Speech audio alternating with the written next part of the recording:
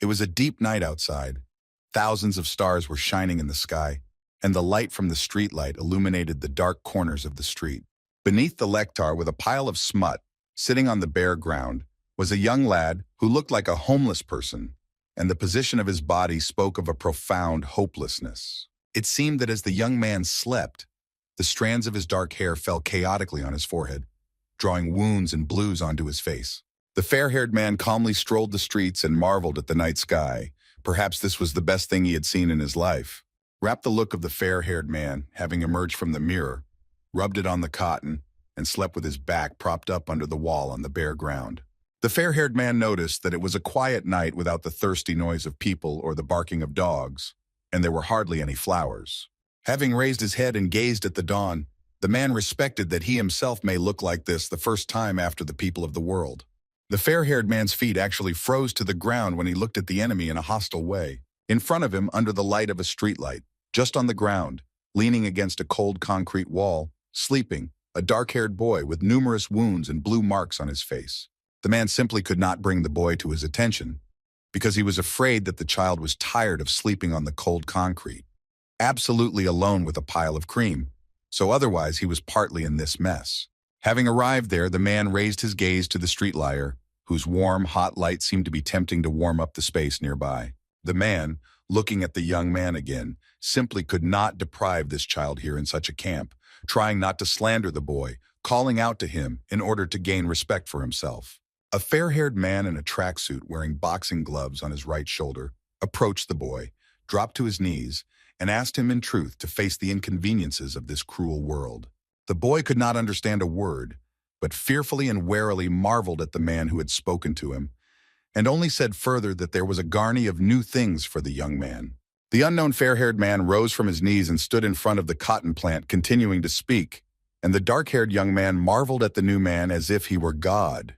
The man pointed with his hand at the dawn sky, turning the boy's respect to the insane beauty that stretched out right above his head and saying, so that he remembered well, even if all these eyes shone only for him, and having once recognized him to stare there on mountains.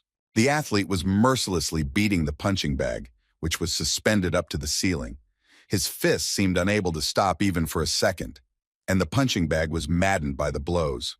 At this hour, another man, having picked up a jump rope and started his cardio training, had the impression that all his movements had been brought to automaticity and perfectly precise. In the training ring, two strong fighters were sparring, with a merciless battle on their sides, one of the athletes hitting his fist on the crack of the other. The heads of the athletes who were training at the same gym began to watch the sparring session with glazed eyes, and one of the boys pointed out the man who was standing in line behind their coach. The gaze of all the youngsters moved there, where their coach and man were. And who knew that if the coach learned about those who stink friends and his coach at the right time, having visited the world, Abi know and learn your remaining fighter. This is Coach K, a flint, fair-haired man, a legend, who was able to know and become 5 champions of the world. Coach K's comrade, noticing the respect of the other students for his person, looked at her side and then glanced at them, and they began to wonder and continued their training. The athletes in the training ring did not seem to mark anything and continued to chew their fight. The enemy delivered his blow to the fighter's slit, and he was trying to strike a blow from his opponent, but his opponent quietly evaded the blow, and the fighter's hand flashed past in the wind. Without thinking twice, the fighter was immediately trying to strike another blow to his opponent, and yet again he evaded. All the blows thrown by the blonde fighter hit the target, as once again he dealt a miserable blow to his opponent. Coach K, who carefully monitored the students' sparring, was not happy with this move, and spoke about the skin muscle on his face. The coach's friend, who stood in charge of him in the ring, was pleased and pointed out to the coach that the boy had clearly outperformed, introducing him as Ryu Baek-san, noting that more than 2 years of his training had passed. Ryu Baek-san stood proudly beside his defeated opponent, lying on the training mats and cursing his opponent in thought. The fighter at the Shaloma did not give up and quickly rose to his feet, trying to patch up his opponent Yakamog Shvidchi. Against his fallout, they were rightfully blocked. Watching over their fight, Coach Kai was angry with Ryu Baek-san, clearly realizing that the coach was too stupid, and in such a manner the coach could not obtain any necessary information. The coach decided to interrupt this sparring and told his comrade that he would try to train the young man in a fight with the strongest boxer. The athlete calmly rested after his workout, taking out his equipment from the locker to save clothes. At that hour, the doors to the restroom opened, and one of the students called out to the athlete, calling him Steele, and saying that the coach was looking for him. When Steele showed up as a training maiden, the coach and his comrade discussed this sparring, indicating that the fight would be a good one. But there was a big difference in their category, and Steele took third place in the extreme vase. The fair-haired newcomer hung on the fence ropes in the excitement of a new sparring session, looking at his trainers with satisfaction and relaxation. Steele was the third athlete in the ranking, occupying a category in another middle vase, weighing as much as 76 kilograms and being a young man of 26 years. When Steele reached the trainer, he was shocked and never realized that he was in front of the legendary trainer K, whom he had previously met in reality. The coach had just explained to Steele and Regressed, but they exchanged appraising glances. Steele clearly did not approve of such a decision of his coach, and the newcomer seemed amused by the possibility of engaging in a battle with such a fighter. The coach escorted Steele to the sparring ring and asked him not to hit him, but Vodka to be soft with him, but then he didn't feel anything. The legendary coach K stood behind the newcomer and carefully followed his hands with his hands, which he had fought before the start of the battle. Steele skeptically asked from Regressed that he didn't plan to wear a shirt. The fragments of wine might not unleash their strength, but the newcomer sounded like a leader, that he was too respectful and putting pressure on his head without anything else. We really appreciate it. Having taken their final position before the start of the battle, Steele and the newcomer exchanged a number of phrases that clearly reinforced the readiness of both fighters for an unforgettable battle, and their desire not to disgrace themselves in the eyes of the legendary coach K. The fighters in the ring knocked their gloves together, starting to fight each other.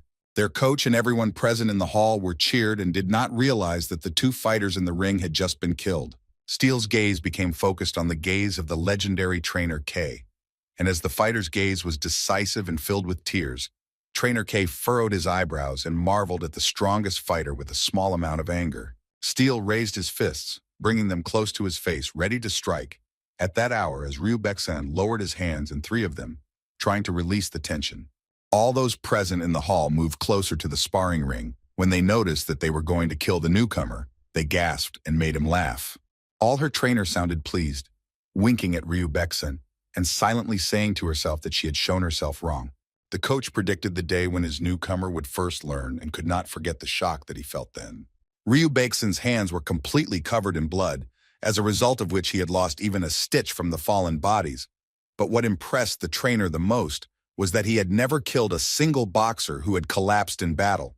The newcomer asked his opponent in a lightly important tone that he didn't care that boxing didn't blend into the rhythm so that he could guess the dance. In his own words, Regressed strongly defended his opponent and continued to say that for new boxing there is lightness and freedom, which leads to unforgettable impressions that rightly flinch from the fall of Steele. At the moment of this battle, the coach changed his mind, so that this rookie genius and the very same Regressed dealt a direct blow to the crack of the strongest fighter. All the onlookers were shocked when the newcomer launched an overhand, a folding punch that flew along a great trajectory and aimed at his opponent's head. According to the legendary trainer K, he was a former enemy and noted to himself that the newcomer, having provoked the enemy with his undefended appearance, was a trainer of battles, who is also a very promising fighter.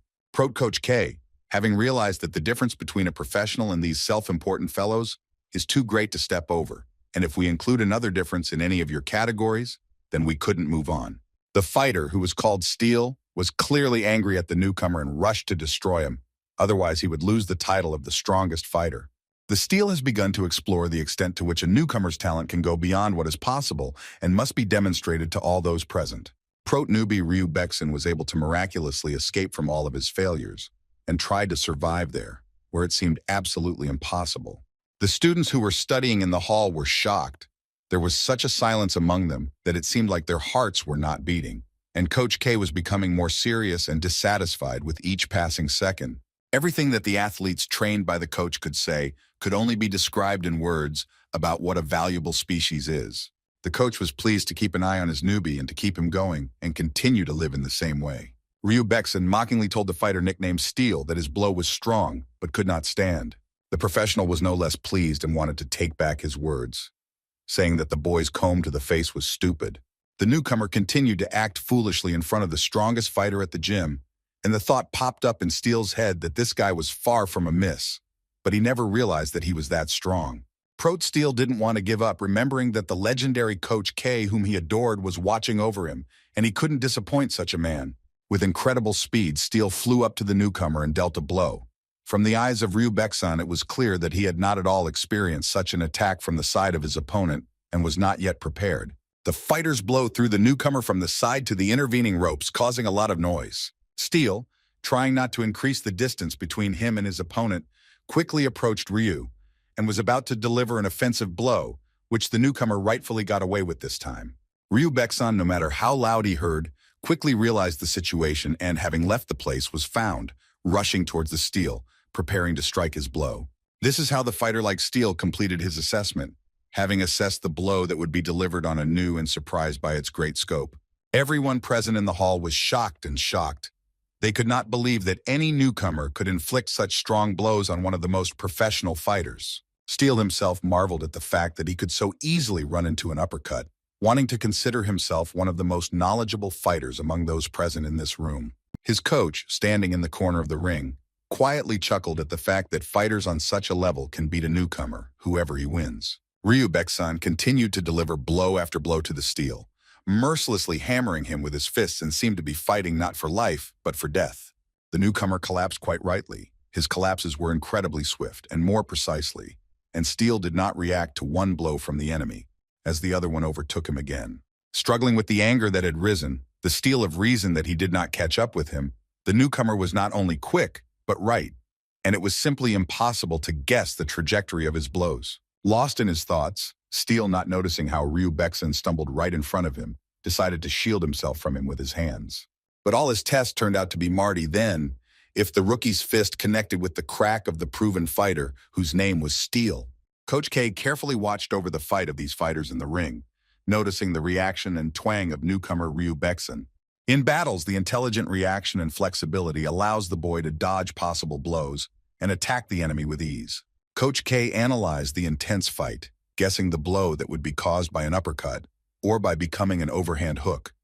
Noticing that there is an increase in the fallout when one technique is replaced by another, energy dissipates and the color becomes barkless, but a smart newbie was allowed to freely change it directly.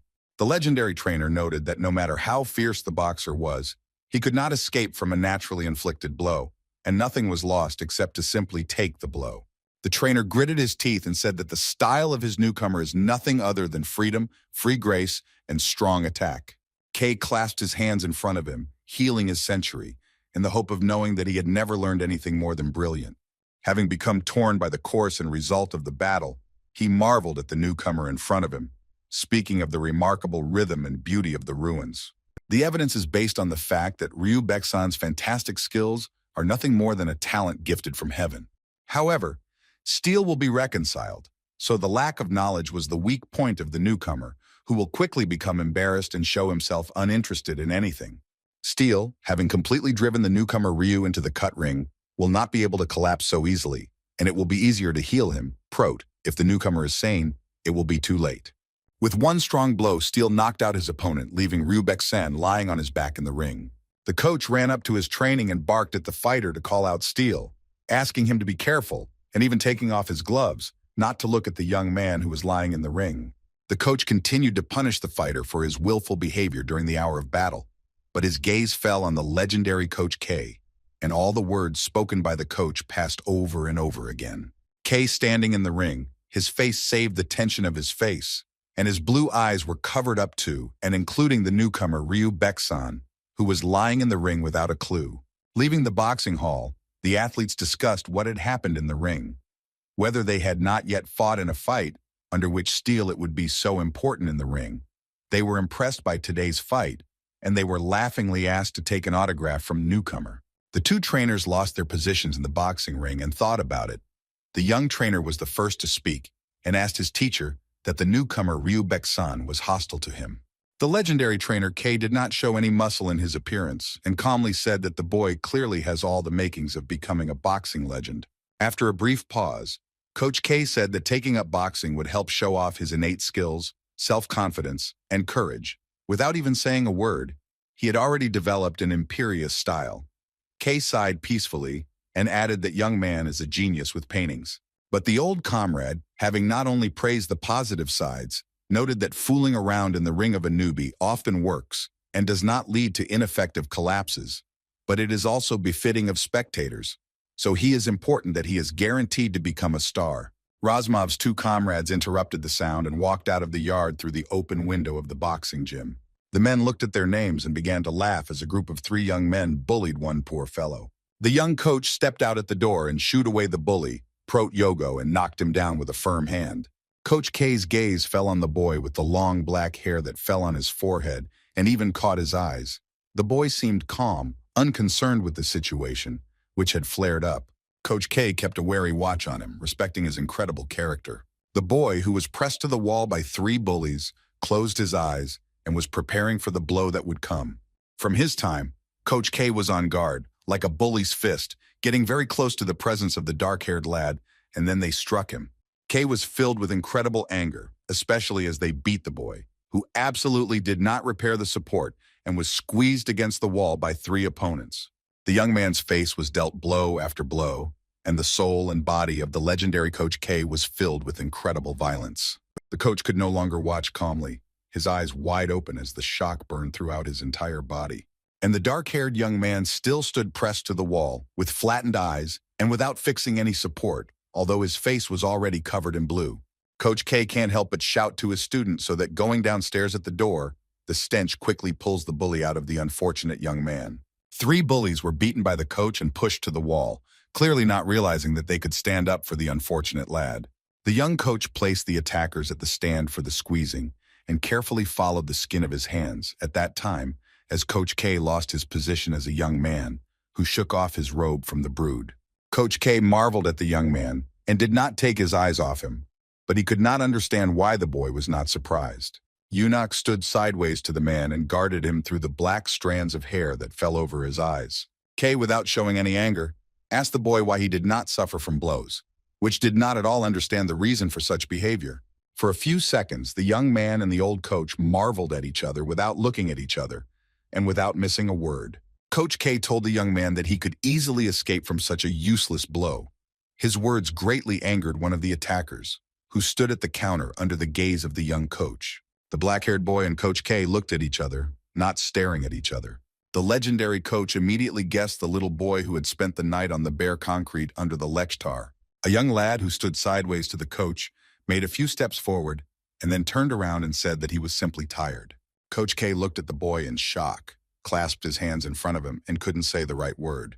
The boy bowed lightly to the old coach and began to leave without saying another word, and Coach K marveled at him after him.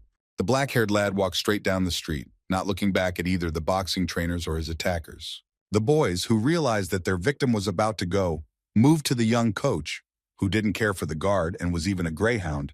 The coach quickly pinned his empty balls. Coach K couldn't let go of the situation and simply marveled after the boy that everything was moving away from him. And at this hour, the dark-haired young man may have reached the end of the street, and in a few seconds appeared at the same time. Old K thought that it would be better for him to reconsider the truth of his thoughts and suspect the young man, who was only a stranger. However, even though he had already lost his temper, he had repented of some of the rapt, then gave the lad some serious bodily harm, but he didn't want it at all. Coach K believes that he needs to reconsider his suspicions without being surprised at anything, otherwise he will misbehave about the course of his life. K, having called out to the young man who had just appeared from the dawn of his field, he in his own ear frowned and looked back at him. The legendary trainer hastened to attack the boy and tried to punch the boy in the face. The black-haired young man immediately noticed the attack of the old trainer and managed to escape from his steel fist. The young coach was shocked by the behavior of his teacher and stood up in front of the three attackers who were lying on the ground, calling out in shock, not understanding what had happened.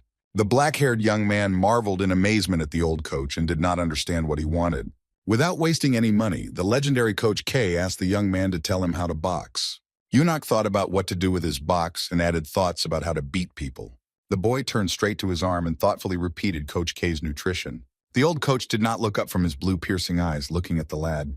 Turning his back to the coach, the boy spoke negatively about his attitude, and the coach noted that people owe their mother a fighting spirit, glory and pride to dominance, and whose young man clearly lacked ambition. Coach K recognized the newcomer who was in the ring today and thought that this unknown black-haired young man was similar to Ryubek-san. Kei marveled at the malice in the eyes of the lad and thought that there might be something wrong with such kindly minds. The old coach turned to the black-haired young man and, having imbibed him effectively, he wanted to know how to beat people. Kei, pointing to the 3 attackers who were lying on the ground and asking the black-haired boy, "He thinks that the Stinks beat him just like that." The old coach chuckled and said that it's good to beat people. That's why he spent his whole life doing it. The boy respectfully listened to the coach, and he continued to say that all people are weak and that they want to give value to the power of a person, and for whom there is nothing more simple and suitable, not the strength that is the power of man. And the obvious proof from the coach's words is the creature's instinct, the power of superiority over the enemy. And that's why it's so good, said Coach K. The old coach attacked the young man with words and begged him to try it for himself at least once so that he could know what he imagines, what peaks he can achieve and what he can achieve. The student was about to go and get away when the old coach called him and said to be amazed at him. Coach K changed his position and assumed a fighting stance, demonstrating to the black-haired youth what he had in mind. The man demonstrated one of the boxing techniques to you, calling him a deuce. Protlad calmly placed himself before the right of their demonstrations and did not want to go away. You hear K shouting that he will be in this room for a month, and if the young man changes his mind, he can come any time before the old coach. The legendary Coach K marveled at the boy, who walked without looking back at anyone, even as his teacher had gone before him. On one of the streets there was a large, bright school, which gathered a lot of children for school. During one break, the children sat in the classroom, laughing and learning about each story. The black-haired boy, who met with the legendary Coach K in front, sat on the other side and watched over the one who was in his class. The bullies were holding the blond boy in the eyepieces on the knees, his hands clenched tightly into fists. The boys took pennies from a fair-haired classmate, who called him Inja. They sorted through a stack of bills, and there appeared 100,000 won, the sum that the bullies had extorted from the young man. A group of teenagers were discussing where to spend their pennies, continuing to worry about the fair-haired young man in the eyepieces. Classmates were angry at each other, who was sitting on the fair-haired young man in the eyepieces. So then they were for the new class, and asked how they should spend their money with them. Ryubek-san was convinced by the proposition of the prime TSE, because you need to go to the hall. One of the bullies laughed, and then asked Ryu what he would do if he became even stronger, and the other comrades respected such nutrition with the obvious. Since then Ryu would become the strongest of all the same. I woke up while Inja stood on his knees. His comrades praised Ryubek-san and said that he would definitely become the most famous champion in the world. The blonde-haired Inzi sat at his desk in charge of a dark-haired lad with whom Coach K was sking.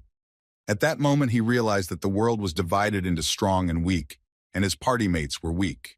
And just like Ryubek-san, his comrades were strong and seemed to rule this world. A group of boys approached the black-haired youth. One of them bullied him by giving him a punch and began to complain to his friends that because of him they were so inappropriate. Ryubek-san laughed at his friends through those who were his coach, giving them Stusanov and ordering them to deprive the lad of peace. The group of bullies quickly switched their respect to the blonde-haired Inzi, and so, when it was time for lunch, the stench pulled the boy with them. A group of boys dined in the fresh air on the school grounds with a lakshina of the daily meal that Inja had decided to buy. The young men sat on the ground, having made a circle, in the middle of some kind of obid. In the middle of them were Ryubek-san and his comrades together with Inja.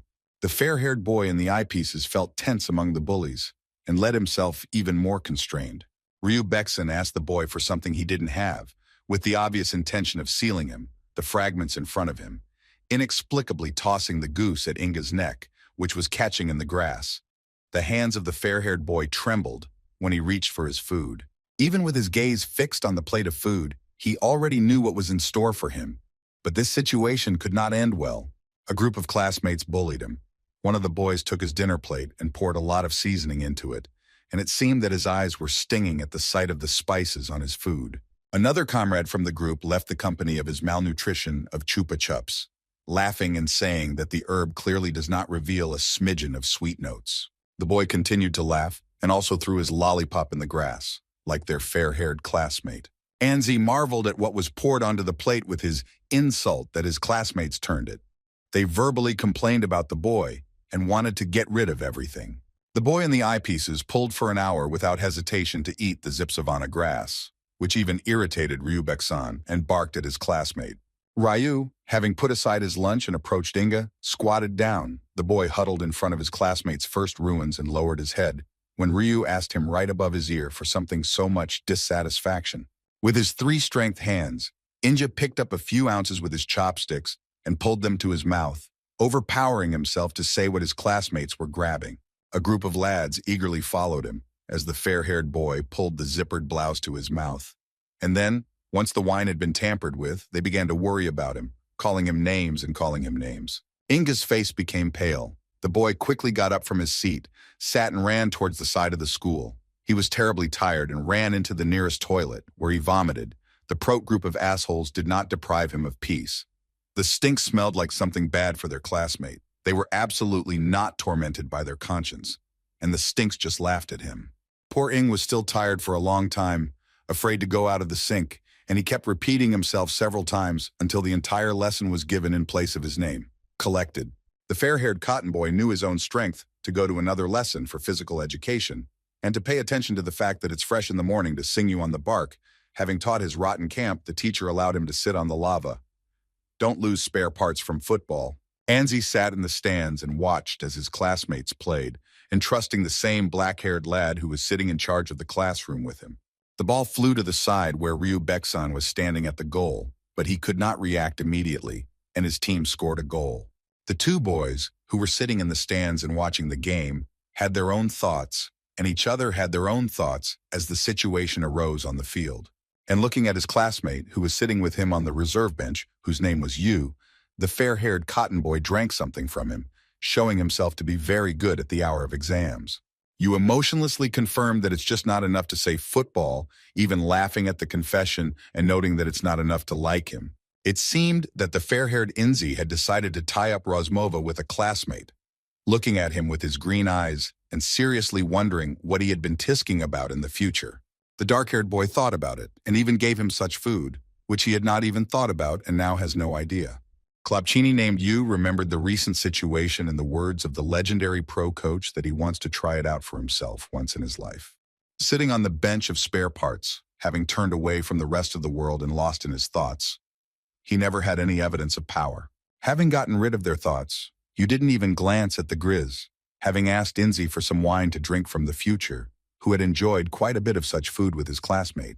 The fair-haired young man held his head with his hand and stammered that he wanted to be like his father and laughed at his own appearance and was wary of such appearance and drunkenly. Having looked at the Spivozmovnik, he refused to share his thoughts with his drive. If you decide to change the topic of education and remember about those who bought a new game yesterday and decided to play it at once. The fair-haired boy became emotional as he confessed to his classmate Yu, who was sitting absolutely emotionless in the stands, noting this situation to Ryu Baeksan, who was on the field. Ryu felt one of the phrases said by Inga about those who had long wanted to hang out with the dark-haired Yu after the lessons. Anger instantly washed over Baeksan. When the soccer ball was handed to Ryu Baeksan, he kicked his foot with great force and ran to hit the ball hard on Inga's big hair. But Yu's miraculous reaction did not allow him to work, and the dark-haired lad in the rest of the time, he grabbed the ball, which was about to hit his classmate. Ryu Baeksan and the other Graves who were present on the field were shocked by such a miraculous reaction of a classmate, and Inje, who was 3 in front of the flock, marveled at Yu with wide-eyed eyes, which was the first episode, if anything, having captured. Ryu, who respects himself most, respects others and those whom he can't contradict, turned dark with anger and could not help looking at Yu. Baeksan escaped from the shocked Gravers, who still could not get out of the trap, and crashed forward along the football field with their boots. As soon as he got drunk, Inji Maija squatted. The green eyes of the boy were wide open in fear and awareness of the inevitable. Prote this time, Ryu Baeksan was on the right with the black-haired Yu, who marveled directly at him without thirsty fear in his eyes. And Ryu's pupils became alarmingly small, which spoke of the madness, as if he was numb. Ryu Baeksan hit the face of classmate Yu with all his might. The sound of the blow echoed throughout the stadium. His head flew off his side, and his hair, scattered, covered half of his face. Ing, screeching, captivated, marveling only at Yu, decided the world for the new one disappeared for a few seconds, whose eyes were again pitying and fearing for the boy's life. Prote Ryu Baeksan, without seeing his classmate, it seemed to him that one mistake was not enough. He buried the young man by the hair with one hand and lifted his head up to the top, or would have marveled at him right in front of him, saying that he had grabbed him. Even more funny joke. Ryu approached Yu, who already showed signs of a blow, and said that one should laugh at jokes and not piss them off. Ryu Baekson's eyes shone with intense hatred, approaching his classmate in such a way that their noses almost touched each other, and in advance that if they wanted to repeat this again, they would lose him. Dark-haired Yu, facing the threat of his classmate, did not lift a muscle on his face, but calmly closed his eyes, having resigned himself to his position. The fair-haired Ing curled up into a ball, bowing his head and not raising his gaze to the ground, shaking in fear. Having rung the school bell, announcing the end of the rest of the lesson, I left the reserves and got ready to leave the school grounds. Inza quickly said goodbye to his classmates, and turning back to Yu, got out and told him that some people had come to the house to inquire about how he could earn money and get out. Yu also didn't take long to focus on the place, which emerged from the territory of the stadium, tearing down the street home. Turning home, Inga hastily put on his school uniform, trying to come home and doing boxing in his room, as well as the attendant dumbbells, a jump rope, and boxing gloves. Various thoughts were spinning in the head of the fair-haired boy, not wanting to drag others into his battle, practicing his hands, having learned the lessons he learned from his father in childhood. But relief never came, but his grandfather was more overcome by anger, angry at himself because of those who could not be smiling. She laughed at the situation that had developed, resulting in rather hysterical laughter, and told Yu that she had long wanted to be friends with him. Even though Ryu Baekson's eyes were filled with nothing good, he was overcome with fear and could not stop the goosebumps that ran through his body in panic. He clenched his fists, clenching his fists, having guessed that he had denounced Ryu, who was approaching them on the reserve lava. At that moment, the fair-haired young man hated himself even more and gave himself a small shiver, as if he could not stand up for himself in this great and cruel world. Those nights, Inzi could not bring himself to lie down and try to sleep, so he sat without closing his eyes, steadily scrolling through the days that had passed. The young man's lung was no longer tucked in. The lad was sitting on the underside, with his legs crossed under him, his arms around his knees and his chin resting on them. His thoughts sickened him. The boy urged himself to take everything into his own hands, trying to overcome all the troubles. The fragments could not survive, and further, which he no longer wanted to endure. Aliyunak didn't know how to do it, he thought. He couldn't overcome the fighter with Ryu Baekson, even if he didn't want to. Inga's thoughts were fused with moments from his childhood, when he often went to watch boxing, keeping an eye on the arms of boxers, so that he could easily see who was weak and who was strong.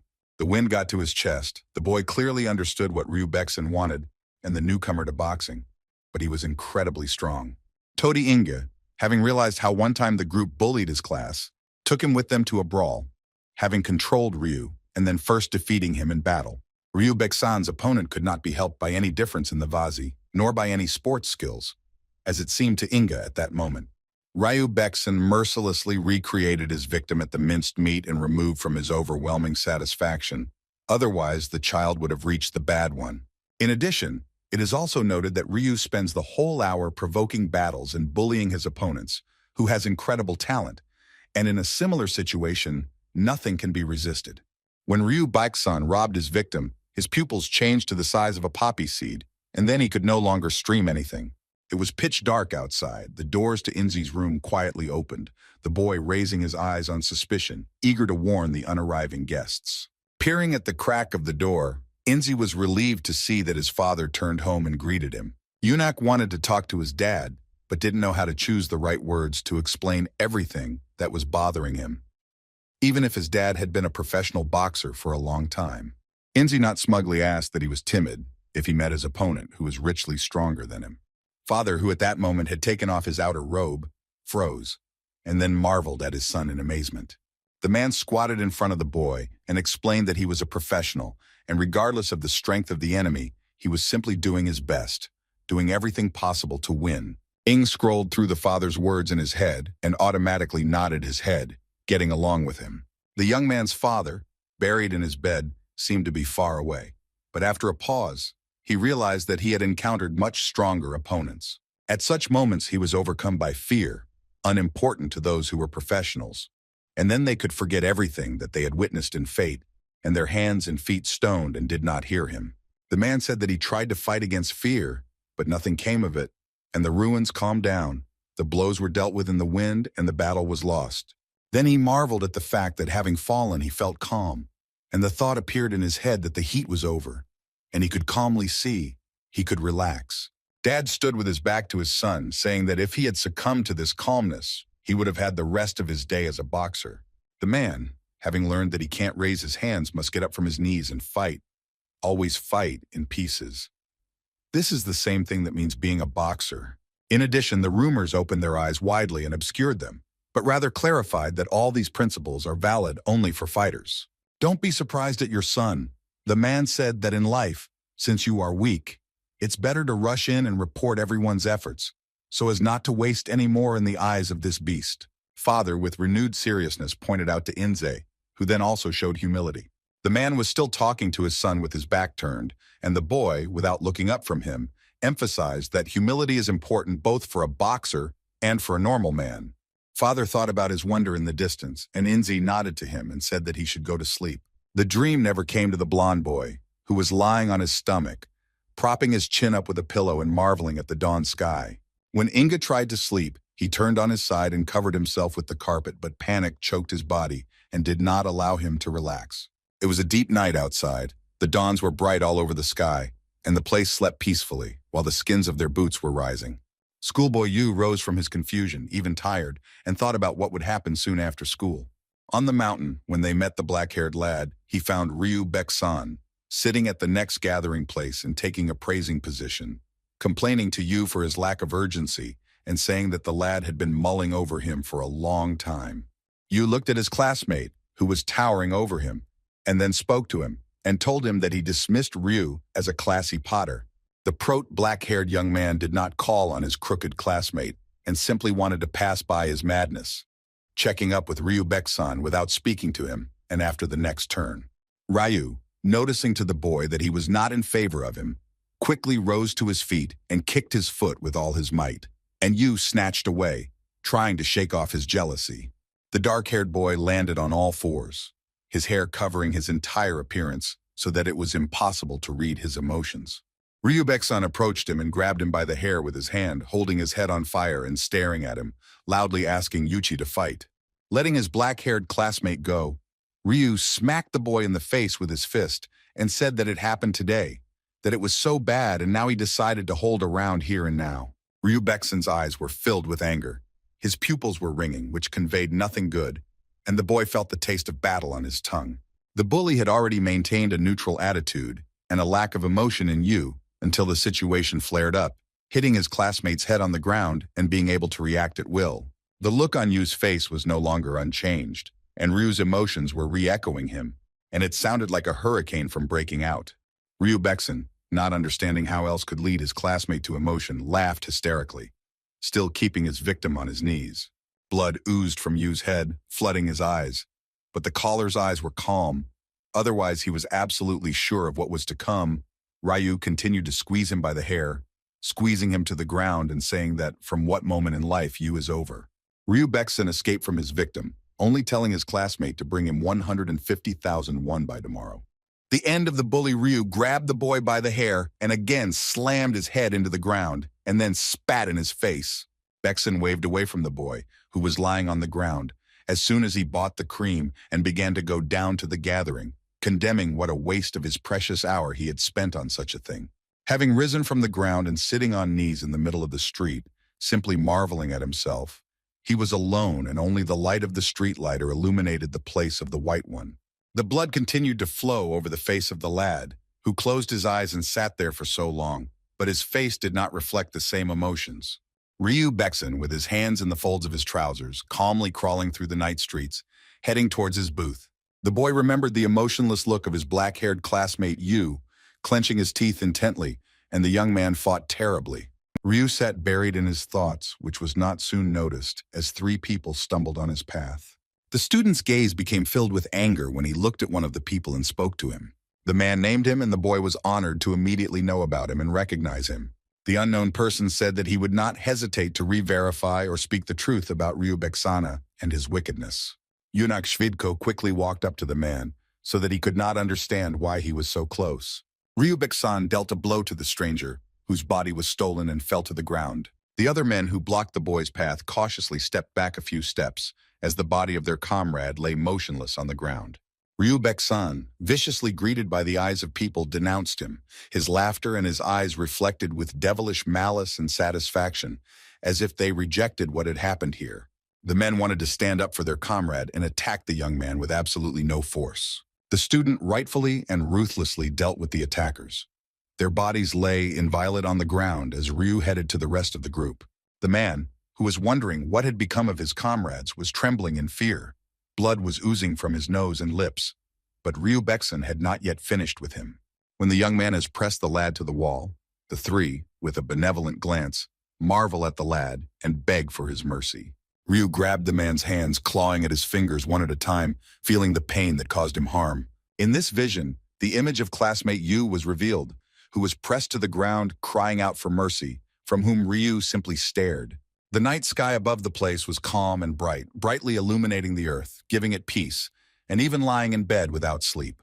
At that time, Ryu Baek-san stood in the middle of the street, where the emaciated bodies of his victims lay scattered, and he reveled in the results of his actions. It seemed that the schoolboy stood and marveled at the beaten body in the middle of the street forever, without blinking or moving his gaze. Through the small window in the room, one could also see the enchantingly dawning sky, which beckoned her to come to her. The crazy girl had no furniture. An old shabby mattress lay on the underside of the bare walls. The boy sat on a new one with his legs crossed and covered with a damp school jacket. On his knees, the cat was sleeping peacefully, curled up in a ball, purring in the air for the warm and carefree snatch. The dark-haired schoolboy wrapped his arms around the gut, or even more, squeezed the sick creature. In the middle of the bathroom, a guy stood in a white t-shirt and shorts, hunched over the sink. Having washed away his identity with running water, these thoughts never left his head after a sleepless night. The boy clearly sensed the alertness and anxiety that burned through his whole body and did not allow him to die. He was sitting at the table. In front of him stood a bunch of grass and a boy who had eaten before going to school. Having finished his food, the boy climbed into my refrigerator, having decided to eat a little more today, just a little more. After waking up, Ing pulled on his white shirt and tightened the black tie that was part of his school uniform. The lad, having dreamed of the nightly roses with his father, had his head down and his shoulders slumped. The lad realized that his father had a lot of regrets about his life. Having completely cooled down, he looked at his image in the mirror and firmly believed that everything would change from today. The boy followed the student to his school, arrived at the class, and took his place at the desk.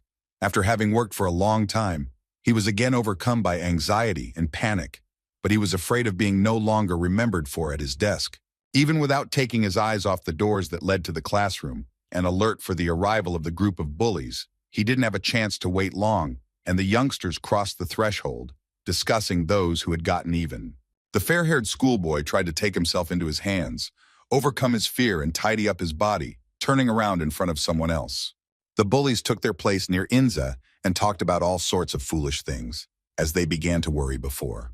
Under the stress of sitting in your seat and trying not to collapse, you won't gain the respect of the boys. The young men talked calmly among themselves, and then they walked behind Inza, without showing any respect for him, without representing him in word or deed. This behavior of school bullies already alerted the fair-haired student, and he was amazed at the sight of the group that was moving away from him. And looking to the right, the place that schoolboy Yu had occupied, we let go for another moment, which even alerted the boy. Until the end of the day, I didn't see anyone and didn't bully anyone. I didn't notice anyone like that guy. All day long, the fair-haired boy tried to understand what was happening and why everyone changed their positions so abruptly. Even sitting at his desk, disconnected from the outside world and lost in his thoughts, even disturbing this calm day, it is strange and perhaps impossible. The student guessed the words of the bully, what they said when they came into the classroom. They talked about those who dealt with the problem, and it became easier for him. Panic arose in Ing's eyes, looking at the empty place, which occupied him with thoughts of goodness, and everything would be good with him. As soon as I inserted the key into the padlock, the metal creaked, and I felt the lock pin falling down. The bullies stood over Yu, who was sitting on the underside. He had fresh wounds and beatings on his face, and the boys sentenced that it would be better if he listened to Ryu and brought him pennies as he won. One of Ryu's friends grabbed the tail of his shirt and pulled it on himself, barking and getting up and starting his homework. The other boys grabbed Yu by the shoulders from behind and grabbed him, when one classmate beat him like a real punching bag, without fixing the support at all and looking emotionless. The boy who trained using boxing blows having taught the one who was in charge of the assistant, and having fed whose blows became more beautiful. Zaishovshi, Ryu Beksan, was all on the pretext, entrusted with an improvised square to take up boxing, and ordered his comrade to turn his body a little faster. He was amused by the picture that was burning in front of him. At that moment, the metal doors opened wide. Inzi burst out at the reception and shouted to the boys that they had kicked Yu. All those present looked at their classmate in shock. Until the blonde-haired young man had lost his senses, he shouted and couldn't say a word as he walked for the next few seconds. The lad would fight with the enemies to do so. A group of bullies marveled at Ing and laughed and whispered to each other, not realizing that they had forgotten and dared to cross-read them, and panic overwhelmed the boy more and more. Out of shock, the boy fell into deep darkness, which dragged on his days longer, and various thoughts flashed through his head. What to do next? Otherwise, there would be no way back. Ryu Beksan looked at the boy with surprise, having escaped before them, but not realizing at all that he could do such a thing. Just as he was trying to take it into his hands and changed his mind, he had already burned his mustache. At that time, a group of bullies laughed at him, calling him a smiley one and pointing out to those who were afraid to tremble. The blonde-haired boy clenched his hands into fists and tried to panic himself, thinking to himself that he was being funny. Even though he assumed a fighting stance, raising his fist to his face, the panic did not leave him, and his hands, like guards, did not stop shaking. Klopchina clearly understood that the time had come for him to act and was ready to steal for himself, wanting to recapture his fear. Ryu Beksan's pupils sounded crazy. A wild chuckle appeared from his face, and it was clear that he had chosen a new victim for himself. Classmate Yu, whose accusations were drenched in blood, emotionlessly marveling at everything that happened before him, still standing on guard and losing his fighting stance, in order to protect himself and try to kill himself in his hands, not to succumb to fear and panic. The attacker who beat Yu smartly rushed at the boy and tried to teach a lesson to his classmate, who then dared to cross him. Ing immediately realized the lessons that my father had taught him, that he first needed to relax his shoulders and arms and put his feet shoulder-width apart. The fair-haired lad automatically began to give up his hands, as if he had started his father and then earned a living from the front. The fair-haired Inze, with his straight left hand, delivered a light jab, and the bully who wanted to read him looked ruined and arrogant. The blue began to appear under the right eye of the bully, and the blood rushed to the place of the blow. It seemed that the enemy Inze was not in his senses. The student didn't hesitate, and his father's voice sounded in his head, telling him how to move on. He shifted his body weight to his front leg and sharply turned his body. And then he struck with his right hand towards the enemy. All his actions were blessings, the schoolboy acting as if he had been in training with his father, and not in a real battle with the bullies that he had suffered from all his life. Inja's fist crashed heavily into the attacker's crack, and he staggered, absolutely unable to re-attack the one whom they respected with Juktim. Everyone present was shocked. They no longer wanted to laugh, and they were watching over the activities of little Inja, as he was called before, with wide-open eyes. Inga, standing on the ground, took a defensive fighting stance, and his opponent was kidnapped and could hardly stand on his feet, digging his hand into the place of the blow. The fair-haired schoolboy himself could not believe that he had it all figured out, as he marveled at the bully with his wide-open green eyes. Blood began to ooze from the attacker's nose. A classmate who had been studying began to come to them, and Ryu Beksan's other comrades began to shout at the poor Inja. The blonde-haired schoolboy's supernick, living in his own home, couldn't believe that the little one would dare to touch him. The lad simply looked at the sight of wet blood, clenched his teeth, and marveled at his opponent with askance eyes. After only a little bit of daring and believing in himself, he managed to overcome the blow that his father began to stand up for himself first in life, not wanting to give up and being prepared until the onset of his opponent. The bully, having started the battle with Inga, marveled in shock at the boy and the enemy, who did not rush in at the first opportunity, but was ready to continue to fight. The fair-haired boy in the eyepieces again began to walk forward, and his opponent stood still in fear. Having already learned the reaction to his ruin from his opponent, and knowing that he could overcome him, now he was no longer afraid of such monsters as he was. The bully could not enter and croaked, trembling in fear, so the fair-haired boy beat him first. A classmate of 3 could not panic himself at that hour when he touched him by the shoulder and ordered him to go to the side. Ryu Beksan left his comrade and ordered him to get away because he wanted to live and did not respect you. Ryu's chuckle was funny, not taking his eyes off Inga and cheerfully asking him when he finally learned to box. Ryu Baeksan approached his blonde classmate as close as possible, still standing in a defensive position, and chuckled in praise of the Yumu. Panic rose with renewed vigor through Inga's body. His green eyes were wide open and his pupils were dilated. One of the bullies laughed as he watched Ryuta Inja's fight, telling his comrade that he had spared the fair-haired, bespectacled man for failing in just one step until the final boss. The boys stood close to each other, so that it seemed their socks might touch each other, having taken their positions. Ryu Baeksan shouted and told his classmate Inja that he was happy to check on what the old boy was doing in battle. The look of Inga has renewed his resolve and guilt, regardless of fear, no longer wanting to give up so easily, understanding that now everything is working according to the right order. At that time, the look of Ryu has been renewed with anger and the emotions of the lungs dobichi. Panic was choking Inga by the throat, and he tried to calm down and act strictly according to the plan that was in his head. The fair-haired boy stepped forward and firmly told himself that he might have the strength to deal with such a bully as Ryu Baeksan. Inga tried to strike his opponent, but Ryu managed to escape his failure and only mocked his classmate. Ryu Baeksan squinted his eyes. His pupils were no larger than poppy seeds, which spoke of the fierceness in the middle of the lad. The fair-haired young man's hopes for victory quickly vanished in the wind, and he was overcome by fear, and in the end, Inji, in a different way, was definitely trying to strike his opponent. But Ryu Baeksan was just having fun with the boy and easily dodged his blow. Yunak decided to stick to the tactics of the chaotic, untransmitted rooks until he was seen, respectfully, so that he would like one of the blows to hit the target. Otherwise, the rook would not help anyone. Ryu Baeksan cheerfully marveled at his classmate's attempt to strike a blow, and the latter, without kicking his forehead, began to hammer with his fists in the air. Ryu's comrades stood guard during his battle with Inja, the stench clouding them in the aftermath of the battle. The green-eyed boy in the eyepieces looked like he was fighting to the death.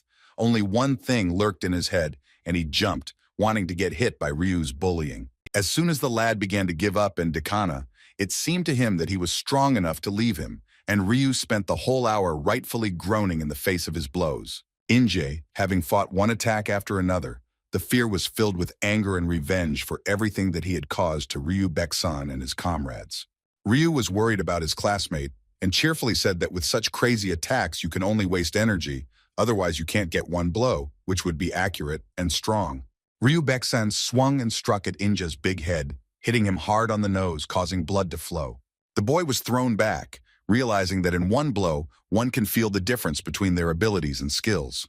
Fear, having once again overtaken the student's body, caught him in the act, and Ryu laughed and realized that there was no place for luck in this battle. Ryu Baeksan menacingly approached to confront his classmate and said that since he wanted to kill him, then now it's wrong to spoil the result of his efforts. The brave Inja tried to strike a new blow at his opponent, but Ryu's good reaction and quickness did not allow him to be killed. The fair-haired boy looked at his opponent through his eyepieces. Blood was oozing down his face from his nose, and his green eyes were small due to the shock and adrenaline in his blood. Ryu Baeksan mercilessly delivered another precise blow to little Inja, whose eyepieces flew out of sight, and the young man himself carelessly snatched back. Inga was frozen on his feet, shocked by the force of the blow that struck him in front of the embittered Ryu. Ryu Baeksan stood and laughed, looking pleased as poor Inga tried to get to his feet. I also understand that my classmate is completely different from him, as he is a junior.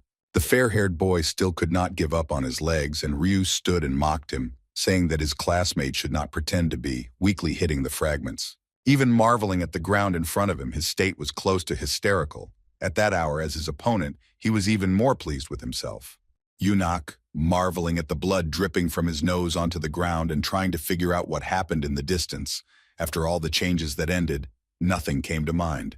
A group of Ryu's comrades stood nearby and laughed. For them, this was the result of the battle. The gang of bullies approached little Inzi and sneered until he heard whispers that he was weak and was now ready to give up. For the young man, the words were loud. His face was tense. The pupils of his eyes changed. The boy was not about to give up. With his hands clenched as if they were clutching the ground, blood dripped from his fists, from his nose, making small pots on the ground. The young man could not now clean up the spilled blood and mud to take revenge. Having already recognized his father, who had always put himself at risk and wanted to inherit him from everyone, he could not simply give up for the sake of someone else. Yunak completely rose from the ground under the noisy comments of school bullies. He was slightly staggered, and his face was in terribly pain. It seemed that Ryu Baek-san was at all amused, having told his classmate that if he had given up, it would not have been so bad. The fair-haired schoolboy took a prominent position and raised his hands so as not to clench into fists, until he denounced and was ready to defend himself to the end. If you choose defensive tactics, you can clearly defend yourself and thereby streamline Ryu Baek-san's attacks. The schoolboy rushed to beat his opponent again. The boy realized that this was his only chance to survive. Ryu continued to bully the poor Inga. He was not at all bad for the young man and laughed more than a little, being overtaken at his 100th anniversary. Ryu Baek-san, having spoken about the cob of a different rank and behind the Sikavoy Gri, having tucked his right hand behind his back, otherwise obligatory not to Regressed in battle. I was also glad that his opponent wanted to give him a head start, having cut himself some slack and looked at his classmate with a surprised look. Ryu, holding his hand behind his back and shaking with only one free hand, shouted about the beginning of the battle. The fair-haired student told himself not to relax, although now it would be easier for him to fight such a strong opponent. The bully Baek-san asked the boy why he wasn't attacking him, and in a familiar manner threw a bunch of prickly words at Inya's address. The schoolboy did not confirm anything with Ryu, who had irritated him quite a bit. The boy squinted his eyes and seemed to glare at his opponent. And then he rapidly attacked Inja, inflicting a quick blow on his face without any lad being able to defend himself. Even covering his head and covering himself with his hands, he thought that Ryu's blows would go through the smallest hole in the defense, and he would need to defend himself even better. Ryu Baek-san did not take his sorry gaze off his opponent, having lost his temper and taking a new stance for attack.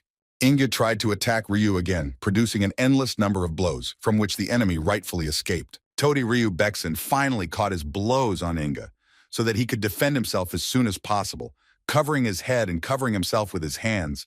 The boy calmed himself with this, which had long been accustomed to pain.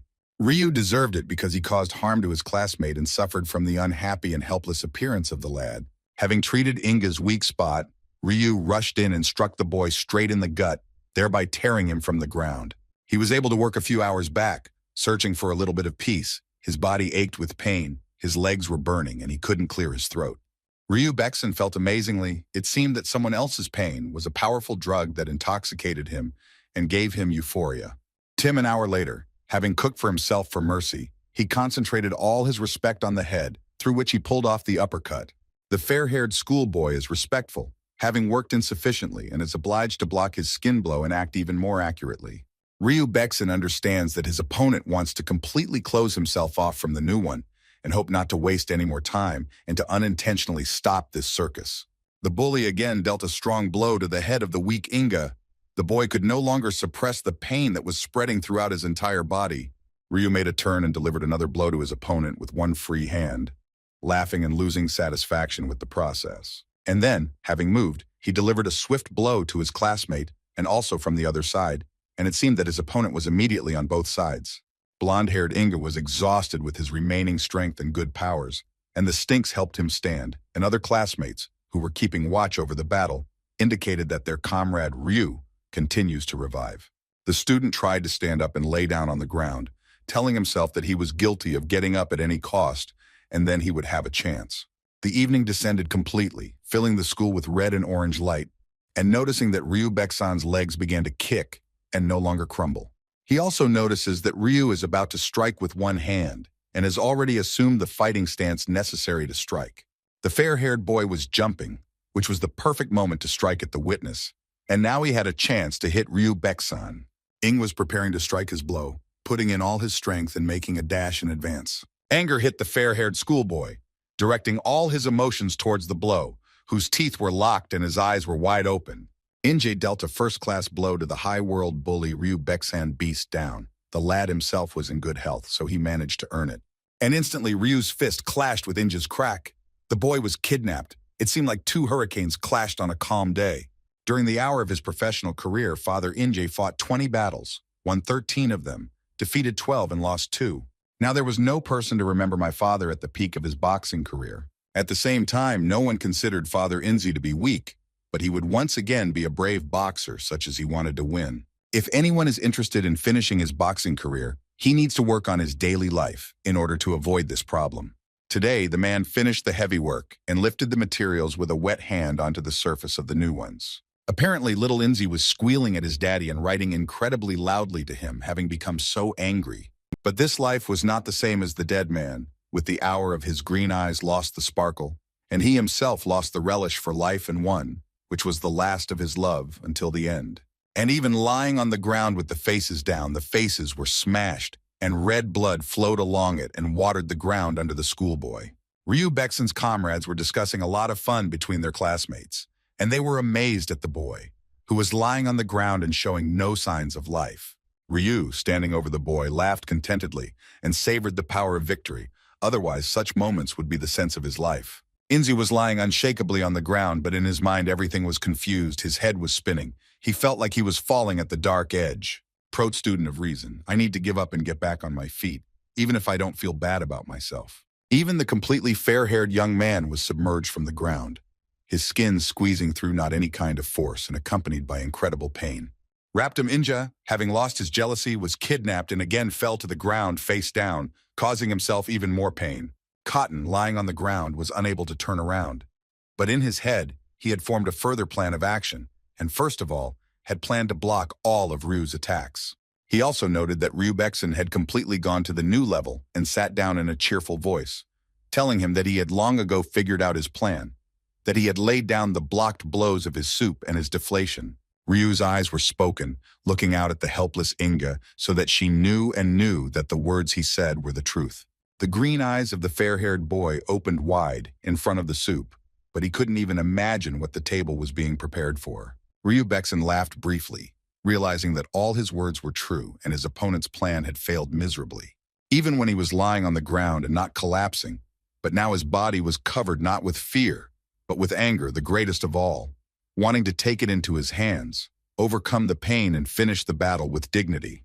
Before the eyes of the fair-haired schoolboy, there was the image of a father standing in the ring and trying not to let him down and not to look like a weakling in his eyes. The boy gritted his teeth, gathered all his will into a fist and sewed up all the white that penetrated him, where far from the nook of his knowledge. She suddenly stood up and was about to strike the hated Ryu Baekson, only for the bully to dodge the blow and strike again at poor Ingi. A strong blow, as if the blonde boy had been snatched on the head, knocking him out of the stake. His ears rang and sounded like a schoolboy for a few seconds, spending almost an hour in space. Ryu Baekson shook his head, releasing the tension from it, and then swung, laughing at the hopelessness of his opponent, who was about to strike again. A strong blunder on the right side, turning the student's body, killed him. His broken nose was swollen and constantly bleeding, not allowing the young man to breathe normally. The fair-haired Inga was in a state of disorientation. His eyes were cursing, and there was no vitality on his face, without even noticing, as he looked away from Ryu from the other side. After the remaining blow, the blonde schoolboy might have tripped on the ground, the fragments of his body carelessly lying around the boy. Already an offensive blow was delivered by Ryu Baekson, quickly vibrating the position of the weakened lad. Even though he didn't want to give up, he simply couldn't allow anything to happen and tried to deliver a direct blow to the enemy, only to get caught again. Otherwise, it was just childish fun. Mitevo's fair-haired schoolboy, attacking his opponent, suddenly threw a hook with his right hand, and the blow did not go in. Ryu easily dealt a strong blow to Inji. A sharp pain pierced the entire body of the unfortunate lad, and his eyes became dark. Ing, this time, didn't even notice how he had landed on the ground again, trying to breathe in the air in his legion. The sight of the enemy's blood and body spread out on the ground brought Ryu Baekson a lot of satisfaction, walking in circles around the schoolboy and asking him who had learned boxing as a child. From the corners of information, the words of Father Prote came to Inzi, that if you are unable to lie quietly, then this day will become the rest for him, like for a boxer. The fair-haired young man sat up on his elbow and marveled at how the blood that was flowing from his nose was dripping onto the ground, creating small splashes on the ground. The boy felt the words of his father in such a way that he stood by him and spoke about those who could not give in to the onlookers, demanding that he get up from his knees and go to the end. Ryu Baekson, having killed a few murders from his opponent, and then, looking back at the boy, telling his comrades that there would be more with him, he would just be cool, and turning his back to Inya, who would be on the earth, go to hell, having told you in the end that the stinks will no longer bother you. Having overpowered himself, the fair-haired Inzi rose from the ground and stood on unsteady legs at his new age. The boy called out to his opponent, who managed to come out at a singing distance, and told him to check. Dad's words sounded in Inga's head again, telling him not to give up and go to the end, since that meant being a boxer, just like he wanted to be a lad. Dissolution and torment, prot not evil, even taking a fighting stance and saying bullying Ryu Baeksan, that their battle is not over yet. Seeing almost the words, Ryu froze in place, not crumbling and not turning around at the voice of his classmate. Ryu Baeksan's comrades who stood by were shocked by Inja's behavior, even calling him a crazy fool, glad that the show would continue. But they clearly understood that after this the boy might not see. Having kept an eye on everything that happened from that place, my school bullies with an emotionless expression on their faces were trimmed. Ryu Baeksan with a leering expression on his face, turning his head at Big Inja, still trembling on his feet, drying his body in a fighting stance. It seemed that Ryu had actually flown up to that point where his classmate stood and delivered a flash blow between Inja's eyes. Blood flowed from the guise of a blonde schoolboy who was thrown to the side in front of the enemy. Everything in front of his eyes lost its sharpness and melted, and even though he no longer felt the pain of the blow, his whole body became a complete clot of pain. The fair-haired boy would have fallen on the ground, as if Ryu Baeksan had not immediately grabbed his white school shirt. Inga's entire body went limp. His arms hung powerlessly from both sides of his coat, and the boy was no longer able to defend himself from the blow that was about to be delivered to the new bully Ryu. Ryu Baeksan let Inja's body fall to the ground and delivered an endless number of blows to his classmate's face, while the onlookers panicked and asked others if they didn't kill the student of their friend. There was no vitality on Inzi's face. His left eye was swollen, and the boy could no longer open it without hopelessly breaking, and one tooth was missing from his mouth, and the blows continued to sting the young man's body. The dejected Ryu Baeksan chuckled maliciously and could not forgive the extremely quiet guy for daring to shout out to you and not forfeiting to stand quietly aside. Ryu mocked the lifeless Inja, saying that he was unbearable, and the schoolboy would soon be left without a chance. Vin hovered over the body of his fair-haired classmate, grabbing him by the tail of his shirt and hitting his head hard on the ground. Inga, who immediately twisted his tongue, saying to look right in front of Ryu Baeksan's eyes, knowing from the very beginning that he could not win this battle. With his mouth open, he didn't even notice that he looked like an enemy, that the ice was alive. You were sitting on the bare ground, leaning your back against a wooden box, which served as a support for him and respectfully guarded his shoulders. Yinga, coughing up blood, shouted at the shocked Ryu Baeksan that he was no longer the same boy for a beating as he had been before. He had changed and was now a different man. For the fair-haired schoolboy, whoever fought the best for everyone, whoever was the strongest, was no longer of little importance to him. Inga sent Ryu Baeksan to the encore, whom he had been afraid of before, and was directly amazed at his shock at the revelation that was hanging over him. The lad, lying pressed to the gray ground with his blood, shouted to his opponent that he would become a good boxer, no matter what. The eyes of the black-haired classmate Yu, who was sitting in his seat, incredulously marveled at the unfortunate Inja, who had changed again and again. Apparently, Ryu Baeksan transformed into a real monster, so that he was ready to save the whole world and do more. He clenched his even white teeth so that they creaked softly and glared at the student, who lay under him without strength. Ryu Baeksan struck Inja's body continuously, losing control of his emotions and powers, and seemed to have lost his anger. At that moment, the face of the blonde schoolboy was completely covered in blood. The fabric of his shirt was crushing his neck, and it felt like it was shining under Ryu's hands. Baeksan could not believe that for anyone his incredible power could be unimportant, and that he no longer felt fear of him. Everything around suddenly froze when Ryu Baeksan and his comrades sensed an unfamiliar voice and turned around in that direction, having heard the stars. The dark-haired schoolboy got up from his seat and broke his thigh, repeating his meal. The boy wanted to know how to beat people. Yuja Vishov from the place in the daylight, whose appearance was emotionless, and his voice was calm, repeating his food over and over again. The legendary Coach K, clasping his hands in front of himself, marveled at Yu's satisfaction, who were uninvited for him, and would notice him when his friend called out to him. The two coaches turned to the office where the boxing club was located, the young coach sensing the change in his teacher's mood and deciding to educate him about that black-haired lad. Coach K marveled at himself for a long time, without missing a word, and it seemed that his thoughts were far away. Without even looking at K, having asked his teacher about the insanity of his comrade, who was thinking about intuition, the young coach was amazed, feeling so nourished. K began to tell his friend that if he first learned from all his students, then he immediately realized The old coach already knew that boxing newcomers themselves would become the best athletes in the world. Kei, having recognized his friend, had discovered that newcomer Ryu Bexani had great prospects for a professional boxer career, while the guy who was kidnapped by the bullies, becoming different and having seriously attacked the legendary coach. Coach K said that it seemed that his head was covered when he saw that young man. It was unique, and so it became better with the man. The young coach did not fully understand his mentor and did not know what K was apparently talking about. Old legendary K, without saying another word to his friend, lost himself again in his thoughts. Standing on the threshold of acceptance, the school bullies shut him down and immediately shouted out to his classmate Ryu Bexan and his comrades. One of the boys, who not so long ago was pounding you like a punching bag, shaking his head and laughing, considered today to be a divine day and said that today's melodious mustache has gone crazy. The boy was in a bad mood. He didn't want his mother to speak with you.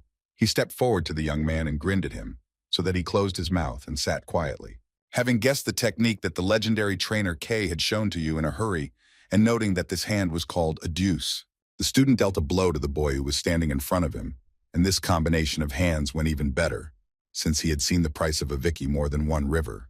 The bully had barely lost his nerve with one blow. His eyes were cursed and his gaze was wide-eyed.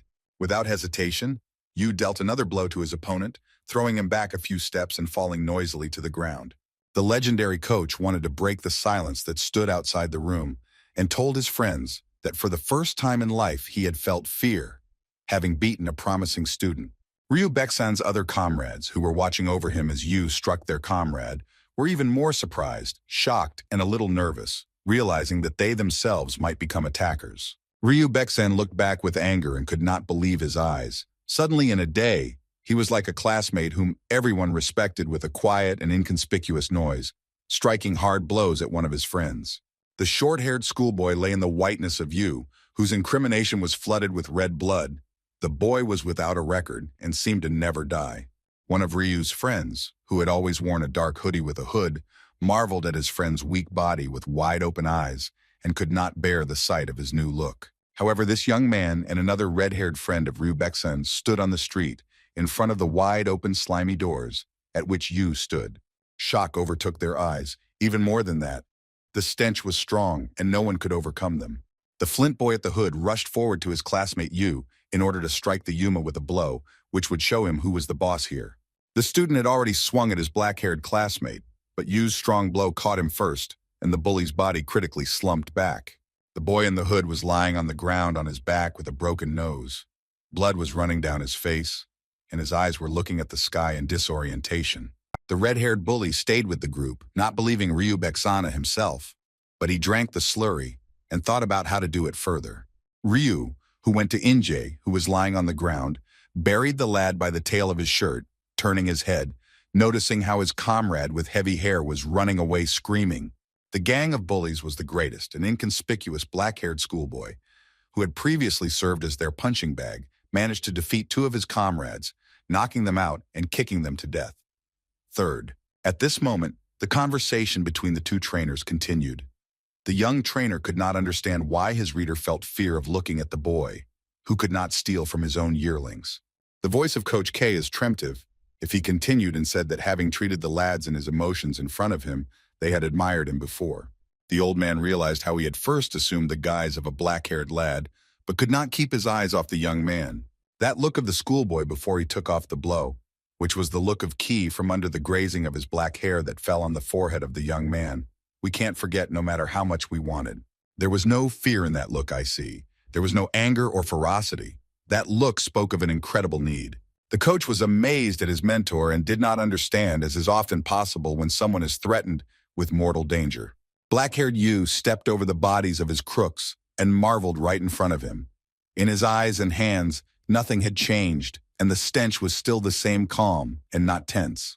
Now he has lost himself one-on-one with Ryu Bexan, who was sitting on Inga, having crushed him with his car, so he was without a record. The young coach was reluctant. His head didn't feel like his mentor, and he had little faith in those who felt it. His old friend was crazy about the thoughts that were tearing up his head. The legendary coach was the first to present such a young man with a riddle that he didn't yet know how to solve. Kei told his friend that he himself wanted to misinterpret his perceptions and was trying to strike a blow at the boy, whom he had the right to, and easily escaped. The old coach laughed and checked with his teacher about the whole thing, making sure he didn't miss anything. The young man confirmed that the black-haired young man had become his mentor. Both people realized that a real person could not withstand the attack of a professional boxer. The fragments of the stench always attacked their opponent, followed his shoulders, arms, actions, and other things. And yet the young man managed to do his best when the fist of the legendary Coach K was right in front of his nose, and he did not harm the one who had developed an instinct. There was hostility, which he spent a lot of time working on himself. Old K said sullenly to his friend that in the first place in life there was a genius, a unique fellow with incredible talents. Ryu Bekson quickly rose to his feet and did not take his eyes off his classmate Yu, not knowing what else would throw the ignorant one out. There has never been another such person in the world that could rival the dark-haired, quiet Yu. Classmates stood 5 steps apart from one another and marveled right in the eyes of each other. The stench was like yin and yang, like black and white. Now the panic had already awakened the ever-smiling and cocky Ryu Beksan, who respected himself as the strongest, and this atmosphere was already straining him. You marveled with your dark eyes right at Ryu, and the boy had the feeling that his dark-haired classmate was directly scorching him with his unfortunate eyes.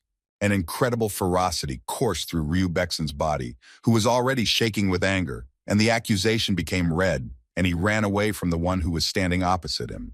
Ryu walked forward. His white shoes walked silently on the concrete ground and did not cause any discomfort.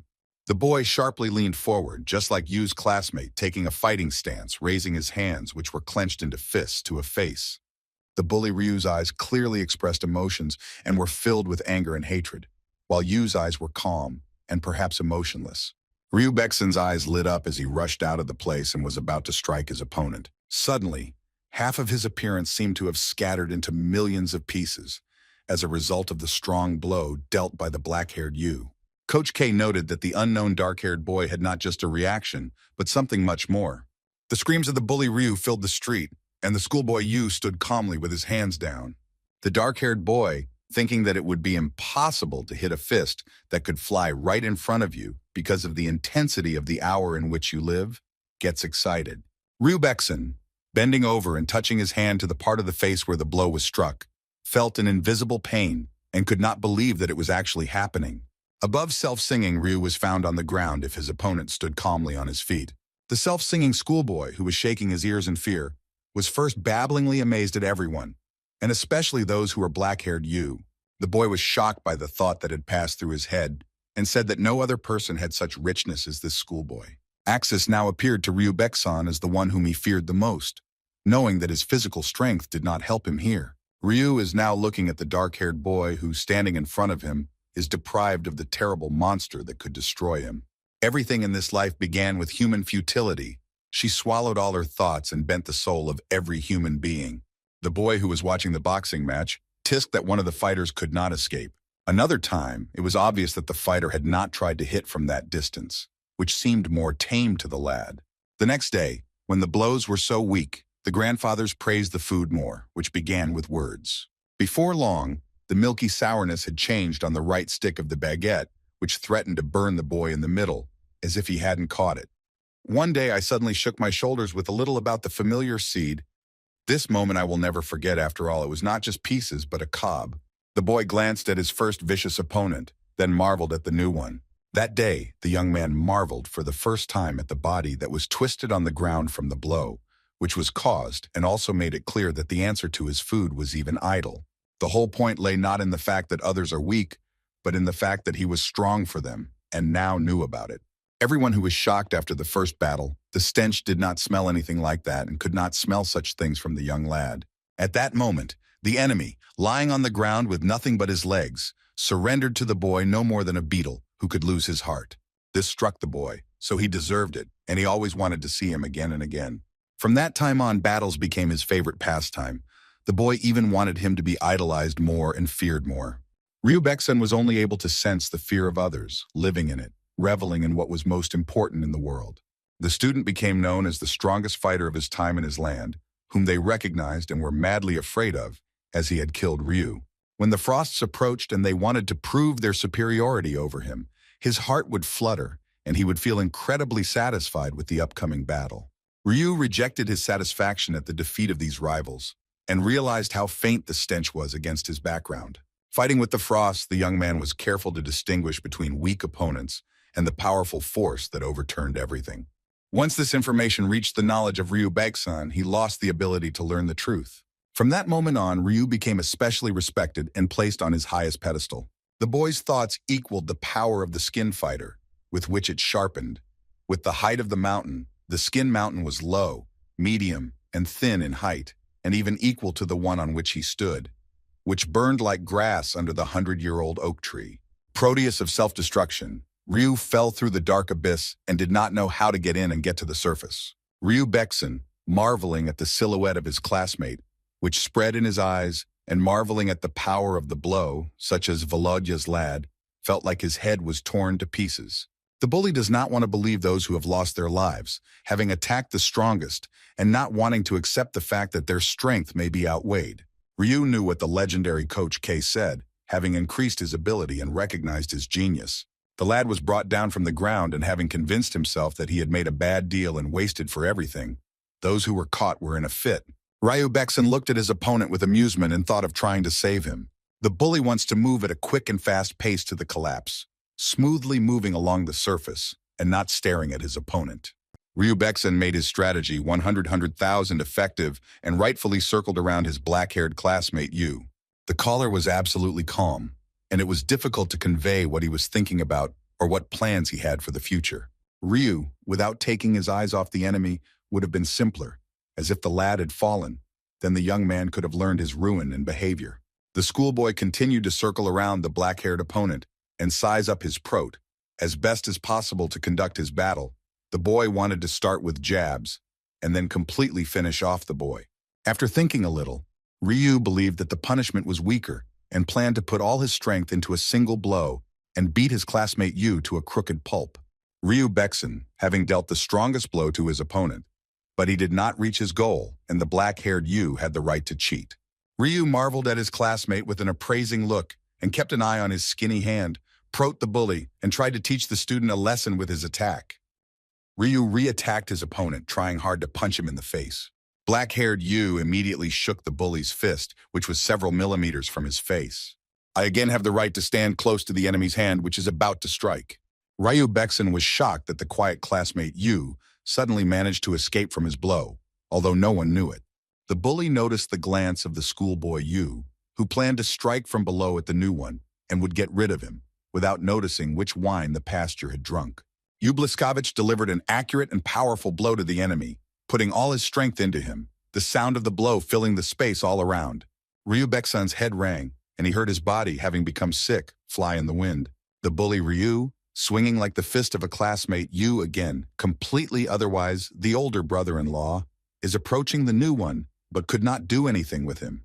Yu dealt another strong blow to Baeksan's face, and the latter, as a result of the blow, slumped parallel to the ground, and would sooner have fallen for everything, as if he hadn't hit the young man. First in life, Ryu Baeksan learned that the enemy mercilessly dealt blow after blow, and could not do anything, this time changing places with his victim. Yu's blows fell on the bully from both sides until the boy could stand on his feet. Ryu Baeksan was maddened by the fierceness and anger, until his eyes closed and he fell into the darkness.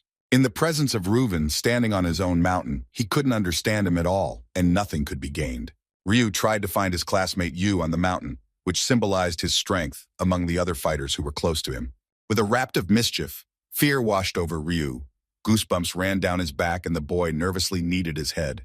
Ryu Baeksan turned back, sitting on his mountain and rubbing Yu's Valetsky eye on his backside, which occupied the entire space behind the young man. Equally from Yu, Ryu saw himself as a small lump in the intangible world, which the black-haired classmate created with himself. With just a small part of the strength that the boy could become stagnant, could wipe out the self-satisfied Ryu from the face of the earth. The panic of the day further shackled the bully's body, and he could not move his ends and bring his gaze to the giant opponent. Ryu Baeksan came to Yu lying on a medicine bed and screaming. There was a dropper hanging from his arm, which was attached to the vein in his hand. His neck was in a plaster cast, his right arm was rewound to the elbow, and the right side of his face was completely closed bandages. The boy tried to take a deep breath from his leg and realized that he would also break it. Ryu could not move, and the bandages allowed him to no longer marvel at the white floor of the medicine chamber. Young man would need another hour to realize what had happened to him before him. His body had not hurt him, and those who had never realized this before would understand. Bully Ryu Baekson's eyes were filled with tears, as he felt like a little boy that he was about to cry. The boy, having guessed the image of his opponent, his classmate Yu with black hair, was left behind, as if he had fallen into the darkness. The student was overcome with fear, blamed on hopelessness, while he lay inviolately on the medicine bed. This is the first time that the battle ended not on the mercy of Ryu, and he suffered misfortune, having drunk himself at the doctor's office. Tears appeared in the eyes of the young man. His inner child cried loudly in order to gain respect for himself and cry out to others. Ryu was 17 years old, and he cried and could not stand down. Otherwise, he was a miserable and weak five-fold child. At the boxing gym, they were undergoing training. Some of the athletes periodically looked at the legendary Coach K and discussed what the coach might be doing if Ryu Baekson was trained. Two athletes decided to go to the famous coach and ask for a few lessons from the world-famous coach. The boys went up to the coach and greeted him, saying that they wanted to become professionals, and demonstrated their skills to the coach, giving them a wide berth. Two boys went out, talking to each other through the teacher's teacher. But Kay didn't bother them and was deeply confused in her thoughts. First of all, the old coach wanted something so much and wanted to get the black-haired boy in his school so that he would be ready to steal him. The young coach, a great student of Kay, conducted a roll call among his athletes and discovered that Ryu Baekson was late. This fact even angered the young coach. The legendary trainer was wary of his friend's emotions when he sensed his familiarity. Suddenly, the entrance doors to the gym creaked and seemed to be in the middle. The head of the young coach automatically turned to the door and began to cook Ryu, who was getting late, and just quickly washed away the one who ate. Standing on the threshold of the boxing club was the same black-haired schoolboy about whom the legendary Coach K had been dreaming all this hour. The student completely and unconsciously walked into the middle of the room, understanding that everyone looked tucked away until then. The young coach was in shock, having not yet fully realized how to teach the young man here, and a self-righteous chuckle appeared at Coach K's face. Satisfied, the trainer went to the boy, and having learned from someone else, wants to start his apprenticeship. Kay looked at the young man with a serious look and chanted that he was going to work as a professional. The boy said that he would do more with his mind alone. His fists were freshly beaten, and the wounds did not heal, which earned the respect of the legendary Coach K. He said that I need pennies to pay for medicine. Coach K quickly gathered one-to-one in his head and asked him to become a strong opponent for Ryu Baekson. The student, lost in thought, looked in front of him and shook his head. And then it was believed that his classmate was not a strong opponent. The young coach sensed the remaining phrases of their dialogue and laughed loudly. And Coach K joyfully told the boy that he would take on all his medical problems. The man approached the student and asked him to take him to Ryu Baekson. As the two were leaving the boxing club, Happy K turned to his friend and said that he was now in the box, but the young trainer did not look pleased. Ryu Baekson slept on his medicinal bed, his body invariably heavy. Now the legendary coach has become very powerful and has moved between his two and schoolboy Yu. K marveled at Ryu, who lay without evidence and without any changes, that they didn't let him down. Now, having lost his talent, the young man had a chance to become stronger and deliver a decisive blow, but this no longer bothered the coach. Without even looking up at his classmate, his appearance seemed absolutely calm, if not thoughtful. The black-haired lad marveled at his opponent, remembering his smiling and most kindly comrade Inza, who fought until the end. Schoolboy Yu pursed his lips, once again showing emotion in his guise, and no longer regretted his undertakings. The old coach opened the door of the room and called the young man behind him, depriving the self-righteous Ryu from resting on the medicine bed. On your face when the doors of the madness were released, and the young man stood on the fence next to the coach. Coach K looked around in shock and cheered that the boy was alive. The man marveled at the vastness of furniture in the room, the old mattress on the underside, the small clothes and box that served as a bed for the dark gut. K, having asked the boy from his father, directly marveled at him with his blue eyes, and then, raising his gaze, said that there were none. The man finished talking for a long time, and then said that he would turn around immediately after he had collected all the necessary documents. Kay was about to leave when he turned sharply and looked at the boy, then quickly asked the black-haired Cottonyak Yogo outside Imya, then Yogo Zbentajiv. The schoolboy guessed how he had asked his mother for his name in childhood, and then his information began to change wonderful pictures that they even clapped at him. Having remembered that that day before his day, various people came to his cabin and one of the men spoke to him, calling the names of his father, but he could only guess his last name. The boy was stuck deep in his thoughts, and his dark gut, which sensed the mood of his master, was able to drag him out of the real hour by rubbing against his legs. Yunak told the legendary coach, even calling Yogo simply Yu. The old coach looked at the student with pity and said that her new life had begun. If you want to show the light to the guy in other areas, if you want to go about your life, call for skin values in advance, you can change in a few seconds. Ryu Beksan was completely in love with the medicine and reason that now he has two paths in front of him, either to give up or to know the strength to get up from your knees. I'm sure that people themselves will lead their own lives, even if they are at the doctor's office, in charge of little Inzi, whom he has always respected for the weak. The bully Ryu, having locked eyes with his classmate, did not dare to marvel at him right in front of his eyes, and Inga simply walked past him further along the corridor. The legendary trainer K of that day wore a business suit and asked whoever was ready to go. The dark gut purred with satisfaction, sitting on a new hand-carrying device, which was easily picked up from the pretexts. Yu Vaishov from his place of residence, where he was still hanging around with a small sports bag on his shoulder and a carrier for his guts at his hand. The man marveled right in the dark eyes of the schoolboy and could not see from his gaze. Kay could not understand what was wrong with him. The coach applied a little bit of foam from a spray can to his hand and carefully rubbed it over the young man's hair. He took Yu to the mirror, demonstrating the result of his actions, and said that now it is much more beautiful. At the airport, a number of pilots settled in with their passengers and were preparing to depart for their flight. The dark gut mewed exhaustedly at the bridge of its nose, wanting to escape to freedom. Yu and Coach K looked at someone at the airport when the coach pointed at the people who came out of the corridor. Two people came before them, an older man and a young woman, who kissed each other as their flight had passed. The woman didn't look up to the legendary coach or her new student. When the man reached out to Yu to take his luggage, he sharply looked up at the man and noticed that his luggage would be lost with him. The fair-haired woman was amazed at the boy, but this one was more special. Vaughn walked up to Yu, extended her hand and introduced herself as Carmen. She was the manager of the hall. Carmen pointed her hand directly at the rock and respected that the machine had hit the coach. Three people got out of the car that was parked on the sidewalk. You froze in place, looking at the excess of the middle of the place, and you were exposed as if you were emotionless from now on. Coach K, Yu, and Carmen stood in front of the new great booth, which now has a lad who is procrastinating. The fair-haired woman led her companions into the middle of the booth and said that the doctor, like Yu, had found a little smaller booth for the new one. Carmen turned to Yu and said to turn to her because someone else would have problems staying at her house. And Coach K immediately added that, having unpacked the luggage, it was time to head to the gym. Having arrived at the place, the coach indicated with his hand to the great wake-up call, calling the boxing lions. This hall was in charge of his booth and could come here at any time. The legendary coach gave a tour of the gym of his new school, noting that this gym was very popular. 5 athletes trained there who became champions of the world, and the best coaches also worked here. The fair-haired woman walked behind her companions and thought about her own affairs. The excursion, as Coach K led, attracted the respect of everyone who took part in this hall. They looked at the new student with attention and respected him in his youth. Carmen said that most of the boxers here are professionals, but the coach especially brought more than a few from this gym, due to the fact that Yu, having been elected as a coach, was able to give credit to his youngster. To everything said by the girl, Yu reacted absolutely calmly and was not at all concerned with her, because the coach was one of them. Carmen was very annoyed by such a neutral behavior of the boy, who wanted to shave off happiness. Kay promoted his new student to a strong man and introduced him as the best trainer in the gym, whose name was Arnold.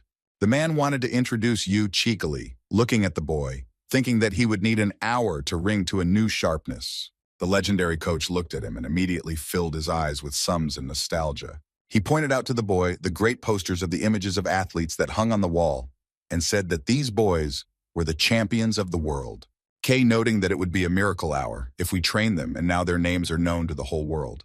The man pointed to one of the posters, which was Aaron Tide, the active champion of the world at the heavy Voss, now having studied in another hall, but having lost the greatest creations of the old trainer. The coach chuckled and said that he seemed to be doing well in his new school and turned to Carmen, asking to reserve 2 seats for tomorrow's title match at an important vase. Yu and Carmen respectfully looked at the posters that hung near the gym. Yunak marveled at Aaron Tide and told himself to accept the fact that the world still has at least one monster. So a group of people stood for another hour looking at and commenting on the portraits of famous athletes in the world of boxing. Few people gathered to admire the title of feather in the important vase. The fans went crazy in a crazy show. The legendary trainer Kay and student Yu took their place on the balcony, preparing to re-watch the battle. The young man's gaze focused on the boxing ring, which was located in the center of the building.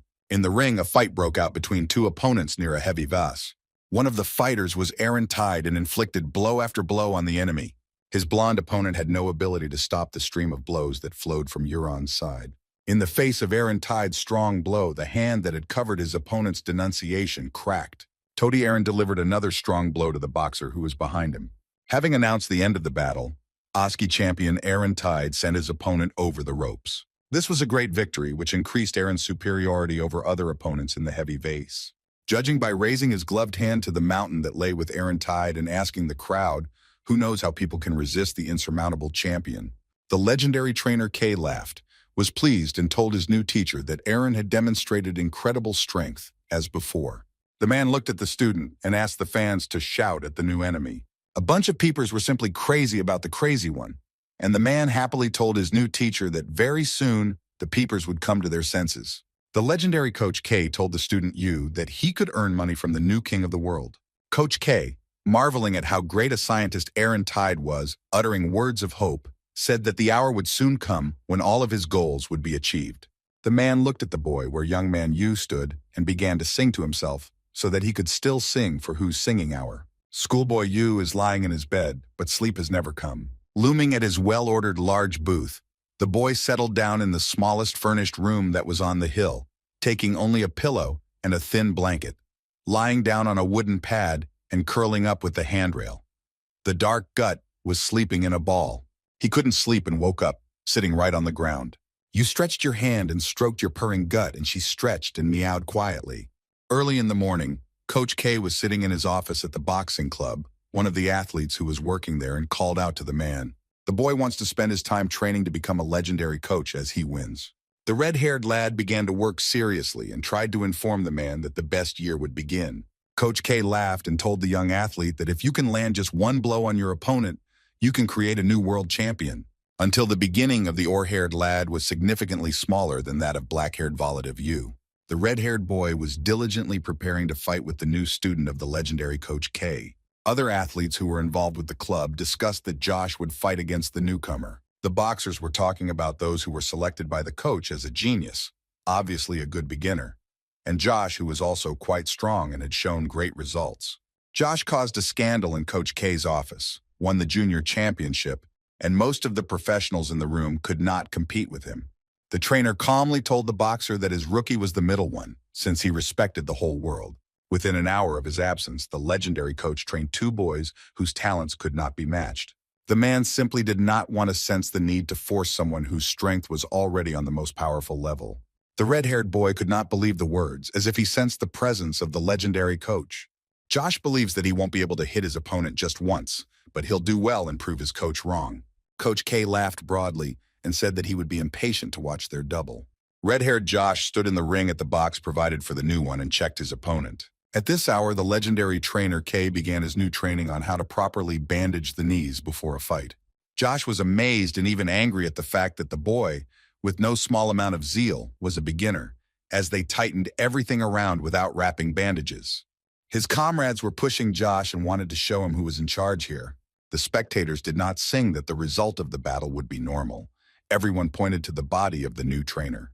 The body of the black-haired Yu, equal to the other young men in the hall, was completely weak, and no one could understand why the coach had shaped him. One of the senior boxers told the younger ones that they should never underestimate the choice of their coach. The man with the beard guessed the hour when Aaron arrived first at their hall. That kind of newcomer which Kay welcomed was clearly on a different level. The senior boxer marveled at Josh and wondered what he could do if he found out what other opponents were up against whom it was impossible to withstand power. When Yu wrapped the bandages around his hands, the coach said that they had completed their preparations and asked him, "I was scared." The black-haired boy was not afraid of the fight, but did not understand why the other boxers had gathered around the ring. Kay laughed happily and began teaching the boy the basics of boxing. The legendary trainer said that the first rule of boxing was that during the entire hour while you were in the ring, you should not allow anyone to hit you. Coach K crossed the fence ropes and said that this is all he can earn in the first round. The judges placed the opponents in their place and announced the beginning of the battle. Josh lunged forward and tried to strike the black-haired Yu in the first few seconds. Viraz, confronting you, will be absolutely calm, when the fist of the red-haired boxer is several millimeters from his nose. The new teaching of the legendary trainer easily avoided a skin attack from the red-haired Josh without raising his hands. Josh seemed to be constantly attacking the newcomer, rushing him around the ring, but all the blows missed his opponent. Black-haired Yu, calmly guarding himself like an enemy's fist, rushes past him a few centimeters away from the wind. The onlookers were amazed that Josh immediately went on the offensive and took off the rapid fire strikes. Coach K stood and laughed broadly in the ring, desperately wanting to let him out onto the larger battlefield. The other members of the club who were watching the fight were enraged by the fact that the rookie was crumbling and by the fact that Josh's blow had not caused any harm, but Carmen confused them in the ring. The senior boxer with a beard laughed and thought to himself that this time Coach K knew the newcomer would have a reaction and quickness. The newcomer managed to avoid attacks without defense and without investing any special strength. The fair-haired boxer simply spoke with anger and could not understand how the newcomer was able to avoid attacks. Josh noticed that the newbie Yu was rightfully avoiding the blows, but he did not use them in the advanced mode. The onlookers were shocked by the awesomeness that Trainer K's newbie demonstrated to them. The fair-haired boxer did not find his place and could not trust the woman. Josh marveled at the calm, black-haired newcomer Yu and couldn't understand why he couldn't touch him, but would bump into him at any time. The boy remembered the words of Coach K when he promised to earn a new world champion with one blow to Yu. Josh was shocked to learn that the coach's words were not a provocation. Panic crept up the chestnut-haired boxer's ears as he realized the seriousness of the situation. At that moment, the red-haired boxer felt like a little shiver standing in front of an endless wall. Josh tried to take it from his hand because he had experienced so much at that moment and couldn't spend it all. The boxer, having told himself that his attacks were to blame for being missed, decided to combine them with deceptive blows, and the action was not repeated. Once again, a series of blows fell from the red-haired boxer, and the black-haired boy rightfully grinned at them. Josh loses his temper when Yu winks from his darling blow. The fair-haired boxer could not see the newcomer for a long time.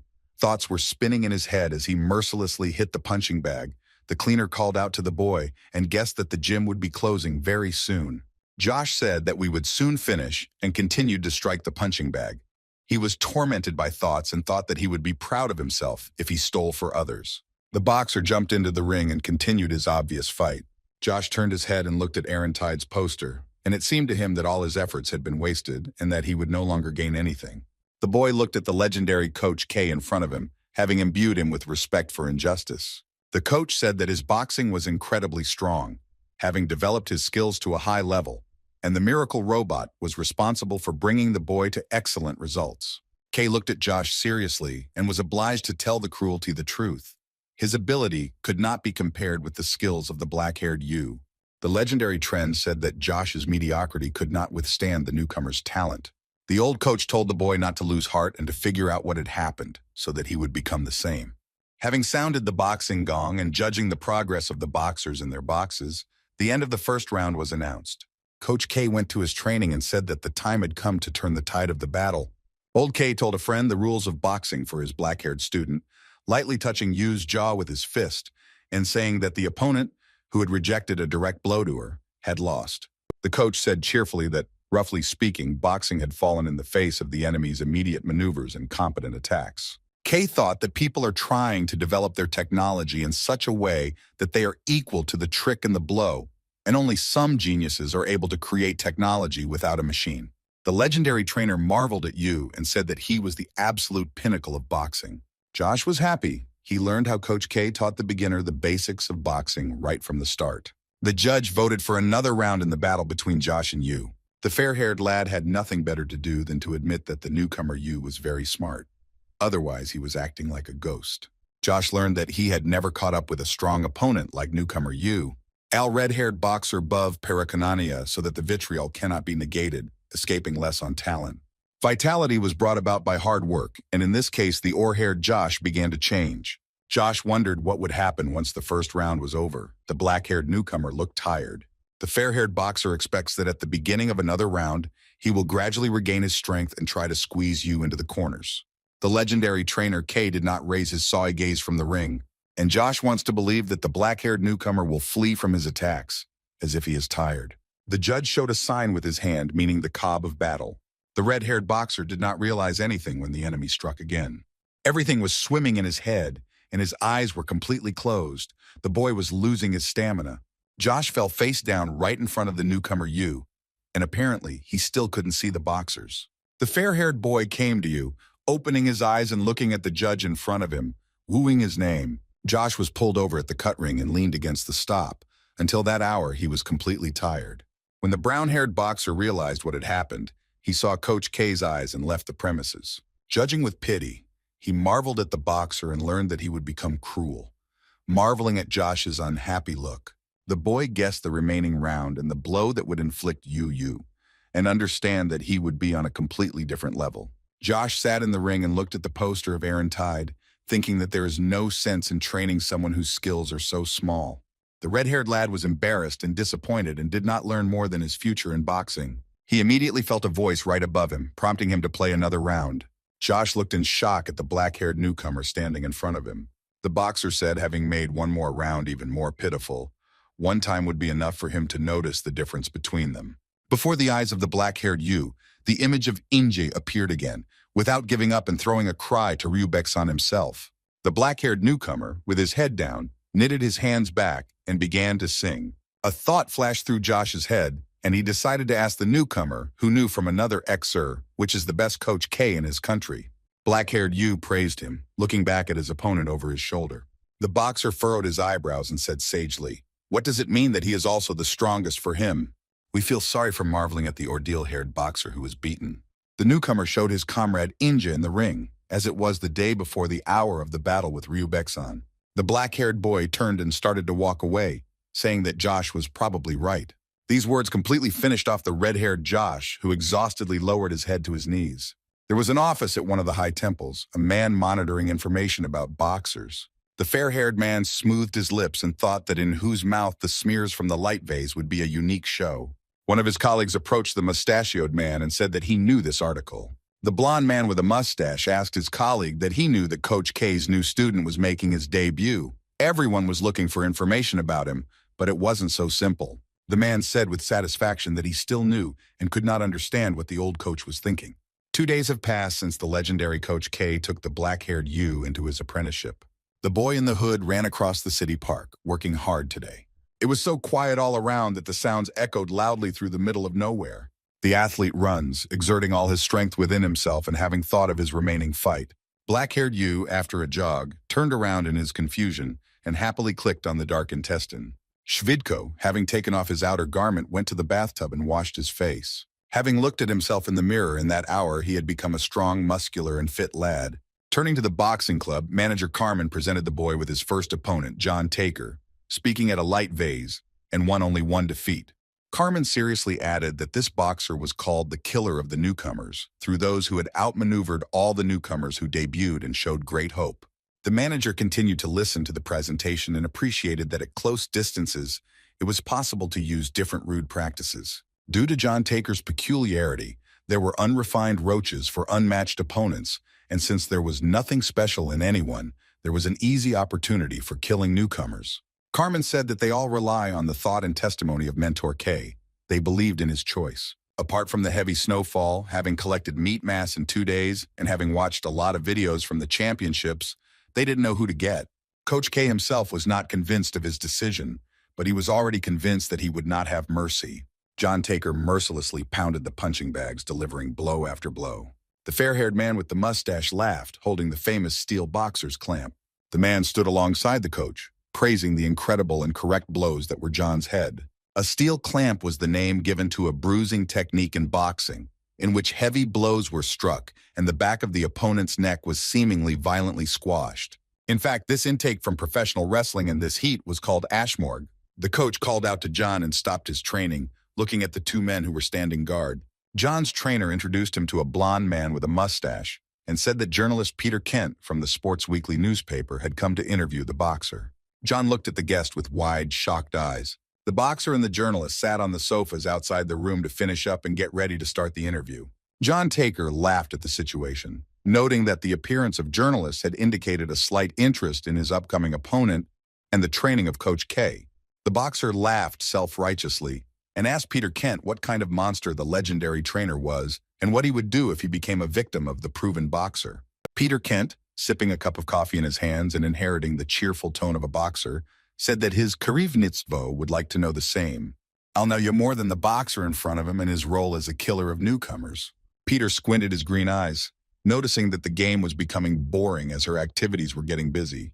The journalist's words sounded like a boxer, and she happily confirmed that the journalist clearly knew something about him. And the others who interviewed someone before were annoying for the entire hour. John Taker said that no matter how talented Volodya is a boxer, there are certainly people who have developed their skills much better. The boxer had divine eyes when he realized that he would really like to knock out that lad. He was also still thinking about the candidacy of Lee Tushan, a boxer approximately the equal of John Taker. But after the defeat, his appearance in his eyes were devastated. Taker put his hands behind his head.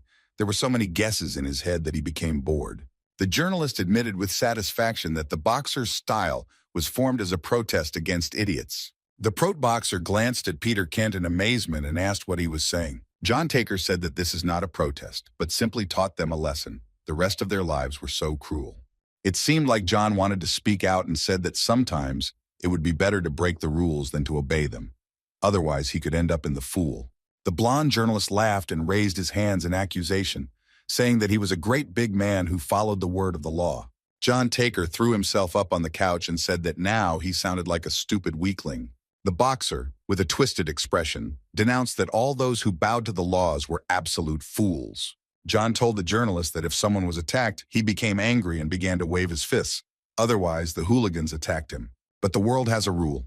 Either kill the enemy or be killed by him. Peter Kent carefully watched and respectfully listened to the boxer during the fights that in the ring, even if any newcomer needed to be even more respectful. The fair-haired journalist said that by his fighting style and fiery attitude, John had already guessed one fighter. Peter chuckled and asked the boxer that he knew the world champion in the middle vase of Santorino Fabrizio. John Thacker approached the journalist and stated that the Santorino brothers were legendary boxers in their own category. Disputed John stated that Santorino's boxers were the best and deserved much more honor. Peter Kent chuckled but realized that he was glad to put a very good opponent to try out for the newcomers. John Thacker named his 3 potential opponents by name to the journalist.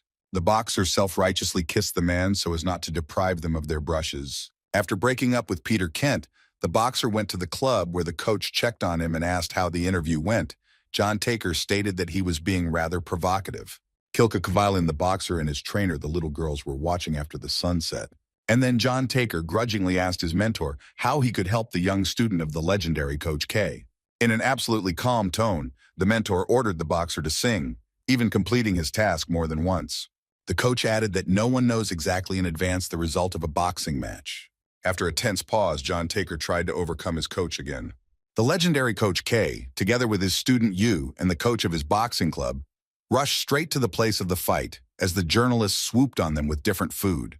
Prot journalists could not hesitate, they said, as the legendary coach knew of his training, as in his case, in which category he would leave and so on. Black-haired Yu passed by without any respect for the journalists. The manager of the club, Carmen, asked the journalist to leave as there would be no interview until the end of the match.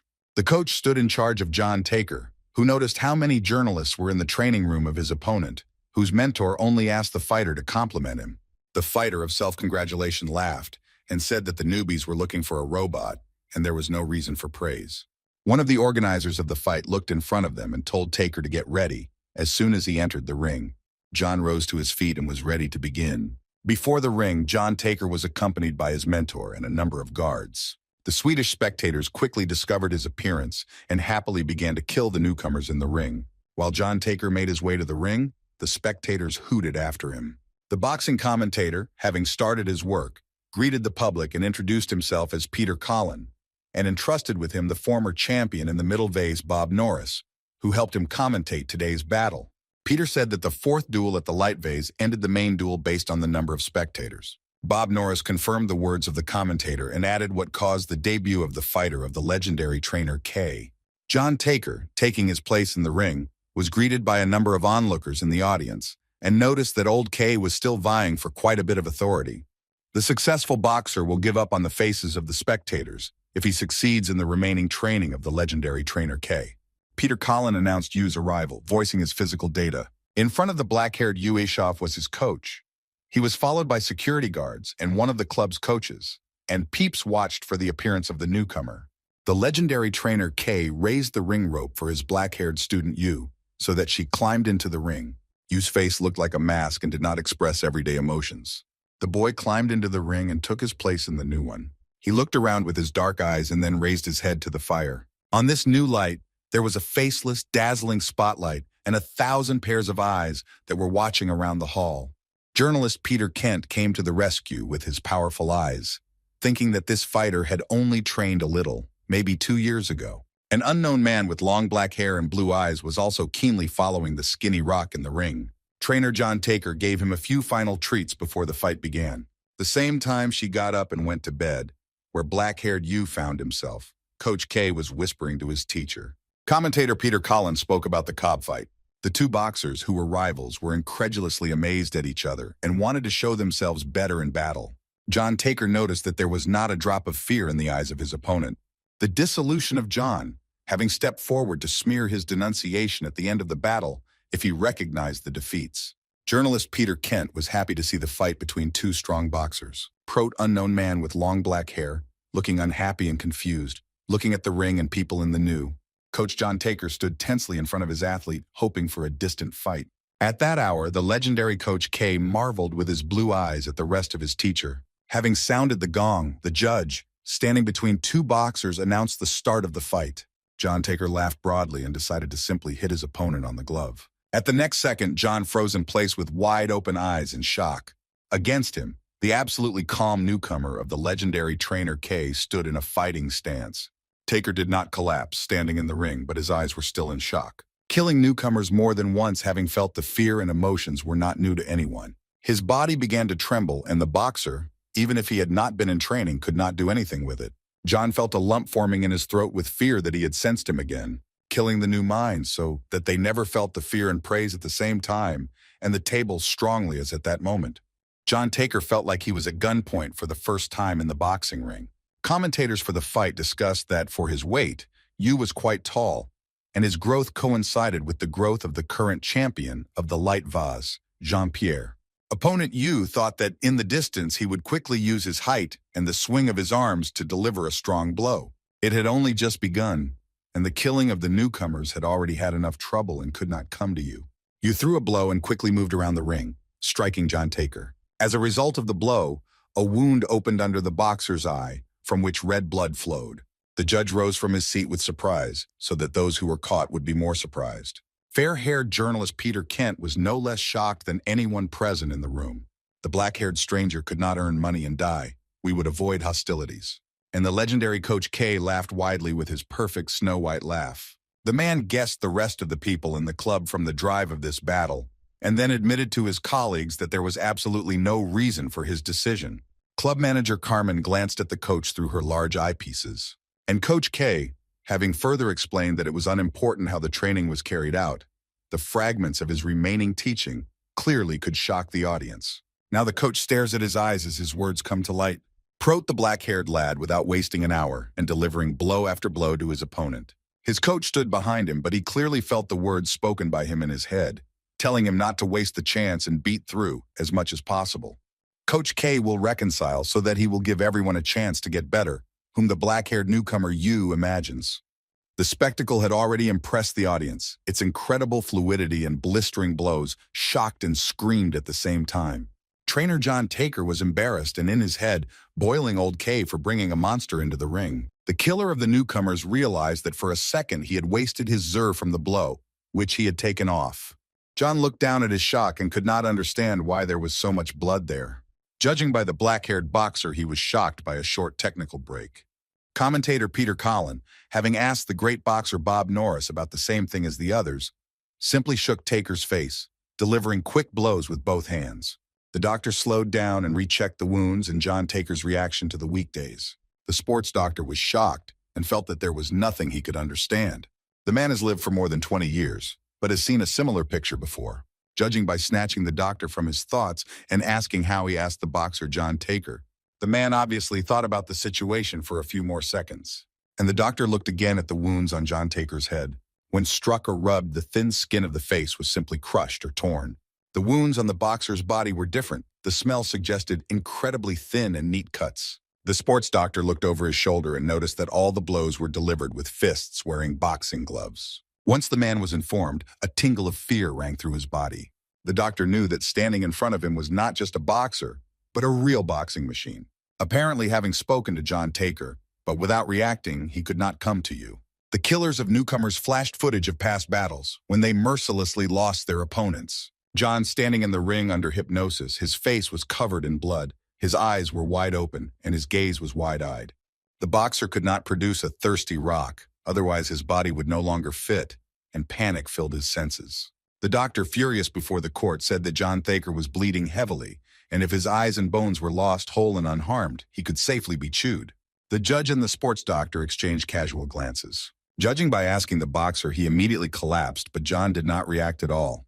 The man needed to shout loudly in the boxer's ear several times in order for him to understand that he wanted to kill himself again. Having arrived, John Thacker told the court that there was nothing wrong with him. However, the boxer's optimism and self-confidence did not cope with the court's attack, resulting in a vicious denunciation.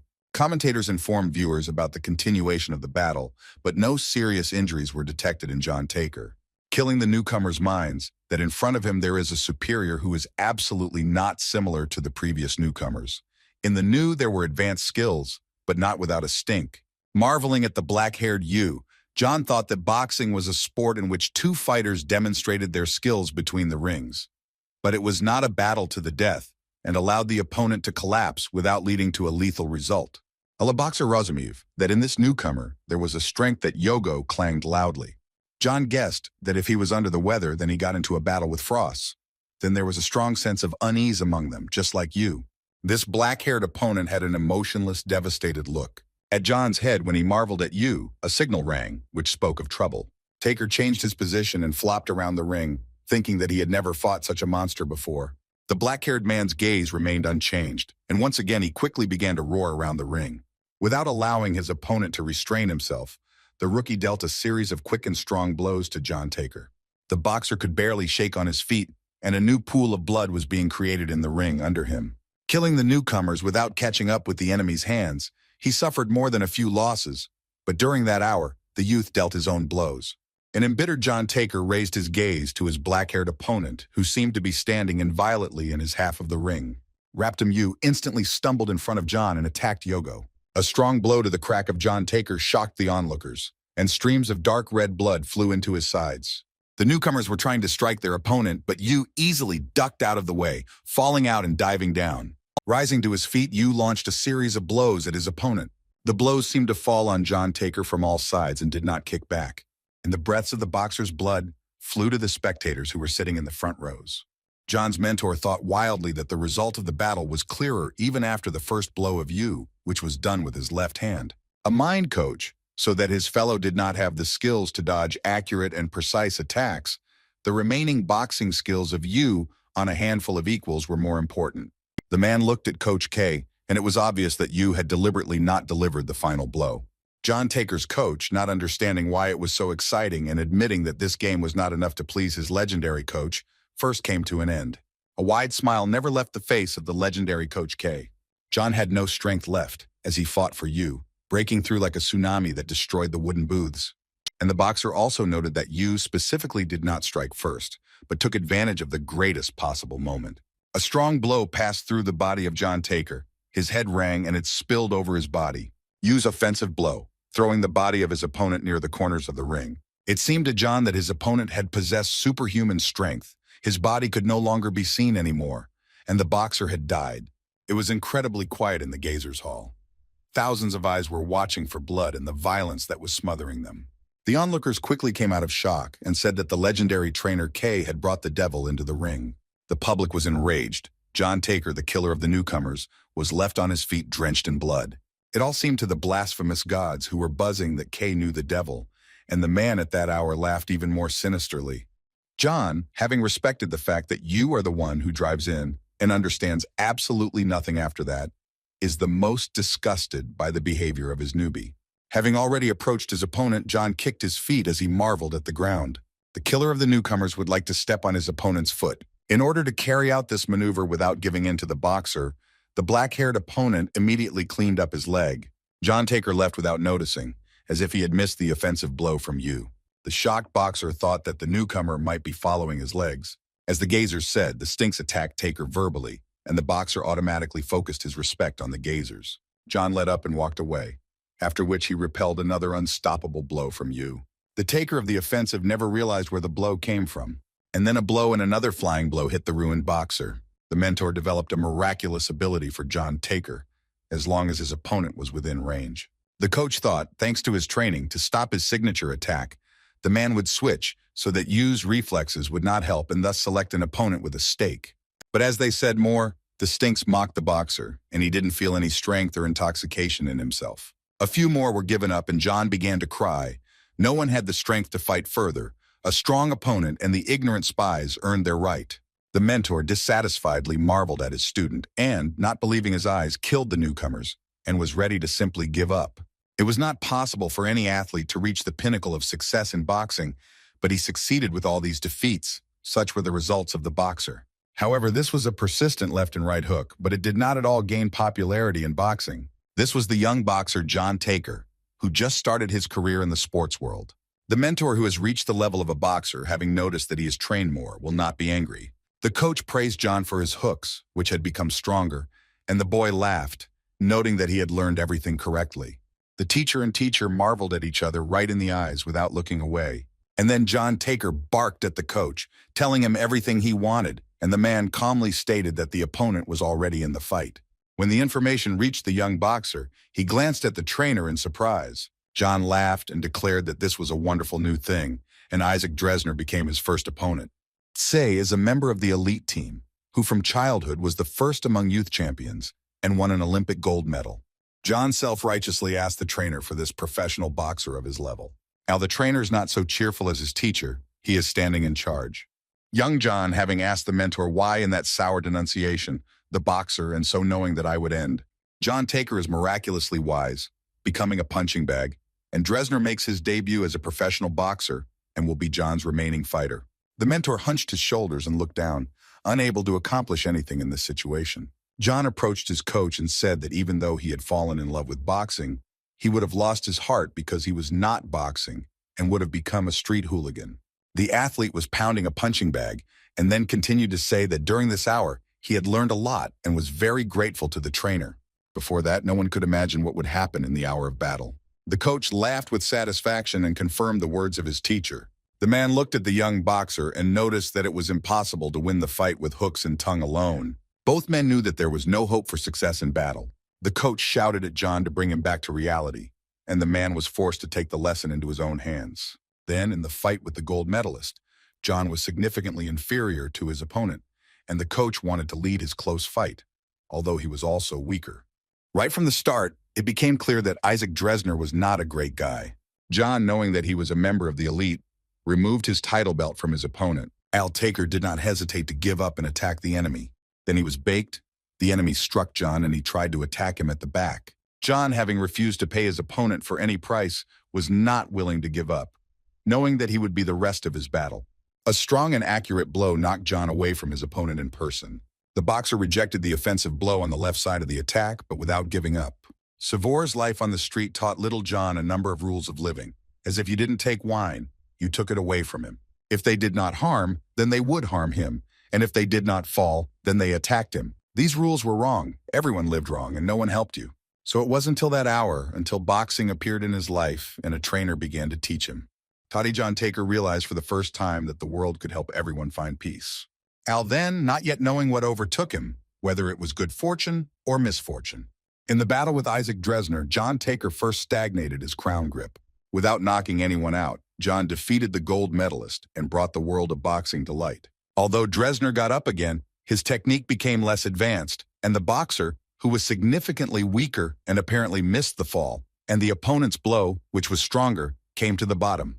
All this made Dresner's game tedious and quarrelsome, and John Taker became the winner as a result. It was an incredible victory, and after this, the Boxers Association made Taker their trump card. Both teachers stood at the boxing club after John's first victory. The boxer informed the coach that the association was willing to endure his destruction, but instead of playing with his next opponent, he would become independent of the result of the battle, and his salary would be increased. The coach asked that he confirmed his teaching, and that he calmly confirmed that it was a negative character who was to blame. And now at the hour of the battle with the newcomer Yu, the spies mocked him. The voyeur's slaughter was over when someone more cruel appeared on the battlefield. John's mentor slammed his fist across the ring, trying to bring his student to the end, but everything was maroon. It was a terrible sight. The whole ring was drenched in blood. Those watchers were inflamed by the species, and they were trying to finish off John Taker. John's coach knew that after the fight, he would blame himself for failure, and it would be even more important for him. But nothing could justify his actions in battle. The violation of the rules did not change anything. The battles were what John knew best, and harsh reality could not change anything. The mentor, knowing that he would not be a boxer, would always encourage him. The coach knew that people hated and disrespected John Taker, promising him that he would be in charge. Previously, blows fell like hail on the killing of newcomers, and now they could no longer protect themselves. The coach promised his thoughts to his teacher that he would accept him in any case. The man encouraged John until the end, encouraged him and fought until the end. John stopped the black-haired Yu, the boxer, wondering that with such beginners it takes a long time for a newcomer to dry out in boxing.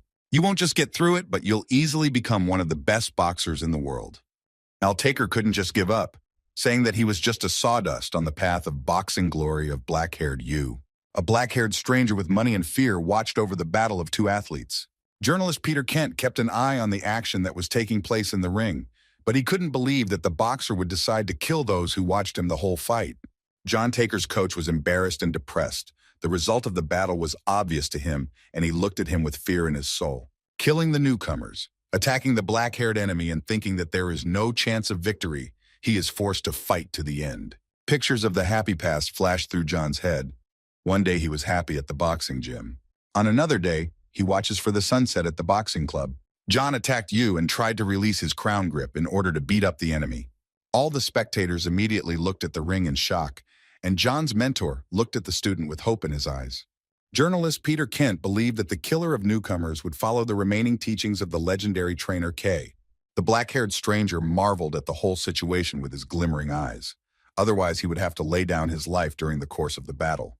And Coach K laughed happily, showing off his perfect white teeth. Everyone froze in the bath. There was such silence in the room that your skin felt the crunch of your brushes. When everyone realized that John was losing the advantage over Yu, having frozen his crown grip, Yu delivered his blow and broke his opponent's fingers. John Taker roared at the pain that shot through his right arm. Viraz, having denounced the black-haired Yu, was speechless, and his eyes were empty, otherwise he would be much far away.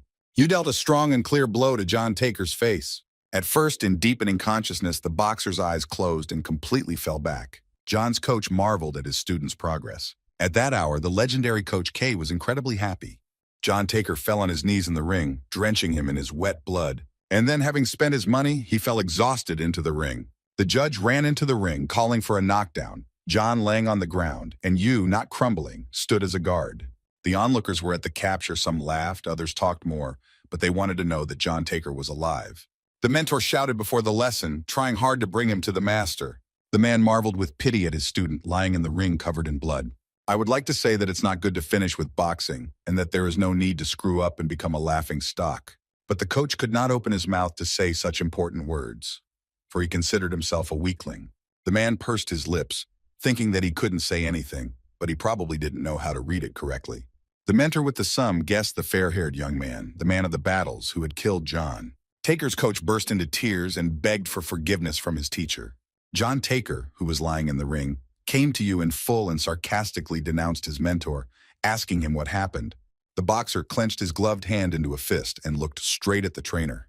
Judging by the hour, if John had a chance to get up and continue to live, or lose at the last hour, John Taker, looking at the mentor and saying that the trainer had learned a lot in the entire hour, came to his feet. Coach K watched with displeasure as the killer newcomers slowly got to their feet, thereby making it clear that the battle was not over. John's coach, with a gleam in his eyes, followed the skin of his student's skin as it unfalteringly brought him to his feet. Journalist Peter Kent watched the fight in amazement and got angry in the ring. John's legs trembled under tension. His body seemed to listen to him, but the boxer didn't give up. The judge reached 7, and John Taker still couldn't find his feet in the ring again. Standing stiffly in the ring, his gaze was fixed on his opponent, who was desperately trying to get up and continue the fight, judging from the distance, at the same time showing the Rahunak eye on the fingers. John was trying to rise up and straighten up, but he was fighting the supernatural strength that was not lost in the boxer. The mentor, with tears in his eyes, watched over the skin of his student's hired hand and cried out for his strength of spirit. John Taker raised his head and looked into the eyes of his trainer, telling the man that he had no business being hurt.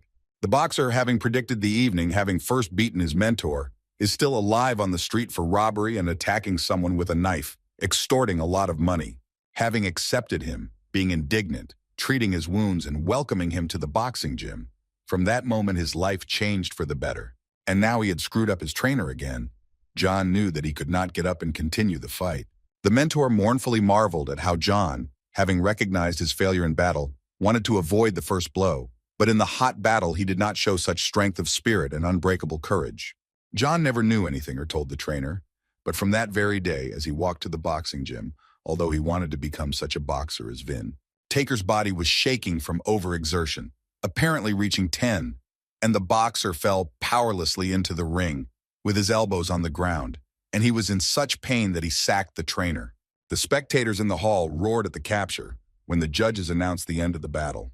When the judge raised his hand to the fire as a sign of his victory, there was a lot of blood in the ring, as if a pig had been slaughtered there. Onlookers were delighted that the true devil in the world of boxing had appeared before their eyes. The black-haired stranger left his place, keeping an eye on the progress of the battle.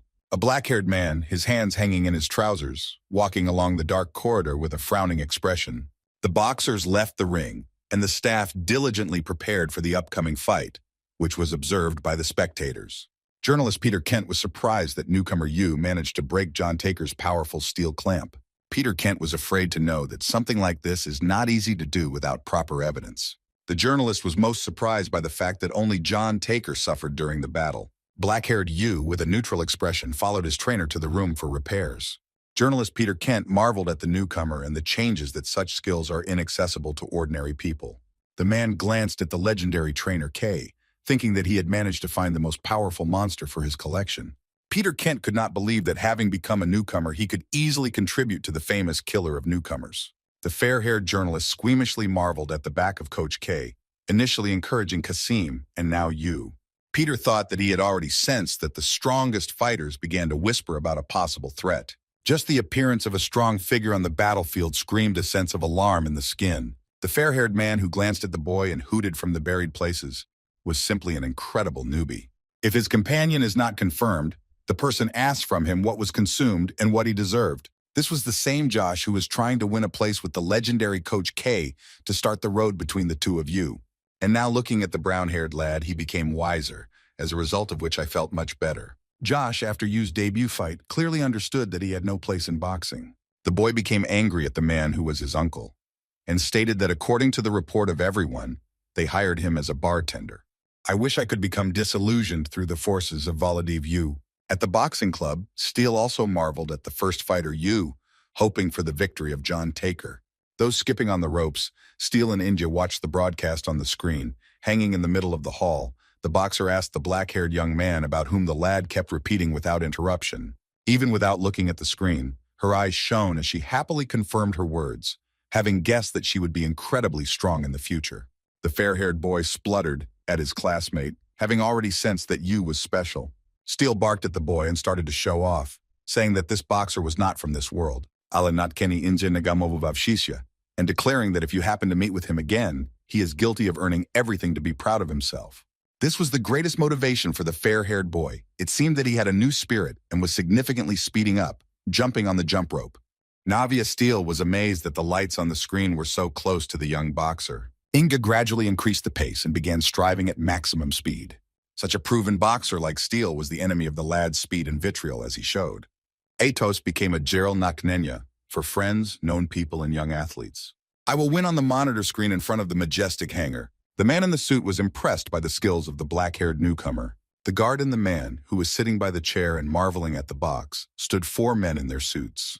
Boss turned to the youngest in the group and asked him to cope with the newcomer Yu. At this hour, another man near the suit looked into the hangar and shouted that Sumi's people had already arrived. All the people came out of the hangar onto the street, keeping an eye on their boss. The youngest member of the group was Ryu Bekson, who was terribly upset by the victory of his black-haired classmate. Behind the hangar, there was a fierce battle between members of 2 groups. A man in a suit grabbed his victim by the tail of his t-shirt, and his exposure was covered in blood. When all the group members finished, they looked at Ryu, saying that she had truly redeemed them by appearing to be the most bloodthirsty and having shown their talent to kill. Ryu Baeksan stood on the ground, and next to him lay the intact bodies of their victims. Prot in front of him, he saw only the eyes of his black-haired classmate Yu, who he had seen the other time. However, after the battle, the anger did not leave Ryu's body, and she invisibly clenched her clenched hands into fists. For the new black-haired Yu, he is the object of death. The fair-haired stranger with black mustache looked surprised and nodded. The man called out to the black-haired stranger, calling him Jean and asking him, as if he was hostile to him, the newcomer of the legendary trainer K. Jean was frozen in place. The black-haired man could not understand a word, and his body was still trying to be heard and was frozen to the point of forgery. The boy stood there like that for a good hour, and his little hands remained undisturbed. Mysteries flashed through his head about the apprenticeship of rookie Utah John Taker. The fair-haired man was shocked by this behavior and suddenly called out to Jean, the one who quietly confirmed that there were enemies, with a lot of barks from the fair-haired man. The light champion of the light vase, Jean-Pierre Manuel, suddenly convinced the man that he would be fighting with the newcomer Yu. The fair-haired man with dark whiskers could not believe the feeling that for the new newcomer, Yu had become an object of burial. The red-haired guy choked on his pizza and washed everything down with beer. For the new black-haired guy, he became a fat body. Tovstun laughed briskly and then killed a bunch of sheep right from the dance. We were sitting in front of the great screen on which the box was being broadcast, and between them was a majestic table covered in deficiencies and smitties. On the TV screen, there was an image of black-haired Yu, who as judges voted him a loser. Tovston bared all his teeth and said, "What is this lad that I need?" The red-haired man smothered Yu, the strongest newcomer of whose fate, in a light vase and smothered his body. Journalist Peter Kent rubbed his beard, thinking about the slight pain in boxing. He conveyed that the fighters at the light vase would bring a lot of respect to their people. The remaining teachings of the legendary Coach K have not been revived, and from the very beginning they became notorious for their intense hostility. What was even more important was the fact that only one athlete could achieve such a hostile debut. This is Qasim Al-Hayat, the head of the leading lighting corporation Hayat Group. Just one appearance in the boxing ring has become an incredible sensation. Prot's debut match was even more shocking. It was important for journalist Peter Kent to compare Yu and Kashima with each other. The ringing stench sounded completely different, but without achieving such a hostile result on their debut. The man said that now the fight between these two famous boxers will be celebrated by boxing fans. And if you succeed, it will be your honor to fight the King of Light War, whose title could not be doubled for more than 10 fates. Peter Kent was at the capture of the future results of the battles as prophesied. I wanted to open the door of the boxing club with my foot, causing a lot of noise. All those present turned their heads to the side where the noise came from. On the threshold of the boxing club stood a red-haired gentleman whose silhouette was brightly bathed in light. Tovston laughed briskly, declaring that he would return to his club. The body of the oar-haired Tovston was simply filled with fat. Vince started yelling at the whole club, calling out to the coach and asking him for help. The screaming coach marveled in shock at the man who had just walked past the door of the club, frozen in place. When a person was in shock, he approached the speaker and began to burn with all his strength, a trainer of enemies, so that in just 2 months he could get himself into such a state. Tovston laughed, shutting up the coach, and then managed to start the sparring. The cheerful coach marveled in shock at the man who arrived. The red-haired Tovston chuckled and said that after a long break, his body was replenished with energy. The Tovston shouted to the man whom he called Sebastian so that he would gather the people, and regardless of the enemy, the city for the victory, put together $10,000. The man was importantly kidnapped and proceeded to work. Tovston picked up 2 bags from the heavy fire and approached the boxers at the club, asking them to fight. And without any dissatisfaction, the coach stood gloomily on the sidelines, thinking about his own things. The coach guessed how Qasim first showed up at the club without taking anyone seriously. The trainer marveled at no one and could not believe who was standing in front of him. The coach then encouraged me to sign up with a group of amateurs, but this did not suit the young man. He decided to take away the championship belt and wanted to be the strongest among the champions. At that moment, the coach took into account that it was not the whim of the rich little son, who had a very large amount of pennies and money. The man knows that after one sparring he will be forced to go home, but this did not happen. The results that Qasim Al-Hayat showed turned out to be a breakthrough. All the fighters who were engaged in Fate in the Hall were filled with riches that had arrived before them. And now it has changed in the neutral Tovston and is filled with fat. Al Trainer knows that his special style of fighting cannot be hidden behind the folds of fat. Qasim Al-Hayat claps one super nick after another in the ring. The leading boxer entered the ring to fight against the heavyweight Kasim. The coach, without rolling his eyes, marveled at the fact that we don't care about the extravagance of our form. Kasim Al-Hayat foolishly stood in the ring. For anyone, boxing was just a bit of fun and nothing more. We hope that the table is so strong that others could not touch it. The coach, thinking that he wanted him to be a member of their club, felt humiliated and could not stop being angry with him. Kasim Al-Hayat has taken down his opponent over and over again, unless he has the right to avoid any attacks from his opponents. The coach did not understand the current techniques of boxing, as the stinks lingered all hour, leaving Kashima's powerful fighting style, without giving in to any explanation.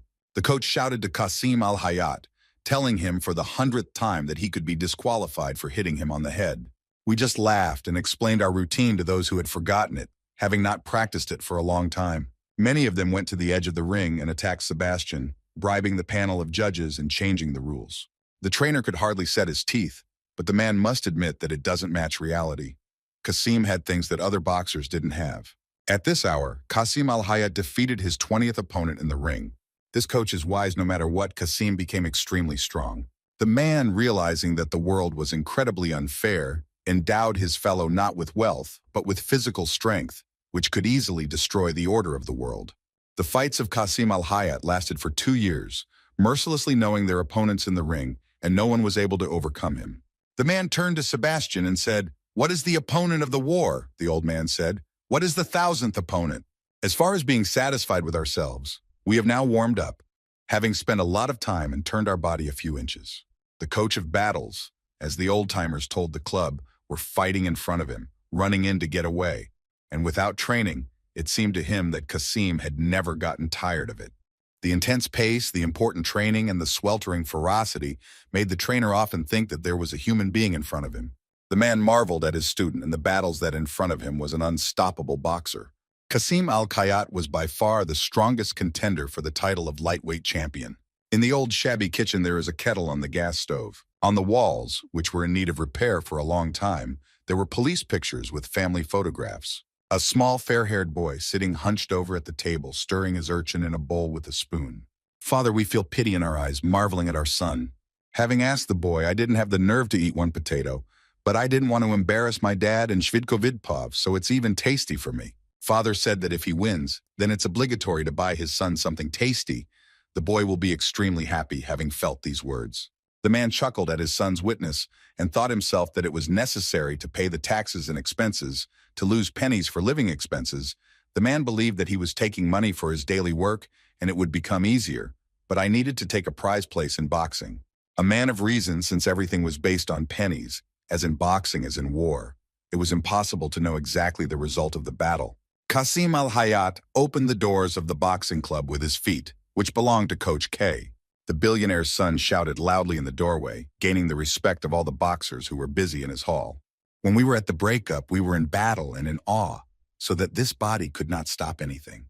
He shouted uncontrollably and joked at you, longing for a nasty fight with a black-haired boxer. Some of the present athletes watched Kasim Al-Hayat live and looked at him in shock. Legendary Coach K. Wishoff anticipated the shocked athletes and asked what was going on.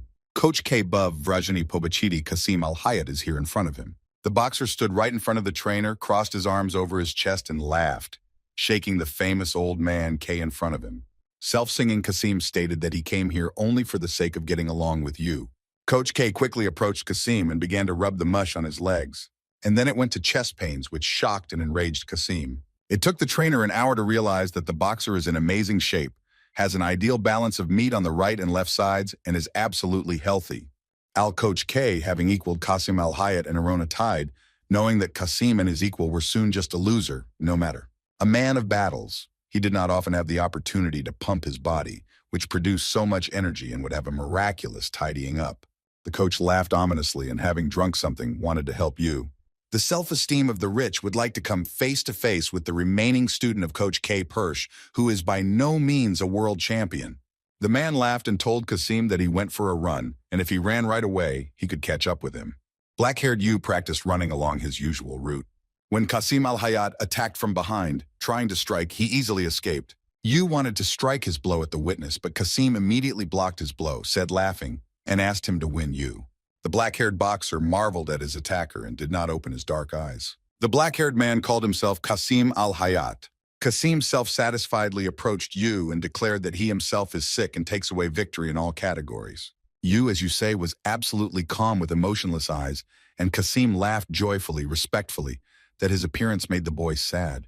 Baggity roared up to the black-haired boxer and asked as soon as the frowning appearance was in vogue.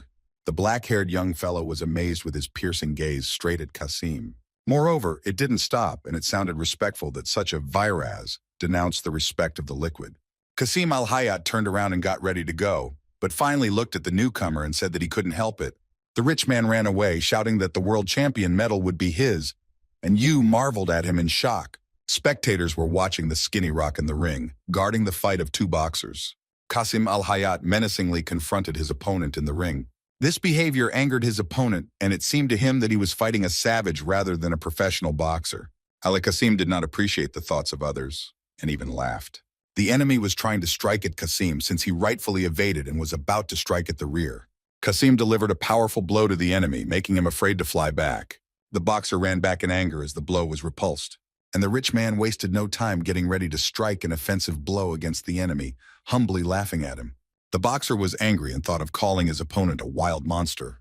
Kasim al-Hayat struck him mercilessly, knocking the boxer down. A bunch of strong blows and the knee of the enemy Kasim hit the ground shaking.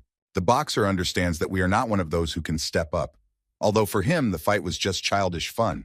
Kasim al-Hayat expressed extreme satisfaction with the ongoing cause of pain for his opponents. The boxer, together with Kasim, may lose the ability to stream his attacks. Allah didn't help, and Kasim's strong blows overtook him over and over again. The boxer, with fear in his eyes, realized that his colleague's offense was on the ground in the ring.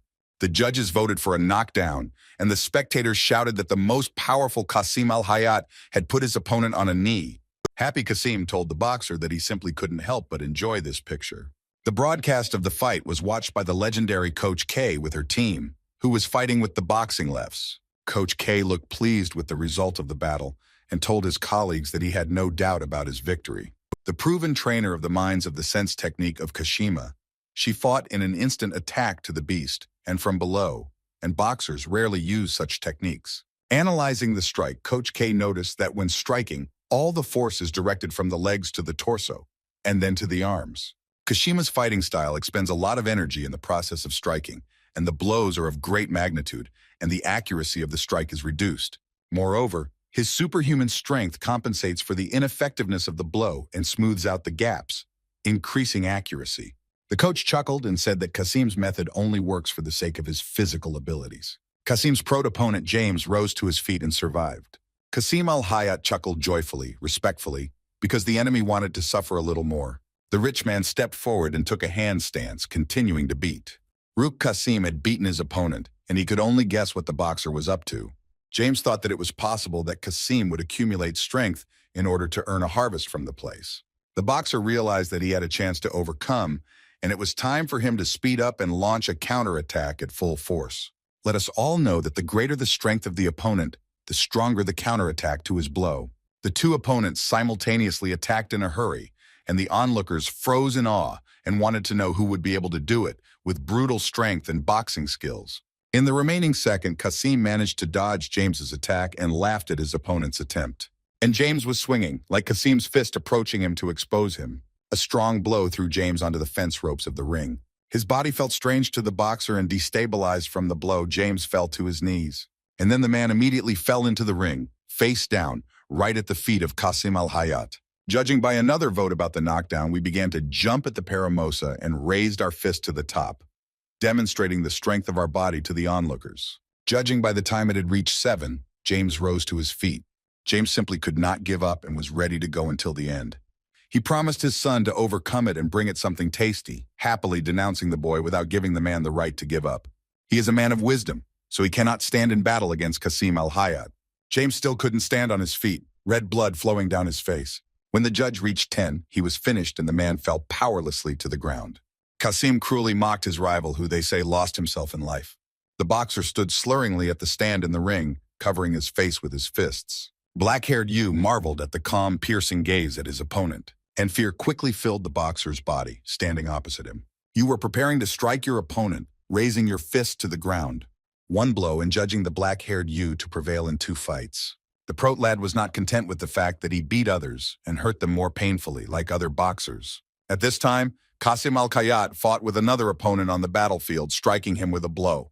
Kashima's opponent fought with the force of blows and attacked the boxer as a monster. While the opponent Kashima got away, he again attacked him with an upward blow. And from the judge, having voted Qasim al-Khayyat as the victor in the battle, raising his hand and burning. To the attention of you, we wish to be satisfied with ourselves and with what we owe to another athlete. Journalist Peter Kent said that you and Qasim transformed their appearance into a light vase into total chaos, and their ratings rose within a short period of time to the championship title. An ideal fighting style in its simplicity, you knock out your opponents instantly. And Qasim's style focuses on reflection and intelligence, simply not giving his opponents a chance to win with his own hands. Peter was wondering which of these two fighters would want to draw the sword first. After the battle, Qasim al-Khayyat gave a press conference. The journalist asked him how he himself assessed his battle. Joyful Qasim became angry at the onlookers and said that he was already convinced that they had a lot of fun. Baghdadi did not hesitate to speak for long and simply said that the champion's belt belongs to you. But before that, you need to beat you, who will eventually win, and then the title of champion will be in your hands. Journalist Peter Kent was in the audience amidst onlookers and confrontations, and after such a statement, Qasim al-Khayyat struck first. The statement made by Qasim amused the legendary Coach K. The man laughed out loud, and the other members of K's team stared in shock at the screen on which Bay was broadcast. The coach threw his head back in a smile, but seriously thought about those who would have to deal with Qasim on the outside of you. Coach Kashima saw his student out of the ring with a dissatisfied look, then straight to the room. The coach is rich in wisdom, having officially voted war against the legendary Coach K and his remaining student Yu. The man marveled at the lesson. From the very beginning, the boy did not satisfy him, but he could not understand if he became accustomed to the new under his special power, which is given to subdue everything. Qasim al-Khayyat walked from the ring to the room for repairs. With the appearance of Qasim, boxing fans were divided into two parts. Some admired his technique, respectfully that he had created a new style of fighting, and others praised it for mere window dressing and waited for a worthy opponent to appear. The technique in boxing was praised by the hands that were created by proven boxers and brought from a scientific point of view. Qasim's blows were significantly stronger than those of rich professionals, but his technique seemed ridiculous. Another expert said that people may think stereotypically, whose genius in boxing was popularized in the world, which created a sharp upward trend. The man noted that without being surprised by such contradictions, Qasim al-Khayyat continued to win against the boxers of the old school. And fewer of those who were against Qasim were lost, and their words no longer affected anyone. And Qasim al-Khayyat singly paved his way to the new era. The boxer's trainer, who was behind him, thought that Qasim would become the people and ascend the throne. Black-haired Yu was training outside the hall, boxing on a pair that hung from the wall. If Trainer K is at the place of the Zayshoff, he has declared to you that he has voted war for him. I almost immediately guessed what she was talking about that boxer who, having recently visited his gym, met up with the boy in the park. The coach out loud confirmed everything the boy was thinking about and named the name Qasim al-Khayyat. The man said very drawn-out words so that this time his rival would be very different from the others. This clearly alerted Yu, but the boy didn't say a word, but simply marveled at his teacher. During the training, an hour passed unnoticed, and the day of battle arrived for Kasima and Yu. It seemed like sports commentators were impatiently checking on this issue. Peter Collin told the spectators that today is a great day, who will become the strongest and will fight with the king of lightweight. At this hour, Jean-Pierre Manuel, active champion of the light vase, is sitting in the front rows of the spectators' hall. Viraz, exposing Jean, was calm and serene, and his eyes were intensely riveted to everything that happened in the ring. The coach told Qasim that the king of lightweight would come to marvel at the match, which means the result of this battle would be even more important. The coach said with satisfaction that he shouldn't bring up the fact that the championship belt was pinned on Qasim. Pro Qasim al-Khayyat laughed and stated that he was not enough with just one belt, although it was much more. We approached the reader and said that we will become the first to win titles in all 9 categories and rule the world of boxing. The coach chuckled and thought that he would follow him until the end and gently warn him that he would go far. Jean-Pierre Manuel did not take his eyes off the remaining training of the legendary Coach K. Coach K gave the rest of the instructions before the fight to his black-haired teacher. Before leaving the ring, the coach asked Yuchi to remember everything they were talking about and withdrew a positive response. The opponents came together in the center of the ring, and the judge, standing between them, began fighting. One of the commentators described the fighters as standing opposite each other, saying that Kasim fights with natural instinct and Yu is a cold-blooded genius. Sports commentator Peter Collins spoke to the viewers about the fight.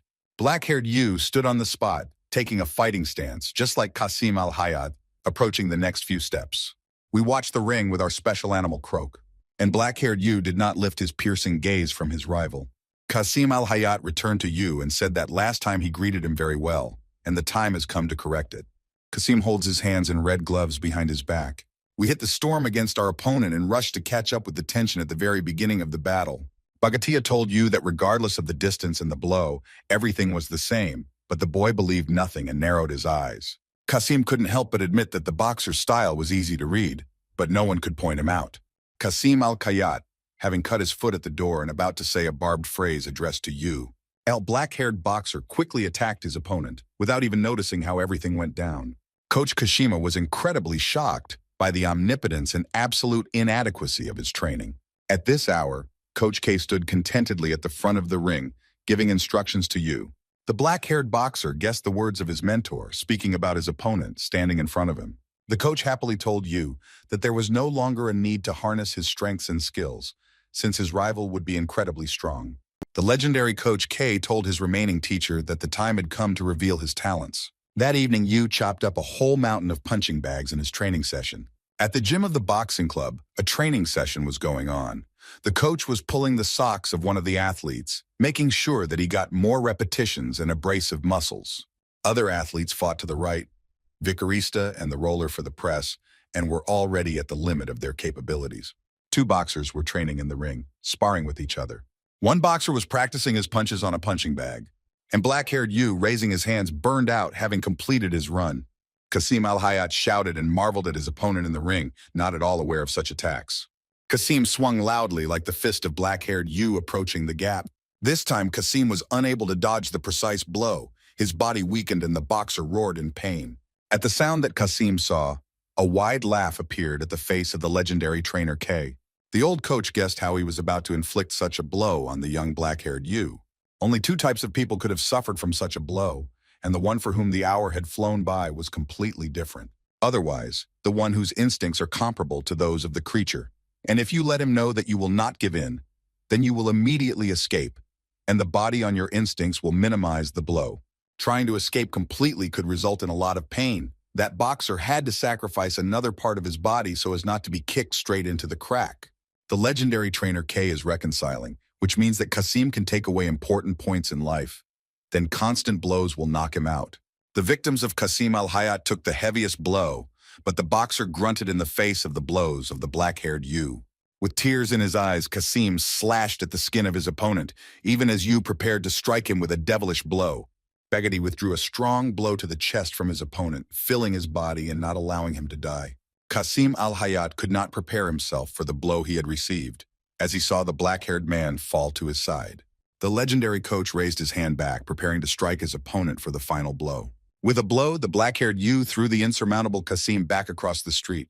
Never in Kasim's life has there been a bitter struggle, in his mind that he could not win, but his strength gradually disappeared into his body, reminiscent of his fear and the prospect of renewed hopelessness. The onlookers were pleased. Yu dealt two incredibly strong blows in a row, and now the stink of Kasim Al-Hayat was smelling in his new role as a victim. Coach Kashima never suspected that the difference in the strength of the boxers was so great. The man understands that the teachings of Coach K have captured their true skills until the perfect moment. Coach Kashima turned his gaze to Coach K, who chuckled contentedly at his place. At this point, Kasim was trying to squeeze himself out of his body and start breathing in the ring. Kasim Al-Hayat, after all the blows he had taken, didn't understand that he worked in the ring and danced in the box, marveling at his incredibly strong opponent, Yu. The black-haired boxer did not take his sawy gaze off his opponent, but was absolutely emotionless when he denounced him. Kasim's eyes were filled with tears, feeling sorry for himself, and complaining about the fact that Yu had become his opponent. Bagati was angry at the peepers. The stinkers were extremely happy to hurt him, but the boxer didn't understand why. Looking over his shoulder at the black-haired Yu, Kasim said that it would be better for him to get out of the ring and continue his fight. Standing calmly in the ring, not crumbling, and looking straight at Kasim Al-Hayat, the boxer's trainer marveled in shock at him as he walked to the edge of the ring and hit the fence ropes. When we are squeezed into the thick corner of the ring, the boxer is screaming and can no longer think about his defense and not about his attacks. Keeping an eye on everything that happened in the ring, the legendary trainer K was happy and laughed out loud for a long time. Coach Bagatia shouted at him so that he would get out of the coop and take the Zakista, but Kasim looked like a ruined cotton boy. He raised his offended hands to his head and took a haughty stance, energized the trainer, and did everything correctly. However, the boxer did not feel the poison. A strong, direct blow flew straight to the Yumu's head, shaking the body of Kasim and critically healed back. Kasim Al-Khayyat is actually hanging on the fence ropes of the ring and is very important. His coach, in shock, could not turn around and could only marvel at his teacher with wide-open eyes. At this point, the coach realized that he had never taken Kasim Al-Khayyat into account for his defense, which he simply had no need for. With a rich look, he knew his teacher and asked him how he had done in the past. Destruction. Kasim tries to attack his opponent, but out of fear as the boy perceived his hands were chaotic and unclear, and the black-haired Yu easily escaped from the fall. You dealt such a strong blow to Kasim Al-Khayyat that the drop flew out of the boxer's mouth. Coach Kashima, feeling even guilty before the lesson, fell for the farce of boxing and spoke about the new era, reinforcing his faith with the skin experience Kasim had gained and never having taught him the basics of boxing. The man, without knowing it, throws the towel into the ring, tightly squeezing it in his hand. Our coach believes that it's too early for him, will never fall again. The coach shouted to Kasim to wash himself until the end of the first round, and then he would come up with a battle strategy. When the moment arrived, the coach froze in shock, not taking his eyes off what was happening in the ring. Black-haired Yu stood in the ring with raised fists and did not look up at Kasim Al-Khayyat. The judge was amazed at what happened in the ring. Coach K folds his arms in front of him and guards the floors in annoyance, laughing lightly. At this moment, Kasim Al-Khayyat screamed to death, having tried to climb over the fence ropes of the ring so that the yak moga could flow in. The shocked coach richly stood, not crumbling, whose eyes were wide open and he couldn't believe those who were studying. Sports commentator Peter Collin, having learned from his partner Bob Norris, learned the same thing and confirmed that Kasim, having climbed over the ropes, is trying to get in. An unprecedented attack in the ring shocked the audience, coaches, and judges of the fight. The coach is trying to push Kasim Al-Khayyat into position, bringing him to the ground and trying to turn him around. But nothing helped. The boxer barked in disgust at the trainer so that he could deprive him of peace. Kasim shouted to the coach that he didn't understand how they were standing in the ring against Yu. He no longer wanted to continue fighting. Kasim Al-Khayyat stated that all those present were God-loving and no longer wanted to take part in the same. The coach was amazed at the wealth and could not believe that it all really happened without ever treating his teaching like this. The man can't believe that Kasim Al-Khayyat still only plays boxing for fun. The coach was upset and disappointed, giving Kasim a blunder right in the ring. Okuranets tried to push the disconnected coach and even shouted at Kasim, saying that his opponent was much stronger, as he was not the strongest boxer in the light box. Shocked Kasim, without looking up from his teacher, could not understand where he was going. The coach shouted that Kasim could not fight with those who, being weak, would be guilty of going all out like they did in boxing. The man could not calm down and continued shouting that he was fighting, going through pain, drinking, and tears, just to get into the ring. We were standing in the ring, having been beaten for mistake and for the first time in life, not knowing what to say. After a few days of shock, Kasim declared that he just wanted to have a little fun and didn't need to please him in the face of misfortune, which has no use for fun. The remaining words spoken by Kasim left the coach angry and awakened a new beast in him, disabling the man by saying that no one dares to underestimate boxing. Sloth appeared in the eyes of Kasim Al-Khayyat. It seemed that he had lost his mind. The boxer quickly cut through the chewing ropes of the ring and lost his strength, rushing to move. Kasim got angry and killed his trainer. The man looked down in disguise, thinking that he was not ready to let the riches into the ring. Having sounded the gong and the judge raising his hand, he burned out, voicing that he would prevail in the battle. Commentators said that the ongoing battle between two genius newcomers ended rather unexpectedly, and ended with a technical knockout in the second half of the round. The legendary Coach K, standing guard in the ring, having burst into tears, lives in laughter. And after this fight, Kasim Al-Khayyat never appeared in the boxing ring again. Nothing has changed in the shabby kitchen of Boxer James, except for the kettle standing on the gas stove. The doors opened, the bell rang, bringing respect to those who walked in the middle. A small, fair-haired boy was sitting on the bench and reading a book when the doors opened. Dad turned home with a bag of chicken in his hands. After the battle, the man's face was scaled down, Plastic was stuck on his nose and left eyebrow, and the man laughed happily. The little boy happily rushed to his father's arms. His face exuded joy and light. Black-haired Yu spent the battle with his opponent. The lad was left exhausted and tormented. The boy dreamed that he was in the ring fighting against a mysterious black boxer cat. And at this hour, the battle commentator asked the spires how black-haired Yu could stand under the paws of a truly insane killer. The black cat boxer attacked Yu, delivering quick blows from both sides, and the boy, having risen from them, managed to escape. The enemy was constantly striking at Yu. It seemed as if his paws were never tired. The boy felt like his legendary Coach K laughed loudly as he stood in the ring. It seemed that he could not win this fight. His opponent was incredibly strong, and the boy had never been so important in the ring. At once, the mysterious black whale dealt a strong blow to the face of black-haired Yu. His eyes were closed, he was lying on his bed in the bed, and the dark cat was pawing his face with its paws. Coach K told him that in professional boxing it was important to relax and enjoy. But it was not painful, since the boxer had no injuries after the fight. Coach K, without raising his blue eyes from his studies, began to swim so that he could not even notice how tense his body was. Bay with Qasim al-Hayat became important to the coach and let him go to school. That day, after speaking with the coach, the boy turned to the spacious booth in which he was busy. On the 1-year-old boy, there would be no way to touch this wound once the youngsters had gone to bed. The black-haired boxer had a great day, but he didn't know how to spend it. The dark gut climbed onto the knee of the ruler, and stretching with licorice, hand covered herself and died. You sat down on the sofa and turned off the TV, stroking your gut with your free hand. On the first episode of the channel, they discussed conservative thinking and the development of various techniques. This topic did not matter to you and quickly switched the channel. The news about the giant penguin also did not bother the black-haired lad. I don't mind watching films in the genre of science fiction and romance and quickly switching channels from far away. Having stumbled upon the anime, the boy was left disappointed with what he could see on TV and got into it. You were forced and didn't know what to do with your first day off, which Coach K gave you. On his birthday, he had 9 wounds, and the boy, having finished chewing, had to sit on the sofa. Yomu realized that when his classmate Inja was at school, he asked him to play with the group after lessons. This idea struck the dark-haired Yu Chudova, but he couldn't figure out how to implement it. The dark gut at this hour meowed loudly and died sweetly in the hands of the ruler. On the bright street, there was a high glass waking up with the Vivia Gora. The old fox-haired man with the mustache fell asleep in the association of the wind hockey and has been wearing it for 30 years. People mocked him for his idea.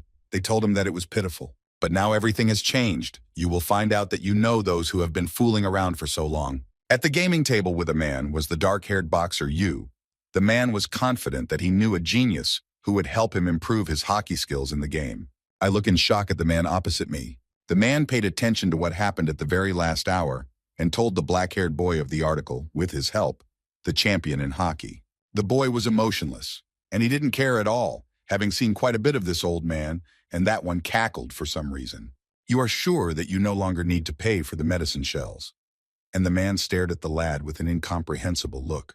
The black-haired boxer turned his back to the gaming table and, having asked for all the best, started to get away. Indiana Jackson, head of the Wind Hockey Association, was then recognized as a hockey lad. You should play on other machines that stood in the important center. All those present were cheered as the boy was able to play Vax's most important song perfectly for the first time and set a new record.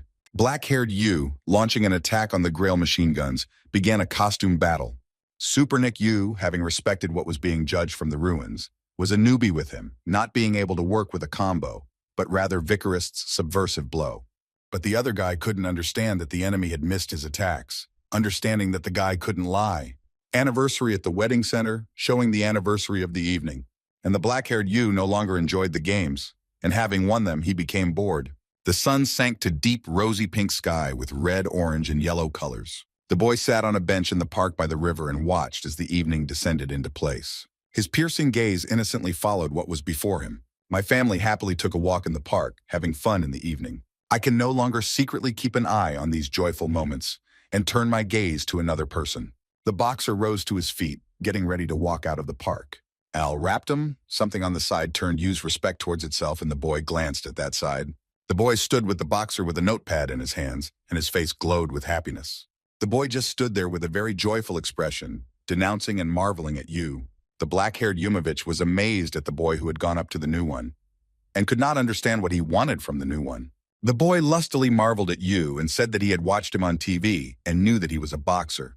Confronting the boxer, he was emotionless and turned his gaze from the boy to the river that lay in front of him. I sat back on the bench, disappointed, when the lucky lad asked for his autograph. In a neutral voice, the black-haired boxer said that he didn't have an autograph. The little boy was happy. After thinking for a little while, he chantedly told you that it was necessary for him to come up with something. The boxer thought, then took the notepad and pen, holding it out to his hand. Everything that the black-haired lad could see at that moment was simply the letter Y written by his hand. The guy was incredibly happy to get the boxer's autograph. Having said that Yu is very strong, I want his rival with the hair of the same being very strong, but he is weak and equalized with the black-haired Yu.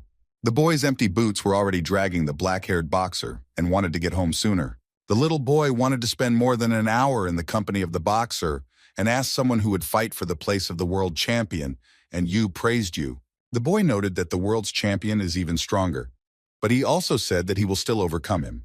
Having thought for a while, the boy asked whether he would be the most powerful in the world. As you say, you confirm in a neutral tone that this may be the case. The boy was happy and told you that he was great, and the little one wanted to be as strong as he was if he was taller. But the boxer said in a serious tone that there was nothing good in being the strongest. Marveling in front of you, you said that you are the strongest and you are sure to fight. You can die in the air. The little boy marveled at him in shock, and his eyes glued, did not understand at all what the boxer was talking about. Aleyu was not surprised at the boy and continued saying that it was also possible to die through an unfortunate accident. And if there were a tiger in the forest, then death would be even more miserable. The little guy stood on the spot without collapsing, his eyes filled with fear. Then the boy broke through and shouted to Yu that if he were the strongest, he could kill the tiger. And the boxer said that death could have been from simple illness. Since life has been blessed and there have been no ailments in life, it's still too early, like everyone else, to die. The boy clenched his hands into fists and got ready to confront the boxer, without telling her that if his father died, he screamed at the child. And if you said that after the father's, if the boy would come to die, she would cry in fear. Don't be surprised at the boy who, standing on guard, continued to talk about the death of the child and added that the people themselves could have ended their lives, since it was too small to earn money. And through this force itself did not give any advantage in life, affecting you, and the little one stood white and still in fear. The black-haired little boy looked at the boy and couldn't understand why he was so upset. The little one burst into tears under Yu's sweet gaze and ran away from the wonderful boxer talking about death. And the black-haired lad still didn't understand why the lad reacted so much to his words. You sat in the yard until night, thinking about yourself. And when the night cold began to permeate your body, you pulled your hood over your head. The boy took a walk, turned around until he was crazy, and his days were quiet and even more noiseless. Black-haired Yu, having guessed how he had been a small, hungry, and beaten boy for a long time, turned into his wretched delirium. It seemed to him that at this moment there were two people walking across the bridge, the grown-up Yu, who had become a boxer, and the little hungry Yu from the past. The boxer turned home when it was a deep, dark night without stars. You open the entrance door to the booth and walk in the middle. The dark gut happily squealed when he left, and there was one who was impatiently waiting for him to return home. Boy, who spends every day thinking about how long life is, sitting down and asking her to live longer. When Yu was small, he picked up a dark cat and brought it to his madness. They played together on cold nights and slept on the same bed under the same carpet. Over the course of time, nothing has changed, and now, since Uvirus becoming a boxer and moving to the great booth, the stinks slept at once. It seemed to the black-haired boy that their hearts and dark guts were intertwined and beating in unison. Jean-Pierre Manuel, light boxing champion in a light vase, completely opened his eyes. The man was meditating, crossing his legs and sitting in the boxing ring. Jean-Pierre was sitting at the table, holding a spoon in a bowl, a glass of wine standing on the table, and the room was luxuriously furnished. But the man sat without a mood and did not. A blonde woman with a short haircut sat opposite the world champion and was turned off. The woman shouted at Jean, annoyed. She was trying really hard to prepare a delicious dinner and respected that he would like a little something. But the boxer's gaze was in the afternoon, and it seemed that his thoughts were even farther away. The fact that Jean did not react to the woman's words irritated her even more. That's all that the boxer was thinking about and staring in front of him, the image of the black-haired student of the legendary trainer K. At the club's boxing levy, manager Carmen was working earnestly in her office. The girl was quickly working on the keyboard of her work laptop. Carmen decided to take a short break. The girl stretched while sitting at the table trying to get some sleep. She walked up to the window that overlooked the training room and marveled at those black-haired Yu jumping ropes. Firaz denounced that he was emotionless and that he was heavily stressed in training. Holding a cup of hot drink in her hands, the girl marveled that you'd come to training today. The shards began to sound after the battle, giving the athletes an hour to recover and recuperate. Carmen wondered what food would be needed for repairs and renewal for black-haired Yu. The manager could not understand why the boxer did not improve his strength and did not survive a day without training. Every day I was drawn to the grim layout, regardless of anything. The girl was amazed at Coach K's teaching, and she respected that such discipline was the norm for a professional fighter. Sometimes it seemed to her that in front of her was not a living person, but a professional robot boxer. For 2 years, no one became close to anyone. No one had friends. He was always himself, and his face was always neutral. He was never considered cheerful or doubtful. You've heard Coach K's sayings, but you've trained alone before. Sometimes it seemed to Carmen that the boy didn't like boxing, and no one else knew how to fight. The girl admitted that his gut was dark in the buried areas. The advancing opponent of the black-haired Yu was the champion of the light vase, Jean-Pierre Manuel. Carmen matched the two boxers with each other and revealed that they had the same energy. The manager drank from her cup of drink without raising her gaze to Yu. Marveling at the newcomer, Carmen believed that his energy was stronger than that of Jean-Pierre Manuel. In their thoughts, the girls continued to chew. She could not see herself happy in the face of Yu if she won the title of world champion in a light vase. John meditated in the boxing ring when he called him by name. A fair-haired man with a mustache stood opposite the boxer, clasping his hands on his chest. The man stood dissatisfied outside the ring, telling Jean that his meditation began to take more and more hour.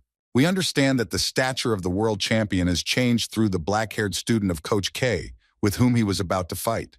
The fair-haired man told Jean-Pierre that tomorrow he would have a fight with him and felt the boxer's connection with him. Jean-Pierre Manuel's look was full of hope, but the boxer believed that he felt good, but that was not enough. The man with the mustache told the boxer that it meant he needed to do his final preparations before the fight again. Jean Rosamive, that his sports training was on a high level, but there was too little of it. 3 strong boxers entered the ring in front of Jean alone, preparing to attack the athlete. At the party room, Coach K decided to show yesterday's battle with the participation of Jean-Pierre Manuel. Jean's opponent was first-class boxer Till Schnauzer. Black-haired Yu calmly kept an eye on everything that was displayed on the screen. The coach noted that at the moment there were 5 people in the boxing category who were considered the strongest. In the first middle vase, the strongest is the boxer Takeda Yuto. In the middle vase, Santorino Fabrizio was praised as the strongest boxer. The first heavyweight will be the boxer Victor Grigoriev. And in a difficult situation, Aaron Tide, a great student of Coach K, will be the best. The legendary trainer K turned over the strongest boxers to the black-haired Yu and determined that the rest would be his offensive opponent. Jean-Pierre Manuel, the strongest boxer in the lightweight category, having won 30 of these fights out of 37, including 31 knockouts, entered the ring for the first time in 20 years and won the championship belt through the river, and now for 10 years, no one could fight. Coach K noted that he was amazed at the history of boxing techniques. Then among the 5 strongest, Jean was the strongest, and Yu needed to gain respect for the ruin of his hands. Jean's hands began to collapse in line with his opponent's eyes, which affected his glance and his orientation in space. At this, Jean-Pierre was instantly amazed at his opponent. Aside from the look and orientation of the enemy, they admired the fact that Jean's fist was even closer. Jean-Pierre Manuel was able to control his opponent with just the position of his hands. The circumference of a boxer's arms is exactly 2 meters.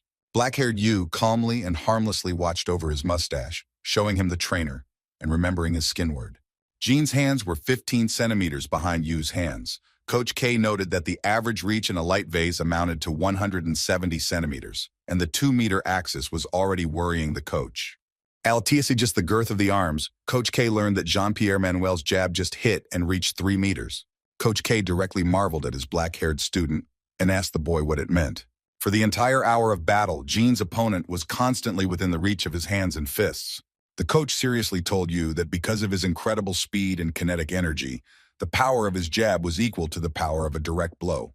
Fight with Jean, quickly guessing a battle on rapiers or a boxing match. The strong blows of Jean-Pierre always shocked the opponents. The fragments of the stench were much more beautiful than the ones they smelled.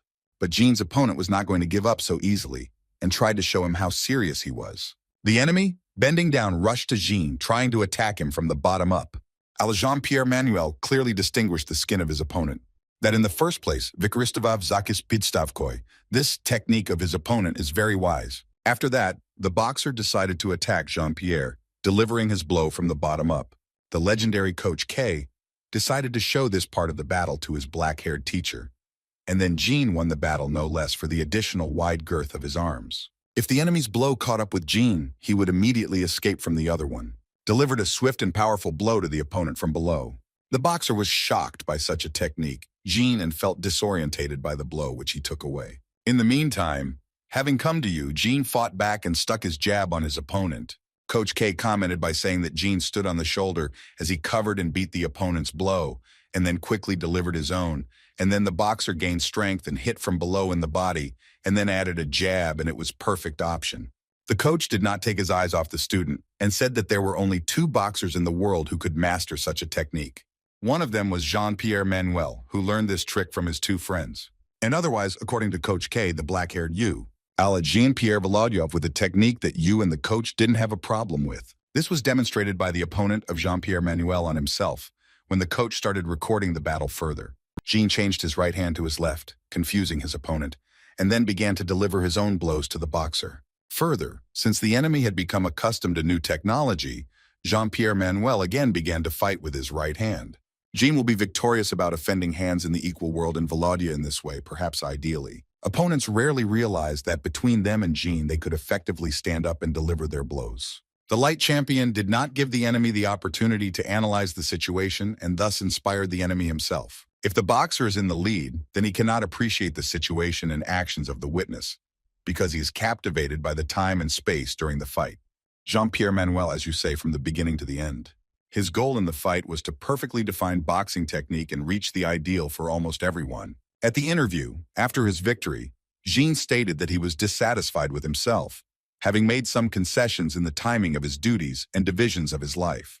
Todi the boxer said that if he could repeat such benevolence next time, he would hesitate to give up his title. At the end of the interview, Jean turned to the boxer, who took 3rd place in the lightweight rating, and said that he was impatient with his partner. The legendary trainer K laughed happily when he sensed the words that were spoken by Jean-Pierre Manuel. Coach K told you that Qasim Al-Hayat was a simpleton who did not take boxing seriously, but Jean did not flaunt his talents, but instead reached the very top. The man would be hostile, and could only reach the moment when it becomes clear how diligently Jean prepared before the battle with you, and declared that he would be the most hostile to him. Jean-Pierre unsurprisingly followed what was on the screen. We learned, or X-ray, how the muscle in the boxer's leg was straining while he was in the ring, how they treated the back pain when they struck and fell back, how you felt the bruises in your hands when the athlete lifted them up to take an advantageous position or attack the opponent. Jean-Pierre Manuel looked at the 2 black-haired you and Qasim Al-Hayat. Jean quietly followed the skin movement and mastered the technique of his offensive opponent. It's clear that Qasim was disqualified for leaving the ring, and they voted you the winner of the fight. This was a technical knockout, and I became a winner for the repeat fight with Qasim. Jean-Pierre Manuel Visnati, Shoyuzdolav his opponent very beautifully. Jean was constantly thinking about those who had fought in the ring, through in real life, through ruination and often losing touch with reality. The boxer didn't even notice that his cup was filled with coffee, and the wine continued to spill on the table. The fair-haired woman looked shocked at Jean and didn't understand what had happened to him. The man marveled at the emptiness and lost his thoughts far away when the woman called him by name. Jean shook off his thoughts and looked at the cabbage and cavi on the table. The woman slammed her fist on the table and told Jean that she had been flying in the skies for the rest of the hour. The man marveled at the woman with emotionless eyes, because there was nothing else in the world except for the battle with you. The woman marveled at the man with evil eyes and asked him about his interest in boxing. Jean did not confirm anything. His expression did not change in his face, and his eyes were almost empty. Tears welled up in the fair-haired woman's eyes, as reflected by Jean's position before her, and by those who had previously put boxing on her behalf and their centenaries. The woman was crying and was constantly asking the boxer, but in his head there were no more thoughts about you and his boxing skills. At every moment there was a panic at the table, and then Jean told the women that he was simply tired. The fair-haired woman marveled at Jean with disgust, and tears appeared in her eyes. And then Jean-Pierre Manuel told the woman that he was simply tired of her thread. Jean's blonde trainer gave an interview when the journalist asked him to know a little more about the boxer. The coach was unable to properly describe his training, but later the man said that for Jean the word artist or boxer was more suitable. He spent his entire life chasing beauty, which was captured in the technical battle of the greatest rival. Or it would be better to say that he gave up his entire life to know this beauty. Journalist Peter Kent and his cameraman continued to film an interview with the trainer of the current world champion in a light vase. The journalist asked the coach to show a special approach that the victorious man used when training a world champion. Gene's coach began to sing that he had to show the light box and led a large group behind him. In the ring, the world champion sat with his legs crossed and his eyes closed, meditating. The journalist gestured to the operator to begin filming, and the group quietly hummed around the ring. Peter Kent chuckled with satisfaction. The sentiments about Gene's meditations before training turned out to be true, and it was now possible for the first to confirm this fact. Kolya, blonde journalist, interviewed a boxer who trained in the same gym as Gene, and she first told Peter that before training, Gene had always meditated right in the ring. Why did the boxer marvel at the fact that the world champion meditated not for a few days, but for at least an hour, and once again if Gene sat like that in the ring all day? And after meditation, my training was also even more amazing. Gene simply standing in one position. At first, the boxer couldn't comprehend what he had done to Gene in the ring. If the boxer completed his training with the bag, then the position of Jean-Pierre was further changed and was cut from the cob. When a boxer finishes his sparring training, the position of his body changes again. And just, if the boy spent a whole year in the hall, then he will understand what Gene will be doing. To get one jab, Jean-Pierre Manuel spent a whole year. Journalist Peter Kent has trained a boxer this way before. The man could not believe the feeling and not knowing the sense of this type of training. Standing in front of the ring, the journalist quietly asked the coach about the correctness of his mind and the purpose of Gene's meditation for clarity and a calm mind. The coach looked at Peter with surprise and said that this was not for peace, but rather for fun. Jean-Pierre practiced meditation before battle in order to lighten all the nerve endings in his body. And in order to reach him, Jean is guilty of being angry alone. The journalist chuckled and thought, what was it like if everything was clear around him, and the main goal was even clearer? However, steady meditation really got on my nerves. The trainer encouraged the journalist to try Gene's meditation on himself, only to laugh and be inspired to work. Gene's coach laughed and said that interrupting the meditation of his teaching is not so easy, that journalists could not just boast. Peter Kent rubbed his head with his hand and waited to try meditation in the ring with Jean-Pierre Manuel. Coach Gene told the journalist that everything was very simple.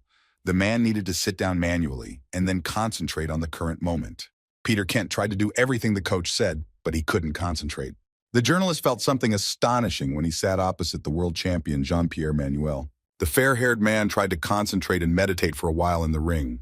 The journalist closed his eyes and discovered that there was nothing but darkness. Peter needed to do a few tests in order to feel calm in his middle. Gene's coach told the journalist to test his heartbeat. The fair-haired man tried to look into the middle of his body. Peter felt how calmly his heart was beating in his chest. The journalist realized that the more he concentrated, the more he felt the power of his heart. The coach poked Peter's shoulder and said that for the first time it would be enough. The boxer's trainer told the journalist that a little bit of concentration, and if a person could notice those who had never realized this before. And now you can see that you have perceived someone who has reached an incredible level of meditation. When Gene meditated, I felt my heart beating, my muscles tense, my blood flowing through my veins, and I felt the skin nerve in my body. The coach stated that Gene's goal was to achieve maximum control over the body and not lose muscle pain in the body, but also all muscles on the fingers and toes. And this control, Jean-Pierre Manuel, having tried to learn the technique of the highest level. Deep night had fallen on the place. The rich apartment buildings shone brightly in the darkness and gave the place a special charm. Jean-Pierre completely opened his eyes, emerging from a meditative trance. The coach stood outside the ring, crossed his arms on his chest, and said that he couldn't wait until Gene completed the meditation and announced that the journalist had already finished, but he could turn around later to interview Gene himself. The coach got angry because of this behavior of the boxer and asked him to teach directly what he was doing with you. Gene was no longer calm, but at the same time he admired the approach of the dark-haired teacher of the legendary Coach K, light champion of the former reconciliation, which is not part of this world. The fragments of the mustache that Jean obtained were of no little importance to the black-haired newcomer. The boxer realized that it was simply necessary for him to increase his concentration. The coach shouted at his student but could do nothing with it. One of the boxers, who had a bare head, looked in shock at the trainer, not believing the powerful sounds and what he felt. The coach nodded, confirming the seriousness of his words, and then adding that he was trying to beat Gene without hearing him. The three Flint boxers who stood in the ring frantically shook their heads. Standing opposite them in the ring was Gene, who did not raise his piercing gaze from the boxers. Three boxers, who were about to fight simultaneously against one Jean, were trimming sharp knives in their hands. Jean-Pierre Manuel gave the order to the boxers to attack him. The boxers cried out. They believed in the power of Jean's miraculous reaction, but could not bear responsibility for their actions in the ring in such a situation. The athletes began on command to attack their opponent with intense force. Jean-Pierre Manuel began to easily and even silently collapse around the ring, and the coach stood up to mark the loss of blood that was pouring on all sides. Sturbovani coach shouting Uchnu Abizupiniti Yogo Madness. Jean froze in the ring. There were small drops of blood on his face. In the ring, his attackers lay on the ground without a record, and their cold armor was knocked from their hands and lay nearby. This was not enough for the world champion, and there was no need to drive the pieces into these opponents. The journalist again sat down with Jean-Pierre Manuel to conduct an interview and asked the professional boxer what boxing was for him. Convicting Jean was calm and equally important when he said that boxing for him was a beautiful joke, and the championship belt went to the one who was closest to the ideal. A boxer told the journalist that he still finds beauty in his ideal. A boxer fires his first jab in the ring during a fight with his opponent. Journalist Peter Kent, like all voyeurs, will be shocked. Light champion Jean-Pierre Manuel sensed the difference in the boxer's blows and assessed his blow. The legendary trainer Kay looked pleased with the boxer's performance. And Jean-Pierre Manuel stood on the balcony for special guests. Those whom he had spent his entire life chasing were revealed to him right in the boxing ring. There was a police car standing under the rainy plank in the middle of the street. Two patrolmen were discussing strange rumors that had spread among street bandits, invisibly delivering a strong direct blow to the armed bandit. The victim fell to the ground without a clue, unable to catch himself from the attacker. Although the fighters were in power, they chose themselves as victims, including the evildoers. A man in a hood, standing under the plank, as his victim lay inviolate on the gray ground. The patrolmen believed that there was an unknown desire to see themselves as a superhero, or perhaps the champion of light, Jean-Pierre Manuel. Having recovered his victim, the attacker did not escape, but took the blood of his opponents. At the edge of the place, there is a luxurious, ornate, over-the-top booth. The man made a bunch of red strokes with a brush on the black wall. At this hour, a flash of light and dark makeup flashed outside the window, and the storm became stronger. Jean stood at his booth and thought that it was not enough for him. A few years later, Jean spent his training in the boxing ring. Ale jego coach był zdivowany tym, schorobi boxer. One of Jean's trainings was to fight with a strong opponent, whom he showed in the ring, and then the trainer noticed that he had changed significantly over the remaining 2 days. The man said that Jean's hands had become assertive and emphatic, and at the same time incredibly precise. The champion's coach appreciated that his technique had reached the same level of perfection. All the man praised the fact that the rest of the time Jean-Pierre Manuel was developing too quickly. The coach did not understand how it was possible to work in such an incredibly short period of time. It was dark outside when Jean-Pierre finished his training.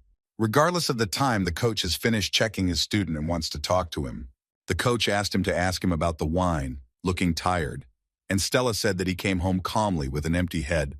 Jean couldn't speak to the man, but was frozen in place and couldn't just sing.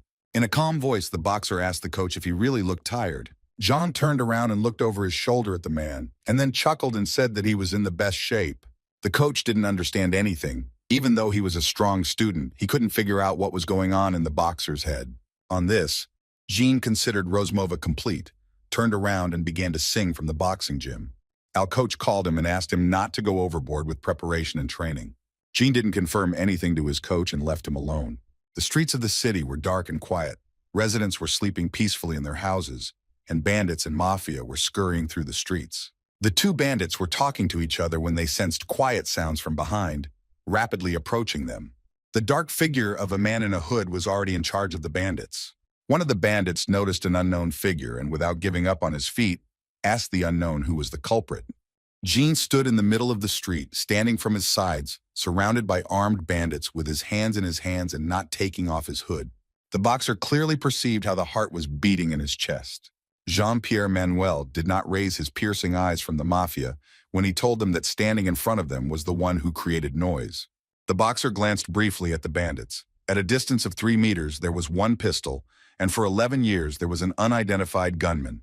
For 9 years at a distance of 6 meters, a woman is lower, and for 1 year at a distance 3.5 meters is lower for a man with a beard.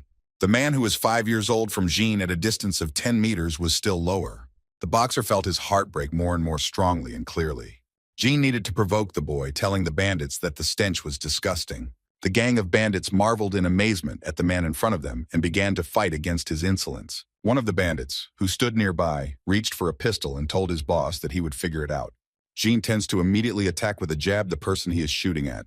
You may have taken away all the uncooked steps, but have lost about 10 seconds to react. The boxer knew that a little bit of fear could save a man from losing his life, and he would only have to deal a strong blow. The man gained full speed and attacked the bandit for 2 years with one short blow. His timing and distance were ideal. Jean prophesied that the bandit with a knife for 10 years would approach him in 2 seconds and attack the boy 2 years from below, and then create a mitten uppercut.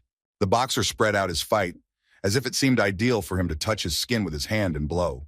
Jean, having felt the skin of his rival through the air, is easy, otherwise he gets angry. If a boxer intends to defeat his remaining opponent, a gang of bandits, then he will inevitably die on the spot. Boss pointed the muzzle of a pistol at Jean, not noticing any whine and not taking credit from his battle. The situation was critical, and the gap between the boxer and the gang of bandits was no less than 10 meters. The beating of Jean's heart created a roar in his head and filled his ears. The boxer froze in shock and did not collapse if the bandit was facing death. All the nerve endings in Jean's body were stiffened, and he felt everything that was in the middle. The mafia boss put his finger on the trigger of his pistol. Jean bent down and quickly rushed ahead to the bandit. A strong blow hit the bandit gang earlier, and it could mark Jean's hand at his side. That late night, the place slept peacefully, and there was no suspicion of what had happened on the streets. Jean-Pierre Manuel, having completed his battle, had defeated his opponents, and in the process, had lost his innocence. During the battle, you will achieve that ideality to the point where you have given up all your life and can control the smallest part of your body. After that, the boxer turned to his booth in the darkness of the night. Now he knows that he can finish those that have begun to draw the blood of his opponents, the bandits. Jean chuckled and was pleased with what came out of his efforts. Now the boxer is ready to face his strongest opponent and fight for the title of world champion in a light vase. The doors of the boxing gym opened with a noise and let someone in the middle. The coach stood with his hands on his back and trained and turned his head towards the noise. When he noticed that John Zyshoff was in the middle, the coach marveled at his student in shock and could not understand what had become of him. It seemed that the boxer didn't notice that he had arrived at the boxing gym too early. Instead, he ignored the trainer's words and said that he was going to train at the punching bag. The coach wants to change gears, but the athlete is doing well and calling out to him, but not reacting. The man noticed that Jean's gaze had changed and began to wonder what might have happened to him over the past night. The boxer approached the bag and was about to strike it with his blow. At his head, Jean scrolled through the battles, as if looking at the fate of the black-haired you earlier. As a little boy, Jean often asked questions about what it meant to be human. The boxer delivered his first blow to the bag, and it began to move on the creaking lance that were trimming it under the steely.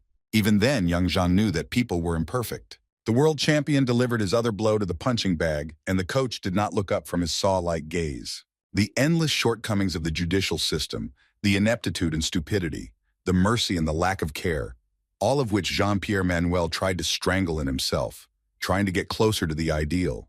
When Jean delivered his sixth blow to the punching bag, the pendant lances creaked and creaked pitifully. And the coach marveled at the punching bag and his training session, understanding that he was ready. The sand hung from the punched material of the punching bag, and Jean lowered his hands, raised his face and breathed importantly, realizing that he had managed to reach the top. Stella burst into tears through the remaining words that Jean-Pierre said to her. The blonde woman lay down on the bar counter and continued to cry. She couldn't understand how the boxer could say that to her, and the bartender marveled at the woman in amazement. The bartender was a great boxer, John, and the boy couldn't understand why the woman was crying, since she only drank non-alcoholic cocktails. The boy tactfully told the guards that the mortgage would soon be closed, but Stella continued to cry at the bar. Vaughn looked dissatisfied at the bartender, raising her tearful eyes to him. The woman hysterically asked the bartender that she was already crying with tears in her eyes. Bartender John did not dare to tell the disgruntled woman that she was close to the truth, and only a few people were amazed at her. The woman began to cry again and could no longer say that all the men were headless fools. Stella continued to cry and said that she was too sweet and couldn't fight anyone. And the bartender at this hour really wanted to get home after an important day at work. An athlete was training on weight machines under the watchful eye of a trainer. His body was shaking due to tension, but the trainer told him to do one more approach. The club's manager, Carmen, supervised the boxer's training in her office. The woman noticed that she began to study the match much more closely. You finished training at a crazy pace, and the legendary Coach K stood in charge and watched over his teacher, giving him his tips. From the side, it seemed that black-haired Yu was at the limit of his strength. While Coach K said that his body was to blame, Booty was strong enough, that Vikanati be any kind of ruin and Booty prepare for whatever happens. Once you've decided against the excuses, the coach has spoken to you and told you not to try to copy anyone, but just listen to your body. Carmen gazed at Coach K and her remaining teacher. The woman was convinced that Yu was winning this race, since the coach would not deal with him, as if he did not believe he could win. Carmen knew that the coach was an important person, since I wanted my life to be a triumph and the possibility of defeating all my achievements.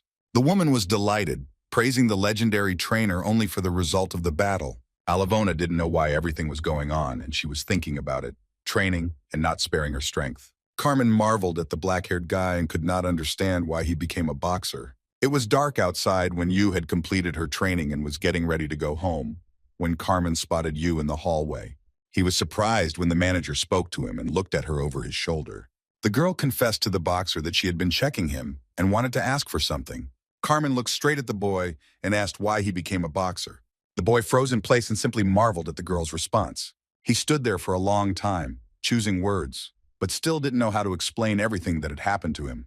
At some point, the black-haired lad marveled at the light in the darkness. From that hour, after hearing the explanation having told Carmen, Yu Pishov went ahead, and the manager stopped standing there in shock, intently thinking about everything the boxer had told her. Having killed a bunch of black-haired people, Yu hunched and did not turn his head, adding that perhaps everything had worked out for him.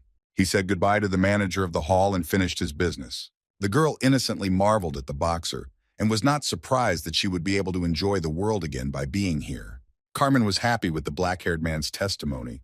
She didn't think that this young man could be so sentimental. The skinny boxer had his own reason for entering the ring. Some of them were motivated by pennies to step into the boxing ring. I would like to come to the box to find out for myself, but otherwise there were a lot of other reasons. But here and now, among various fighters and for endless reasons, the two best will fight for the title of champion in the light Vas.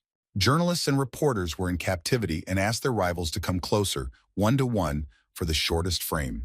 Yu and Jean-Pierre Manuel bored each other with their piercing glances. Jean will be pleased once you get there. I'll be able to compete in the same ring with Coach K's black-haired student. On this evening, there was a meeting between Jean and his coach. The coach of the world champion was happy and a little angry.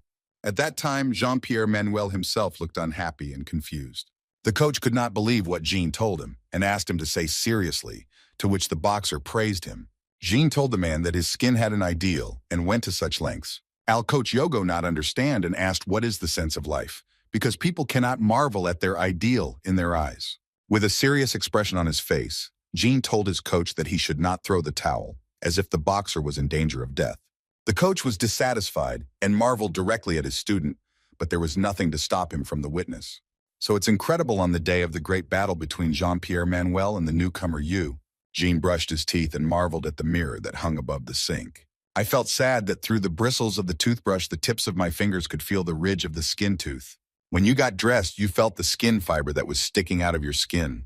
And finally, if you just did it, then you have understood the mechanism of action of skin sores from the toes to the Achilles heel and further along the calves, knees, and thighs. Now for the new world, there is a light in which the skin was felt subtly and clearly, and now Gene of Reason is a light in which the Yu is alive every day.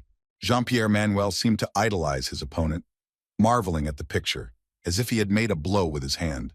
The hall in which the fight between Yu and Gene will be held will be completely packed with people who have tried to bring this legendary fight to the fore. Commentators Peter Colleen and Bob Norris greeted with looks and said that the day will come when they become the champion in the light vase. In one corner of the ring, there was an unstoppable champion of lightweight wrestling who had not changed for 10 years. But on the contrary, he is a newcomer, a top all-round boxer, and the strongest contender for the title of champion. Manager Carmen supervised the online broadcast of the fight from the boxing club. In the ring, accompanied by 2 guards, lay the belt of the light champion of the light war, which can change its leader after the battle. The legendary Coach K placed his hand on his belt, lying near the ring. The coach chantedly said that very soon the black-haired Yu will be in charge. K, having learned that he will win much more than just one belt, he will become the winner in all categories and all the belts will be under his feet. The black-haired boxer turned over his shoulder and glanced once again at the belt of the world champion. The coach left the boxing ring and ordered him to take everything from his hands. Gene's coach got angry and said that his capabilities were more visible to himself. All of you have found your roots, and now you have the best chance of achieving your ideal. When Jean's trainer left the ring, he told him to go forward to his ideal. Sports judges who entered the ring, the commentators announced the start of the fight between Jean-Pierre Manuel and Yu. Everyone was aware of the result of the battle, and that it was possible for the unstoppable champion to steal his title, or the ruler of the belt to change and create a new era. Commentator Peter Collins said that the respect of boxing fans around the world was riveted until the match between these two boxers. As soon as the battle had begun, Jean attacked the black-haired newcomer Yu. Coach K's training was easy to dodge the blow of Jean-Pierre Manuel. The sports judge did not manage to leave the ring, as Jean attacked the black-haired Yu several times, and she rightfully flinched from the blows. Sports commentators were hostile to the world champion's speed and range of strikes and noted that Jean had obviously prepared a lot for this fight. Zoden, with Jean's clear blows, was unable to hit the black-haired boxer. The legendary trainer K was impressed by this preparation, as he became the world champion before the two of Yu. Jean-Pierre Manuel, standing in the ring, raising his fist to the point of exposure, was pleased and respectful of what would be the result without revealing to himself.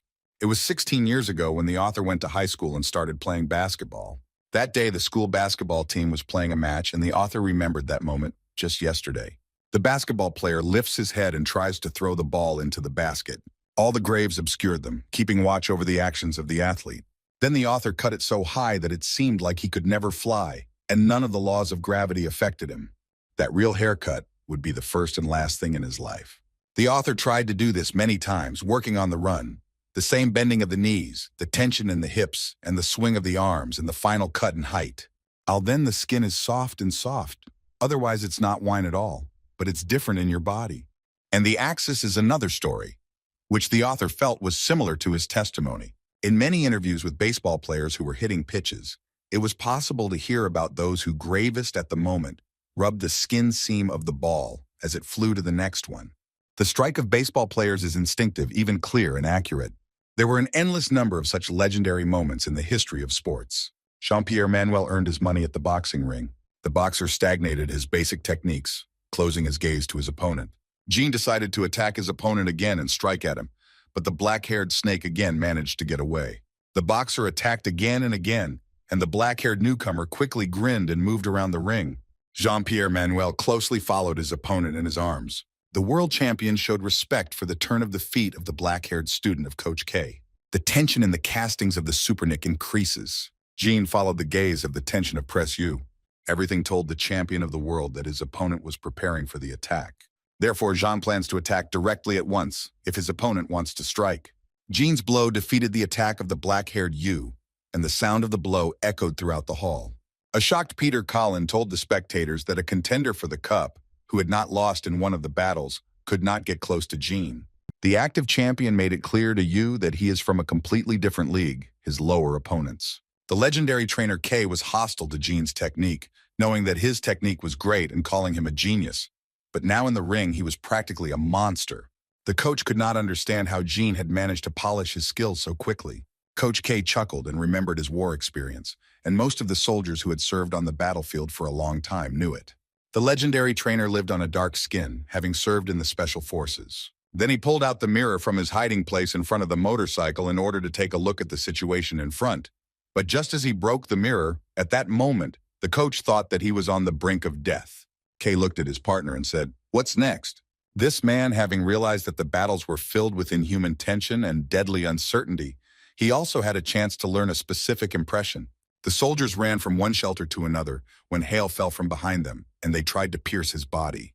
You felt, as it was said, your heart was beating in your chest and you felt the blow on your skin. When Kay ran between the bags, it was only for a split second, but then he suddenly sank and nodded as the bag rushed past his head.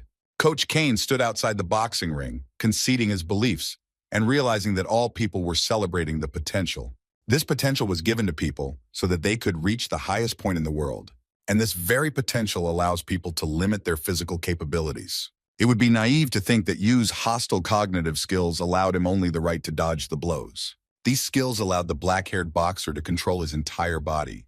Thousands of fleshy fibers and abscesses, all the stench compressed and relaxed at the right time. And the slightest inaccuracy was simply unbearable. This variability created world records that could not be broken for many years. It itself created legendary moments that were lost in the history of world sports.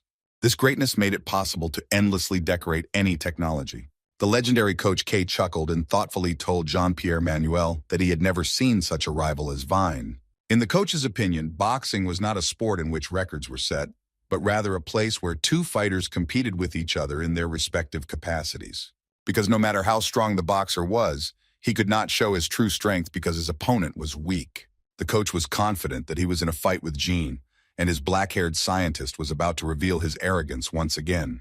Jean's coach stood outside the ring with his hands crossed on his chest and innocently watched over the two.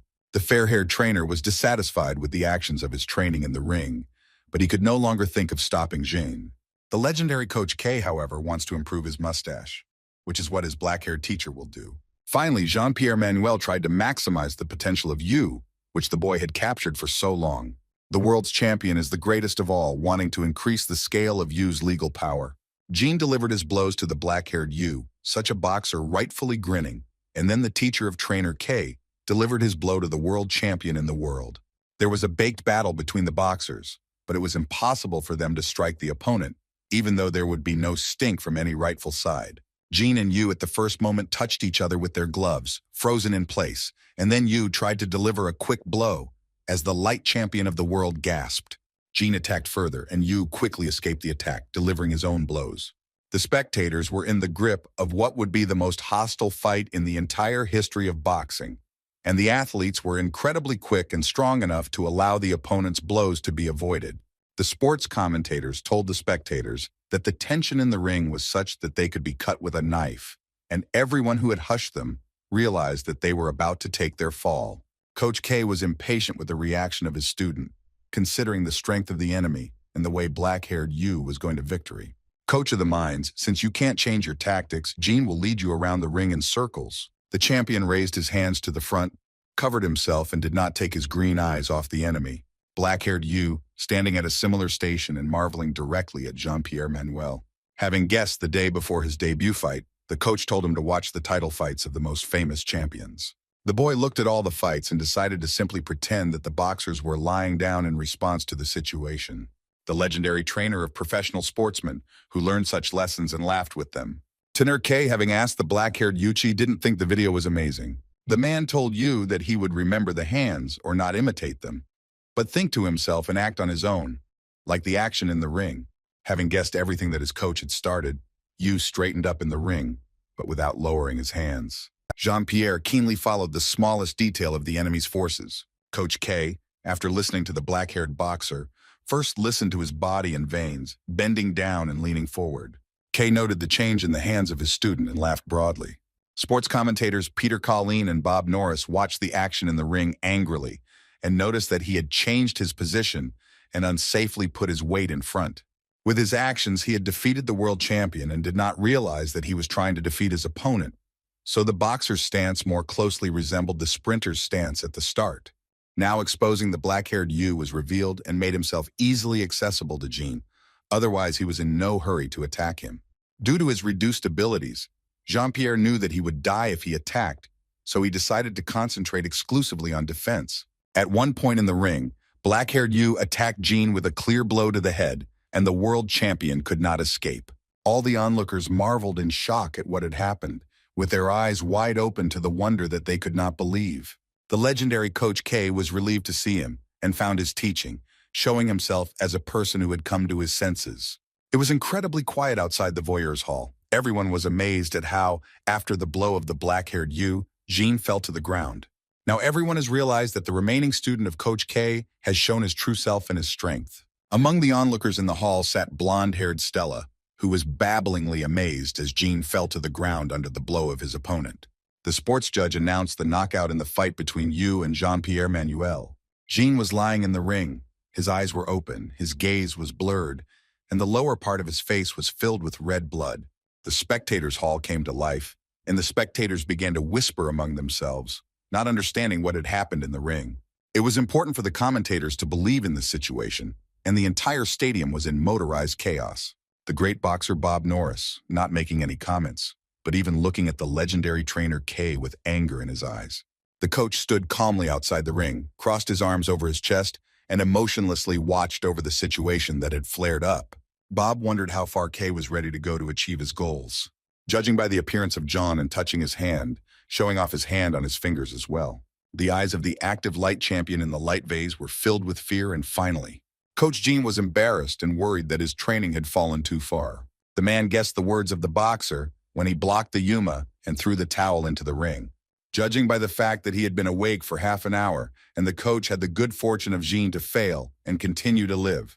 The champion was lying in the ring, but at that moment there was nothing around him except darkness. Gene tried to understand what happened in the ring, noticing anything, and feeling a strong blow, and even burying his whole body.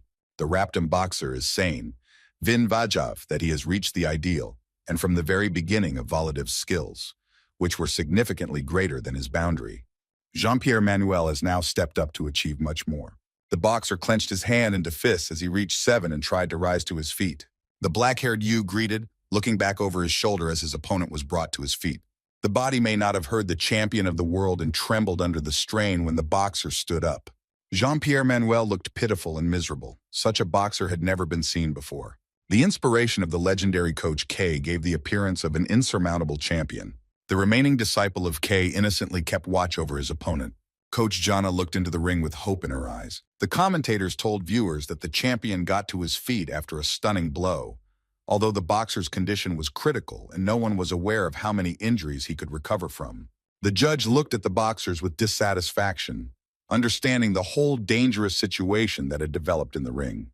Jean, standing in the ring, swayed from side to side and could no longer find his balance and stand on his feet. The man of thoughts, having imbued himself with Chiwardo Yoma, continued to chew the battle, understanding all the strength of the enemy. It struck Jean astonishing that he couldn't read his opponent's gaze, having already been afraid. Judging by the camp of one of the fighters and not knowing how to do it correctly, he asked Jean to immediately continue fighting. Hot blood flowed from the boxer's nose, but he chuckled and assumed a fighting stance, firmly so that he could survive the fight. Judging by the shock at this appearance of the boxer, there was a bad feeling in the new one. Judging before Jean what to say under your title, you will ask for help, as only we respect that your life is under threat. Jean nodded and told the sports judge to continue his life peacefully. The judge nervously shook the horse and told about the continuation of the battle between Jean-Pierre Manuel and Yu. Jean-Pierre accepted the position for a new position, which was the best moment for his blow.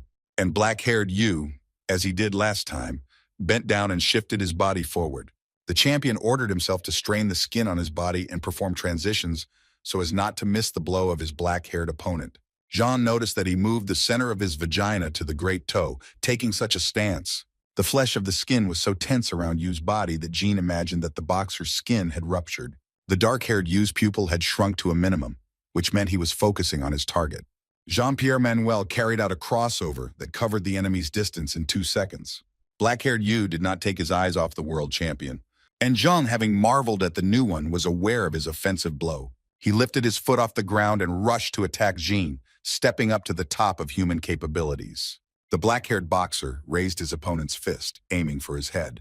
The rest of Coach K's teaching quickly stamped his foot on the ground. This maneuver allowed Yu to evade the sharp blow of Jean-Pierre, who was preparing for it.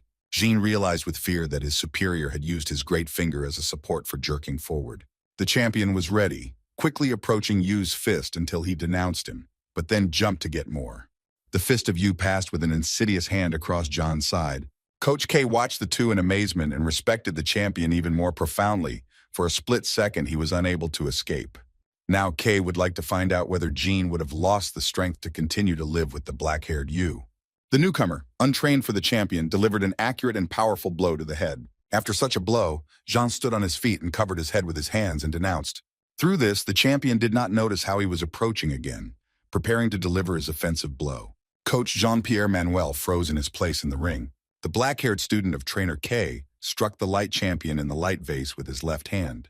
Jean's coach knew that it was not a sound to endure blows from the beginning of battle. The man had a white towel in his hands, clutching it tightly in his hands. The coach, knowing that he could not stand up after such a blow, but madness and obsession brought him to his feet. Jean gave up on the pressures of life and, by force of will, crossed between the capabilities of the hairy body. When the boxer rose to his feet again, the trainer called out to him, and the man, without understanding why he taught him, added a crazy style of fighting. And the newcomer aimed to deliver another blow to Jean, who was still on his feet. Jean noted that without being surprised by the speed and power of the blows, the enemy did not look tired and did not lose control, but rather increased the intensity of the attacks. The boxer realized that, without praising the result of the battle, he was unable to control the fear of winning or the fear of losing. For him, there was nothing except technique, which is how he always reached the goal. So Jean suddenly fell on his back in the middle of the boxing ring, spreading his arms wide. The judge voted for a knockdown in the first round, and the champion fell into the ring twice. As soon as the cheers after the first knockout died down, the hall started buzzing again, the sound of a new champion. The black-haired man stood in the ring with his hands down and marveled with pity in his eyes at Jean-Pierre, who was lying on the ground. You marveled at your opponent who denounced him, and she was covered in blood. Jean, having fed himself what it meant to be human, people were far from ideal. The stench was of bad, indestructible organisms, as if they were the result of dysfunction. Little Jean marveled at his broken family photograph, which had scattered into 100 little pieces. Jana's mother screamed at her father, saying that everything was over between them. And Daddy shouted at her so that she climbed into the hut without any delay. Then little Jean, standing in the middle of the overgrown vital room, realized who these people were. His story was not particularly special, but rather typical. Jean-Pierre turned out of his conjectures when the judge stood above his head, showing the ridges on his fingers. This story was about the mother of a sick woman and the father of a weakling, about a hopeless family, where she was a greedy, selfish woman, and where she was a useless and hopeless woman. Little Jean was constantly tormented by food for which he was born in this world. Judging by the fact that he had been out for more than half an hour, Jean's coach had the blessing of lying in the ring and away. Confirming his food, Jean knew it all the time, but it was only the mercy of a naive man and an unimportant woman. Having been judged until 7, Jean lay in the ring, his trainer pityingly marveling at him, hoping that he would be finished. At this point, Coach K was confident that the show would continue and the champion would rise to his feet. Black-haired Yu innocently followed his opponent. The champion's trainer tightly squeezed the white towel in his fist and continued to feel the blessings of teaching him to lie on the ground. El Boxer continued to bark, getting to his feet, and red blood was steadily dripping onto the ground. Repeating once again, the boxer, cunningly standing on the ground, tries to balance himself. It seemed to Jean that he was standing in front of Yu in the ring, small, that he was once again pranking the one who really respected people. He guessed how, standing in the poverty of the living room, he asked his father and mother to turn around to them. The father covered his hands with his hands and asked the boy how this could happen to them. Little Jean had no words to please his dad or explain to him what had happened. The boy felt incredibly sorry for his father, because he was struggling with work and relationships. A person is unable to solve problems with a cold mind, and thus constantly makes the wrong choice. Little Jean reached out with his hand for the broken family photo frame that lay on the ground. We saw them in our hands and looked with pity at the happy family who laughed at the photo in the end. And then the guy just threw it away at the Smitnik. Little Jean, even with his father, was more self-sufficient and could calmly assess the situation and think about his future actions. The commentators told the spectators that after another knockout, the champion had risen to his feet again. All onlookers were struck by the stubbornness of Jean-Pierre Manuel, the boxer barely standing on his feet, but having shaken his body, stood up. The spectators began to snort with the strength of spirit of the active champion of the world in the light vase. And Stella simply marveled at the ring, covering her mouth completely, and she generously praised Jean's life. When the judge announced the continuation of the battle, Jean almost fell to his feet, and the black-haired Yu bent down again and shifted his body forward, preparing to attack. Coach K mocked the champion's stubbornness, calling him a living corpse and fighting that it would be easier to just stop fighting. The coach said his thoughts to his remaining teacher so that he would finish with Jean without any delay. Stella, who sat among the spectators, blessed the Almighty to protect Jean-Pierre. The black-haired Yu may have struck his blow at Jean, only to stumble, as he had wedged himself between two opponents, kidnapping the champion, who was still standing on his feet. The commentators announced the end of the first round, which turned out to be poor for the young champion. And the newcomer Yu convinced us that he could easily cope with the winner of the championship belt, aka Jean-Pierre Manuel, who was the only one who could fight against Yu for at least one round. Coach K, standing in front of his teacher in the ring, watched as Jana turned the gong. The coach beat Jana with blood from the exposure and got sick, and I'm bleeding from the nose. The man didn't even think about what to do with Jean in a similar camp. Now everyone has realized that he is not fighting for the championship belt, but for his life. At the hour's break, the coach urged Jean to quit and rather not value his life as an athlete. Jean, without raising his head, asked the coach what life was like. The boxer did not learn the sense of life. The people were chewed and then they died and that's it. It was possible to die for a purpose, and Jean, having asked the man, was not the only sense of a person's life. The man's nerves did not show, and shouting at his teacher, the coach rushed to kill Jean. Al Boxer, asking the reader not to misunderstand him, will be guilty of conveying to himself that there is no mercy and why he will still be warty.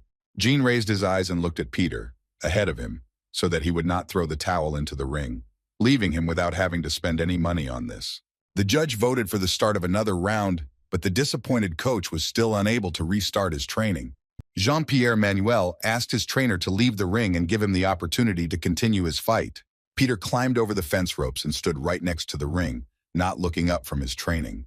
Stella Chula, as the sports commentators were discussing, that an unknown trace of something was going to be seen in the next round, and when Jean ran back after the defeat, she thought she was praying that the man would die alive. Jean stood in the ring, and in front of his eyes there were memories from the past, since his father held his hand behind him. Little Jean-Pierre knew what his father would do to him like that, but he would remain calm. The boy already believed that emotions would not reach him or her, and little Jean asked himself to build up his mustache so as not to be like his dad. The boy watched as his father's legs began to clump and stood level on the ground. Little Jean thought that the time had come, and his father would immediately tell him what he wanted to earn. Dad spoke to his son and said that he guessed right away that he forgot to earn money and asked his son to check him here, and they would soon turn around. Jean thought, noticing that his father is a really rotten actor. The man handed his son some pennies so that he could buy himself something to eat, and the little boy knew that his father could earn money like that. The boy was surprised at his father and thought that he couldn't care for the child normally. Jean took the pennies and told his dad to have a drink. The man continued to look at his son and then turned around and began to walk away. And little Jean marveled at him for a long time, promising himself to be calm and that emotions could never reach him. And then the boy turns around and begins to walk in the other direction, away from the place where he lost his father. From that hour, Jean repeated to himself every day that he had striven to the ideal that he had given to himself. Jean opened his eyes wide, frowning at the guesses, his ideal, which he had spent his entire life in front of him. His ideal stood in the ring in front of the boxer, and this was the ideal that little Jean became. The champion took a fighting stance and jumped, so that Yu showed his peak of power to the ideal in the rest. Once again, having dived down, having adopted the already familiar stance of Jean, the boxer is blessed to show the sense of his whole life. The legendary trainer K fought against each other and achieved a great show and the final blow of his training to glorify him as a trainer. Peter, Jean's coach, was angry with him and had good thoughts not to give up and not to go to death. In the situation, having accepted Yu, everything lay under one attack, and only the monster could defeat her. Jean is equally wise. As soon as the boxer focused on his defense, Yu's battle was incredibly destructive, and now Jean needed to fight him with renewed vigor. Peter clutched his white towel in his fist, shaking from the anger and fear that overwhelmed the coach's body. The man could not allow Jean's self-sacrifice. He, being a father, could not allow his only daughter to become a widow. The coach thought that having taught Jean boxing, he had not taught him how to be a very important person. Peter's thoughts, thanks to the boxer, are not to cross the line and not become a monster, but to continue to live his life like a human being. Peter wants Jean to understand that in this world, the speeches are very important, not perfected to the point of perfection. Stella sat quietly in her seat in the hall among spectators and boxing fans. It seemed as if she was shaking the back of a man who was getting ready to go back to her place. She couldn't understand why she couldn't figure it out. The girl had thoughts about why Jean really left here herself and didn't intend to turn around. Jean-Pierre Manuel marveled at his black-haired opponent with a sideways glance, eyeing his remaining blow. You marveled at Jean's confirmation and knew that this blow would be the last one for the world champion. Offended by the boxers, they immediately transferred their vagina to the great toe in order to create the remaining fall. Peter was ready to throw a white towel into the ring, thinking about begging the boxer for his money. A voice familiar to Jean came from the Gazers' Hall, saying that it would be good to stop him and thereby bite him to the spot. Stella burst through the guard's lapel near the ring and blessed the man, so as not to deprive her of wine. The boxer at this moment, having woken up from sleep, had been in a dream and looked at his squad with surprise. The woman, with tears in her eyes, asked for something to deprive her of, as if she could not live without him. She wept and did not hesitate to acknowledge the man's goodness, so that no one would lose her or deprive her of it herself. Words murmured in Jean's head like Stella screaming, and the stench awakened him in a new way. If his daddy was deprived of himself in the middle of the great unknown richly populated street, the boy wanted to shout to his daddy himself. Little Gene wants to tell his dad, so as not to deprive him of his wine, don't screw him up. The boy's little body trembled in fear, the image of hopelessness, squeezing the pennies that he had deprived his father of. But all he wanted was for his father to turn around. When Gene turned to reality, he felt that Stella said that he would soon become a father, and the boxer marveled in shock at the squad that stood a few steps away from the ring. At that moment, Gene did not understand that having worked all this hour, his mind was occupied with boxing and his strongest opponent, Yu, at that hour when he was needed by his squad. Jean-Pierre Manuel turned in defeat in the ring, not wanting to fight the black-haired Yu anymore. That day, wandering the streets, allowing himself to cry for just one day and no more, not allowing himself daily emotions. Some of the passers-by called out to him and asked why the boy cried. Raising his eyes, Jean looked up at the great and incredibly beautiful eyes of the girl that pierced his soul. And then, having treated the man, he started talking to him, his coach Peter and his daughter Stella. Now Jean realizes that having turned into those who are important in his life, who have replaced his family for the sake of both of them, who will be so close to the ideal, like a boxer. He decided, just like his father, to deprive his child in the midst of a great and cruel world. The sports commentator stood up in front of the spectators and sang that the fight would soon continue, just to interrupt the fight from the spectators' hall. Peter Collin was shocked when he saw what he experienced in the boxing ring. The legendary trainer Kei was angry because of what happened before Yogo Ochima. The black-haired newcomer Yu emotionlessly followed his opponent. The champion leaves the ring and the gong signals the end of the match through the disqualification of the champion. Jean-Pierre is going to go to the funeral. Even if you were fighting for a lot of money, he told them to separate. Having exposed the champion, he was broken and bleeding. And Jean told the guards that the champion belt belonged to the worthy. The guards marveled at the champion of the world, staring at nothing. The spectators in the hall did not understand what had happened. They thought that the champion was just like Kasim. Unfortunately, the sports commentators did not understand what was going on in the sports hall. Coach Peter marveled at his training and didn't know what to do next. Stella marveled at her man with hope in her eyes. The legendary trainer Kei was not angry. If he realized that Jean had put on a show that could glorify him as a trainer of the strongest boxer who had become a champion, Jean-Pierre Manuel brought the championship belt to black-haired Yu. The champion extended his belt to Yu and said that from now on he lies with Yu. The remaining teaching of the legendary coach Kei was emotionlessly amazed at his opponent and did not collapse. Kei, out of anger, slammed his fist several times around the ring and growled at Jean, saying that I would overcome Yu. Commentators Peter Collin and Bob Norris announced with amazement that the champion himself had given his belt to boxer Yu. And Bob Norris's thoughts are glad that Jean-Pierre Manuel's actions angered Coach Kei. 10 fateful belts have not changed their ruler, but now they are officially lying to the black-haired Yu. You marveled at the belt in your hands and looked at your appearance, changing slightly. The crowd of onlookers rejoiced at the appearance of a new champion and spluttered with his power. Before their eyes, a new boxing legend was born, and this was the black-haired Yu, the champion in the light vase. The triviality of the battle consisted of 2 rounds, 11 seconds of these fights carried out by Yu, from which he won, and 0 defeats, with no knockouts, and Yu from the Boxing Left Club became a champion. In the recovery room, Jean was lying on the couch, covering him with bandages, and a cold compress was lying on his face, which his trainer Peter was entrusting with him. The coach told the teacher that he had been beaten up in battle and that he should forget about training for the next hour and try to get better. Al Yogo camp, without praising Jean himself, having gathered his strength, the boxer asked Peter, and he will be a great father. Happy Peter assured John that he would definitely become a great father for his child and Stella. The doors to the room creaked when they entered the room. The coach looked dissatisfied at the one who came before them. Stella stood in front of the room as emotions resurfaced. Tears welled up in the woman's eyes as she marveled at Jean-Pierre. The woman burst into tears and rushed to hug the man who was lying on the couch, and Peter tried to hug her, because Jean was even more sensitive after the battle. During his boxing career, Jean-Pierre Manuel had 39 fights, of which 30 were victories. 32 of them ended in knockout and only 1 loss. Black-haired Yu stood in the ring in the middle of the hall of spectators, noisily celebrating the appearance of a new champion. The boxer made an inappropriate noise, standing with a championship belt in his hands, but the strong sound of his fighting. The short-haired brunette asked someone, thinking about what? A man with strands of blue hair said that the boxer was incredibly strong. Speed, technique, reaction, and physical abilities were on any non-human equal of the black-haired Yu. The woman said that the man was right, but it was unlikely that the legendary Coach K would cling to the same belt. The short-haired brunette told the boxer to get ready for what would become the strongest opponent in his entire boxing career. This was the champion of the world in the first middle vase, and his name was Yuto Takeda.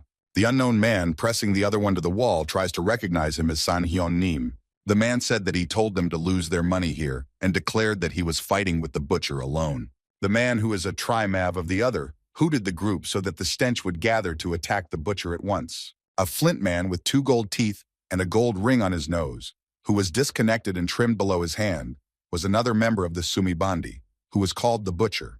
On the face of the fair-haired man there was a thin cut from which red blood oozed. The butcher was disconnected but did not understand the words of the fair-haired man who had come before. The fair-haired man's eyes were dim and suppressed, and his pupils were dilated to a minimum. The butcher intends to attack the innocent guest and swings a knife at him, hoping to save him once and for all. A group of men arrived at the scene with bats and crowbars in their hands. The stench was contaminated by the large number of bodies that lay on the ground, or they had been slaughtered, which San Hyun-nim herself had put in them. The eldest from the group looked around, assessing the situation and the puzzling global threats. When a group of men escaped into the room where the butcher was lying, the first thing they did was look for their high-on-him. Their boss stood in front of the crowd and looked around at the place, without turning to the noise that his group made. There were a lot of bodies lying on the bed, and in front of him lay the intact body of a butcher. Hyonim, as he was called by others, can only think about the championship belt in the hands of the black-haired boxer Yu. The fair-haired man clenched his hands into fists so tightly that the stench began to tremble. A group of people were amazed at how many fighters had contributed to their self-tightening. At that time, the blond man was no longer angry. He gritted his teeth and tried to control his emotions. The blonde-haired man imagined that the piercing eyes of the black-haired man would be amazed at him. The angry barefoot began to pound on the butcher's body, lying indestructible on the ground, striking him with his feet. However, after such an outburst of emotions, Hyonim was still not in his senses. The group of men who came to his aid were shocked at their boss and did not know what had happened next. The fair-haired man was angry with himself, asking himself the same food and not understanding what he had been doing all this hour. Ingju was amazed at the TV screen, whose green eyes were wide open in front of the hearth. The battle for the championship cup between Jean-Pierre Manuel and Yu was broadcast on the TV screen. Inje was amazed at his black-haired classmate, who became the light champion in the light vase. The fair-haired Inzi could not understand why his classmate was holding the championship belt in his hands and was not happy about the wetness. The boy couldn't understand why, having become a boxer, he was not pleased with the power of his achievements. Our classmate decided to greet the black-haired Yu with such an important victory in his life. Ingi was amazed at those who were also amazed, but neither his coach nor Steele did not look happy through Yu's victory. Those that the black-haired boxer became the light champion did not impress Steele, who was sitting dissatisfied on the sofa. Neither coach nor behind the madness of Coach K's friend, the man realized why Ryu Baek-san was so broken the rest of the time. Coach Valij Inzi will calm down and focus his attention on the great debut. The man pointed out to the fair-haired boy that his training took quite a few hours for a reason.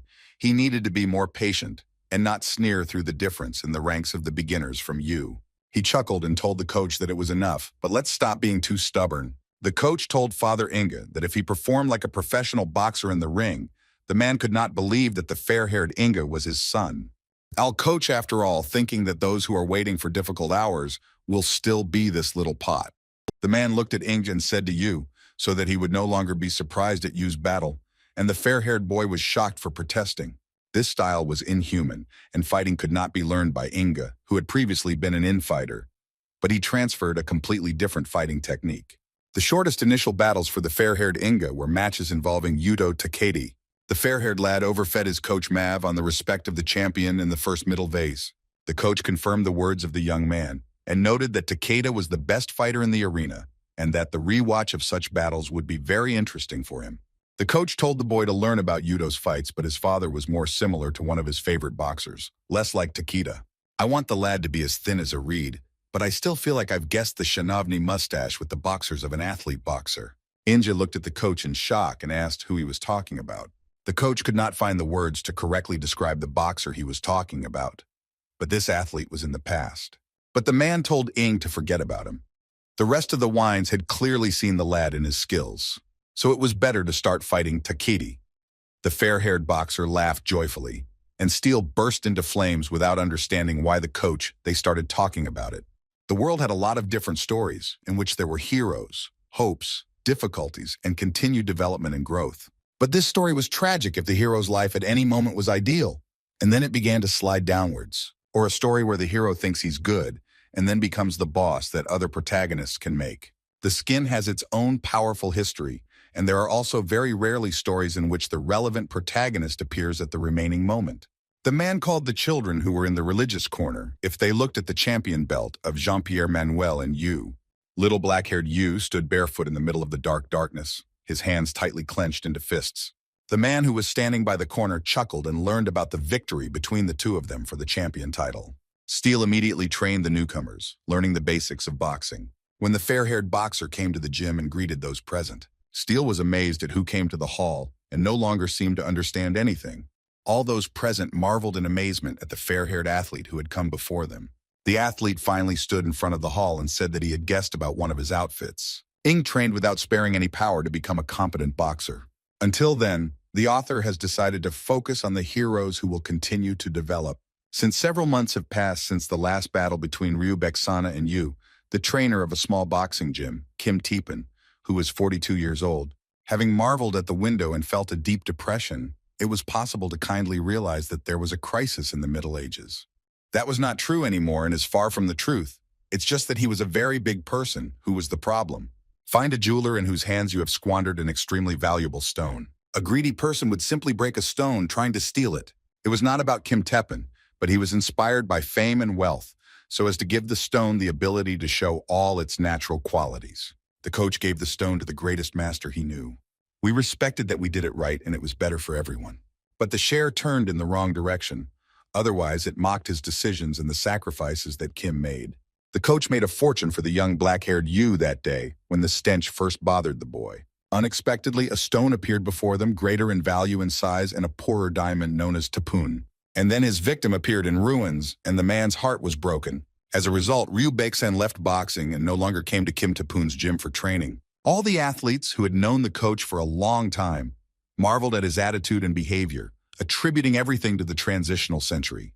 Already the fate presented another lack of awareness. The doors of the hall opened and stood on the threshold of Inga and his father, who was a boxer. Coach Kim marveled in amazement at the old acquaintance of the young man who was once a friend.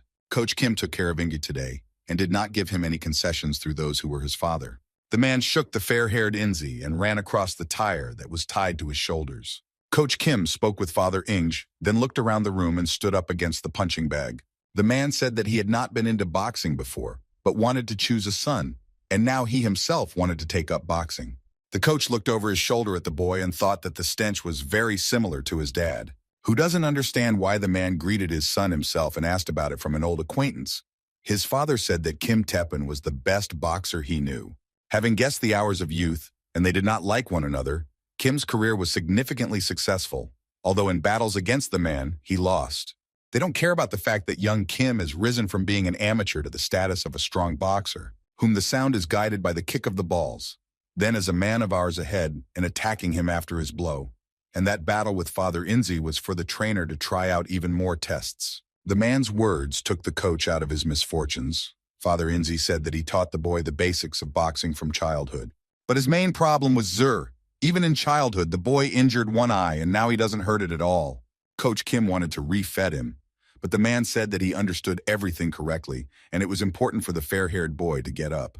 Coach Kim now understands that Father Inzi used to respect him. The coach took care of the fair-haired boy at the limit of his physical abilities, but he never hesitated and never gave up and went straight to his goal. Kim Tae-pun chuckled, thinking that dad had brought his son to a better style than the wiser. So the coach, in having taught the boy, defending him, encouraged him to think about other fighting styles. The coach began by saying that regardless of the blows won, Inja is guilty of hitting his opponent. Regardless, the boxer's position for attack was in a prime position. The light-haired Inga did not have enough strength to take his opponent away from the enemy with just one blow, and the fragments of that Swedish uppercut hit him. In battle, the boy had to change the distance, regardless of the score, or else he could lose the ideal position. And then you can hit your opponent from a distance, guys, without actually marking them. Kim Tae-pun taught the boy that if his opponent hits him once, he is guilty of hitting him twice, and if his opponent hits him twice, then he must inflict more blows. The boxing club is prohibited from wearing eyepieces, so it is their fault to stand up with a strong body. The main task of Coach Kim was to improve Ingja's vivacity so that he could reach his opponent. For this purpose, our duties would be sufficiently mitigating to withstand constant blows. The body of a young boxer is little like steel. The skin training coach predicted in his teaching that the only style of boxing that was his own was infighting, and it was necessary to continuously paint. Coach Kim stopped Inja from thinking about a quick debut, so the boy needed a lot more training, taking into account his body's strength. Blonde-haired Ing was good with everything, saying and having started as coach. One day, the coach asked his student and was amazed at Master Chef, and knew what Beck Vaughn repeated over and over again, having guessed the required words, and said that it was necessary to know the goal, and then focus on it. Coach Kim told the boys to know the goal and continue to run to it. The man caught him and said that it would be better to show how terrible the fears can be for the youngsters, without boasting super blows in the air. Step by step, the coach added one tire at a time for Inzi's training, if he was running cross. Kim Tapoon still doesn't understand why, having become a boxer and feeling responsible for the decision. The coach thought that while other children were valuable, the fair-haired Inga was a tree. The value of the wood was significantly less than the value of expensive stones. The quality of the stones was evident from the very beginning, and as only the stinks were broken, they could not be repaired. At that time, the tree, having broken down, could have grown and become even larger. Coach Kim believes that Inje is responsible for being a mighty tree to ward off all the troubles. Kojin and classmates Vicaris to Vuvav time completely different. Htaus, like the black-haired Yu, has achieved a lot of significance in a very short term, having been the one who spent an hour carefully, like Ryu Baeksun, and the future one who has developed suitable capacity, developing skin tissue, like Inja. The green-eyed Inja stood in front of the coach, ready to name the opponent's Yuma for the debut. The fair-haired lad watched this moment for a long time, but did not become any less boastful. Coach Kim shook his head and didn't know how to say it, becoming Inja's opponent. The boy looked at the coach in shock, trying to figure out what was wrong. Kang Amsok, who was incredibly strong, became his opponent, and there were 40 fights in his day, 20 victories and 14 defeats. 2 fights ended in a draw. Zaz Khan is not in his best form, but he is a great champion and a wonderful fighter. The coach became shocked and said that he had told him to show how terrible people could be if they didn't have a goal, and this boxer would be the winner in his category. Kang Amsok was the master of close ranges, but he had the confidence to deliver the blow in Vladimir, which Inja did not have. In the opinion of Coach Kim Kang, Amsok is the ideal to what extent Inja will be able to perform. Green-eyed Inga was shocked that his first opponent became the one who was his ideal. The coach said that the names of such super nicks were not given for the debut, otherwise other options would be taken. It was necessary to use Skelia. Feeling these words strike, Steele froze in shock and looked at Ing in shock. Coach Kim asked Stelichi Mav Inzi for a chance to overcome, but the boxer grabbed his head singing, so there was no chance. And the fair-haired lad, who felt shocked by Rosmova, stood on the spot with his mouth open. The coach gave a kick to the table and shouted so that he wouldn't be fooled by Inja. The man laughed and calmed down Inzi, saying that in whose hall they raised the national champion's fighter. The green-eyed lad is vilely rude and doesn't know what his coach was talking about. He became 29 years old and became the national champion of another middle-class vase, and the coach told him to follow Skeely's strategy. Even though I was in a fighting mood and trying to overcome, my body was shaking from the stress. The fair-haired boy felt small compared to the incredibly great Skeely. Coach Kim noted that in a fight between fighters, the fighters used hooks and uppercuts at a sufficiently close distance so that one shoulder could stick together. Having warmed up that boxer, he had less strength in his spirit. Tom Inzi is obliged to twist his legs and toe coat in order to get into place under the hour of blows. The coach thought that since Mova was talking about strength, then Inzi was significantly weaker for Skelia. Kanam Soka's body is a little thick and thin coat, which was ideal for infighting. Inga's body would therefore be ideal for outfitting. Al Shko is a hard-working athlete in a fight with an opponent who is physically strong. Steele, who helped Ing train before his debut, thought that the boy wouldn't want to gain weight. The newcomer stood in front of him, covering his head and denouncing him with his hands. At any moment, Steele did not understand what had happened in the ring. With full confidence in the food, the decision was right to wilt and collapse swiftly around the ring. The trainer began with Inga, that if the boxers' bodies were close to reaching growth, it was necessary to develop a sharp lunge to the side, the opponent losing balance, and at the same time, the defense. The blonde newcomer needed to periodically squat and actively kick his legs in order to move beyond the opponent's tower and attack from the side. Steele was amazed at Inge, but he was still missing. In order for the blonde boxer to survive the blow, he needed to collapse faster. Coach Kim noted that the difference between a newcomer and a debutante and a veteran was always Valensky. The veteran had advantages in almost everything: knowledge of the psychology of the game, a lot of training, tricks, and the ability to cope with unexpected situations. However, the newcomers still had the same advantage over the veterans, and that was information.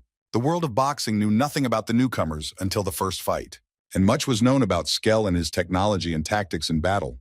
He could not convey Inzi's moves at that time. Since he had information about him, he could easily work it out. In the first half of the fight, Kang Amseok fought a lot of hooks and uppercuts, but his knockout blows were surprisingly straight.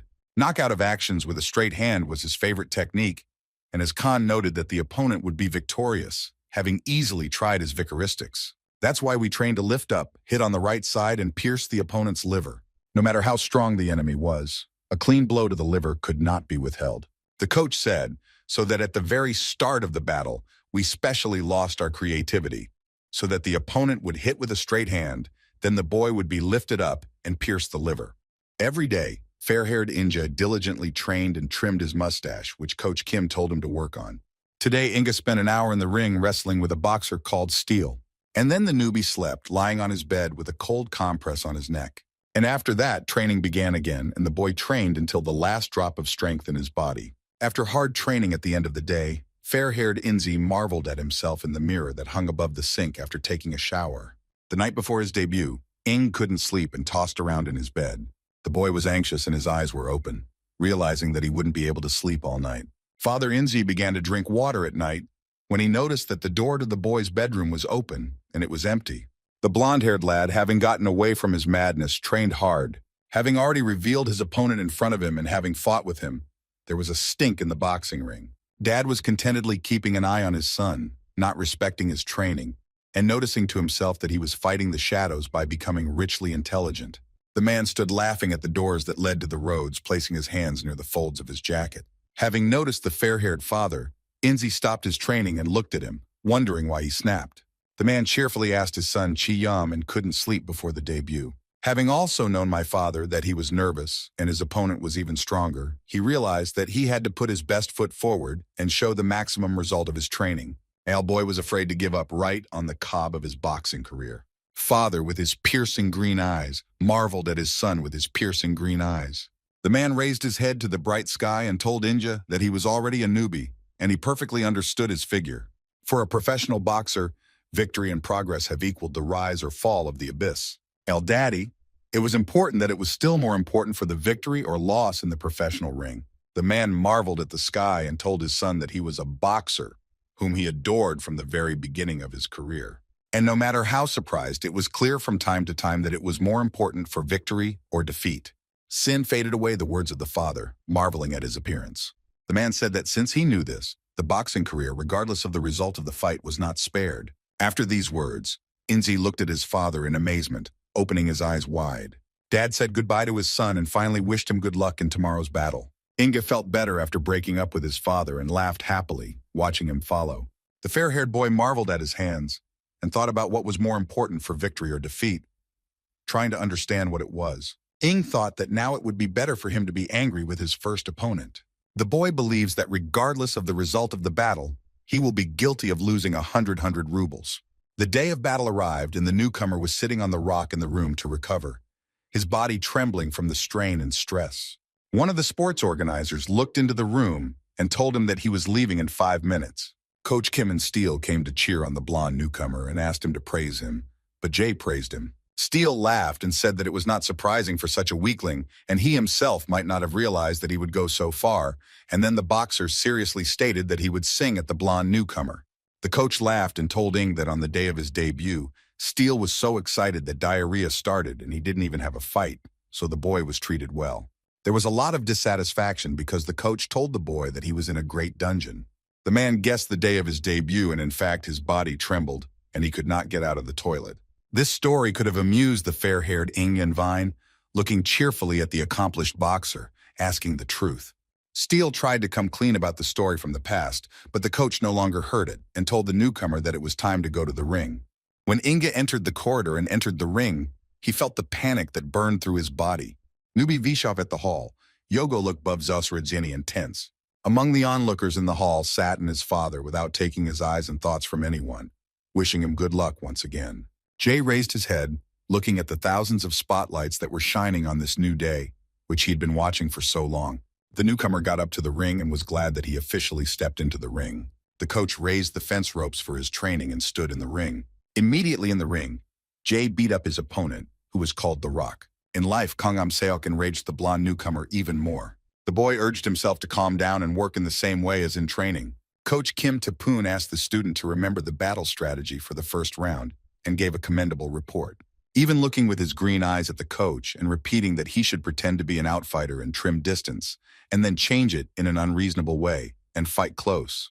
The coach pointed out that only the beginning of the battle could be used, and then it was necessary to fight like in training.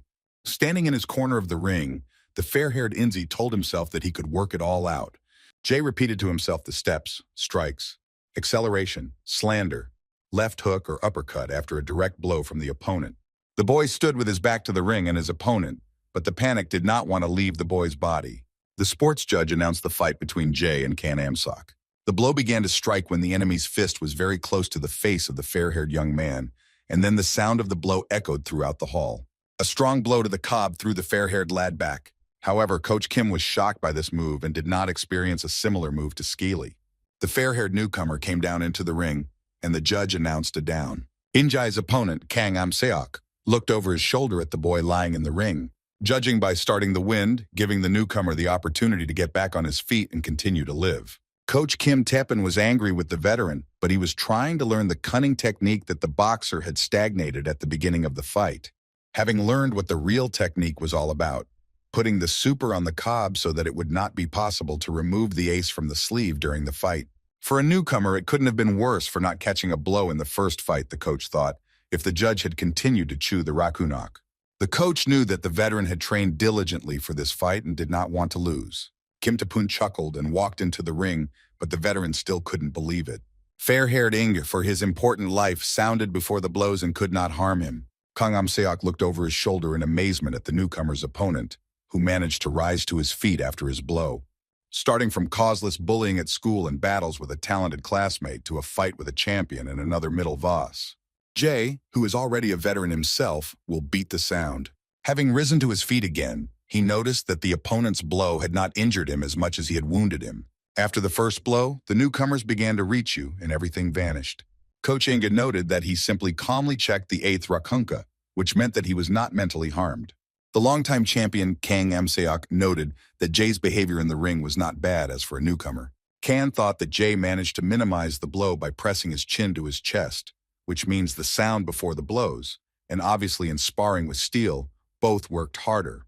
When the judge reached 8, Inge turned around and assumed a fighting stance, putting his fists in front of the intruders.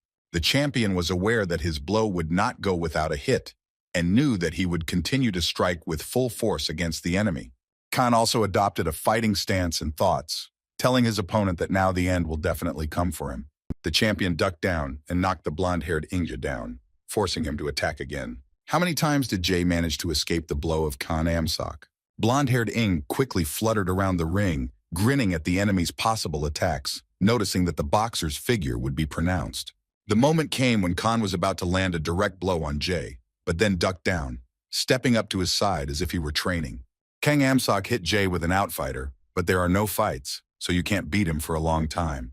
The great champion began to wrestle with his inability and thought of threatening Inge to smear him like a midge on the table.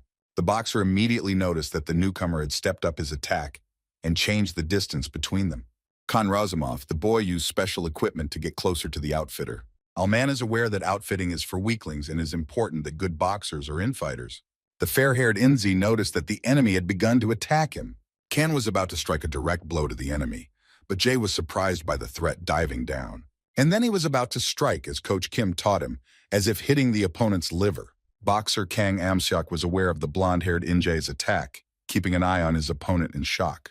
A strong, straight uppercut hit the champion's slit, causing you quite a bit of pain.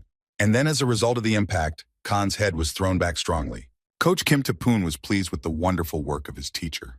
The champion, under attack, fell to his knees in the ring. And then I completely fell into the ring, apparently voting for a down, and Jay, standing in the ring in defeat, could not believe what had happened to him. Judging by starting his Rakanok, giving the boxer the opportunity to rise to his feet, but Khan forgot to lie down if he had reached his limit. The boxer, lying on the ground, understood what his opponent was trying to achieve. The level of his technique was exasperated by what he was demonstrating on the cob. The blonde boxer stood in the ring and did not take his eyes off his opponent when Khan realized that a fighter was standing in front of him. Coach Kim laughed and thought that the exchange of blows had been successful and the battle had been completed. Khan rose to his feet when he reached 7. Having assumed a fighting stance, the champion of reason was awakened by the fight with his blonde opponent. Two boxers stood opposite each other in the ring, raising their fists high and staring in amazement at their eyes. Having given the signal to continue the fight, the boxers rushed one by one. Their gloves were pressed tightly together, and the athletes were rubbing their noses against each other. From the very beginning, there was a battle of glances between the two opponents, Jay knowing that he had won the advantage. Navat Khanna appreciated the fact that the enemy was even more resilient. At the same time the fighters attacked, Jay stuck an uppercut and Khan a direct blow. Further, each of the opponents dealt a number of blows to their opponent. Khan slammed his blonde opponent with his shoulder and continued to beat him. Coach Kim Teppan watched the fight and thought that Jay did not have a special talent. The fair-haired boy could not be compared with such boxing geniuses as Yuchi Ryu, and his opponent would be much stronger. Al Kim learned something special from someone that attracted him. The coach, not knowing how to explain the peculiarity of the fair-haired Inje, could not say that the young man had already applied a lot of effort, and all the boxers were working for 100,000. With such evidence, who is Mav Kim Tapoon? It was important for the man to tell him what was so special about the young man, which was more or less important. The summer man walked through the park and looked up at the tree without any training, and could not understand why it had ever been so frail. Opponent Kang Am-seok was praising Jay's skills and noting that he had more spirit than the typical rookie. Khan, having overcome, delivered an offensive blow to the enemy, striking him with his fist, as a result of which the fair-haired Inga lost all his legs. The great champion struck his blonde opponent Jay, still weak, striking an offensive blow to the boy's face. There was nothing left for Inga except to simply cover his head with his hands and know that his opponent was even stronger. The boy respected the sound of the sparring with Stalyu, but it was a completely different matter. Jay, having run out of money, tried to speed up and collapse richly around the ring. The fair-haired Inzi quickly moved around the ring and began to switch so that the speed would help him. Kanamsak Buvs Divovani Chergovoy changed tactics of the Supernik and the enemies of his Swedishness. Jay, without wasting an hour, delivered 2 swift blows to his opponent until he stopped. Coach Kim, standing in the ring, was satisfied with his chosen combination and studied the accuracy of his strikes. Lead the enemy with Jay's attack and plan his next moves. Khan tried to land his blow on the blonde boxer, but Yinga managed to escape. The champion realized that the enemy was avoiding the attack and continued his attack. Just as he had trained with Stalyu, Kang Am-seok landed similar blows on his blonde opponent. Inji, always in his preparation, knew how to better evade an opponent's attack. And then Jay dealt a clear blow to his opponent Khan Am-seok, hitting him with his fist on the left side of his face. Steele was pleased with the progress of the battle, thoughts praising the newcomer and realizing that something great had come of him. Coach Kim Teppan laughed happily as he learned to choose a miracle tactic and play to his strengths, one of which was speed. The blonde-haired man continued to rush around the ring and attack his opponent even more. The blows rained down on Khan Am-seok from the sides, and Jay successfully crushed his attacks. Having gained the necessary fluidity in his hand, the fair-haired lad is wise, so that he can now dodge the opponent's attacks. Ing pressed his hands to his chest, put his fists forward, and thought that they beat him much faster, more accurately, and stronger. The newcomer again dealt a blow to the great champion, hitting him in the face. I'm angry Khan knew that the newcomer was strong, significantly stronger, lower than the statistically average debutants. Coach Kim slammed his fist around the ring with joy and thought that Jay had fought better in the ring, but he finally realized it. This was the first fighter, Inzi, and he had already gained the upper hand over such a fighter as Scalia. The coach realized that the boy was in a special situation, but never thought that he could go so far. Kim Tapoon thought that if I had been able to fight this way and that, I would have won in this battle. The trainer will be happy and encourage you to teach so much further, to show everyone what you are doing. Father Inzi did not look away from the ring and the battles that his son was able to stand the first round against such a strong opponent and finally outmaneuver him. Having announced the end of the first round, Coach Kim went to his training in the ring and praised him for his fierce fight, informing him that he had outperformed the balls. In the meantime, you are ready to win and ready to fight for the entire battle in another round. Coach Skeely asked him that he was thinking about his opponent and that belief that he hadn't come across any newcomers for a long time, but he was ambitious and hardworking. Khan noted that Jay could easily defeat the most unmatched boxer. The champion looked straight at his opponent and told his coach that his opponent was really screwed up. Cebula deprived Yogoges, Ale Khan Vavajav, Shodekto, Cream Steel, plunging on the newcomer. Prot Khan Amsak, having respected his opponent with an unsettled personality, will have to deal with moisture problems. At an hour's notice, stop the fair-haired Ing without taking his eyes off his opponent and try to overcome him at any cost. The young man's father praised him for his life, respecting his life. The sports judge voted for another round, and the opponents met in the ring. He already knew that his training was not in vain and all the techniques he learned were given. The blonde newcomer wasted no time in speeding up in the ring, delivering blow after blow to his opponent. Kang Amsiak was able to lose his guard and take a defensive position in the ring. Jay Razumov, having become a ruler in the ring and having fought not to waste this position. When Skell tried to strike his opponent, the boy again managed to avoid the attack. You will also want to focus on accuracy and speed and be prepared. An unknown man stood near the ring and laughed, keeping an eye on everything that happened there. Father Inzi seriously marveled at the ring and praised his son, respecting the situation, which was no longer safe. Coach Kim was happy. He learned to fight better in the ring. He was still in training. The man was boasting that he had a strong opponent, but the newcomer was able to gain the upper hand. Who is Tapunbov Parekanania? At such a pace of his study and rightly could win. Judge having announced the end of another round, the coach walked up to his lesson and again praised him for his miraculous work, but asked him not to overdo it and save a little tempo. The coach beat the blonde Jay to the fact that Khan Amsak was not at the mercy of Khan Amsak, and she was absolutely preparing a great blow. The newcomer was guilty of being a regular in the ring. Having thought over the teacher's words, he did not look at his opponent and tried to quickly translate the breath between the two of them. Kim Tapoon didn't understand why Jay, having been so excited, trained a lot of wine in order to maintain fluidity after another round, and then he saw each other. Alatodi Tapoon looked at his opponent over his shoulder while sitting at another corner of the ring. Current champion Kang Amsiak looked exhausted and powerless as he breathed between rounds. Father Inzi thought that the coach had not immediately noticed that he himself was an outfighter. The man knew that the fighters suffered no less than blows and blows, as well as pressure from their opponents in the ring. Psychological factors also contributed a lot to the physical form of a boxer during the fight. The fight between the two fighters was an endless exchange of hooks and uppercuts. The blow to the skin also affects the athlete's self-control. Unsurprisingly, the boxer became stronger, expending more and more energy in order to collapse in the ring. And in a real battle, the pressure created was significantly greater than that which was present during training. Until then, Jay was a newbie in his debut couple but had not yet learned to cope with such pressure. His opponent was hardened in battles. Pressure in the ring was not a problem for him, and he was able to produce a few powerful blows. Coach Kim Tapoon pondered everything, wondering now at his opponent, now at the blonde student. Kang Amseok marveled at his opponent, wondering what else could happen if Rookie Jay got the better of him. Al spent the whole hour gaining the upper hand over the fair-haired Inzi, and not by chance. Coach Kim seemed to understand the situation and not see anything good in it, and spent the last hour thinking about it, so that his training would go on the defensive and try to overcome the enemy's pressure and avoid blows. Ala Kim Tepun knows that such fighters of skill are quickly dealt with, and this is a rotten option. The coach decided not to give instructions to his teaching this time, but simply to trust his input and practice. By simply telling Inga that there were only 2 more rounds ahead of him, he needed to lose his position and be respectful. The opponents took their positions in the ring once the judges voted for the 3rd round.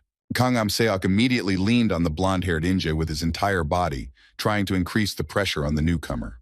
The fair-haired young man understands that his opponent, having chosen a different tactic, will be extremely important. Now the champion leaned on Jay, conserving his energy so that the blonde newcomer could not fight him face to face. All that the fair-haired young man could do in this episode was to rely on the moisture. Yingjai's body was not heard by him, and the great champion Kang Amseok attacked his blonde opponent. Kan's blow landed on Jay's fist, which covered his face and head. Coach Kim noted that his student, even having calmed down, flopped around the ring and could not gain momentum as he supported the first 2 rounds. The opponent had pressed the blonde newcomer to the ropes, and now there was nowhere for him to go. Jay's legs were completely stiff. His body was trembling due to stress and exhaustion. Khan Amsak, inflicting strong and powerful blows on his opponent, tried not to waste strength and strength. The opponent, attacking the newcomer, does not rush to deliver his blows to anyone, respecting those that he was not supposed to go anywhere. A blonde-haired Inya tried to fight back from his opponent, attacking him. The coach fears that skill, having kicked, will finish the battle in this round with a strong victory. The blows that Kang Am-seok delivered to his opponent were intense, and the blonde newcomer's body was painfully painful. Injabachiv, as the opponent was trying to inflict a right hook on you. Jay could no longer block the blows. The opponent had gradually taken him down, and it was necessary for him to get out of the ropes. The fair-haired young man realized that Khan's attack was a deception, and he would check if the opponent maneuvered to deliver a left hook. Jay, aka a senior citizen, was swinging like an opponent's fist, approaching his exposure.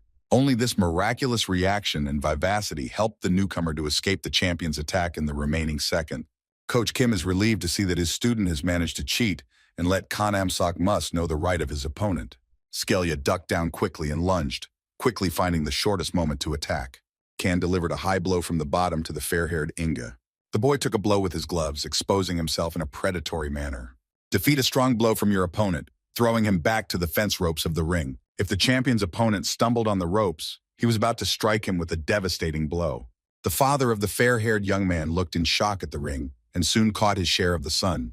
The coach, having mourned the debut of his student, was so impressed that we would already lose it. The fair-haired Inga's body was in incredible pain. His strength was leaving him, and he could not move on his feet. Kang Am-seok marveled at his opponent, ready to finish him off at any time to complete the two. At this hour, newcomer Jay fell on a knee in the ring. His shoe was hit and the boy wasted his money.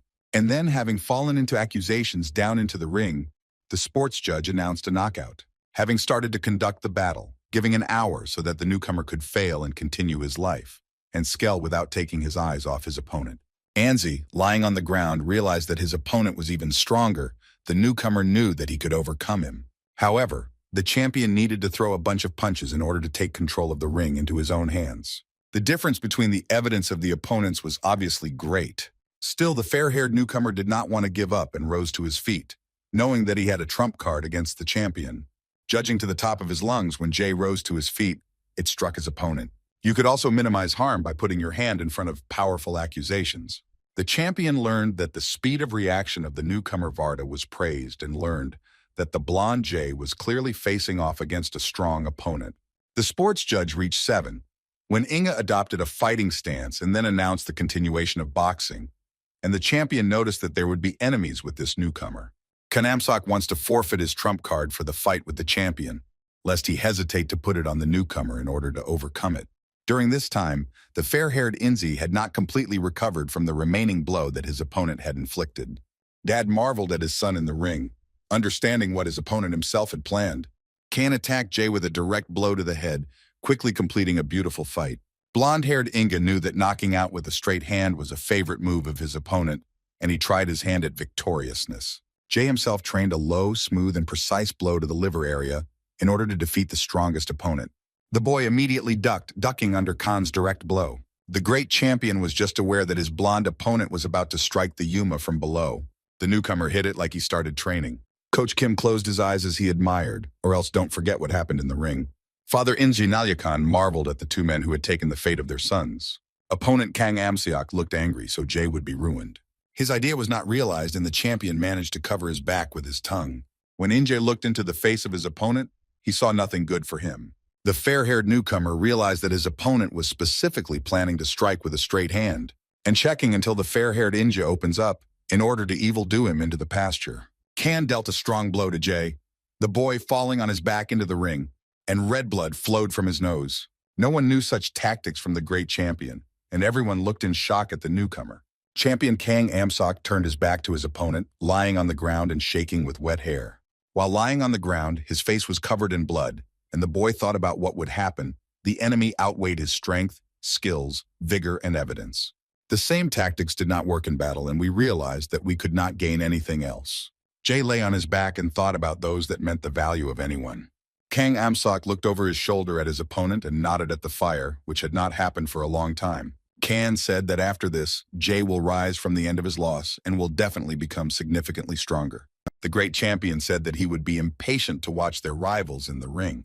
Now the two boxers will overcome and overcome. In the world, people respected the strongest and bestowed praise on them, and everyone tried to put forward their value. But it was impossible to say that only a few of those chosen were priceless. Coach Kim Teppan looked at the ring in shock, unable to believe his powerful eyes. The father of the fair-haired newcomer laughed proudly without looking up at his son. And champion Kang Amsok looked over his shoulder with dissatisfaction, sensing a noise in the spy room. Inga was brought to his feet, not marveling at the fact that his body was trembling, but he was worried about the result of the battle. Whenever a little child learned to walk, she got up, fell, cried, and then got up again, and everything was repeated all over again until she learned to walk. Jay rose to his feet and assumed a fighting stance, letting everyone know that he was ready to continue the fight. The sportsman was amazed at the newcomer, a blonde-haired boy of intelligence, who, having continued to become a punching bag. The man looked at the boxer's figure and thought that he would just get a technical knockout. Now this newcomer, having impressed the judge and asked the blonde Jay, immediately continued to beat. Inga's gaze became clear and direct, judging by the fact that the boxer was badly battered in the fight. But his gaze became more focused and aware, less on the beginning of the fight. If you want to keep an eye on the debutante for a few more minutes and tell him that if he gets knocked out again in this important situation, then beat him. The sports judge announced the continuation of the fight, Kang Am-seok, taking into account that there was a difference between stubbornness and commitment and not knowing what was in his opponent. Kang Am-seok mercilessly squeezed the newcomer Injai to the fence ropes from the very beginning of the battle. Coach Kim Tae-poon clenched the white towel in his hands and closed his eyes in fear for his student. The great champion mercilessly hammered the newcomer with his fists, squeezing him into the pasture. Judging by watching closely the skin of the boxers in the ring and being ready to fight at any moment. Jay understands that once upon a time they were one of those boxers who lost in their debut and disappeared without a trace. Khan continuously delivered his blows to the blonde newcomer. Coach Kim was embarrassed and listened to his teaching. The fragments of that confusion were reflected by the strong blows that fell from both sides. Trainer Kana Amsoka carefully monitored everything that happened in the ring and remained calm, even knowing what was going on and having not won the battle after the great debut. But the fair-haired lad did not come to boxing to find out how much the weaker and the stronger are among others. Jay, having wasted the moment, having left a little space, struck the champion. Those who were able to attack the newcomer gave the experienced boxer a lot of shock. The fair-haired young man came to the box to understand what true power was, thinking he would strike an offensive blow against Khan.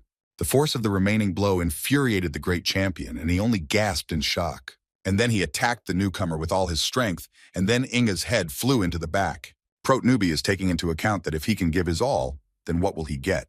The fair-haired Inzi again attacked Skelya with all the strength that was lost in his body. Khan Amsok's legs were trembling because of the tension. The strength was gradually leaving his body. Both boxers stood in a defensive stance and were amazed at each other in their eyes. Panic crept up on the champion, and he couldn't believe that the newcomer had lost so much strength. Coach Kim was already boasting. His nerves were on edge, but he noted that in the first place, Inga managed to push Skel, standing on the ropes. The fair-haired lad was smart enough to run out of strength, but his legs could not collapse. Suddenly, Kan again put some distance between them and was pressed up to Jay, staring at him with his evil look. Inge understands that everything that you have lost is to fight the champion head-on. The great champion told his fair-haired opponent that he would be the best of all the debutantes he had ever known. Father India incredulously marveled at the son and noticed the slight collapse in the ring, thinking good luck to the son. Jay, actively delivering his blows to the enemy, quickly took up a defensive position. And then the opponent of the blonde newcomer, having killed the same ones who attacked him. Coach Kim stood in the ring and complained about those who had taught such a rookie Jay.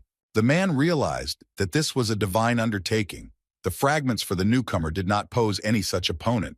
Such fights were held specially for Olympic champions and forgotten stars of boxing, whom Tae-poon regretted his decision and reproached himself for the new one, respectfully, that he needed to learn from her from the very beginning.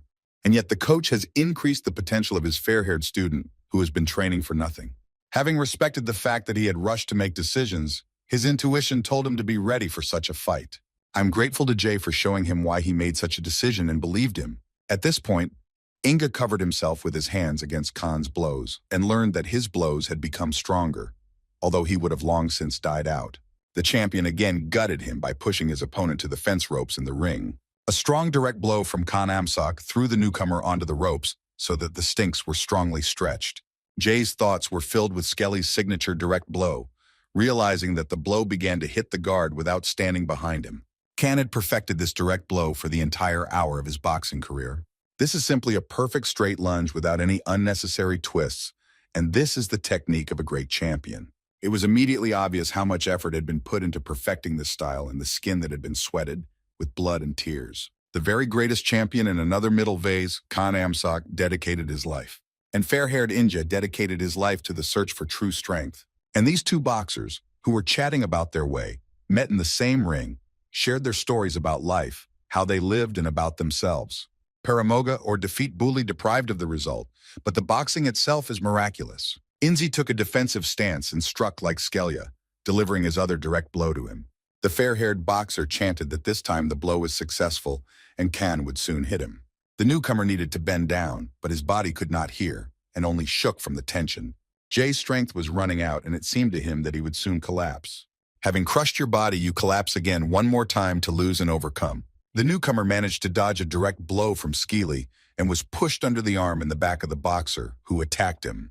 He was able to lunge to the left, but his body could no longer be heard and could not collapse. The boy blamed himself respectfully for not having trained enough to win. Khan Amsak Bachev that his opponent was at the side of his and was preparing to strike an offensive blow. And Inja, who could not turn around, having respected that he had reached the limits of his physical strength, having known that he was miraculous, and having gained everything that was possible. Just then, the familiar eyes of the school bully Ryu Baeksun appeared in front of Jay's eyes. And then the moment from the last battle, when the quiet, fair-haired Inzi was not afraid to shout out to the strong crook. The eunuch was able to dodge Skilly's offensive blow, bend down and take a kill. Coach Kim's eyes were wide open in wonder as he suddenly came to life in the ring. His father marveled in shock at his son's performance in the boxing ring. When Kang Amsak had finished his opponent's actions too late, he looked shocked and squealed. The blonde newcomer gathered all his strength into the last blow he was about to inflict on his first opponent in his boxing career. Inga's blow was incredibly strong and accurate, hitting his opponent and piercing Khan's liver, causing him quite a bit of pain. The great champion Kang Amseok roared at the pain that permeated his body. Without wasting an hour, Inga delivered a strong blow with his other hand directly to the opponent's head. Kang Amseok fell on his back in the ring, and the sports judge announced a knockout. Judging by giving signals to the boxer, who was lying on the ground trying to resist any reaction he wanted. Shocked and standing to the side, his eyes were widened and wide open, and he could not take his gaze off his opponent. When the boxing gong sounded, the fair-haired newcomer Jay did not destroy his place and simply marveled at himself. The hawk was lying on the ground, eyes wide open, wandering around. Having tried the court and upholding the judge, he delivered his verdict, saying that he had made a decision in accordance with Article 250.2 of the Criminal Code. The fair-haired defendant, Ryu Baeksun, received sentences of up to 6 years in prison. The bird was lying on the ground, its wing was broken, and red blood was flowing from the wound. It was flapping its wings as it tried to fly, but everything was fine. If the judge was guilty of his conviction of Ryu Baeksun, he was emotionless and innocent. At this hour, fair-haired Inzi stood in the boxing ring with wide-open eyes and fears of the enemies that he was able to earn and achieve. Judging by his hand, it hung freely down parallel to his sheepskin coat and was clad in a green boxing glove. The sports judge raised the hand of the shocked Jay to the fire, which meant that he would win his first debut fight against such a strong opponent, Skelly. Angel was still shocked when Steele ushered him into the ring and joyfully patted him on the head, reeling from the overwhelm. Coach Kim also got up to his training in the ring and was incredibly happy that Jay was able to overcome it. In shock, the fair-haired Inja was happy to meet with his coach and stall. The boxer's father lost his hope at the spy hall if he was perhaps empty. The man was incredibly like his son, and his green eyes shone with the joy and pride that he felt in the middle. Kang Amseok stood in amazement at his place in the ring, like a blonde newcomer rejoicing at his first wink. The greatest champion could not believe that any newcomer was able to beat his trump card and his master. Jay's opponent was anxious to know that his reaction and punching through the liver in the end effectively opposed. If Khan Amsak Pishav do Inze and trust with any standing steel, the lad will suffer from hostilities and a lot of abuse. Khan told his opponent that he had not felt this much interest for a long time before the battle and decided to show off how the newcomer Jay would grow professionally in the future. The fair-haired young man opened his mouth in disgust, sensing such words from an opponent whom he considered incredibly strong. Al Jay quickly got out of his thoughts and warmly yapped Kanu for his words. The great champion marveled at the newcomer, what his progress was in battle, and was anxious to know that his goodness and fortitude in the hour of battle, whose physical strength and reaction and his potential were developed through painstaking practice. They ordered Chudov's boxing career. Turning around in his place, Kang Amseok stood up, looking at his opponent and thinking that maybe this young man could reach the championship belt in the future. Al Khan, knowing that the boy needed to be careful, since the champion in this category was truly unsafe, agreed with him. Fair-haired Ing was unable to fall asleep even after the battle, although he was so tired that he thought about falling asleep, just how to cross the threshold of the alarm. They heard him again, and it seemed to him that he was still in the ring and could not get rid of anyone. Skillia stood in front of Jay's eyes, otherwise alive, about to strike him, and the young man felt that he was guilty of getting away.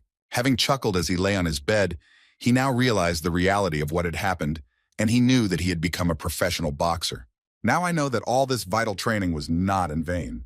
Coach Kim painstakingly prepared his first fight against an incredibly strong opponent. Yunak guessed all the blows that were delivered to the new Khan Amsok during the hour of battle and analyzed all his actions. Now we will find the blonde-haired Inga of wisdom who has truly overcome the terrible enemy Skell. The boy laughed, lying on his bed, and for the first time felt himself truly happy. Our young men of intelligence, who at the moment I see again, will only be wise to the one who has guessed the eyes of the school bully. When he heard about Ryu Beksan, Jay's body immediately tensed up and was ready to curl up. It was a dark night outside, and for only a month the space around it was illuminated. If you realize that you won't be able to sleep all night, you'll decide to practice in the morning. The boy took a fighting stance and thought that he would need to remember in detail that day again if he stood up to fight Ryu Beksan. Then in reality, a classmate appeared in front of him, having bullied him all along. Enzi was trying to deliver his blows to the obvious enemy, in which case he was justifiably offended. Prote Jay told himself not to stumble and collapse even faster, or rather, the axis had arrived at that moment when Ryu Beksan was about to strike his final blow at the new one. Injabachiv, like the fist of a school bully, flies straight into his face. And in the remaining second, the blonde boxer now began to duck under the blow of his obvious opponent. The boy knew that his enemy was immediately attacking him again. Jay realized that he needed to get smart before Ryu Beksan's fist swung. The obvious opponent delivered his blow to the blonde boxer's head. Anza quickly completed his obvious battle with the shadows, still raising his fists in white denunciation. The fair-haired young man believed that he was simply spared and told that he could have dodged under the blow and his feet would have fallen behind him. Jay knew that compared to other boxers, Ryu Beksan's pace would be beyond his strength. The boy marveled at the distance in this place and thought that if I felt about those that Ryu Beksan had finished boxing, I was still wondering about the battles that he had already seen in the ring. The fair-haired Inga decided to play with the shadow once again so that we could prepare before Ryu's attack. At once, a painful spasm and pain ran through the body of the blonde boy, trying to relax the pain and throwing his head back. Jay decided to turn back into the room, feeling tired, especially after today's battle. Boxer dragged his feet as he walked to his room, feeling tired and ready to go to sleep. In front of the door itself, fair-haired Inzi stood up and froze his feet to the ground. The boy thought that since he was already a professional boxer, he might as well try something while he was at home. In front of Jay, in obvious combat, a black-haired classmate Yu appeared in front of Jay, and the boy thought that he might be ready for the two of him. Even in the battle of glances from the black-haired opponent, but in a clear battle, his body trembled. The fair-haired boxer nervously kneaded his head and croaked at his side, taking a fighting stance. Al did not succeed in creating the remaining ruin, as the apparent opponent quickly attacked him with a direct blow to the head. After this, young man realized that it was time for today's battles, and he needed to go to the shower and get some sleep. More than one Jay did not sleep that night. The reigning champion Yuto Takedo also trained on the street while fighting in the shadows. The champion was preparing seriously, avoiding his obvious opponent and without losing the program. His obvious opponent was the black-haired Yu, the new champion of the light vase. Yuto Takeda, having gained a bit of ground from the side, takes a new stance and prepares to launch a powerful attack on his opponent.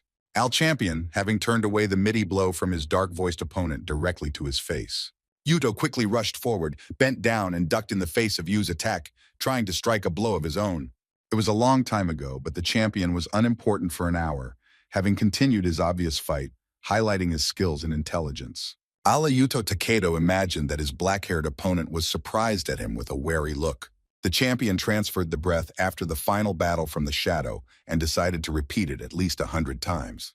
Journalist Peter Kent sat in his office at the computer and sipped a hot drink from a cup. After the enemy fight for the title in the light vase, as the man had recovered, Coach K threw a shout at his attacking opponent. Coach K gave an interview and stated that the finale of the fight was very disappointing, but the result could not help but please him. The man told the reporters that they were recording his skin word, that they might have smelled a bigger one, but his goal would come at once with Yu's title in the main vase. Peter Kent was also present at this interview and felt the words of the legendary Coach K and chuckled as he conveyed such a development.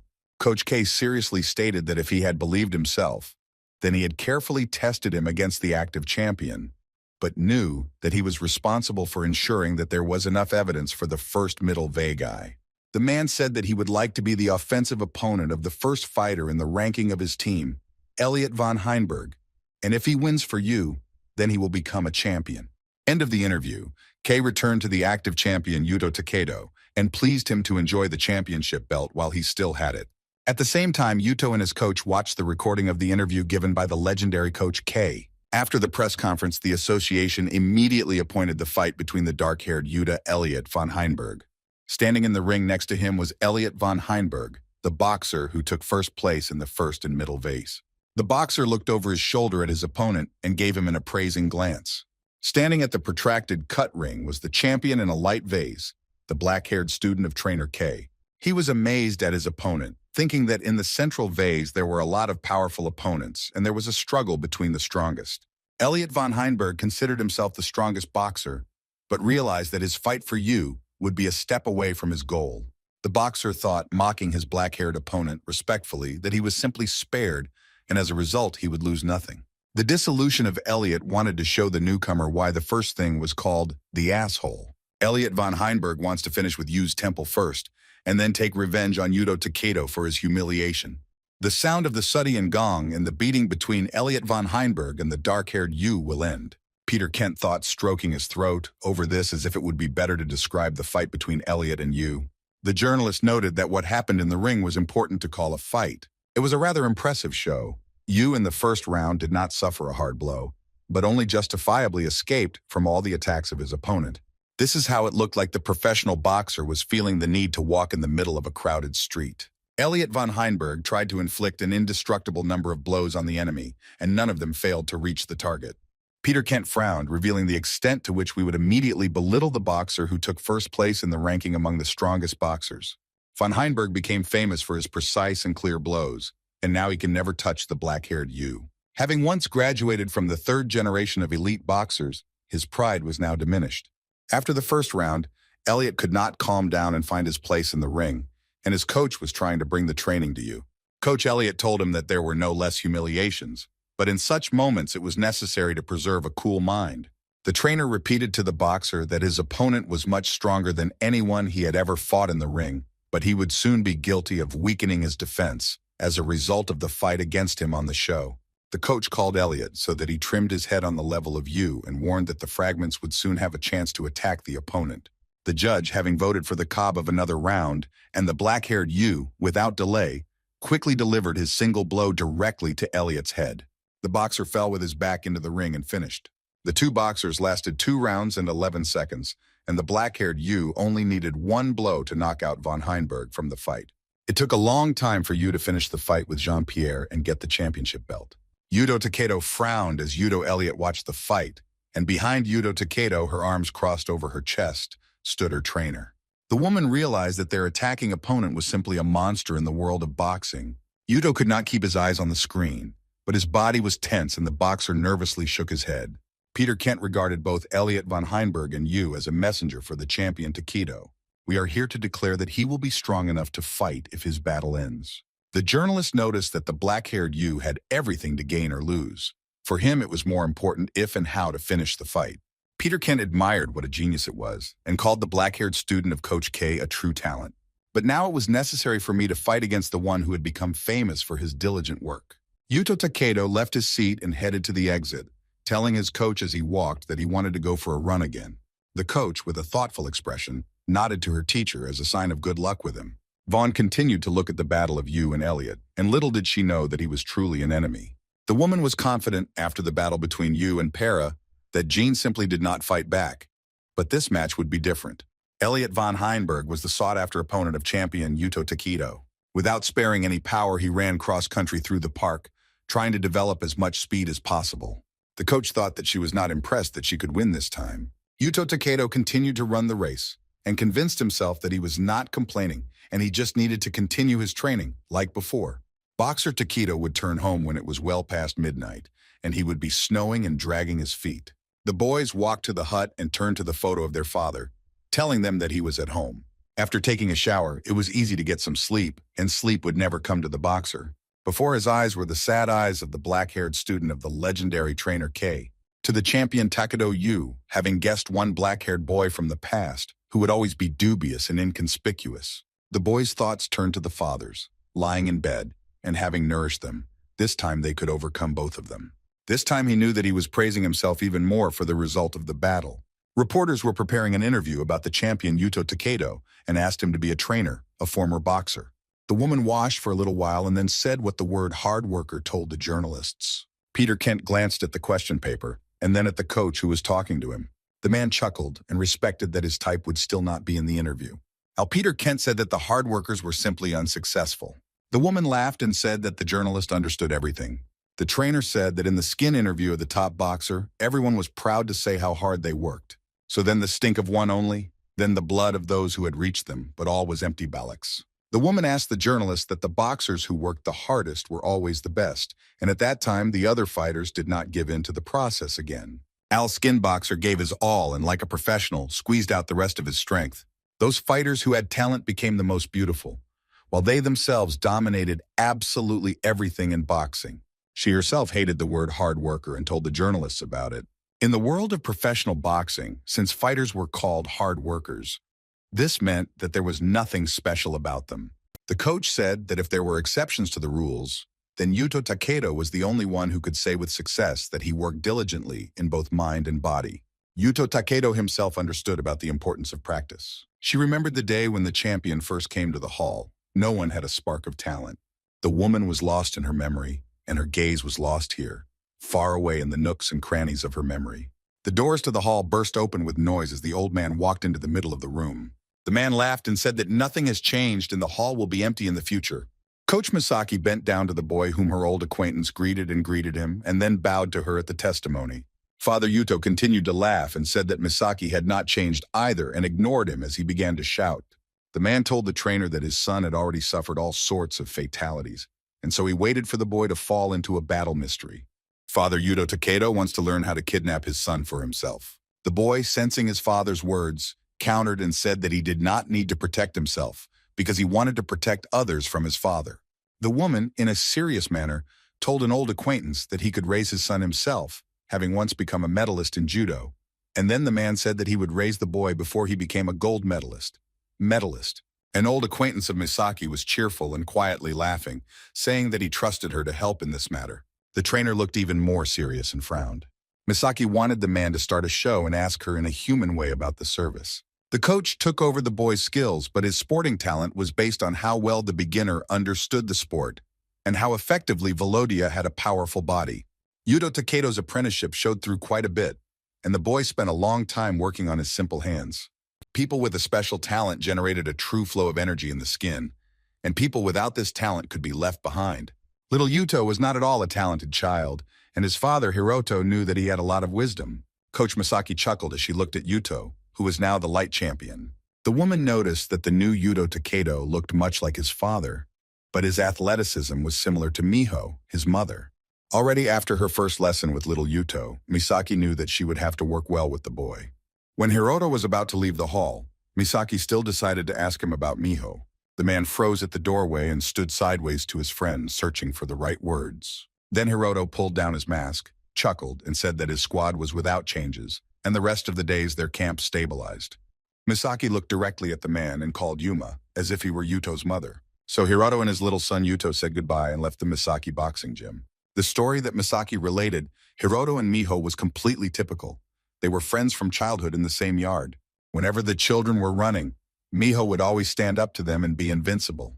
Miho, having crossed over the stone, flew to the ground and lay spread out on it, and Misaki and Hiroto were always strong for her. After she fell in, Hiroto put her on her back and carried her away. Miho joyfully yapped at Hiroto for her work, sitting on her shoulders. Misaki Todi was childishly jealous of her friends and made fun of Miho, that their friend was more jealous of her weaker friend. Todi Misaki wanted to gain respect for herself and also fell to the ground on purpose. Hiroto simply continued to walk away with Miho in his arms, and Misaki simply called her a rogue and did not understand how she could have fallen. This story about the three musketeers ended as soon as their childhood ended. Spring has come, the time of their youth, the stench has grown and grown.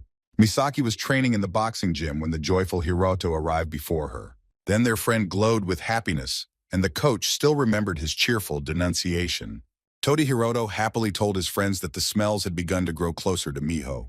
And as you can see in such stories, the relationships between friends have changed quite dramatically and inexplicably. From that day onwards, happy laughter became familiar to the black-haired Hiroto. Misaki used to know everything about the two friends' marriages, and she tried to behave normally and speak prepared phrases. Although almost the truth was said in the face, it turned out not so, and simply, but in spite of Misaki's pain. Regardless of the fact that their plans had changed, the friendship between the three people was nowhere to be found. They started playing karaoke at the same time. Hiroto was dancing with Misaki with his singing, and Miho was having fun with it at the same time. The three friends went to school and prepared for the exams at the same time, wanting to make Hiroto fall into the cob itself, carefully showing Miho and Misaki various amazing speeches and making them seem special and unique. And now, having thought about it, Misaki realized how happy the smells were at that hour, and the trainer was already valuing their bags.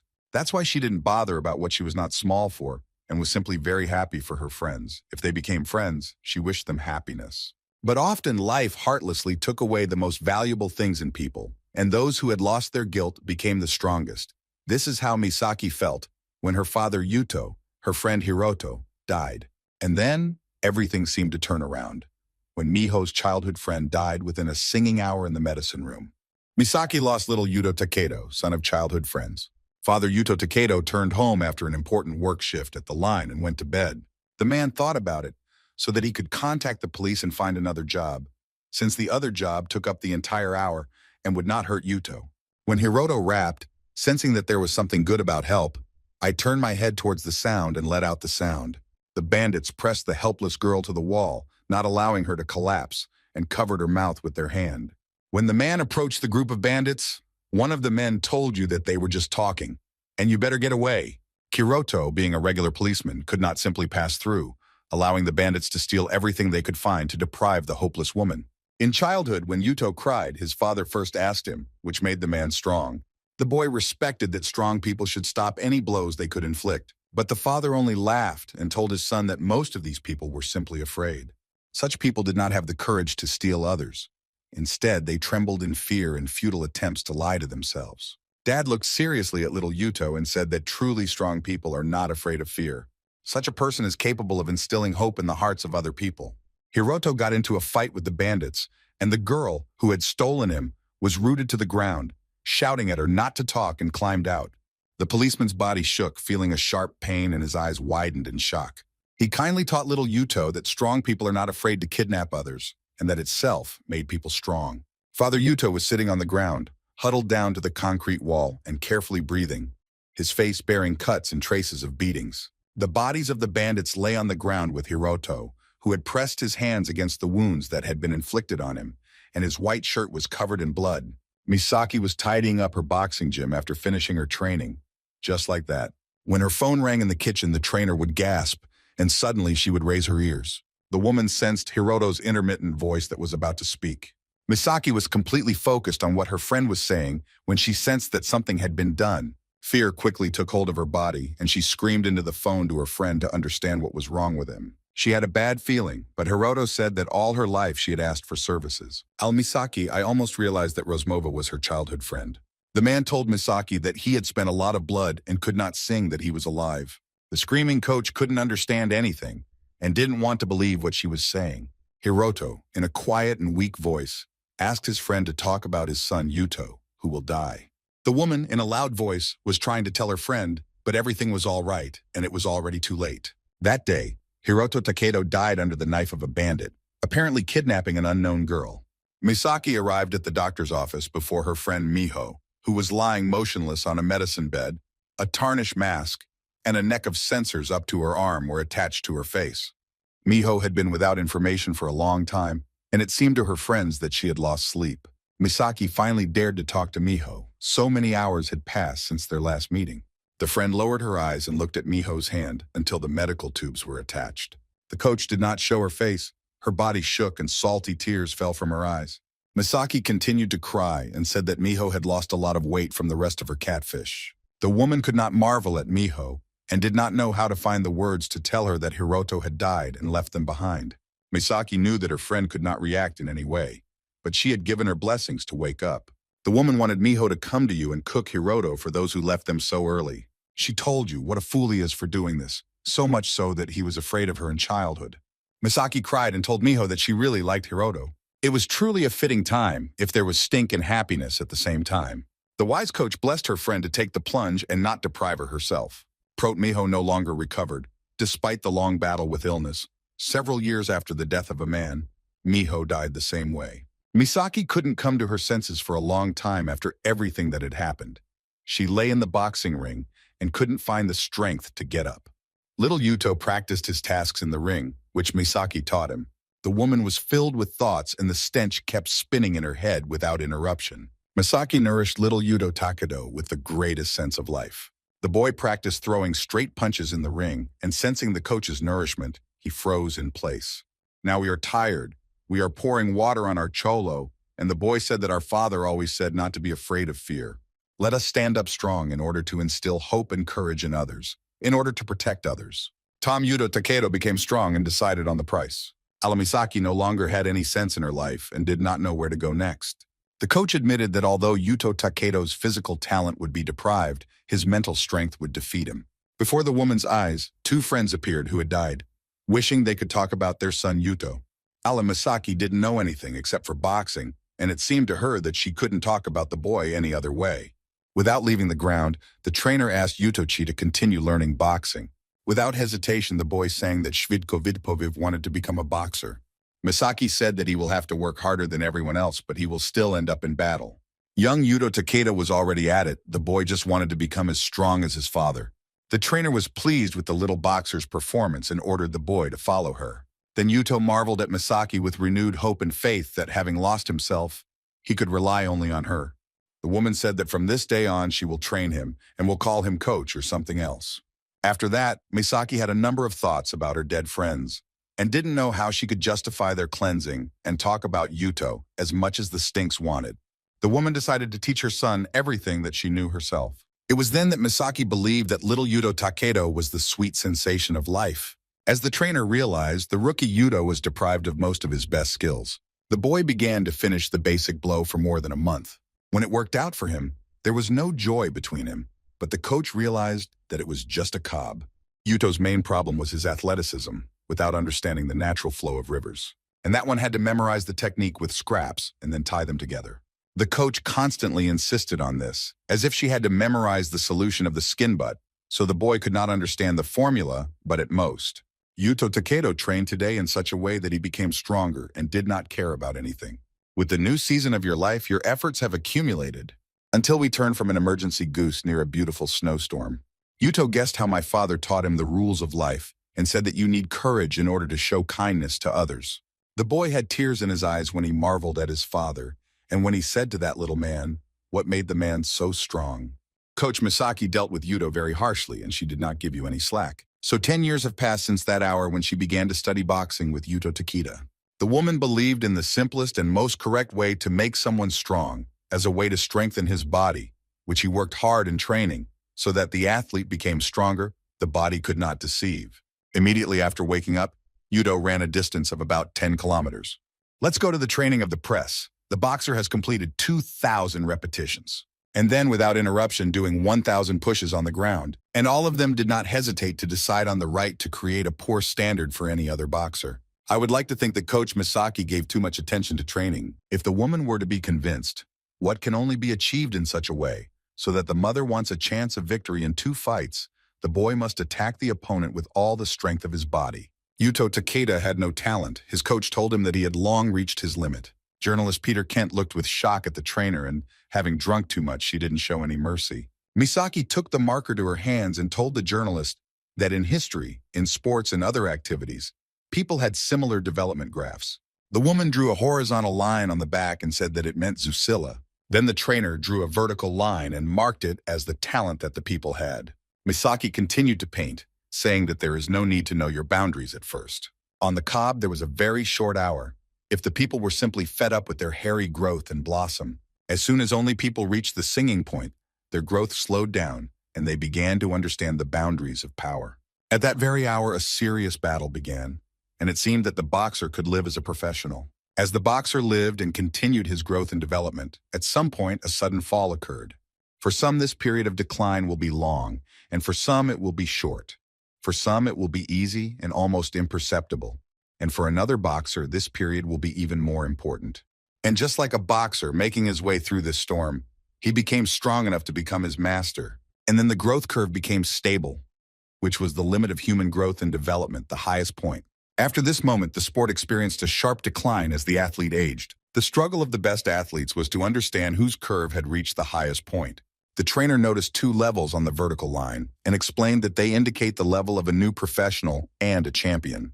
The woman came out of the house, giving the reporters the opportunity to be more surprised by the painted graph, and said that this is how the graph of a typical athlete looked. Then Misaki quickly changed the baby and explained that this is how the genius's schedule looked like. Then she changed the graph once again and noted that this is how Yuto's growth graph looked like. On the 3rd day, Yuto Takeda's work stopped growing. Peter Kent was shocked by the words of trainer Misaki and appreciated the price. I can't tell you about those who want to become champions or become professionals, but who are so weak and untalented that even a newbie could make him well. The woman folded her hands on her chest and said that this is what boxer and champion Yuto Takeda used to do. The journalist countered the trainers who said that Yuto Takeda was the strongest fighter in her category. But Misaki just sighed and admitted that she still couldn't believe it. The woman spoke further and said that one day Yuto came before her in a medical form, with wounds on her face and a wet board, and then everything changed. Yuto Takeda stood in front of the school fence with a backpack on his shoulders and now began to walk to high school. The boy was seriously amazed at the school and decided to lose his thoughts. Most people saw the hero who, when they grew up, took the butt. For Yuto, such a hero was his father who fought for justice and order.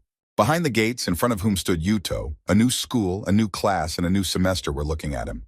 These school children were just in that transitional period between childhood and adult life, when everything was new and wilting, and their skin expressed high anxiety in its own way. Hopefully, like Yuto Takeda having robbed his way and completely devoted himself to Yuma, and at least you could safely follow the path laid out by society. The second is to collect a batting toy in order to contain all the anger that is accumulated on it. The school bully threw his clenched paper at the head of the quiet boy sitting in front of him. The fair-haired bully told his classmate that he needed some money and would like to give his money. The unfortunate lad glanced at his new classmate and asked him for money, and the bully just laughed and wanted to throw another wad of paper at the poor lad.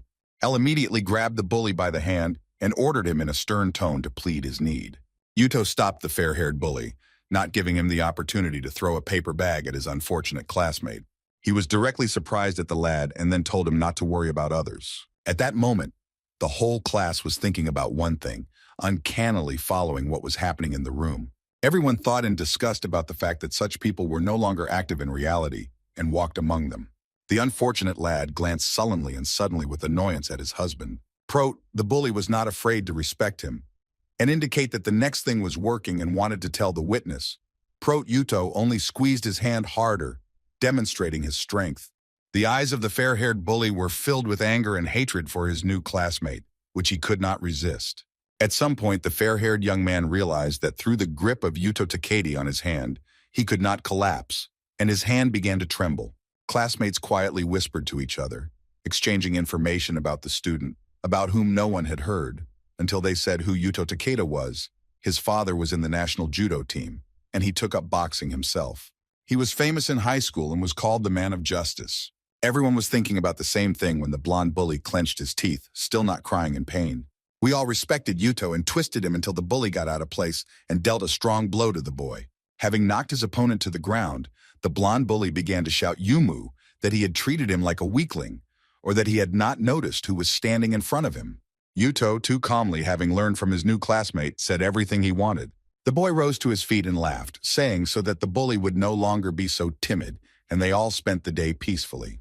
The fair-haired boy was shocked by this turn and looked like he was going to be ruined. And then he barked at his classmates, who were indifferently following everything that was happening so that they would stop bothering each other. After this bully, he quickly left his place, and also his class. The respect of all classmates shifted to Yuto Takeda, standing at the end of the classroom. And Yuto stood straight with a serious face and marveled at everyone at the confession. That day, the entire school discussed what had happened in Yuto's class and discussed the boy himself. School children noted who moved Kazuchi Yuto in the battle, and who said from eyewitnesses that he thought that after hitting Kazu, Yuto would knock him out in one blow, but unfortunately, it did not happen. The school children laughed and repeated what they said to Yuto, that strong boys do not beat those who are weak, but they so wanted to start the battle and so that the bully was dismissed as an athlete. The unfortunate classmate sat down on the wall covering his head with his hands and screaming. The fair-haired bully attacked a poor classmate and said that he was laughing at him. Their quarrel again started Yuto Takeda, who showed up from behind and shouted to Kazu to stop him. Yuto could not comprehend that he had repelled the bully Kaz after beating his insipid classmate. Noticing Yuto, Kaz chuckled wryly, wanting to be dissatisfied with the fact that the boy had suddenly interrupted him during the day. Kaz turned around to Yuto, standing at many places in front of him and repeating his request. The fair-haired schoolboy said that he had robbed the victim because she herself wanted it and it was fun, and without even thinking about it, we only twist through those who went in for sports. Kaz grunted and became even more angry when he swung at Yuto Takedo and wanted to deliver his blow. Mitz was greatly underestimated, if Kaz noted Yuto's fist at the unsafe position of his face. No matter how untalented the people were, the difference between those who put in a lot of effort and those who did not harm anyone was colossal, and Yuto dealt a strong blow to Kaz, and that with the noise of flying to the ground. The bully lying on the ground cannot turn around or get up. This was the effort that Yuto Takeda applied every day to become stronger. A younger classmate marveled in shock at the bully Kaz, who was lying on the ground. And then the unfortunate lad's gaze shifted to Yuto Takedo. The student became actively hostile to his little-known classmate. Then he sent his hero to Yuto, who, having kidnapped him, came to the rescue. Yuto Takedo and the secret boy immediately headed from the school to their homes. The boy, having fought in front of Yuto for the fact that he couldn't stand up for himself, made him even more embarrassed. Yuto Takedo glanced at his classmate with hostility and seriously declared to you that he was not guilty of anything, since he had not done anything dirty, and since for whom there is little disgrace, then Kazu. The boy was embarrassed, marveling at his own feat, and realizing that he was only causing problems to his dreams. Then the student looked at the boxer and said that he would be cool and would never get in touch with such strong people. Yuto Takedo laughed and said that there were a lot of boys in the hall who were much stronger than him. The boy shrugged his shoulders and added that he didn't have talent, so he had to train a lot. The classmate chuckled and then added that such a weakling as Vin could never be like him. Yuto looked at his new classmate in shock and greeted him with words. The boxer tried to beat the schoolboy to the point where he could reach him, but the boy couldn't believe it, and then Yuto pulled him behind him. Yuto Takedo, having introduced her classmate to Coach Misaki, was warily surprised at the newly arrived boy. Yuto felt happy, and his classmate Buv was ruined and Desho slandered after helping the coach. Misaki thought that after she retired, she decided to coach the national team, and 13 years have passed since she opened the new hall. Vaughn assured that her gold medal will help boost her business, but I hope her hall will not be successful. The trainer thought that she had not received new clients for a long time and was able to maintain her business quite a bit. Vaughn was going to squeeze every last penny from the young man, who had suddenly wasted in her hall. Misaki asked a guy she didn't know and introduced herself as Yamaguchi. The coach repeated the boy's name again and said that it sounded very strong, but the schoolboy's power never seemed so strong, and he had absorbed the woman in the truthfulness of her words. She sang to Yamaguchi that she told the truth and added that she won Olympic gold and could understand such speeches at first glance. Misaki chuckled and told Yamaguchi that he would become the strongest champion. The coach urged the boy to get into boxing and become stronger. Vona told the student that she would like to sign up today, having taken away 500 rubles on the membership fee, or Yamaguchi had ruined herself and would not be able to admire those who came to the hall and did not plan to become a boxer. Surprised by the feeling of the membership fee, Misaki said that if you become a champion, she will take the membership fee in hundreds from him. Yuto was afraid that boxing was worth pennies, and he was wondering about how much training was to blame. Then Misaki told her teacher to start training without delay. Yamaguchi carefully watched over the training sessions, having killed Yuto Takedo today. A classmate of Buv Vragenia, Sho Yuto Takedo, was so actively involved in every day. The trainer came up to Yamaguchi and said, "So that you don't show off the vantage, since Yuto was having a special episode and he needed more training." Misaki explained to the boy that Yuto Takedo did not have an ounce of talent, and to become a boxer, he would need to train harder than others. Yamaguchi was amazed that the coach respected Yuto as talentless, and now he thought the boy was even stronger. The woman told the student that Zusul also had her own boundary, and this was a well-known fact. Alas, as she reported, the people could change and become stronger. Without telling anyone on whose path it was easy, but it was important that a person could change if she tried. Yuto Takedo completed his daily training and decided to transfer his breath. Misaki once again guessed Yamaguchi that she had given her $500 and a championship belt, so that she would come to her beginning, and the student would think about it. It was already dark in the yard when the boy said goodbye and left the hall. Yamaguchi walked home, carrying his backpack. The schoolboy used to be radium, having been with Yuto and respecting his class. Then the boy remembered the words of Coach Misaki when she said that you can change if you try. Yamaguchi Ishov, according to the dosage, and Mirkovov Chimig Bivin will change and be spoiled for such a short time. About no one having chosen their ability and precision in which they were born.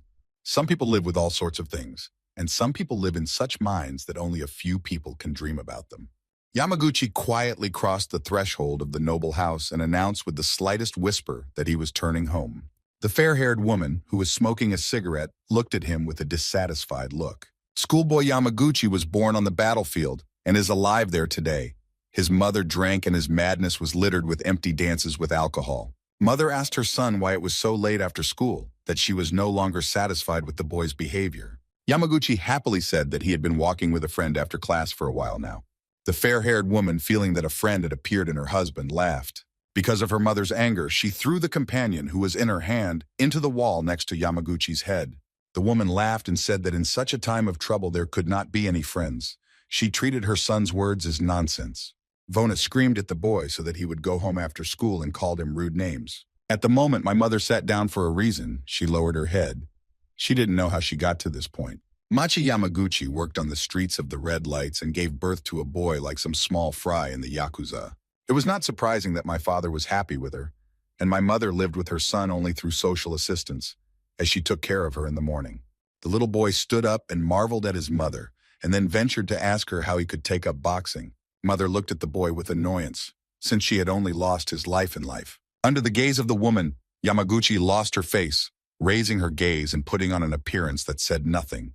Mother began to call her son by different names again. The wife did not like him at all, and similar situations in his life happened quite often, considering Yamaguchi himself to be a worthless fool. I wish I could live normally, without reporting any special efforts, while others were forced to work, so that my mother would like to live approximately the same way. A dark night fell over the place, and for only a month the streets were illuminated, and the awakening was incomplete. There, young people with a contented, inconspicuous appearance gathered around the open fire. One of the men glanced at him in surprise, noticing something there that brought him respect. High school student Kaz went to the group of men who stood around the cavity, whose face was beaten and sealed with plastic. His comrades began to mock Kaz through those who wanted to beat him. One of the men laughed and said that it was obvious that the boy who beat Kaz would fight hard. Another man, who stood white-faced, said that there are more of them today, if an unknown guy in a hood arrives before they arrive. Having looked at the newcomer, the man continued to tell other comrades about him and said that he had called himself the Prodigal Face and turned to become a boxing champion. The face of the people came closer to the number of people, and everyone could be exposed to his accusation if they were welcome from home. Yamaguchi was lying on the mattress, which had previously been laid on the ground like her mother's bed. Her mother was sleeping, and the boy had been thinking all hour and could not sleep. In the life of every person I would like to receive mail once and have a chance to change my growth rate. Yamaguchi constantly repeated his thoughts that even though he wanted to change, he no longer wanted to continue living in this way. Early in France, Yuto Takedo, as expected, ran his cross along the original route while the place was still sleeping. The athlete rapped, having walked in front of him those who were already swelled, and his eyes were wide open in front of the heart. Standing in front of him on the road was Yamaguchi, wearing a football shirt and shorts, the boy staring straight at Yuto Takedo. He looked like he was unhappy, and his green eyes showed confusion. This little boy ran up to his classmate and asked him that he was working here at such an early hour. And the boy only said that yesterday he felt in front of the coach that the boxer was running his cross-country on a skin wound. Yamaguchi told his new friend that he would also like to try playing sports, but decided to start jogging to exercise his excitement and try to find a job to pay for boxing lessons. Yuto Takedo hopes that his new friend will also go in for sports and get better at making friends. He laughed and said that this was a wonderful idea and they could do it at once. The boxer continued to run on his original route and shouted over his shoulder to his comrade that it was the first day. It was important not to overdo it and told him to just run after him at his own rhythm. Yamaguchi firmly stood up, jumped to change, and got to work, running after Yuto. The boy was running very hard, and it seemed to him that he had run out of strength, just wanting to start running. Yamaguchi, who had started his way from the middle, was still unable to catch up with Takedo, for whom the run was very easy. And then when the boy ran with him, starting to understand how much effort Yuto had applied, especially the ones that smelled like yearlings. Most of all, Yamaguchi wants to become as strong as his new comrade, a student of the reconciliations, that his exactness could not change just like that without any force on his side. He continued his run. The boy wanted to believe that he would change himself and change himself. Yamaguchi wants to believe that this one will rise above his position and step over the new one. We have seriously tried to make changes and destroyed them all over the world. The student ran with all his remaining strength and could not allow himself to give up and fall back on the cob of his path. When the comrade reached Yuto, he fell to the ground and tried to take a breather, telling Takedo that he could no longer turn around. The prot boxer praised him and said that he was able to run the entire route without slipping, and when he started, he would stumble countless times. Yamaguchi laughed and said what the clock meant if Yuto Takedo was like this. I'll turn around and tell Yamaguchi that his favorite part of the run is the sun. The student was lying on the grass when the boxer said that he was breathing in the fresh air outside and felt the freedom and satisfaction that appeared after the training. Yuto Takedo incredulously marveled at the horizon, where the sun would soon set. You know how to rise and sit on the ground so that together with your friend you can watch the sun. Yuto's face lit up with happiness when the sun appeared over the horizon. Bring Yamaguchi back to the brink of enemies, having previously begun to move the sun on your eyes. Two comrades were on guard, as the bright sun hit the sky and illuminated another sleepy place. It seemed to Yamaguchi that everyone was still living in a creepy state, and could not understand why they were trying to cut off their skins through each other and hated one another, in order to bring about what he himself was going to do. Well then, why don't you wait for a moment? The boy feels absolutely free. The students ate lunch at school during the long break and huddled together. The fair-haired Kazbachev, as Yamaguchi gave a gift for Yuto, and the stinks merrily flocked among themselves. Kaza was simply bursting with anger and hatred, as he had felt before Yuto Takedo. That evening, in the whiteness of the open fire, the abandoned dwelling seemed to be awakened by the appearance of the prodigal face. One of the men said that the newcomer wanted to kill the strongest enemy in a fight without rules, so he sent him to kill him.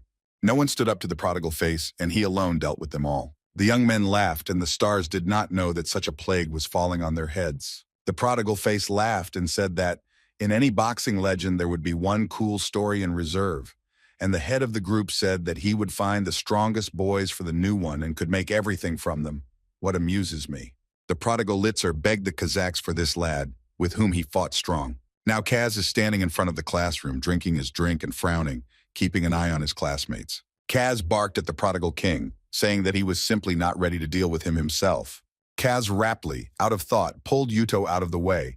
Having told him to have lunch together, Yamaguchi shouted at his friend with such a barrage, and Kaz marveled in shock at his classmates.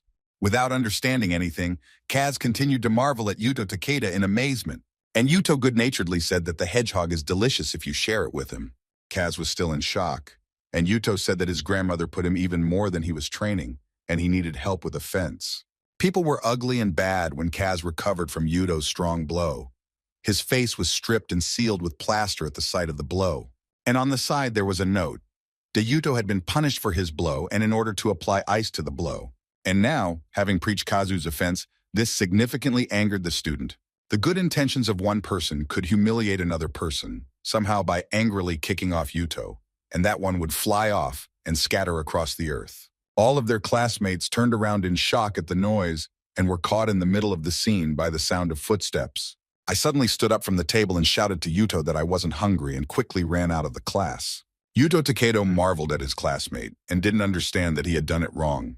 Disillusioned, Kaz ran into the stadium and sat on one of the benches in the stands, head down. The boy was already gritting his teeth in anger but couldn't help himself. A dozen school children who were at the stadium marveled at Kaz in amazement, discussing among themselves what could happen to him. One of the boys noticed that Yuto Takedo had allowed himself to be beaten, but they didn't understand that Kaz was muttering under his breath, and the other told him that that day in the park, Yuto had beaten him. The hour passed and I went on my way. Yamaguchi washed the dishes in the cafe so that my mother could pay for her boxing lessons. And Yuto Takedo was forced to train hard under the watchful gaze of Coach Misaki. And the blonde bully Kaz was nowhere to be seen and never showed up at school. Yuto and Yamaguchi ran together in front of the Svitank along the same route. And then Yamaguchi worked at the cafe to earn a few pennies. And Takeda continued his training in the boxing club of trainer Misaki. And the prodigal face, with crazy joy, knew his opponents, which the men in the group gave him. Every day it became easier for Yamaguchi to run across the road and quickly catch up with Yuto Takedo. Schoolboy Yamaguchi praised himself every time after the previous training and punished himself to continue further. And boxer Yuto Takedo, having reported his strength in training, tried everything he could from his new trainer. Yuto Takedo turned home late in the evening when his phone rang. There was a video call from an unknown number, Takedo, and the boy was surprised and heard the same news. The prodigal Litzer called Boxer and greeted him when the outbreak began. The boy marveled at the screen when the stranger called him by his name. Yuto, having decided to find out who he was, explained the matter and asked about it from an unknown person. The stranger laughed and introduced herself to Kaz, saying that he was welcome to get to know him. And then the invisible one turned the phone and showed Yuto tied to the concrete pillar of Yamaguchi, sitting on the ground. Takedo's eyes widened in shock. The boy couldn't believe what he said. Yamaguchi's eyes were closed and his nose was broken and red blood flowed from it. The fair-haired bully Kaz stood guard and simply watched over the rows of the prodigal face and Yuto. The prodigal face turned the camera back to himself and cheerfully told Yuto Takedo that he could call him an anti-hero. He got ahead of Yuto and said that he knew what to do because he called the police. The prodigal face trimmed the knife against the unfortunate Yamaguchi, who was without a record.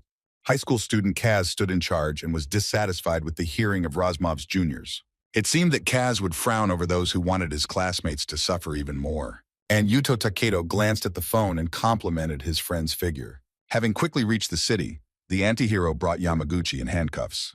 The prodigal Litzer of yours will laugh at you. Otherwise, it would be simple friendship between the Zustrik. The boy was sad and praised Yamaguchi profusely.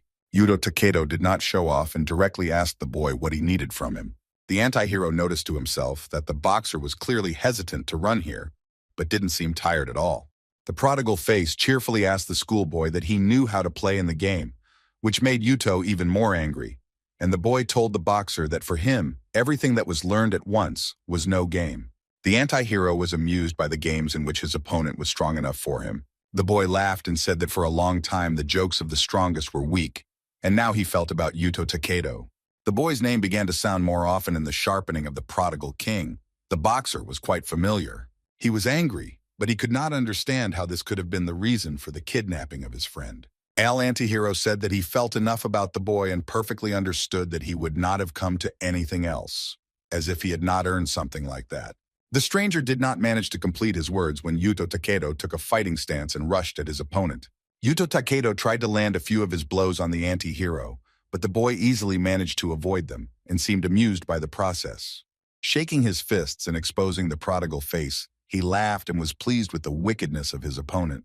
Now it's time for you to attack the new Yuto Takedo, either by vicaristing the trick or by slowing down the rhythm. The boxer wanted to attack his opponent with a direct blow, but that didn't work out, and the anti-hero easily escaped again. And then a swift and strong blow reached Yuto Takedo. Yamaguchi giblets came to you and opened their eyes, trying to understand the whine. The student looked at the two young men in front of him and could not comprehend what had happened next. Then, in one of the young men who fought, Yamaguchi recognized his friend Yuto Takedo. His other fair-haired classmate stood to the side and watched dissatisfiedly behind the bow. Regardless of Yuto's strength, he was unable to overcome the prodigal face. Remnants of everything in a month, Kazu, the anti-hero, the master of all the bandits who were in the area. The boy Volodya had such skills as were born on another level in front of those whom he knew as a school bully. The prodigal face marveled at the boxer Yuto Takedo. The boy was even stronger, quicker, and his moves were even more accurate, and that was all. That's all that happened to the famous boxer Yuto Takedo. Kazu did not understand how the lad could be so untalented because he was victorious in the same ways and combinations. It seemed to the prodigal face that he was fighting against a character with a face that had a number of codes sewn into it. Todikazu realized that he could become a human being because without talent he trained as hard as possible. The anti-hero thought that he had trained Yuto, developed a simply incredible robot, and used extreme brute force against an average fighter. But this time the boxer's tactics became all too obvious, and the prodigal face interrupted Yuto's blow and began to attack him himself. Yamaguchi sat pressed against the wall, watching over everything with wide-open eyes. His classmate Kaz knew that Takedo could not stand up to a true genius. The anti-hero, having continued the fight with the boxer, noticed to himself that his technique was extremely simple. Kazu did not rely on any special techniques or strategies, but simply took out opponents with his accuracy and used a number of blows to protect his opponent. This prodigal face was simply a genius in the world of boxing. Fight between Yuto Takedo and Kazu Travala, aka boxer Rozumiv, whose opponent was stronger than him. For the prodigal face, the fight with the boxer became tedious, and with one clear blow, Yuto was about to fall to the ground. Red blood flowed from his broken nose, and it seemed that the lad had lost his mind, having lost this battle. Yamaguchi bawled, keeping an eye on the boy and calling to himself everyone who had become his friend. His fair-haired classmate is a bully, telling the boy to sit quietly in his seat. After his last blow to Kazu, there were reconciliations, that is, opponent of poverty. But having learned how Yuto was brought down from the ground, and there were shocks, Yamaguchi marveled at his friend from his dreams, and most of all wanted so that he wouldn't be harmed. The school bully was surprised that Yuto Takedo was able to bear the strong blow of the prodigal face. Kazu looked in shock at his opponent as he rose to his feet and began to speak to him. Yuto Takedo still gathered his powers together, but told the anti-hero that he was incredibly strong. Al Boxer didn't understand why he wasted his unique power so thoughtlessly. Takedo continued to speak, and told his opponent that such power was to be abused for the benefit of others and not for his own benefit. The prodigal person lived with the words of a people of justice and without understanding, as if he were to wield power for the benefit of others. In the future, this way of Regressed Vuvat power would be much more fun. Yamaguchi fell like a hail of blows on Yuto Takedo and began to shout and praise him for his friend's life. Their fair-haired classmate Kaz simply watched from the side.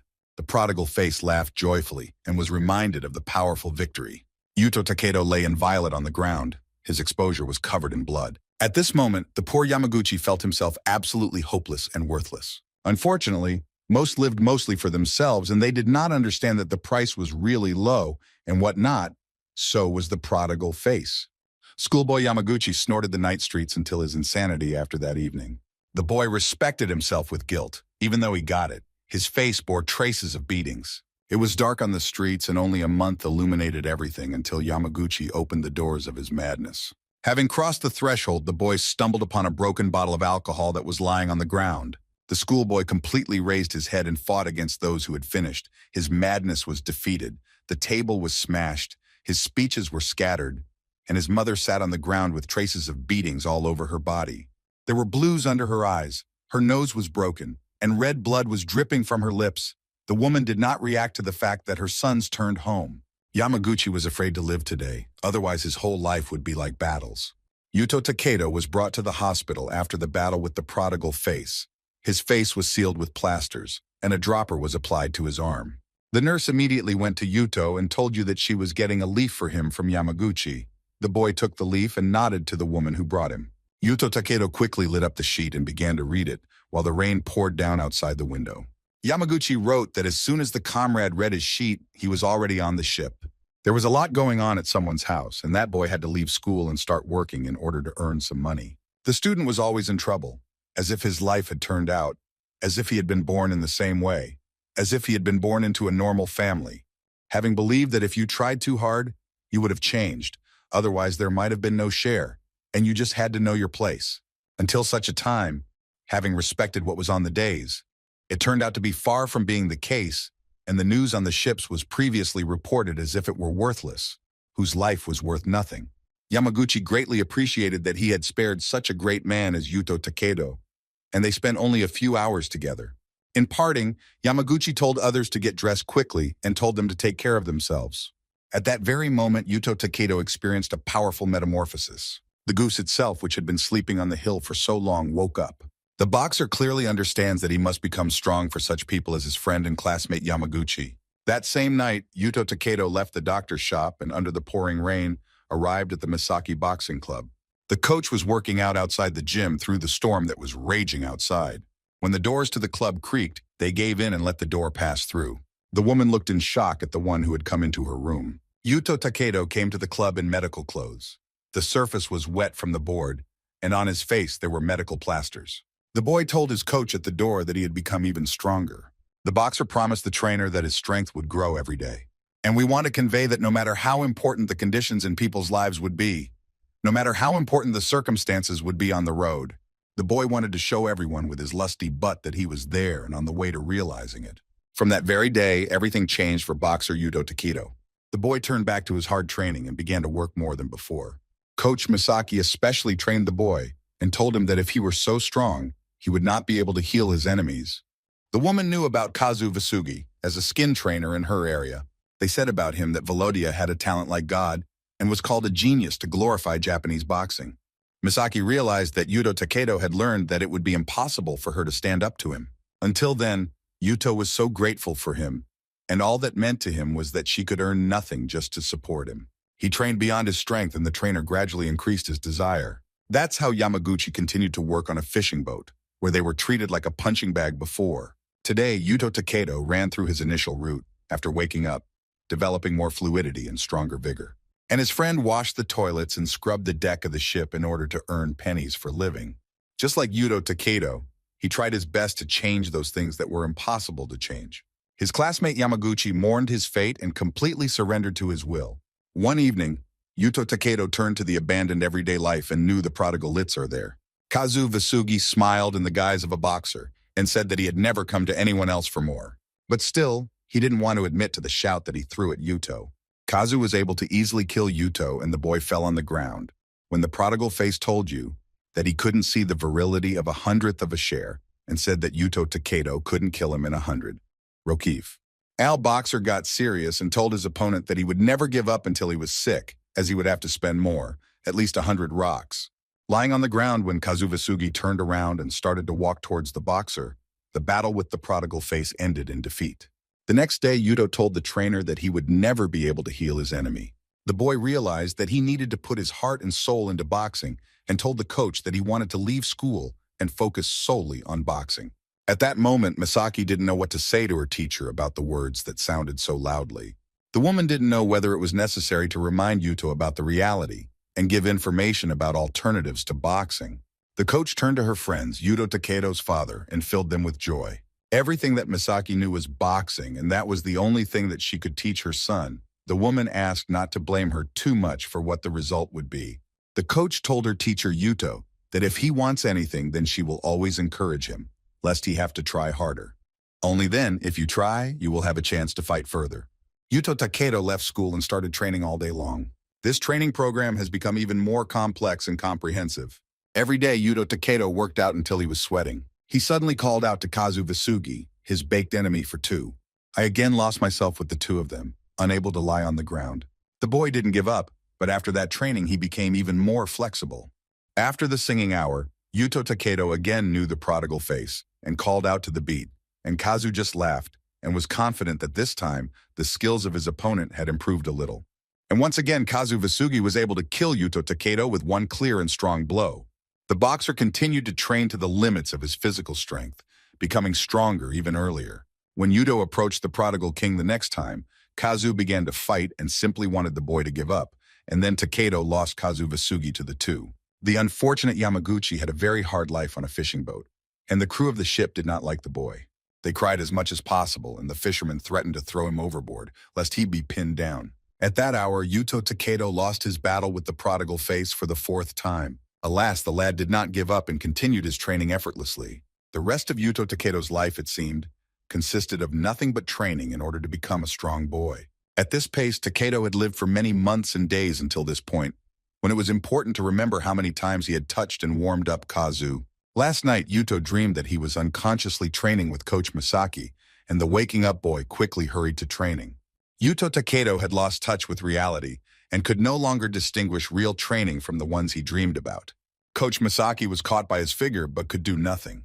There is nothing more important for the young man, and he has convinced himself that he is simply guilty of being in this way, as he instructed for his new coach. The boy delivered strong blows over and over again, and the growing Misakis all went away.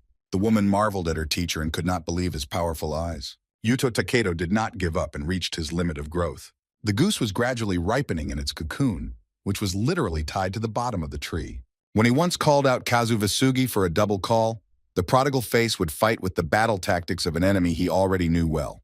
Raptum Kazu realized that Yuto Takedo's fighting style was not the same as before, and that was a lot of fun for him. Again, the boxer was unable to overcome the anti-hero and once again lay on the ground.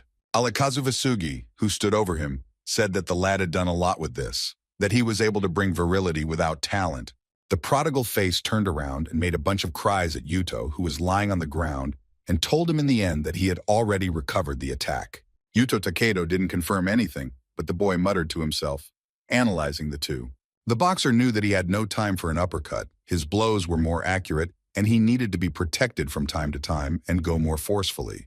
Snowstorm began to crawl out of his cocoon in order to spread the wing. The time has come for changes in the life of Yuto Takedo, and no one could stop the flow of these changes, until Kazu Vasugi soon noticed that the boy had become more precise. Now Yuto Takedo was the first to deliver a very strong blow to the prodigal face's shoulder. This blow really irritated Kazu Vasugi, and he wanted to save him once and for all. Yuto shaking his fists and exposing himself, hiding, and now muttering to himself under his breath. Yamaguchi was extremely miserable the whole hour. The boy was tired and didn't want to live like that. The boy stood on the railing of the ship and marveled at the endless ocean that he had found. The young man had no hope or reason to continue to live, and Yamaguchi just wanted peace. Kazu Vasugi gritted his teeth in anger. His hood flew off his head, and the boy realized that his opponent could overcome him this time. Coach Misaki marveled with satisfaction at the growth graph of her student Yuto Takedo. And on the third day, after all the messy efforts, I suffered from countless defeats. Yuto Takedo was able to kill his sworn enemy in battle, calling himself the prodigal face. Yamaguchi, who wanted to end his life, wrapped in front of him those who had borne the lads in the past. At that morning, if the stench from Yuto began to rush together after jogging, then the boy first felt freedom again.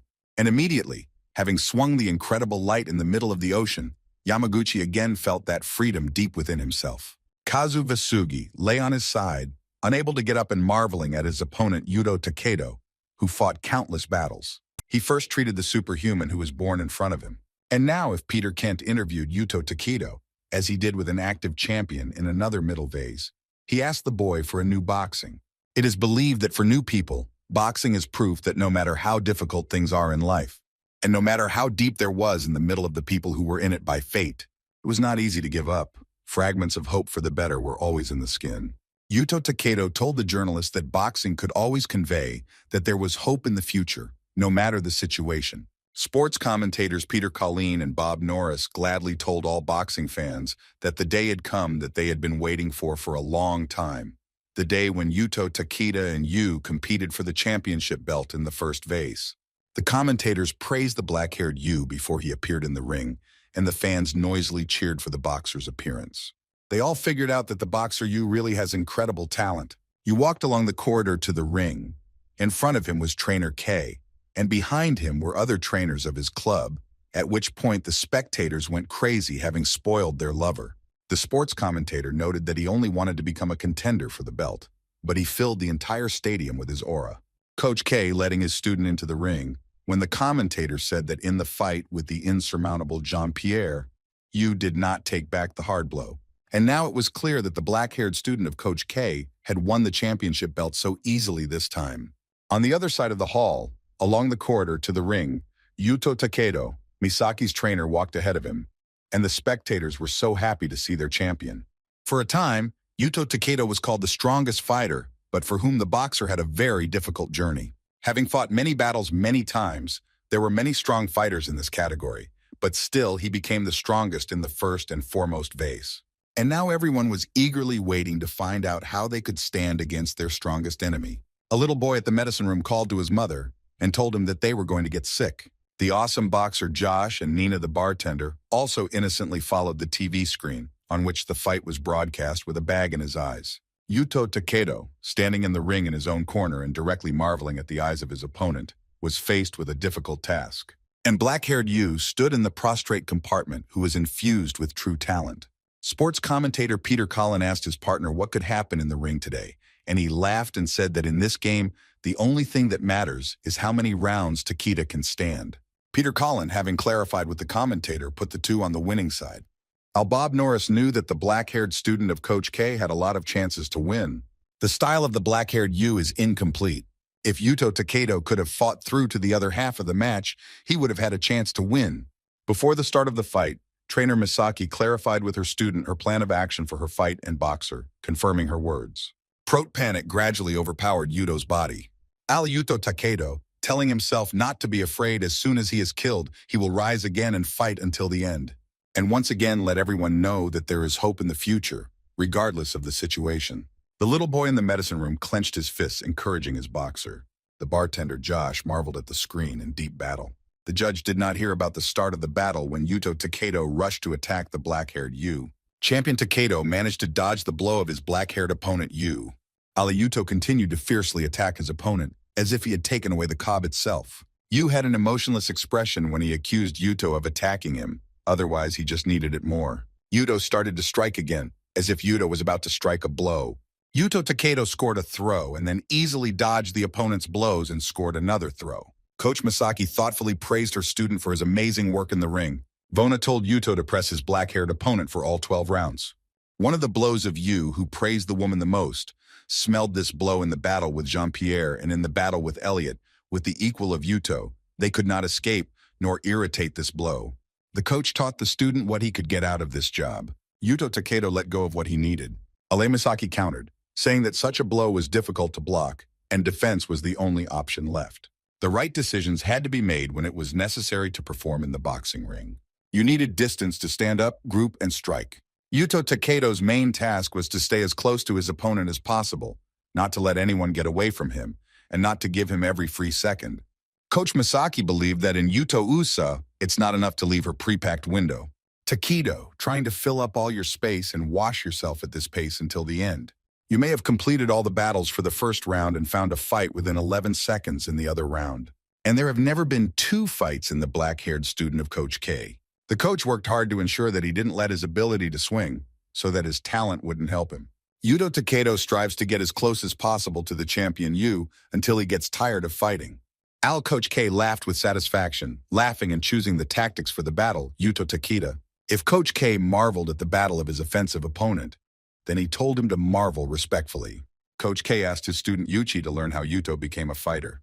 The coach noted that Yuto's muscles were like his armor, which helped him to face the blows. K, without learning much about how to build such muscles with important training, it became clear that the muscles were not only a killer. The well-developed muscles were also the Mitevni reflexes of a boxer, which brought out the greatest fluidity of a destroyed vagina.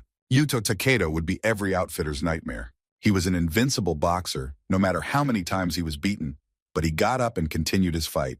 Without exaggeration, Yuto Takedo was the strongest infighter of all hours, and his biggest problem was the intense wind.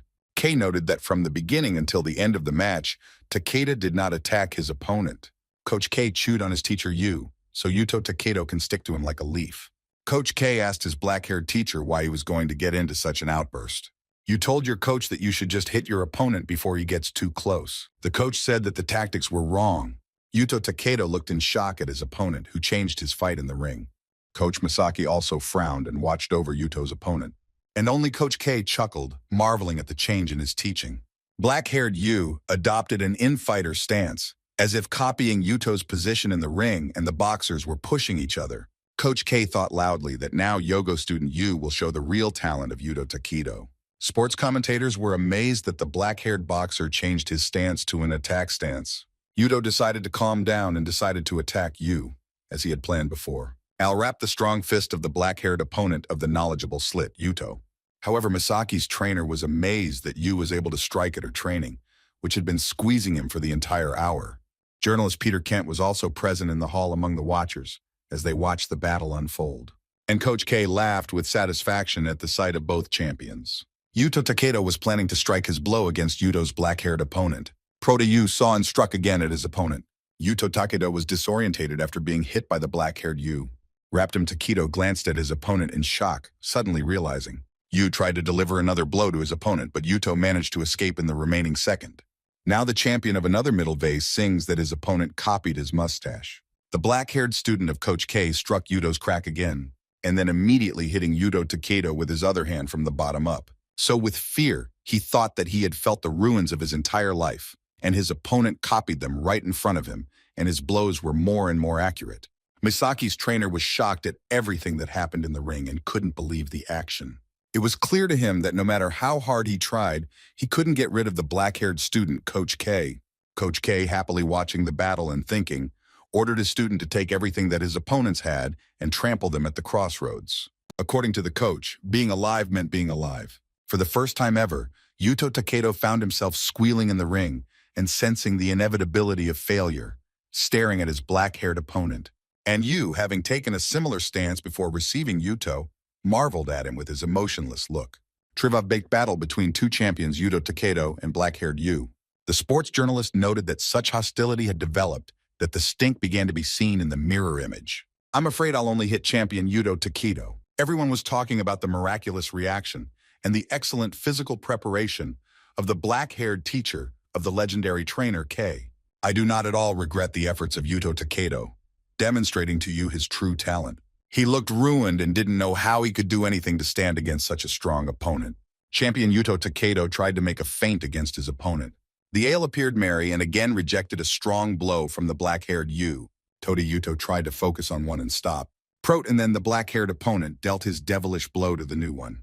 Champion Takedo understands that if this continues, he will have to endure blows until the end of the battle. The boy could not figure out what he should do to stand up to his two. Misaki's trainer looked at the ring with dismay, realizing that she had trained. The woman encouraged her teacher with thoughts and blessed him to get ready. The coach wanted her to train until the end of the round, and then she could guess how it would go. A little boy at the medicine room, sitting tensely on the table, cheering for his beloved boxer. The bartender Josh marveled at the TV screen as they broadcast it. When the boxing bell sounded and the first round was over, this round was even more important for champion Takedo. Coach Misaki encouraged her student and told him to get out of here. The lad lowered his accusation down, gloomily telling the trainer that his opponent was so strong that he couldn't believe it. I realized that I didn't know what happened in this battle. The coach confirmed the words of her teacher, but began to sing Yogo, which does not mean that his opponent did not have weak points. The coach approached her class and said in a whisper that there was something that only Yuto could earn and told him to listen respectfully. Coach K spent the entire hour looking over his shoulder at his opponents as they talked to each other. Proteman was pleased with his teacher and happily asked him, like the black-haired one, his first round as the champion. The black-haired boxer enthusiastically confirmed to his trainer that boxer Yuto Takedo was strong and lightweight champion Jean-Pierre was strong. Coach K laughed and told his teacher that his opponent was one of those who always crossed the codes of becoming only the strongest. The coach spotted Yu, who would be too careless in the ring. Then his opponent would be able to get to him, but the black-haired boxer would miss these words. Commentator Peter Collin asked his colleague Bob Norris for his opinion that Takedo could recover from the upcoming round. Bob believed that Yuto, being a strong fighter, could not give up so easily. Once the sudden gong sounded and another round began, the commentators began to predict that champion Takedo would have a plan for the next round. Yuto Takedo's eyes were shining. The boy was preparing seriously and was ready to finish. Yuto was about to strike his blow at his black-haired opponent. Trainer K got ahead and delivered his clear blow right to Yuto's face. The opponents exchanged their piercing glances one after another. Takedo continued to attack his opponent Yu, and hope shone in his eyes. Coach Misaki told her class to simply parry the blows of the black-haired opponent. Feeling the words of Coach Yuto Takedo, he glanced at her with surprise. The woman was convinced that she learned that she just needed to fend off the blows of the black-haired Yu, as you know, Yuto's greatest beauty. Misaki guarded Yuto so that he didn't overdo it and waste his strength, so he needed to concentrate on what he was strong at. Yuto Takedo in the battle with the black-haired Yu remembers who is in. Coach Misaki skillfully watched over the fight in the ring, while Coach K was just having fun watching the two. Yu again struck a blow at Takedo, only repeating to himself that he was guilty of defeating those who were worse than him. Journalist Peter Kent, clasping his hands on his chest, chuckled and marveled at the two champions. The little boy at the medicine room was seriously surprised and painfully surprised. The awesome boxer, Josh, marveled at the screen, with the hope that those who would be able to overcome the black-haired student of Coach K. The commentator said that champion Yuto Takedo beat and immediately withheld blows, emulating his spirit and humility. Having calmed himself in his thoughts, talking to him, he would wash his mind and be ready to take off a lot of blows. Champion Takedo, knowing that it would not hurt anymore, would fight until we stood on our own two legs. Trainer Misaki carefully watched over the skin of the boxers in the ring. Vona walked back as the black-haired Yu stepped forward, and Yuto Takedo pushed forward and successfully gained the upper hand over him. However, Trainer K is fighting against champion Takedo and is obliged to admit that the boxer fought badly against his training. Commentator Bob Norris chuckled and said that the champion Takedo is in this round. Fighter Coach K did not accept the seriousness of his opponent. Black-haired Yu often did not reveal his strength in the battle with Yuto Takedo. Champion Takedo immediately noticed that his opponent's behavior in the ring had changed. By stepping back, this created a greater distance between the boxers. You want to change your position between them, but your opponent strikes 3 hard blows. Takedo maintained his position, while the strong blows of his black-haired opponent rained down on him. Yuto could not break through in front and change the distance between them, which means he would have to endure blows and distances. Coach K's chuckle spread across his face when he learned how to easily outmaneuver his opponent. Coach Misaki angrily marveled at the black-haired opponent Takedo and worried that the situation was becoming dangerous. Black-haired Yu adopted his beloved stance, which resembled the stance of a sprinter. Having changed his position in Yuto Takedo tried to force his defense. Al-Yoga will be a complete loss of hope if the opponent strikes a worm's blow on him. Yu's blow was so strong that it knocked out all the spirit from Yuto, and it seemed to him that he could not die. Champion Yuto Takedo fell to his knees in the boxing ring. Having announced the knockdown, the black-haired Yu at this hour went to his corner of the ring, and Yuto was trying to get to his feet. Coach Misaki marveled at her teacher and, clenching her lips, complimented him on his figure. The little boy in medicine shook his fist for the champion Yuto Takedo so that he would know his own strength and continue the fight. The bartender Josh was pityingly amazed as the opponent of the black-haired Yu kneeling in the ring. After all, Yuto Takedo's actions in the battle with Coach K's teacher just began. It seemed that the black-haired Yu was pityingly marveling at his opponent. The spectators in the hall simply went crazy watching the show, which was dominated by 2 champions wrestling in the same ring, and in the middle of the spectators there was one man who sat tensely in his place. The man clenched his hands into fists on his knees and his body shook. In books and films, the characters' looked intense and dynamic, but this kept interest alive. Alayaksho people, if perhaps, reported Zusilla so that she could reach. Then she knew that the fair price was worthless and selfish.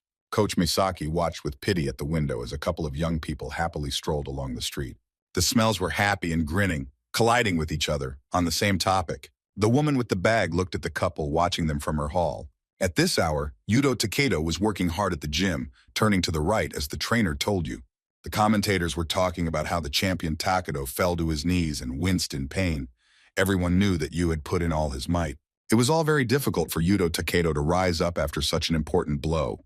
Coach Misaki in anger slammed her fist on the ring and blessed her thoughts to get up. Yuto Takedo, having gathered all his strength to rise up, would rather try to knead his body and die. A little boy in scarlet pajamas, shaking his fists and encouraging Yuto Takedo. Bartender Josh, wiping glasses, also cheered for Yuto and hoped that he would get up. The unknown man, who was sitting near the spectators' hall, warily looked at the ring. Black-haired Yu quickly marveled at his opponent, the champion. Yuto Takedo immediately stood up and turned to a fighting position. Black-haired Yu marveled at his opponent and realized that now he had to fight in earnest. Yu thought that now Yuto was unwell, and champion Takedo thought that there was still a chance. Black-haired Yu, without knowing his opponent, could have found a way out of this situation. Misaki's trainer was tensely amazed at the shows that were bursting into flames in the ring.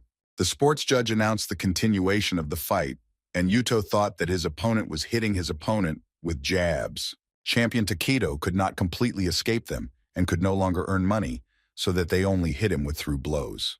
Yuto plans to take Yu's blows on himself so that he can get closer to his opponent. The blows fell on Yuto, but soon they could get closer to the south as they wanted.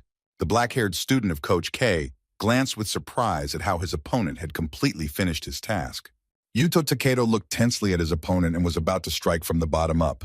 Then the champion Yuto rose to his full height and delivered an offensive blow with his straight hand to the black-haired Yu, and then, moving even closer to the Yu, to continue your attack.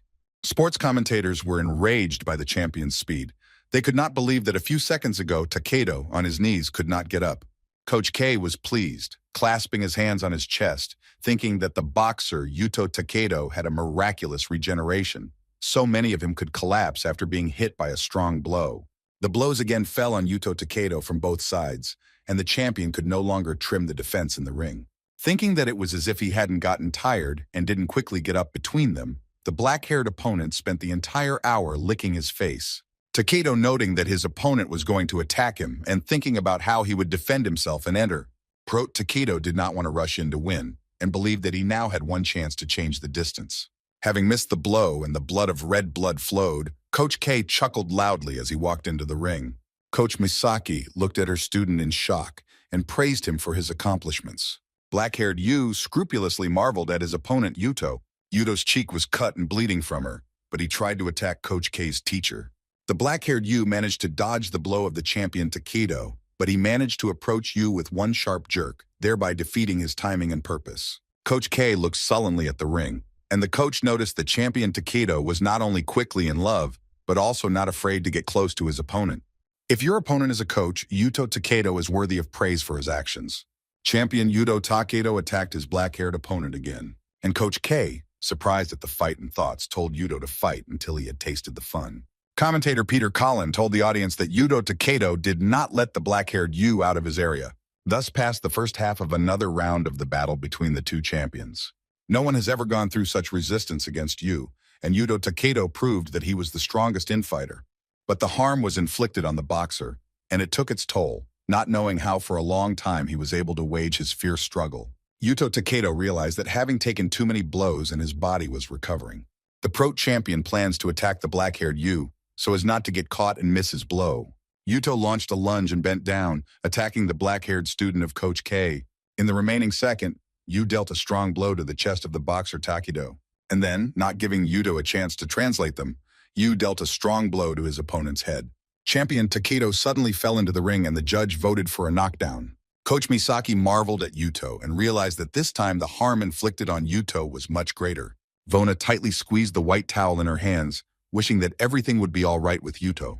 Yuto was lying in the ring, having begun to conduct his battle, giving the champion the opportunity to get up and continue his fight. The look of champion Takedo was visible, and the commentators said that they were not sure that Yuto would rise again. The little boy in the medicine ice did not cry. The good Yuto Takedo would rise and win this battle. The bartender Josh looked disappointed and was aware that the champion Yuto Takedo had already lost this battle. The unknown man tensely marveled at the boxer Takedo and was embarrassed by his figure. Yuto Takedo held the back of his father Hiroto in front of him. The boy has reason that he must gather all his strength and stand up, having told himself that he was obliged to let everyone know that as a result, if there was a will, there would be a way.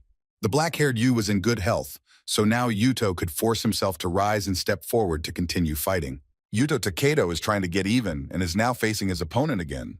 However, Misaki's trainer was shocked to see how they had given up after such a strong blow. Coach K was pleased with the unbreakable will of Yuto Takedo and believed that in this way the victory of his student would be even more epic. Yuto's body shook under the strain when he tired his body and tried to shake vertically. Yuto Takedo looked at the hunched back of his schoolmate Yamaguchi in front of him. The boxer rushed to let his friend know that everything was possible, whatever he wanted. Onlookers stood by as champion Takedo rose to his feet. No matter how many times Yuto was praised from the bottom, it was always surprising, but it seemed that once again the opponent was no longer able to overcome the champion. Judging with apprehension at Yuto Takedo, I couldn't comprehend that the champion was in order, but quickly followed him further. The judge gave a sign to the boxers to continue fighting, and the unknown man with tears in the eyes of his mind, that Yuto was fighting for victory, not for the sake of himself. Yuto Takedo was only able to defend himself against the strong and precise blows of his black-haired opponent. The man again clenched his hands into fists and began to say that Yuto was trying for such people as Vin. A flurry of blows from the black-haired boxer Ulative towards the champion Yuto Takedo.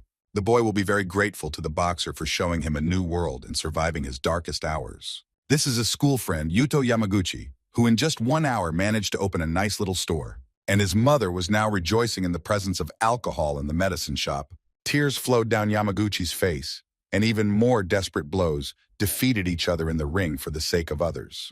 Yuto Takedo didn't lose his strength, hit him and hit his opponent little by little, breaking his will.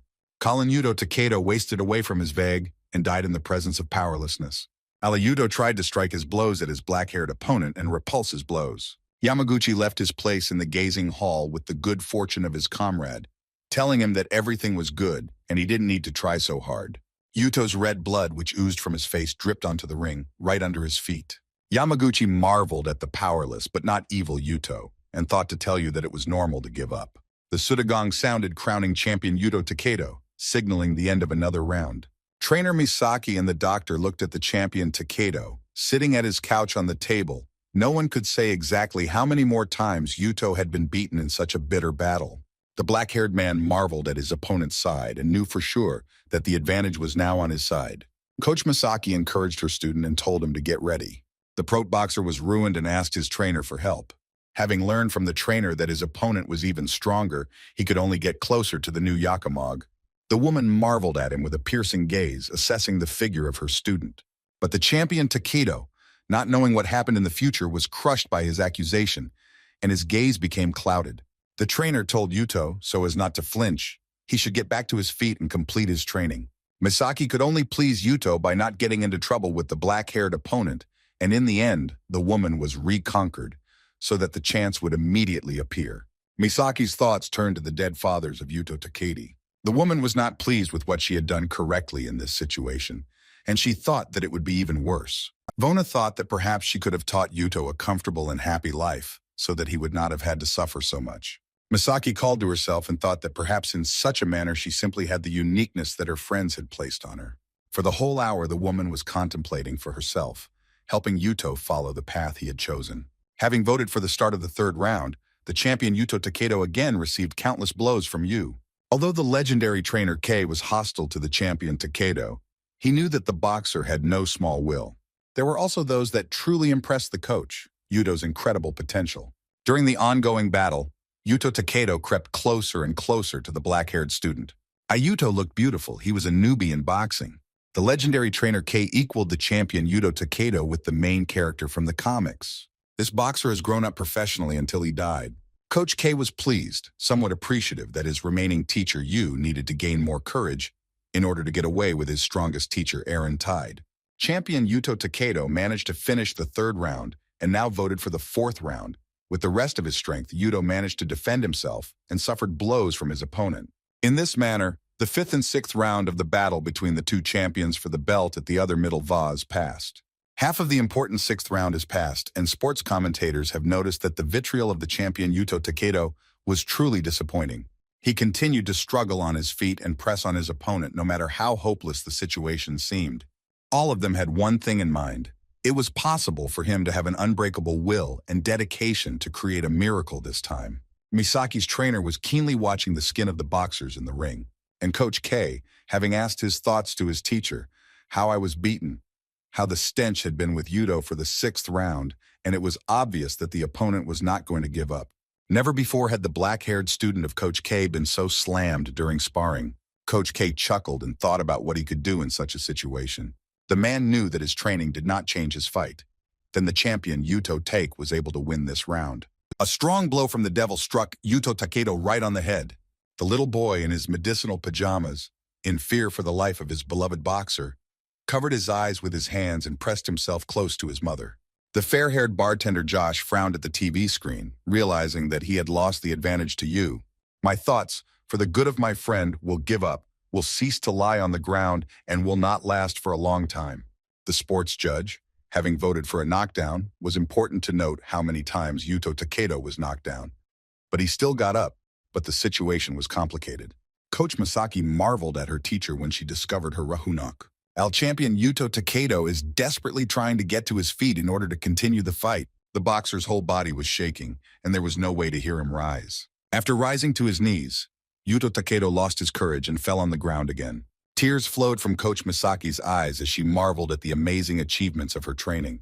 Yuto lay on the ground completely exhausted, and his gaze wandered here far beyond the boundaries of the ring. With a hazy look, the boxer looked straight at his trainer. The woman was unable to see this situation and lowered her head down. Svidamosti Yuto Takedo leaked the situation from the distant past. The boxer himself was training at the gym and practicing his punches on the punching bag when he was called out. Coach Misaki came to the gym for refreshments, and in her hands was a dance with alcohol. She went to her lesson. The woman told the shocked Yuto that today it would be enough to train and that he should go to bed with her.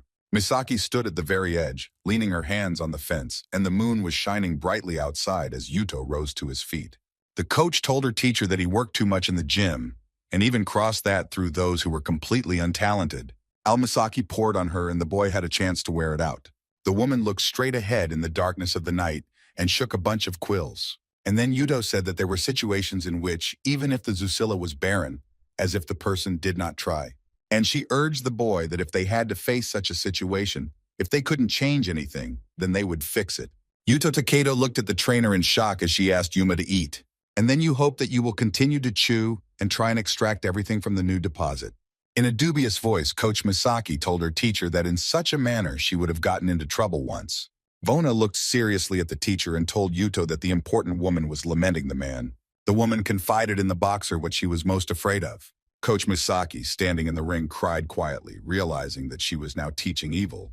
Just then, Nadahu, the woman, told Yuto Takedo that she valued life for nothing. Misaki admitted that life had let her down more than once, that she had lost her closest friends, and that she was born in this place and was the son of her father, Yuto himself, who was the greatest gift of all.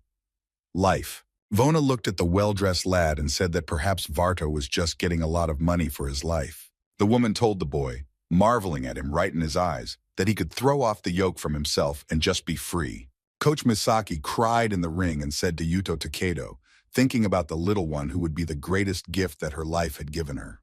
I understand that in this life, all those boxers and other people who were involved in their life were not just like that. Black-haired Yu looked in shock at the ring in front of him and chuckled, which impressed him to the depths of his soul. Yuto Takedo rose to his feet and stood in front of him, taking a fighting stance. But what surprised the champion Yu the most was that there was a light in his eyes that had never been seen before.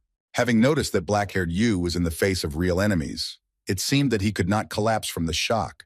It looks like he is in front of his green-eyed classmate Inja at the end of the battle with the school bully Ryu Baek-san. The spectators in the hall went crazy, and it was simply God's mercy that champion Yuto Takedo was back on his feet. Absolutely all the spectators were wildly cheering for the champion Yuto Takedo. The little boy at the doctor's office looked at the TV screen with hope in his eyes. The red-haired bartender Josh looked at the screen in shock, not believing his powerful eyes. Navit Yamaguchi looked mournfully at the ring and at his friend in the new. Coach K was amazed at the ring, not believing that his opponent was still able to rise. Coach Misaki looked at her teacher in shock, and there were tears in her eyes. The judge announced the continuation of the battle, and immediately the fist of the champion Yuto Takedo approached the face of the black-haired Yu. It was not possible for Coach K to escape with one blow, like Yuto Takedo's fist from the other side. The champion Takedo was given a new lease of life, and he defiantly waved his fists in the ring, trying to beat up his opponent for the sake of the ears he loved. Yuto Takedo made a quick dash forward, pressing his opponent, and was about to strike him with a devilish blow. Takedo's fist critically approached the black-haired Yu. Boxer Yuto worked one step at a time, pushing his opponent and not attacking him. The legendary Coach K did not realize this at all and looked like he was crying. At that hour, Misaki's trainer was looking at the ring in shock with her mouth wide open. The champion was able to greet everyone. Sports commentators angrily informed the spectators that Yuto Takedo's fighting technique had changed. From the skin of Yuto, he pulled the black-haired Yu back and in this direction. At this hour, Coach K's teaching was bright in the eyes of the enemy as he clanged. Coach Misaki was amazed at her teacher and was glad that they would find out what was missing in him. This was the same freedom that all the geniuses of the world of boxing wanted. Everyone knew the rule that the more people tried hard, the more freedom they achieved, and it was only given to geniuses. And now Misaki was hoping that Yuto Takedo would enjoy it. Yuto Takedo came to this world without straining his talent, but he managed to fall to the bottom and become a champion. And now, because of his achievement and talent, the enraged coach could not bear to look at her student. The attacks of Yuto Takedo lashed out at the black-haired Yu and drove him further back. Admiring the boxer, Misaki's trainer knew that her student's growth would now rise to unprecedented heights. But at the right moment, a strong blow from Yu landed on the crack of champion Takedo and threw him back. This blow knocked Yuto out of zeal, and the boy needed a moment to get back together. While the offensive blow of the black-haired one again distabs his opponent, journalist Peter Kent watched them, marveling at the incredibly tense battle between the two champions. The little boy pumped his fists with all his might, rooting for Yuto Takedo and strongly believing that he would overcome. The red-haired bartender Josh couldn't get out of the screen and didn't miss a second of the fight. Yamaguchi watched in amazement the skin rush of the athletes in the boxing ring. Another blow from the black-haired Yu threw champion Yuto Takedo onto the fence ropes. Yuto strictly punished his body to fight and continued to fight. The boxer Takedo did not manage to recover from the blow, but the black-haired Yu, approaching the next man, sank back and delivered a straight punch. The black-haired Yu most of all wants to see what was the light in his eyes, as if he were in the eyes of Inzi, and tried to find out for himself the whole hour. The red blood of champion Yuto Takedo was scattered on all sides, and now the boxer's shoulders and chest were smeared with rich blood. If the boy wanted to continue his fight, it seemed as if the fist of the black-haired boxer was approaching his face again. The next time, the fist of the black-haired teacher, Coach K, threw the body of the champion Takedo onto the fence ropes. Yuto Takedo's eyes completely closed and opened again, his gaze becoming clouded. The black-haired Yu guessed the fair-haired boxer, who was the one in childhood, who was shining, and who was the one who told the sun. Having stepped back, the light is restored in the eyes of the champion Yuto Takedo. The legendary trainer Kei cried with happiness that the champion Takedo was able to awaken the real monster in the middle of his training. Right away, a white towel thrown by the coach flies into the ring, and he hummed unfavorably, pulling the black-haired Yu out of Takedo and unfaithfully calling out to the group of doctors. Black-haired Yu incredulously marveled at his opponent with a cast-off look. Coach K marveled at the performance of his black-haired student in the ring and even idolized him. He struck like Yu, delivering clear and direct blows to his opponent so that he was squeezed by the white ropes. Coach K, having been looking for such a fighter like Yu for so long and immediately staring directly at him, could not shed tears of joy. The man hopes that one day this black-haired man will unleash his potential to the fullest. The spectators' hall was noisily blowing greedy direct blows in front of Yu when the commentators informed everyone that Coach Misaki had thrown the towel into the ring, thereby canceling the fight.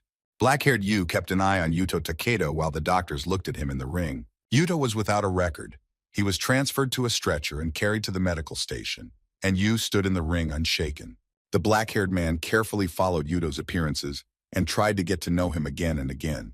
The face of the champion Yuto Takedo was broken. The boy was not with you when he was taken from the ring. Coach Misaki glanced at Yuto's stretcher when she noticed the concerned gaze of Coach K's black-haired student from the side. The woman looked annoyed at the boxer and told him that he was trying to kill the boy. Vona wanted to give a blunder to the black-haired Yu and swung it. If it weren't Coach K, Misaki would have hit Yu. Coach K tried to calm down Coach Misaki and said that she had no right to lay a hand on his boxer. The woman was upset, but Coach K cheerfully told her that such outbursts often happened in the boxing ring. Misaki quickly wrenched her hand away from Coach K's steely grip. The woman looked straight at Coach K and imbibed his words, effectively respecting those who were in the ring with proper boxing. And then she turned her gaze to the black-haired student Yu and said that these were fights without rules, not boxing. Misaki wanted to keep an eye on the doctors who carried her to the hospital on a stretcher, but at the last moment she looked back at Coach K over her shoulder and calmly said that the stench was real monsters. At these words, Coach K just chuckled, showing off his white teeth. Above the voyeurs' hall, near the area for high-ranking voyeurs, stands a huge man in a suit. This is the greatest teaching of the legendary Coach K, champion Aaron Tide, who was amazed at his great trainer and his remaining student Yu. Black-haired Yu, standing in the ring with a neutral expression, denounced. Shocked Aaron Tide was amazed at the boxer for just a few seconds. Viraz denounced him and became emotionless. And then the champion turned around and left his place, taking up space on the balcony. The old doctor told trainer Misaki that boxer Yuto Takedo was not in his best condition. The doctor immediately informed the trainer that there was a crack in the hole, and the truth is, as soon as he could see, I would have to forget about boxing. The coach spent the whole hour marveling at the pretense, realizing her guilt for everything that had happened to Yuto. The boy was lying on a medical bed. His neck was bandaged. There was a fixing bandage on his nose, and a plastic was glued above his eyebrow, and a tarnished tube was attached to his nose. The woman sat down on Yuto's couch, lowering her head until it was quiet, and only the machine followed the heart rhythm, cutting through the silence. Misaki guessed and threw a white towel into the ring to stop the fight. Sitting on a medicine bed, Yutovan reproached herself for not having done this before and not finishing her life, not giving Yu the opportunity to complete her studies. Vona felt that she had allowed Yuto Takedo to get drunk in such a situation. It seemed that little Yuto was amazed at her from bottom to top. At that moment, she began to feel guilty for those who had begun to become the master of the boy, who had welcomed and trusted her with Hiroto. The woman clenched her hands into fists and shook her head widely in front of Yuto Takedo's father, so that she didn't know how to save him. Vaughn cried, realizing that she had let down her friends, Miho and Kuroto, and had failed to trust her, and had turned out to be too untalented for marriage. Misaki sat hunched over on the chair and silently cried for Yuto. The boxer came to you and opened his eyes. I just want to say that if the crack had been broken, the bandage did not allow him to do anything, and only indistinct sounds came out of the boy. Solange's tears caught in the trainer's eyes, and she glanced at her student. Yuto Takedo marveled at her with his piercing eyes, which were still like a dream and pity, and wanted to say something to her. The woman marveled at her student and called him by name. The boxer tried so hard to no avail that he wanted to tell his trainer. Misaki told Yuto not to say anything and listen to the doctor's words. Yuto Takedo effortlessly tried to say what he wanted. The coach suddenly called him by name and tried to understand what the boy wanted to say to her. Yuto managed to understand the word Dayakaya when he incredulously marveled at Misaki right in the eyes. The coach looked at her teacher in shock and could not understand a word from her teacher. The woman began to cry again when she heard the deepest sense of what was said and learned that she was on a medicine bed. The boy closed his eyes contentedly and relaxed, realizing that Misaki sensed the words spoken to him. And at that moment, the coach closed her eyes. Her body shook with silent tears. A picture appeared in her memory of how Daddy welcomed Yuto first to his hall and the boy fell in, wasting his jealousy when trying to take the correct stance. Then she remembered the happy face of the boy when he first managed to land the right blow on the punching bag. At some point, I became the one who trained Yuto Takedo to prepare for such a terrible fight with the black-haired monster of Coach K. Vaughn guessed how the lad got busy, how much effort he put in, and how he got well on such a long journey. The happy appearance of little Yuto appeared before her, and Misaki thought about what she was guilty of. The woman kept thinking to Yuto, crying a lot. She knew that her life had come to an end very soon. Misaki believed that there was a great advantage in people who gave all their strength in the marathon, which was called life, until the end. On the medicine table, there was a basket of fruit for Yuto, and attached to it was a note from his school friend Yamaguchi, who told him that he was wearing clothes and said that there was a stink like only Yuto would leave the medicine shop. Yuto Takedo was a tenacious fellow and now on the mend. The doctor informed Misaki that the boxer would be discharged earlier without having recovered. I marveled at the window and heard Razmov's doctor with a trainer on the edge of his ear. The doctor told Misaki that there was a little patient who was a great fan of the boxer Takedo and even wanted to get along with him. Sensing, Yuto glanced at the doctor over his shoulder. The little boy in the medicinal pajamas was shaking his mother's hand when he stumbled on the stain of the medicinal chamber of his beloved boxer and marveled at him in shock, not believing his powerful eyes. Without even thinking about it, he would have seen his beloved boxer in the walls of the doctor's shop if Yuto had given him an autograph.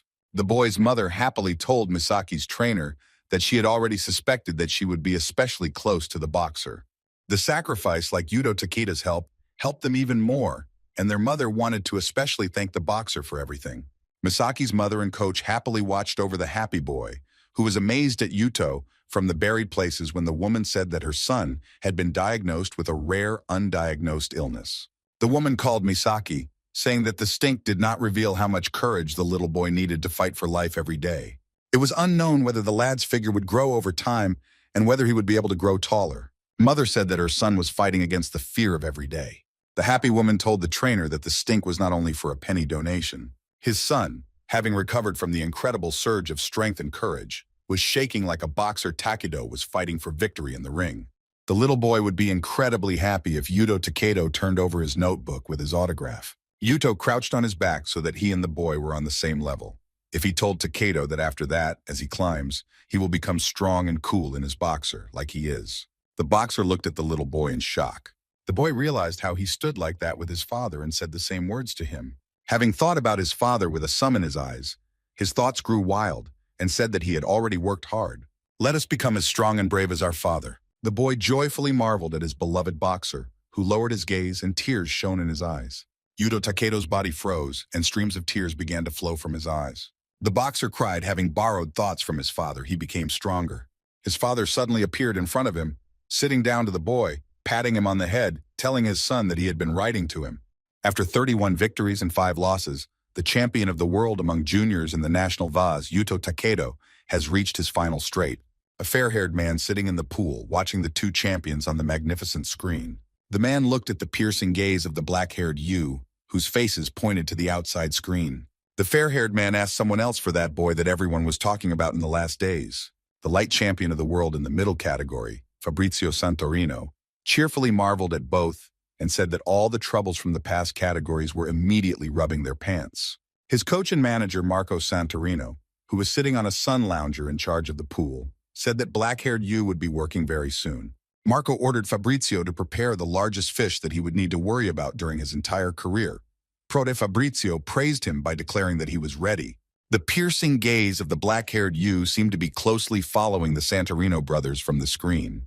And the brothers marveled at the new champion, promising to show him the best show in his life. Black-haired Yu mercilessly defeated the champion Yuto Takedo against the 2. Journalist Peter Kent sat at his desk and thought that Coach K's goal lay in the subcutaneous category.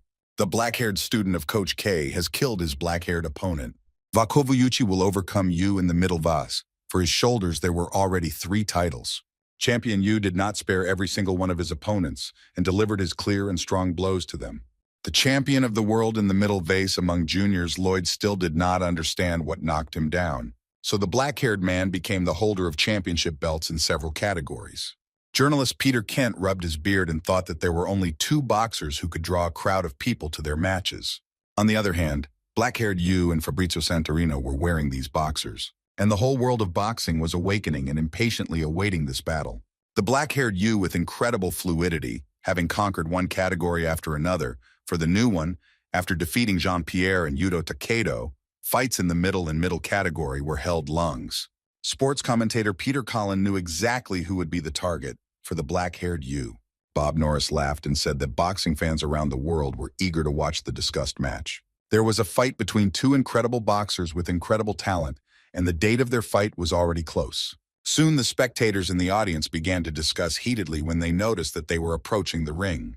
The sports commentators immediately realized what was going on and why the audience reacted so violently. Commentator Peter Collin was angry when he got to the boxing ring.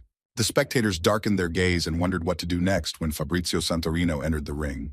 The great boxer and commentator Bob Norris insists that the world champion must appear in such a position in front of his upcoming opponent. The fragments of Fabrizio Santorino will not be the one who can notice the moment when you call him. Black-haired Yu marveled at the boxer with his emotionless look. And the legendary Coach K, standing guard in the ring, just chuckled and gave a shout-out to Fabrizio Santorino. Fabrizio was the one who first struck the first and declared to the guards that he had come here to welcome the genius. The spectators' hall is simply crazy about the excitement that was fired up in the boxing ring, and the champion Fabrizio Santorino just laughed with satisfaction. Having climbed into the ring, Fabrizio caught the microphone from the shocked fight organizer. The champion stood relaxed in the ring and held the microphone in his hand if the spectators were simply crazy. Then Fabrizio Santorino rudely told everyone to be quiet and said that he wanted to express his respect. The fair-haired champion turned to Yu and said that in the entire hour the boxer had not allowed himself to hit even once. Wanting to conquer more than one category of money, Fabrizio tisked as if he had given it away. Fabrizio Santorino told Yu that it was phenomenal and he wanted to express his respect, but his promotion did not impress the black-haired champion, and he was eagerly surprised at him. And now the champion Fabrizio Santorino has become Sikava and Sharich. Another Santorino brother stood on the balcony for special guests, with his hands in the folds of his trousers and guarding the floors below. Fabrizio Santorino began to change, but the fans also did not understand this fact. Already the blonde-haired champion took out a gun and pointed it at the black-haired Yu. Proudly denouncing the boxer, Yu did not change and continued to marvel at the self-satisfied Santorino with his piercing gaze. Fabrizio, with a 3-armed pistol, will expose Yu, having asked him to escape from behind. It seemed that Coach K was not scolding for the life of his student, but hurriedly marveled at the ring in the wake of Yu's obvious reaction. Otherwise, the show would be more impressive. There were enemies. Some were talking about those that the champion had brought with him, and others were on the show. The manager of the sports club, Boxing Levi Carmen, looked in shock at the screen, which was translating to the black-haired Yu. Fabrizio Santorino said as he walked into the ring and again ordered the spectators to quiet down and calm down as they were in control. Then the champion looked over his shoulder and told the guards to leave the place for their own good. The barrel of the gun was several centimeters above Yu's head, but the boy remained calm and did not show his emotions. Coach K hurriedly smothered them in the depths of his training. Fabrizio Santorino moved his finger fully onto the trigger of the gun. Manager Carmen marveled at the screen, appreciating the life of black-haired Yu. The light champion of Santorino pressed the trigger of the pistol. Face began to have assorted colored candies fly off, but the boy lost his calm. All those present watched in shock at the actions of the champion in the ring and could not understand what was going on in his head. After the shooting, Carmen turned back to the screen and looked relieved. Fabrizio Santorino laughed, amused, which had an effect on the ears of those present, and said cheerfully that it was less hot. The Gliodatsky Hall reacted noisily to the champion's actions, and from all sides calls began to pour in on the boxer, having taken a number of shots at the wind. All those present instantly fell silent, and there was a dead silence in the hall. The spectators marveled in shock at the fair-haired champion, who was shooting with a proper weapon this time. Fabrizio Santorino stood in the ring with his hand still raised, as if he were fighting. The boxer's eyes shone with an indescribable fierceness, which was directed at everyone present at the same time. Then, as I wished, Fabrizio told the black-haired Yu that he was going to kill him in a duel without breaking the law, so the lad would enjoy his life while he still had the ability. The remaining student of Coach K was more than emotionlessly amazed at the success of his offensive opponent, without saying a word. And Coach K is happy with the Vitivci Fabrizio, just as he would be happy with a grown-up Vitivci little child. Black-haired Yu had a wonderful dream, as if he were a little boy standing knee-deep in black water. The boy looked at the extra light through the strands of his dark hair. In front of him was a majestic wall with white doors that were tightly closed. Little Yu marveled at the door and found himself in a state of something even worse. As soon as the doors creaked, the handle turned and the doors opened, and black water poured out of them under great pressure, as in the same water. Black water quickly flooded the room and reached the boy's chest, and the water continued to flow from the doors even more. Little black-haired Yu rushed into the water. Yu, who was sleeping on the hill, was awakened by the sound of the entrance bell when the guests arrived. The sleepy boxer hurried to the door to alert the guests, opening the doors and poking around the manager, Carmen, and entrusting with her a handful of flint men. Black-haired Yu didn't understand what was happening and looked at the girl with shock. Carmen shook herself in front of the boxer and went into the booth. The girl asked to go to her companion's cabin. I still don't understand what happened and don't know how to react until Carmen needs to explain. His dark gut meowed in delight at the new guests who were moving around his booth. While the unknown people carefully looked around the booths, Carmen told the boy that Coach K had ordered him to spend the entire hour until the start of his offensive battle with Fabrizio Santorino. The manager calmly explained that the stench and the bodyguards would be watching him closely. The black-haired boxer could not understand why he was so careful. They also reported that they had found a number of security cameras in Yu's booth, and manager Carmen told them to be careful about this, and Yu was sure to be safe. After this, the woman turned her face to a boxer and emotionlessly confirmed that he could change himself if such visits were necessary. The doorbell rang again at the door as Carmen appeared and looked at someone else. The girl looked through the window, opening the curtain, at those who were standing outside the door. If she didn't bother anyone, she opened the doors, and under her feet there was only a cardboard box on the ground. Carmen quickly pulled latex gloves onto her hands and pulled a stale latex shirt with a gas mask over her head. It was difficult for her to move with such equipment, and she was already flailing, not knowing what could be stamped on her in the box. The manager quickly opened the box that was placed under the door of the black-haired boxer. Having looked at her instead, the girl snorted and said that she had sent someone, acting even like a child. Sturbovani Yu marveled at the girl and asked her what was in the box. The manager quickly confirmed that there was nothing special there.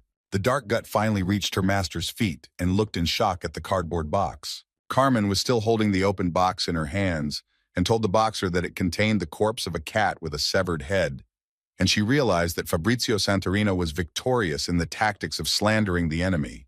Black-haired Yu marveled at the box with a wary glance at the lock of his hair. Having received her equipment, Carmen handed the box to one of the bodyguards and ordered the remains of the cat to be disposed of as appropriate. The manager looked seriously at the boxer and said that now the situation is clearer. This meant being an enemy of the Santorino brothers. The two of them sought victory through whatever paths were available to them. Marco Santorino, being the elder brother and being the master, was in charge of all sorts of tricks, and yesterday's show was his idea. You must use a variety of brutal methods and slander in order to remove your opponent from equal status at the critical moment. Carmen said that the stench was not so simple. She said that she would check everything, that she was a beer boxer, and she would know everything that she had done. The manager marveled at the boy right in the eyes and seriously said that she would closely follow him. Marco Santorino threw the security cameras at the booth. You followed everything that was going on and wanted to jump, so that the boxer received his first gift. Viraz denounced the black-haired boxer as if he was always emotionless, and Marco Santorino was content to continue his guard over his dark-haired opponent. At this point, manager Carmen seriously announced to black-haired Yu that their duel with the Santorino brothers had already begun. The security forces found 10 video surveillance cameras and 20 listening devices in the boxer's booth.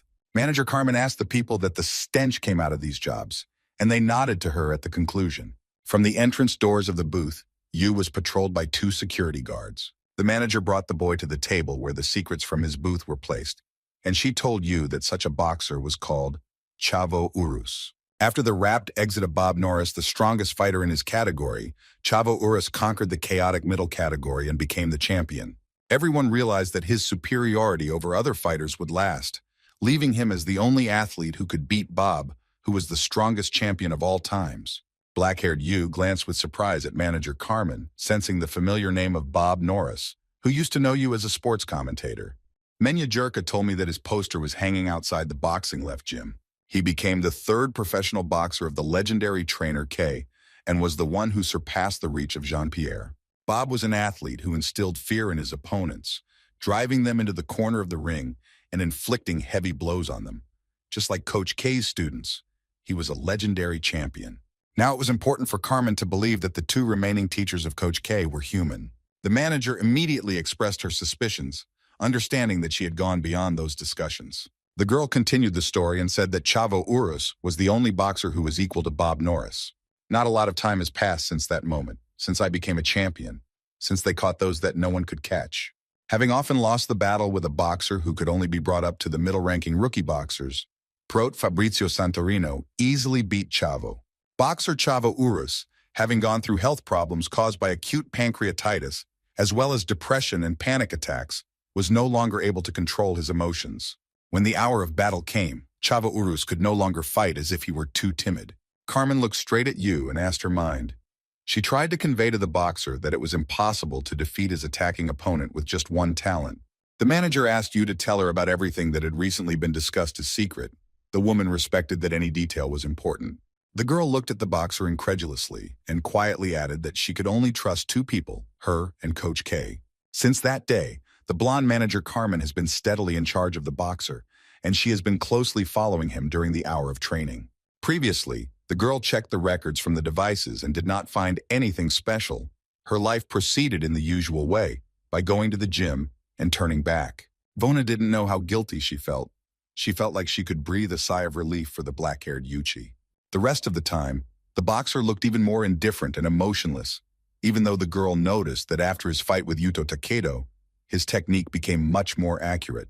The rest of Coach K's teaching, looking like this, otherwise there would be even more destruction. Looking at the boxer, Carmen thought of a word about how he turned on the light once in the middle of the dark, and as a result of this cunning explanation.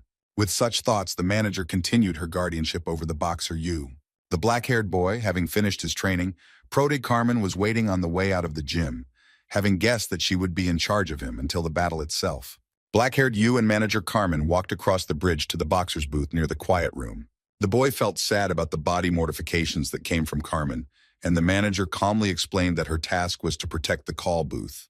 The girl stood up briefly and said that the Santorino brothers were hoping to earn money from the public for the extra show, and the boxer could sleep peacefully, since the stinks could not harm him until the hour before he entered the ring. The manager added, saying that if something happens that threatens Yu's life, he will be obliged to leave in a safe place and not think about anyone. Having blocked Ale Yu, he said that he was building a podbat about himself. Rashtu way to Budinku Yu stinks got rid of the Movchki. Carmen was cooking urchin in the kitchen for Yu and told you that from now on you will no longer eat what you are preparing. Vaughn told the security guards not to let anyone into the booth except themselves. It seemed to the girl that one of the guards had already been bribed by the Santorino brothers. The advantages of Yu were widely trained, so it was not possible for him to have a booth position, since it was not difficult to hire a cook. Carmen said that we prepare only these products that will be tested for toxicity and will be delivered by reliable suppliers. The girl brought the baked chicken to the table, garnished for serving. Carmen asked Yu to the table to make a lot of different herbs and a boxer to fight with what was prepared for him. The girl sat on the other side of the table, on the contrary, and in her thoughts, she praised herself for the miraculously prepared evening. The manager marveled at Yu through her eyepieces. They sat opposite each other, and neither of them hung around. They were thinking about their own things.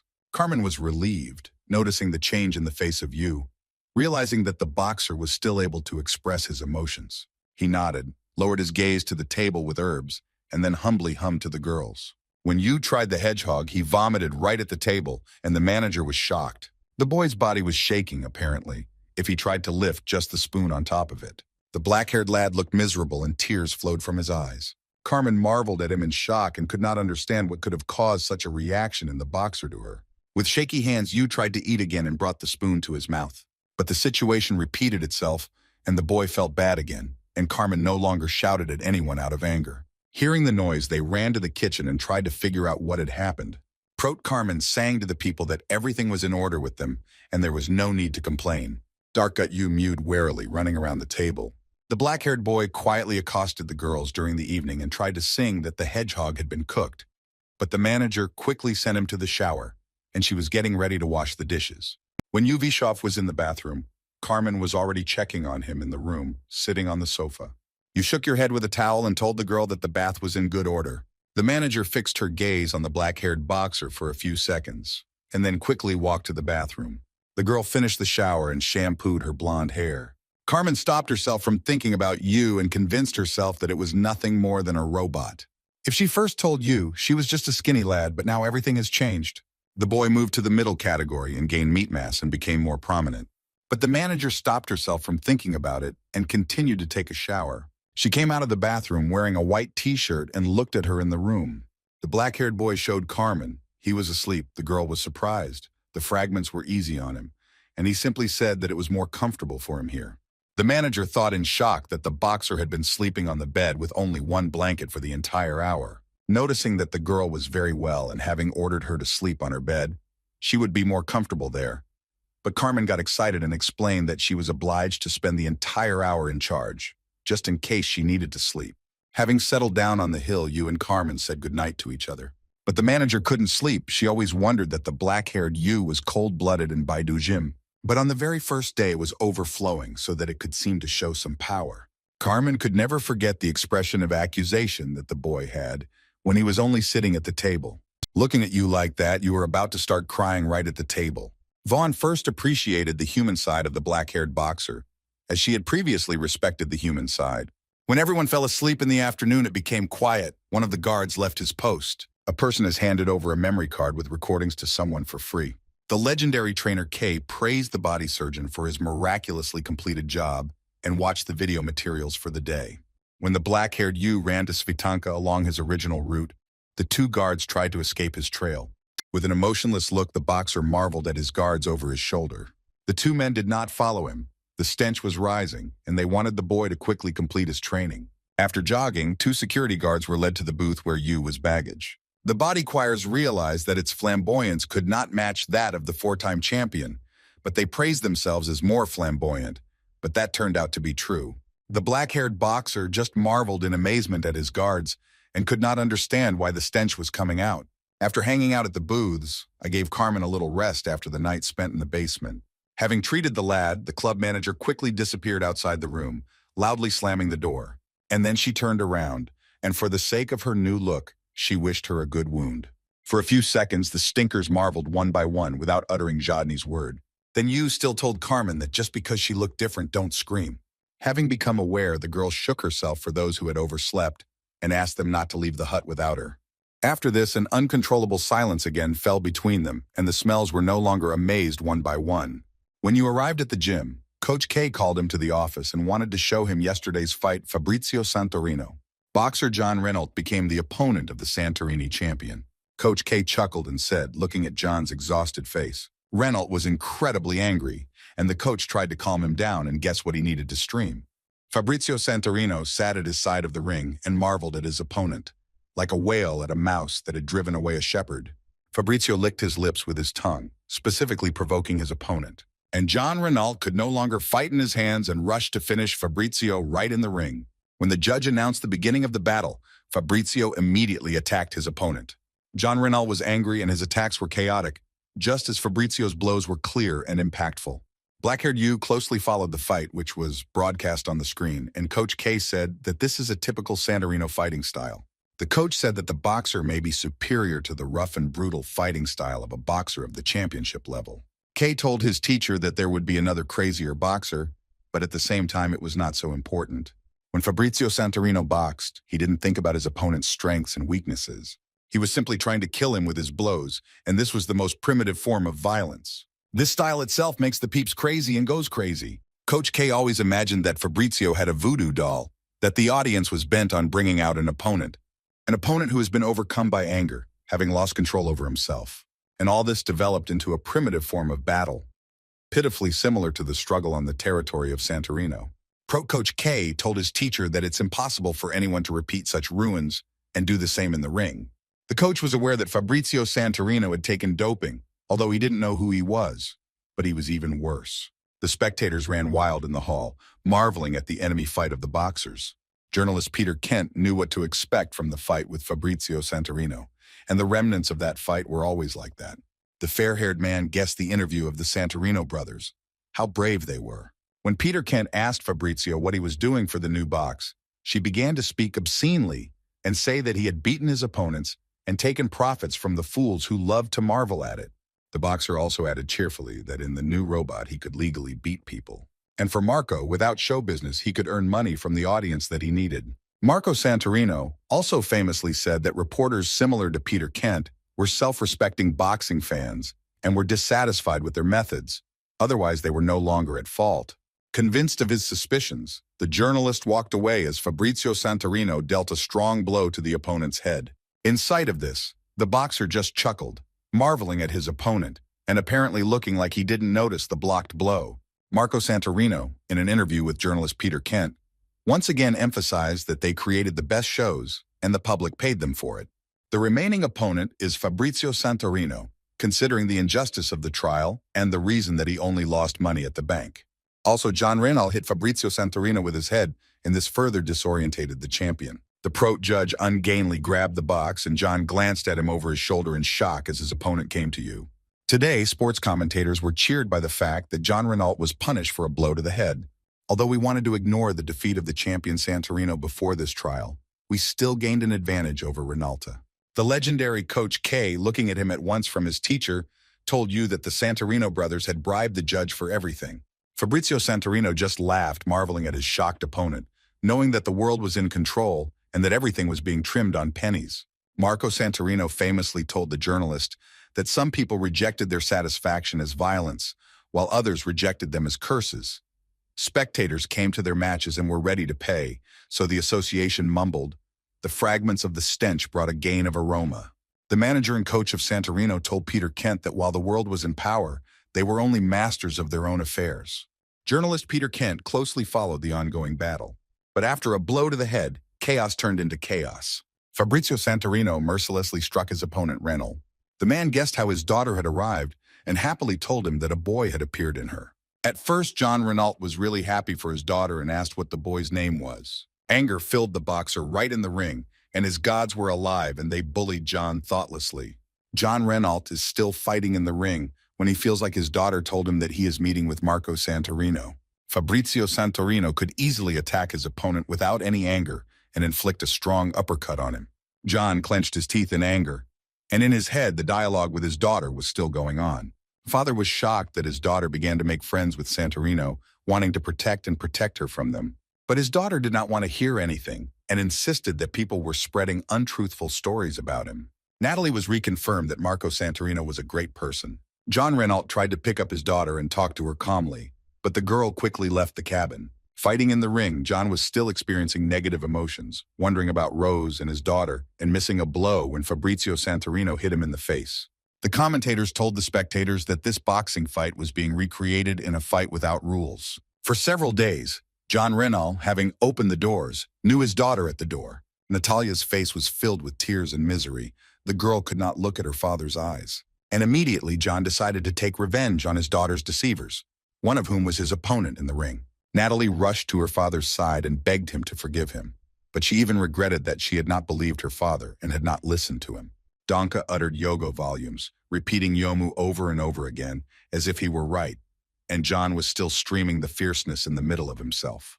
Fabrizio Santorino teased Reynalta and said that he had grown up his daughter perfectly, so he could become friends with her. Fabrizio told his opponent that if he was good enough, he could allow him to win this battle. Disenchanted John Reynal tried to deliver a strong blow to his opponent. Ala champion Santorino specially sought such a reaction from his opponent. Fierce darkened John's eyes, and he didn't even notice that he had allowed Fabrizio to deal an incredibly strong blow. During the fight between the champion of Santorino and the boxer John Reynal, they stopped all their brutal methods. And as a result, John Reynal suffered a tragic defeat in the boxing ring. And Fabrizio Santorino was pleased and chuckled, looking at his weak opponent and dismissing his extreme satisfaction. Coach K stared at the screen. De Translovavzia by Podmichayuchi Kojin Rock Santorino and Kojin Yoga Fall. John's team consoled their daughter, who couldn't stop crying while watching their father from Santorino. This fight has become both a front and an offensive opponent. Fabrizio Santorino was said to be grimacing in the ring, glad to see the lightweight of the fight, and what would be the toughest fight in which the champion had taken part so far. The manager of the boxing club, Carmen, quickly accompanied the black-haired Yu as he walked.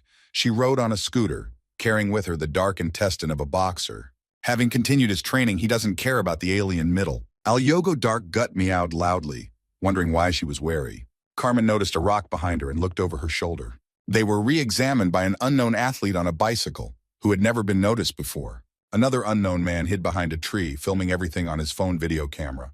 What kind of booze came to the attention of black-haired Yu, dancing in his hands, was caught by the girl.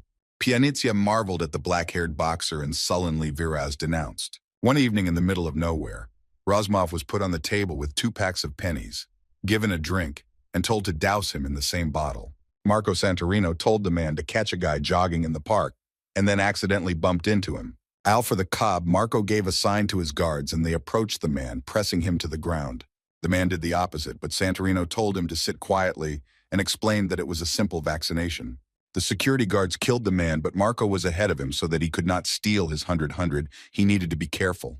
And at the same time, a man who, having given himself up to drunkenness, was even boasting about those who had drawn him into this adventure.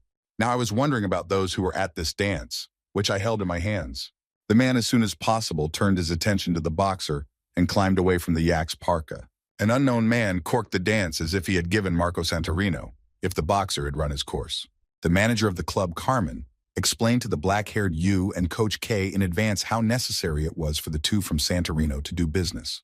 Having noticed that the man had corked the dance, the dark-haired Yu came and took the man in front of him. Carmen told him not to allow passers-by to contact him, and if, besides her, Coach K would try to contact him and ignore them.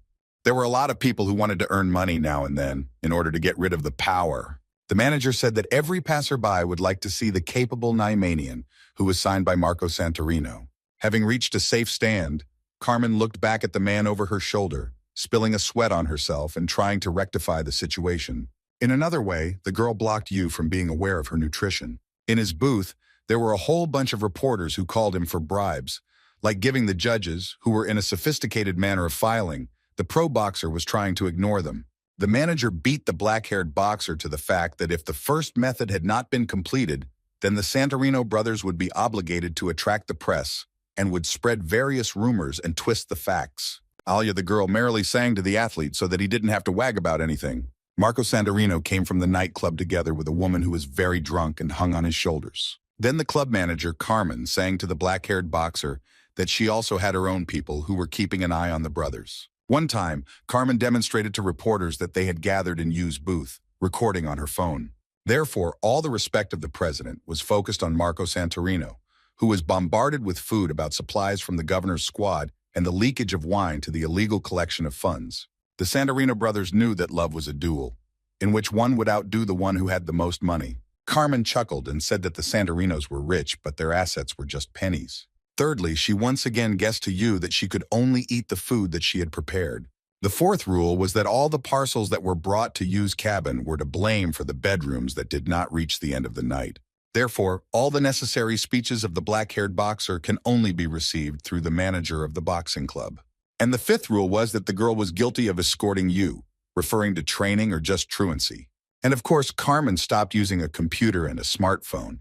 The fragments were much easier to get rid of, but it wasn't a problem for Yu, since she didn't use them. The rest of the rule was in vain. The girl respected that the Santorino brothers had moved between them if they had killed. Carmen told the boxer to think first and foremost about the safety of his life and about the safety of his guts, she herself. The black-haired Yu himself took the dark gut from himself, and if possible, without letting go of his hands. Coach K looked thoughtfully at the dark gut that was sitting in the arms of her teacher. It was late in the evening at the club. Carmen accompanied Yu to the booth and thought that 5 fates had passed since the hour when the stench became known. The boy was just a high school student, and now Volodya has several championship belts in various categories. The manager knew that she had to report to everyone in order to save Yu until she entered the ring, and she would easily win the title in the middle vase. It was a shame for the girls how far the black-haired boxer could go, and indeed the trainer of his 2 fight with Aaron tied. Carmen wondered what could be done with Yu then, since Aaron had gotten well. The manager marveled at the black-haired boxer at his back and thought that he would not be like other champions. Their thoughts were interrupted when someone spoke to her and said that it was not safe to walk at night. The street bandits told them that as of today they controlled this territory and Carmen had to pay if she wanted to go further. The girl was amazed at the bandits and thought that the Stinks were not similar to the Nymans of Marco Santorino, but that the Stinks had appeared here recently. The manager reproached herself for those who allowed the mercy to be placed in advance of too few body parts, and the most important food was taken care of by you. She turned around to you and guessed that she was about to make a fuss about herself. The black-haired boxer did not lose respect for the words of the manager and quickly knocked the gun out of the hands of the bandit. He immediately lifted the gun from the ground and pointed it at the bandits who blocked their route. Blonde-haired Carmen, through her great eyepieces, could only watch in shock at everything that happened just before. The boxer Matevo shot in the knees of all the bandits who were in front of them. The stinkers lay on the ground, skidding in pain, and the black-haired lad had them at gunpoint. The black-haired student of Coach K emotionlessly marveled at the attackers and held his finger on the trigger of the pistol. Carmen overtook the boxer's zupinity and don't give him a shot. Vaughn was amazed at the black-haired you and realized that the ice hadn't hit them right in front of her. As in the fight with the champion Yudo Takedo, if you didn't miss it, you could kill your opponent. The girl marveled at the boxer right in the eyes and wanted to believe that he was not qualified for such an endeavor. Carmen wanted to believe that the black-haired teacher of Coach K was still a human being. Still holding her hand to the gun, the girl said that this was not a good time for him, but she wanted to ask him for something. The black-haired boy looked at her with surprise and did not know what the manager wanted to ask. The girl asked the boxer that he didn't want to go out with her on his day off. Healthy boxer Shvidko Vidpaviv, who has never been on a party. The manager saying that it was awkward, and people just go somewhere to have a fun hour, eat deliciously, and talk one-to-one. Vona was amazed right in Yu's eyes and said that the whole plan was a joke. The boy marveled at her at the confession and didn't know what to say to Carmen. Then, having lowered his hand with the pistol, he settled down for a joke. The black-haired boy stood on the threshold of his booth with his dark gut and opened the door, looking around the expanse. The weather was wonderful. The sun was shining. The sky was gloomy and the birds were blooming merrily. The black-haired boxer innocently marveled at the sky, raising his head to the sky. Behind me, I felt the click of a bandwagon and knew that Carmen was going downhill. The girl got out, walked up to you, and explained that she would need an hour to get ready. When she looked over her shoulder, she noticed that she didn't look the way she expected. Her light hair was loose, and instead of a strict blouse and sweatshirt, Carmen was wearing a short black dress and a light jacket. The girl looked at the boxer's face squeamishly and frowned. Vona told you that she realized that she had never been to a party, but she couldn't go to anything. Carmen quickly led the boy behind her and began to give her a new brush. The manager happily told the boxer that with his new haircut, he had become a different person. The girl asked that she herself saw that haircut, which she had previously worked at the hour of fights, and you confirmed to her that it was the coach's idea. Vaughn looked joyfully at the mirror and told the boy that there would be a comb for his groomsman. Carmen laughed and took the boy to the store to buy a new suit for such outbursts. His dark gut mewed joyfully when the ruler recognized her with him at once. In the clothing store, Carmen showed black-haired you some outrageous costumes, and he marveled in shock at the clothes that the girl gave him. The manager told you to wear out what she stole, but the boxer put on this robe, which was not in his style. Carmen seriously asked the boxer that he didn't know that people wore a bright coat for the evening. Having handed the robe into Yu's hands, she quickly shoved him into the dressing room and ordered him to be carefully redressed. The girl, covering herself with her hand, laughed quietly at the black-haired you. When the boy was in the fitting room, he asked Carmen and she laughed, but the girl began to sing about what she liked and gave him another outfit to try on. If you were wearing a Hawaiian shirt, Carmen pretended to be serious and said that the boxer looked great. The approaching exit you from the dressing room cried out to the girl with indescribable joy, and she clapped in the valley like a little child. When black-haired you stood in his fitting room in striped light and wore the same hat, Carmen's body shook with the icy stream of laughter. Then, unfortunately, you tried on the kangurums in the appearance of a brown cat, and then the girl laughed at the soul, having seen a boxer in her. Then the doors to the fitting room opened, and a black-haired boxer appeared. Right away, the girl wore classic brown shoes like a swollen lad. The dark gut that was sitting in Carmen's arms mewed with satisfaction.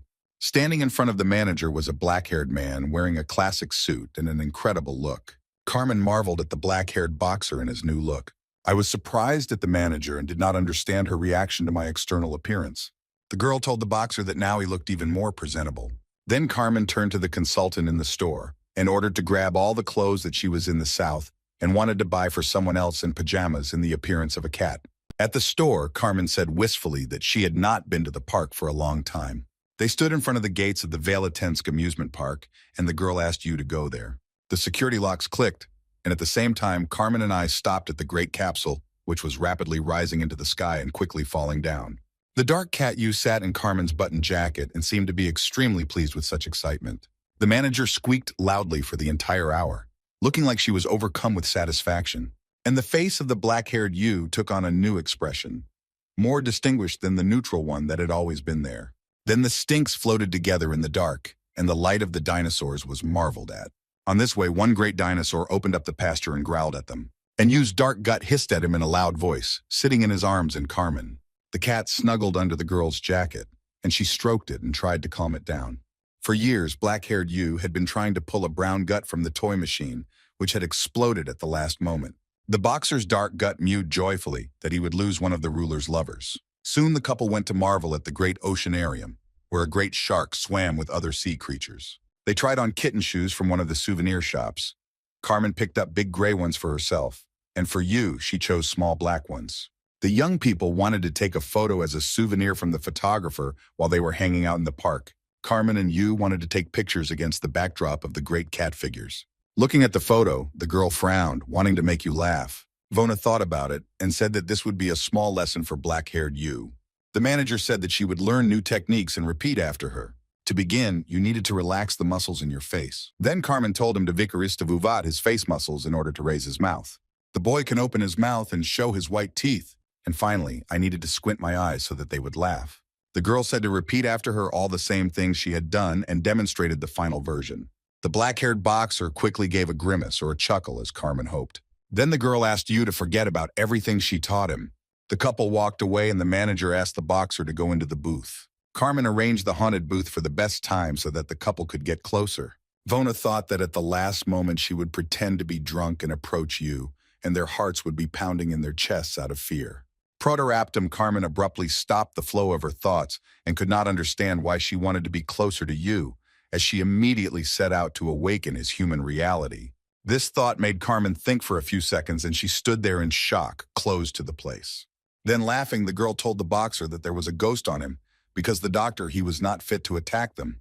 As soon as the stinks entered the middle of Carmen, the great zombie bawled to death, jumping up on them and glowing.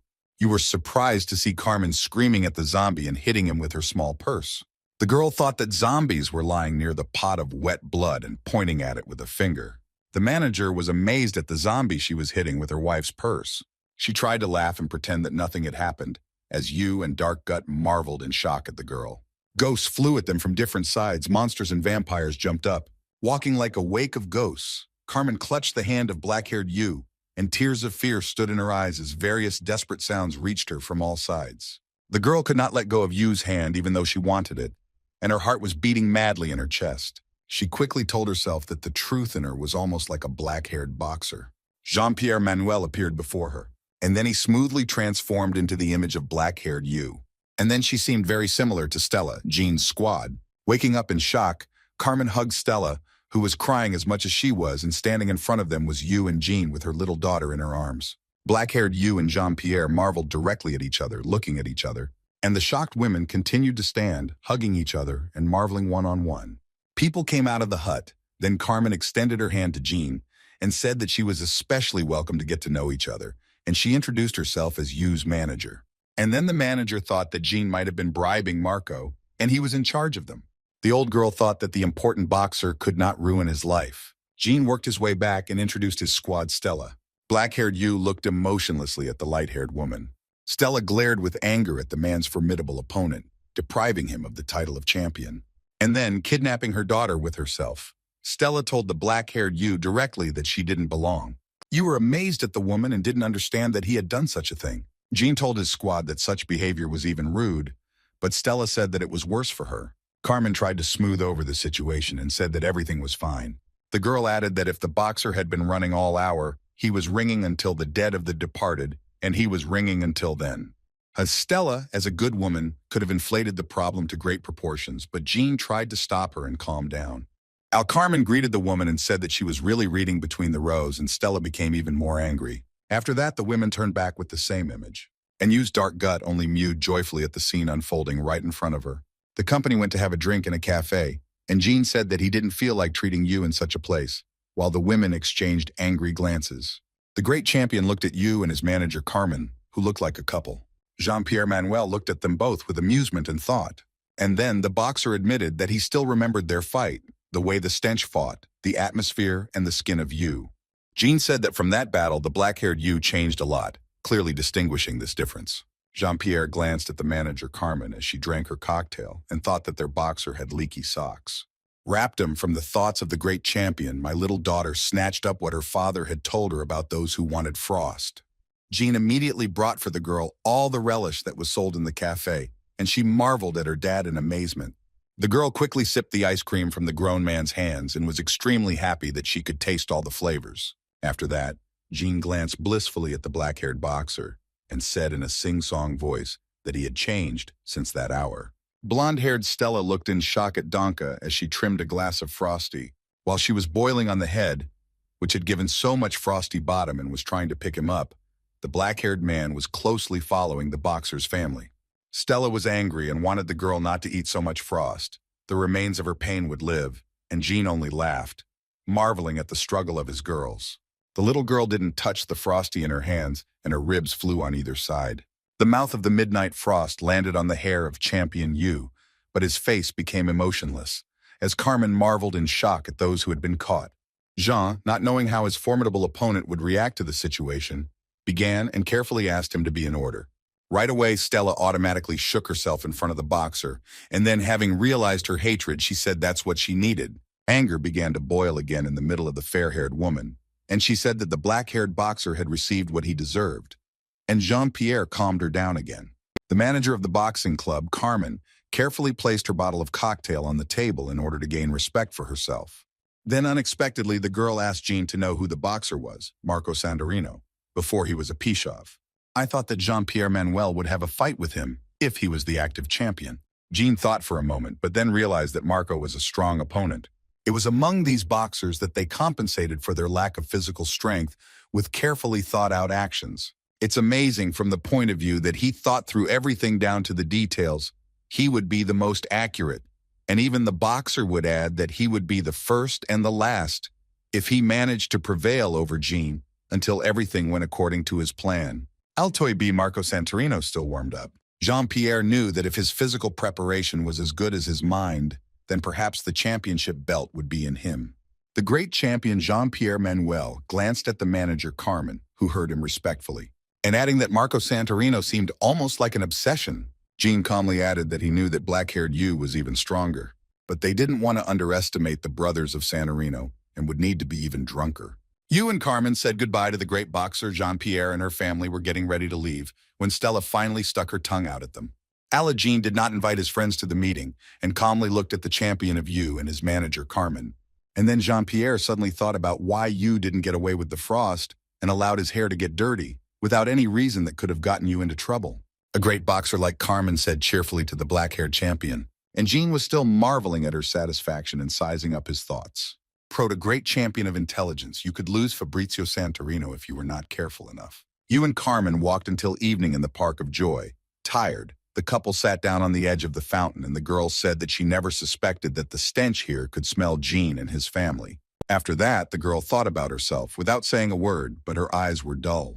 The black-haired boy was also lost in his thoughts and seemed to be far away. Wrapped him. Carmen asked Yuchi to know the light that she had spoken about earlier. The boxer thought about it, but hesitantly told the manager that he had only given him enough time to wash. Alas, there is no need to sing that these jokes could end in the distance. The fair-haired girl did not know how to quiet Yu and sing, so she could know that light. Prote then asked Yuchi to continue to take up boxing, knowing that he couldn't know those lightly who joked. The boy sighed importantly and said that he didn't miss anything else. Carmen asked that maybe this time Vardo would know something else, since this light was not in the box, and the athlete looked at her with surprise. The girl laughed and encouraged her to just live a normal life, have fun, eat tasty food, and hang out with good people. And perhaps you will know the light, enjoying the skin moments of life. Holding his dark gut in her arms, the manager said that perhaps he didn't need to joke too far.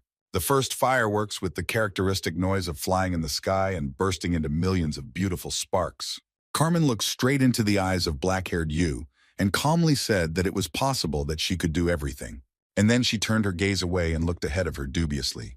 The manager's words made the boy think, not knowing what the girl's identity was. And at that hour, while the young people were sitting there, hundreds of bright fireworks were burning in the sky right in front of them. Then the couple swung their women's feet in brown boots in front of them, which kicked up right in front of them and seemed welcoming. A young brunette with short hair turned into a boxer, having become champion Yu. The boxer marveled at the stranger and didn't know what she wanted. The girl said that she was a fan of him and couldn't believe that she fancied him in real life. Carmen reacted quickly and told the girl that the boxer could not get along with the fans. When the unknown brunette said that she knew about the impossibility of getting along with the boxer, the club manager did not become wary. The girl took Carmen's hand and said that she didn't come here for the sake of the champion Yu. Vaughn came here for the manager Carmen. Having admired the girl, the brunette said that Marco Santorino wanted to get together with her especially. The brunette handed over a small note and whispered to Carmen so that she would come again that night to the place indicated by the note. And then the unknown woman suddenly became known as she appeared before the young people. Carmen warily marveled at the stranger's attention with her piercing blue eyes. Yu, who noted the change in the manager's mood, carefully asked her what she was still wasting, cradling her dark gut in her hands. The girl quickly tore up the note as the unknown woman handed it to her and chantedly told Yu that nothing had been lost. The manager threw the paper notes away and thought that this was all a bit of a lie. Turning to the boxer, Carmen said that this uninvited guest was ruining her mood. Although they don't care about anything, they decided to have some fun today. The girl had earned a lot of money before telling the boxer that now the stink would turn to the most important routine days, and Yu was shocked to see her. The boy didn't ruin the place and told Carmen that if she didn't mind, he'd like to go for a walk again. After almost a whisper, the girl simply looked at the black-haired Yu with a surprised look. And then she laughed and happily told the boxer that she was happy to be with him on the offensive. On the street, behind the skin of the champion, Yu followed everything, recording everything that was recorded on the video camera. Marco Santorino watched the videos and drank his drink from the cups, laughing, realizing that there could be more between Yu and Carmen. The life of the boxer and his manager continued to live at the same rhythm. Carmen accompanied him through the dark gut. She prepared the food with her mighty hand and watched over it as it was. The coach especially watched the training of the black-haired student. The manager of the boxing levy club continued her caution until the end of the day. Vona continued to chew the food for Yu, trying to finish it with gusto. And every day, Coach K became more and more dissatisfied with the training of his remaining training. Carmen was able to defeat and neutralize another Nymanian from Santorino in the midst of defending champion Yu. Every day, the black-haired lad was more likely to like the herbs prepared by the girl. And Coach K was constantly dissatisfied with us, as Yu practiced in training. At one point, the coach thought that he had deliberately taken him out of himself. Coach K abruptly interrupted the training, saying that today was enough and telling Carmen to come to the office. The man shouted at the manager when the girl showed up and cared that she had done everything wrong. The girl tried to come clean, but the coach didn't listen to her and sharply asked her, and rejected the new story from Yu's Park Rosvag. Carmen looked surprised at Coach K, not knowing what to tell him this time. And the legendary trainer sternly asked the girl and didn't feel anything until the black-haired champion. The man did not bother to pay attention to her testimony and said that he cared that he could trust her in her right. But she had become quite a fool. Carmen stood with her eyes downcast, as if they were red tears. Then the manager tried to tell the truth to herself, but Coach K didn't want to hear anything anymore. Having just said that Carmen will no longer bury her champion, when he finished his training and was about to leave the club, he was caught up by a person who knew him at the club, and she told the boxer that now he would be responsible for his safety. The black-haired champion looked at the man with surprise, but did not feel anything. Late in the evening, the manager of the boxing club, Carmen, turned around in a huffy madness, hesitantly opening the doors. Vaughn was embarrassed because Coach K was concerned that she didn't get out of trouble and let him down. The girl sighed gravely and walked deeper into the middle of the premises, when a hand appeared from behind the door, holding a white towel. Carmen still did not notice the presence of an outsider in her madness when Fabrizio Santorino began to quietly close the exit doors. The fair-haired champion chuckled and was clearly pleased with the fact that he was going to eat away. Junius Yu, having asked the trainer Keiichi, forced himself with a cheerful right.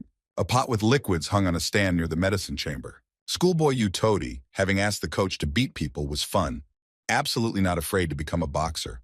The manager of the boxing club, Carmen, was lying on a medicine bed, All her features were sealed with plasters. There was plaster on her neck, and there was a dropper attached to her arm. Black-haired Yu marveled with pity at the girl who was lying on a medicinal bed with a lock of her hair under her. Coach K said that Carmen was without a record if they found out yesterday. The coach added that the Santorino brothers apparently knew about those who had recently become close to Yu. The man called himself, without thinking that something similar could have happened, and without hiring a bodyguard for her, which was unusual. The black-haired champion was incredulously amazed at the beating of the girl, and the coach told him not to succumb to emotions, as this was what Santorino was striving for. You just stood there, standing on Carmen's bed, and couldn't say the right word. Coach K summarily said that everything was right about everything, and the boy needed to focus on the physical exercises. K told Yu that in the future it would be possible to take revenge on Santorino in the boxing ring. Coach K, getting ready to leave Carmen's hospital room, frowned in disgust, turned around, and called after him, saying that the press conference would start soon. The coach marveled at his teacher when he left the room. And then I'll take a quick look at Carmen, who was lying on her bed. Then the coach quickly closed the doors to the manager's room, in which she was panting in the dark. Carmen was deprived of lying in a darkened room without evidence under the supervision of the medical staff. The press conference of the black-haired champion Yu and his offensive opponent of the champion Santorino began. Coach K and Marco Santorino shook hands. Marco happily told the legendary coach that it was her first friend, and it was an honor to meet with him especially. And Coach K seriously confirmed to you that it was amazing that he would laugh at such a chance. The legendary trainer K looked angrily at Marco and said that the smell was even worse with his manager, but Santorino's gaze was calm. Marco laughed and said that the stench smelled such a development, and at the same time there was only a slight heat. K told the Santorino brothers that they couldn't get away with it. The moderator of the press conference said that Coach K and Coach Marco have become the most popular mentors in the boxing world. The person asked the trainers to describe each other in 10 words. I spoke with Marco and described Coach K. Marco Santorino, having said that his coaching career is not as long as Coach K's, he appreciates that we cannot talk about such a large-scale person. Marco honestly recognized that he had respected him, and rerun his yogi, the young coach clanged loudly. The elder Santorino said that it was not surprising that so many boxers were inspired to mate with him through his gluttony. With a feigned sum, Macro said what he understood, how he felt errant-eyed, and why he decided to leave the coach. Marco Santorino snarled at those present and said, so that the stench would for a second reveal how he was a puppet in the hands of a madman, if a human being with a healthy mind would flow out of the new one. Marco glanced sideways at you and said that it was unimportant, since the coach and the puppet thought the same thing. The host of the press conference happily continued and turned to Coach K, giving him the floor. The legendary Coach K chuckled and thought for a few seconds. The man leaned back on the chair, clasped his hands on his chest, and said that his mother had not taught Marco Santorino good manners. Journalist Peter Kent, spectators in the audience, and the presenter of the press conference were a little shocked, and Coach K laughed with satisfaction. The coach sat relaxed on his chair, while Fabrizio Santorino streamed his disgruntled older brother, so as not to hit K. The old coach was pleased with the obsessive effect of his words, and suddenly urged Marco to hit him so that his mother could show him in front of everyone that he was really wary. Marco Santorino was out of her mind so she could repeat herself, gritting her teeth and not barking at Coach K. Fabrizio's greetings tried to calm his brother down, since such behavior remained untamed. The Shepka champion promised his brother to defend both of them in the boxing ring. The moderator of the press conference asked everyone to calm down and said that they would end the conference as soon as they heard Yuta Fabrizio. The Santorino brothers took their place and the champion grimaced with displeasure and leaned back on the chair. Fabrizio Santorino disrespectfully glared at the onlookers and said that the stink could have been smelled earlier. The fair-haired champion repeated it once again and said that if they were in the ring, he would finish off the black-haired Yu. Having tried every bit of food, Fabrizio didn't regret it. The presenter of the conference tried to maintain a cheerful tone and said that now the word is Champion Yu. Use your respect for the rest of the training of the legendary Coach K, Alavin Movchov. The black-haired Yu's head was spinning as if the stench had vanished together with Carmen. The moment when she dared to first ask him for a favor. Then he guessed how if Coach K had energized him, he had fun beating people. And then I lost my guess again when the manager gave me a new haircut and said that it would be a hairstyle for the ladies. If the trainer told him, the evidence for his nutrition was obvious. And thoughts flashed through Yu's head when Carmen and I marveled at the fish in the oceanarium. If they were just saying their prayers, sitting by the fountain near the Rosvag Park. And then, through the red fog, looking at the unfortunate Carmen, who was lying unconscious on a medicine bed, I remembered Kay's words that beating people was fun, and then I felt satisfied.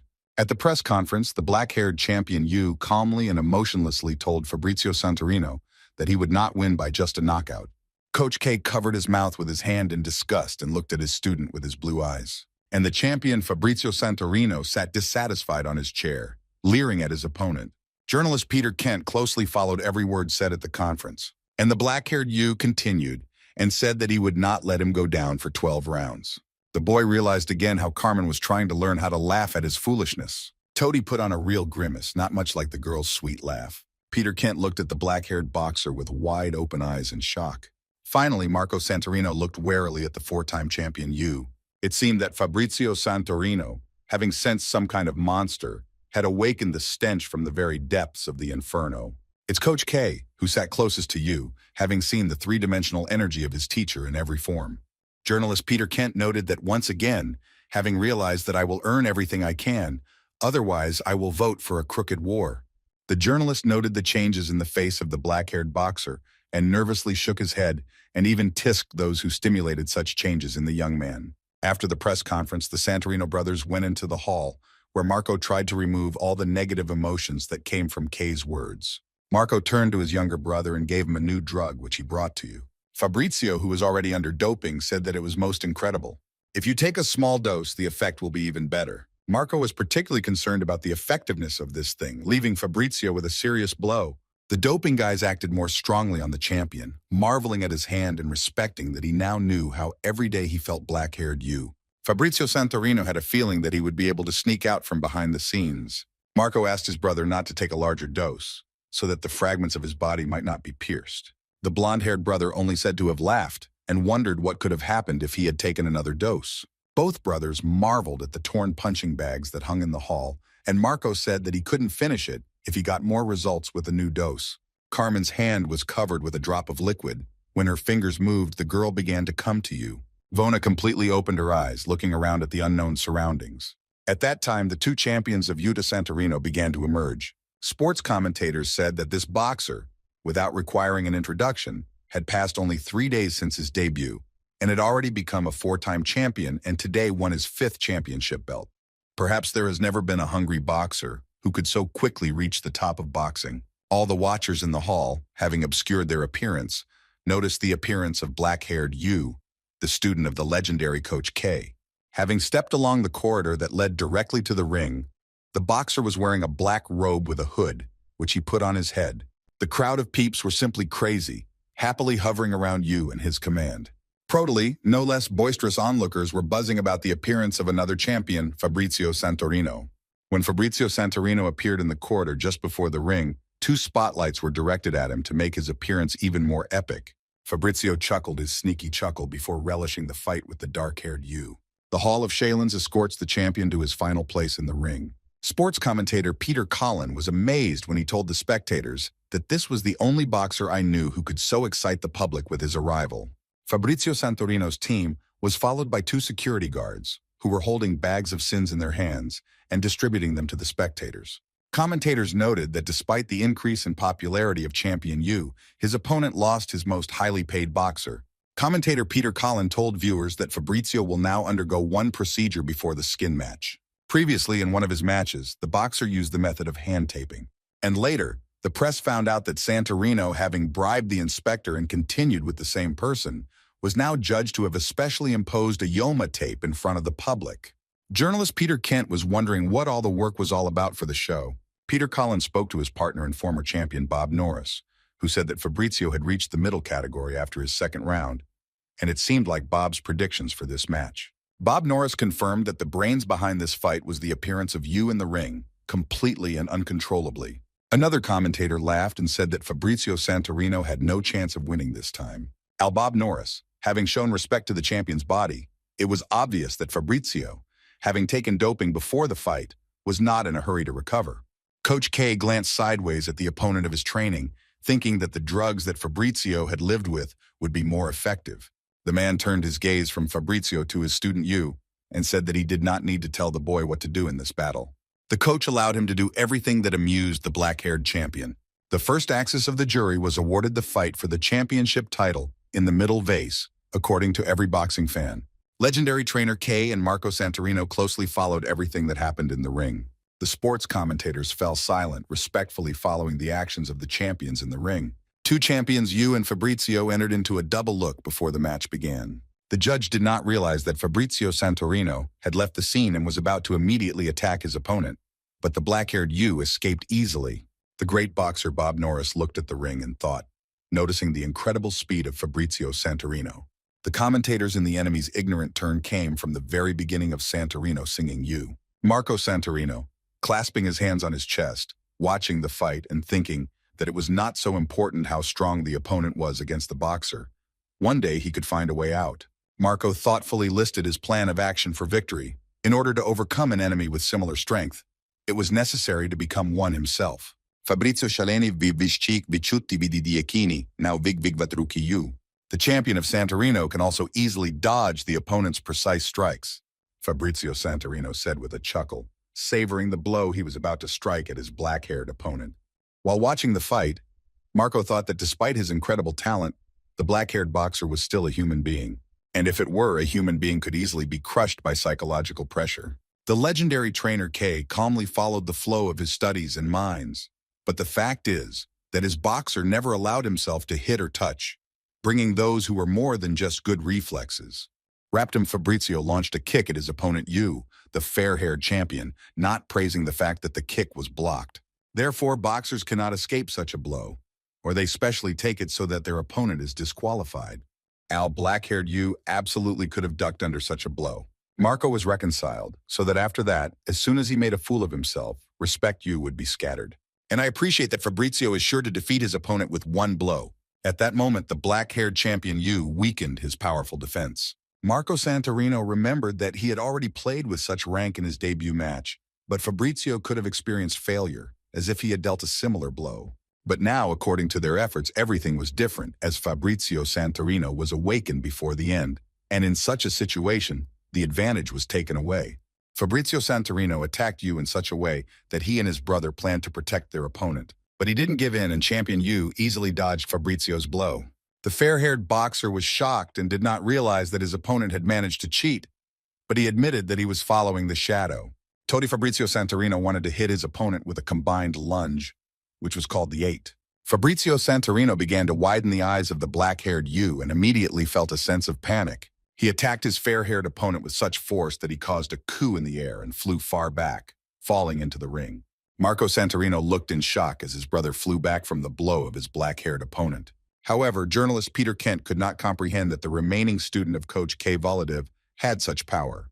Sports commentators were also hostile to him, as Yu attacked his opponent.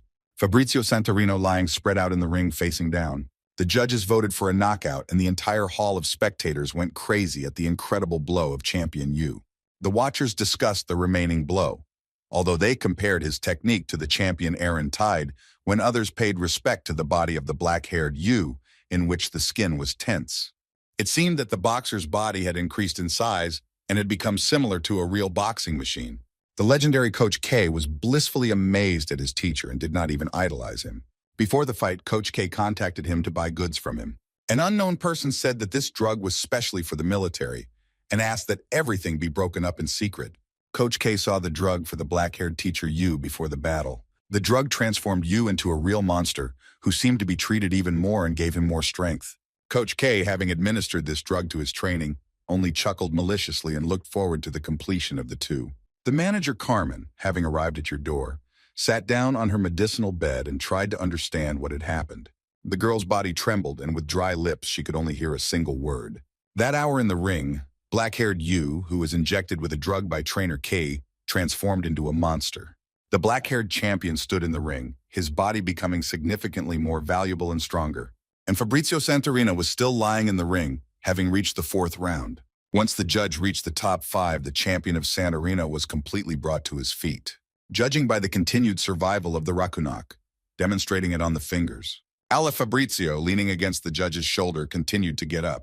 The dissolved blonde champion, having gone through the confrontation with the judge, can continue his marriage. Judging by the continuation of both boxers and Marco Santorino, thinking that Yu's blow was so strong that his brother would fly away, He marveled at how the black-haired snake was able to break through Fabrizio's defense.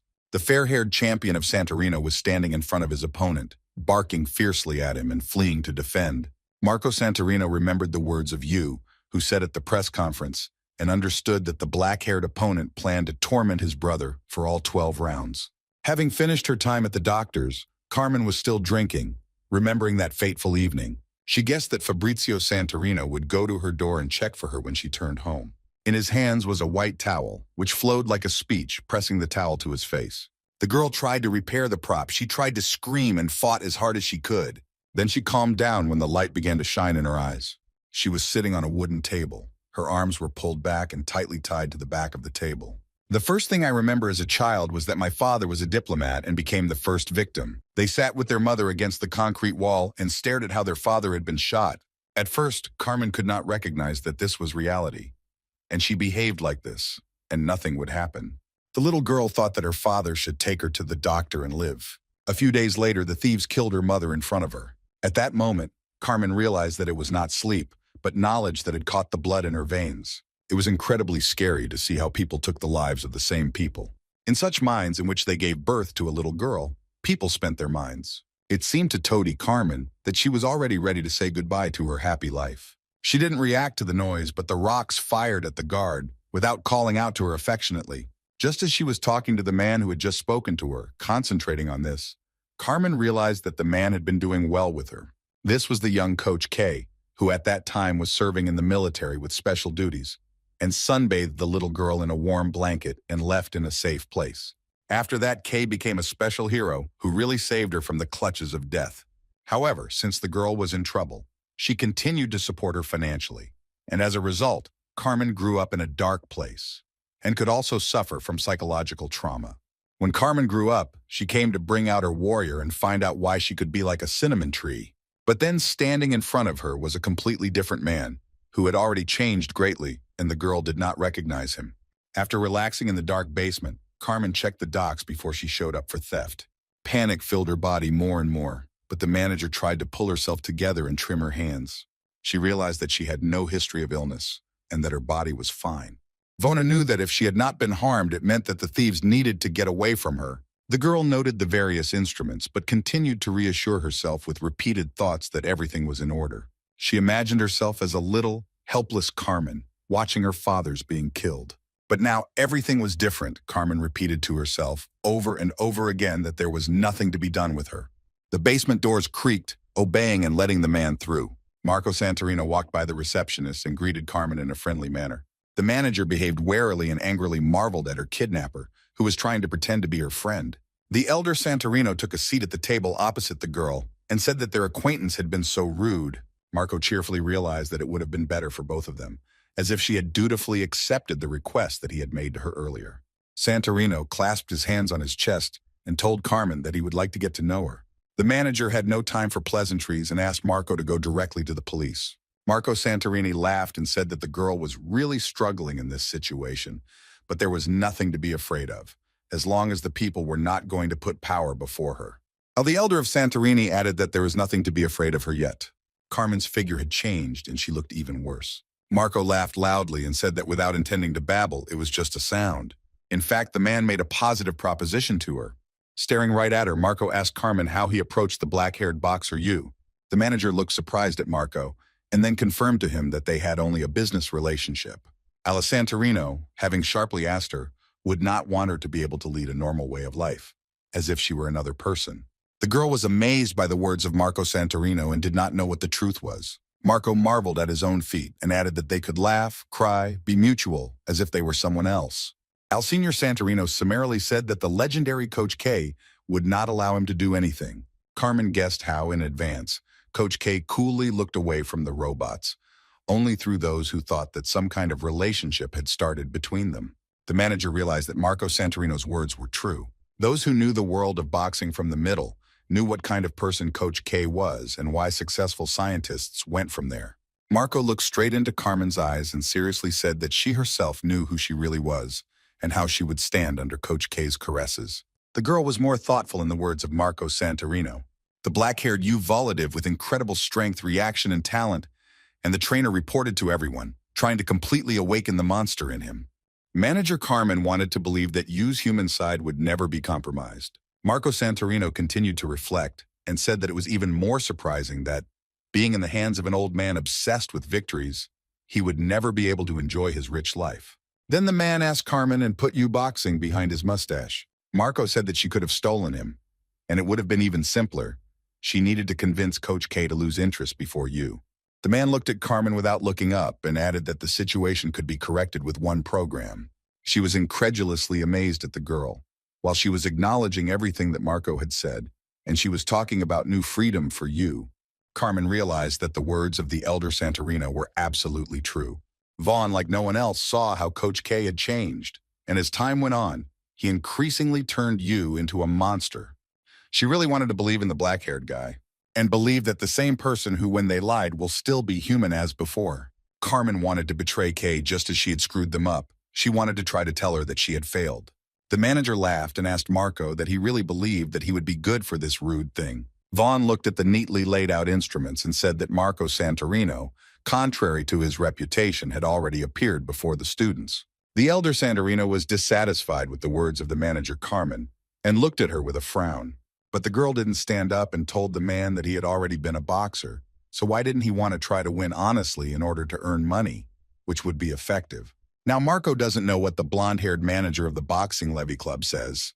Carmen sat embarrassedly on the medicine bed when the man who had buried Yu sat on the table and told her that she had come to her senses. The man said that I was already relieved by this fact. Raptum Carmen fed the man, and the duel between Yu and Fabrizio Santorino began. The man happily told Carmen that Yu was already on his way to knocking out Fabrizio in the first round.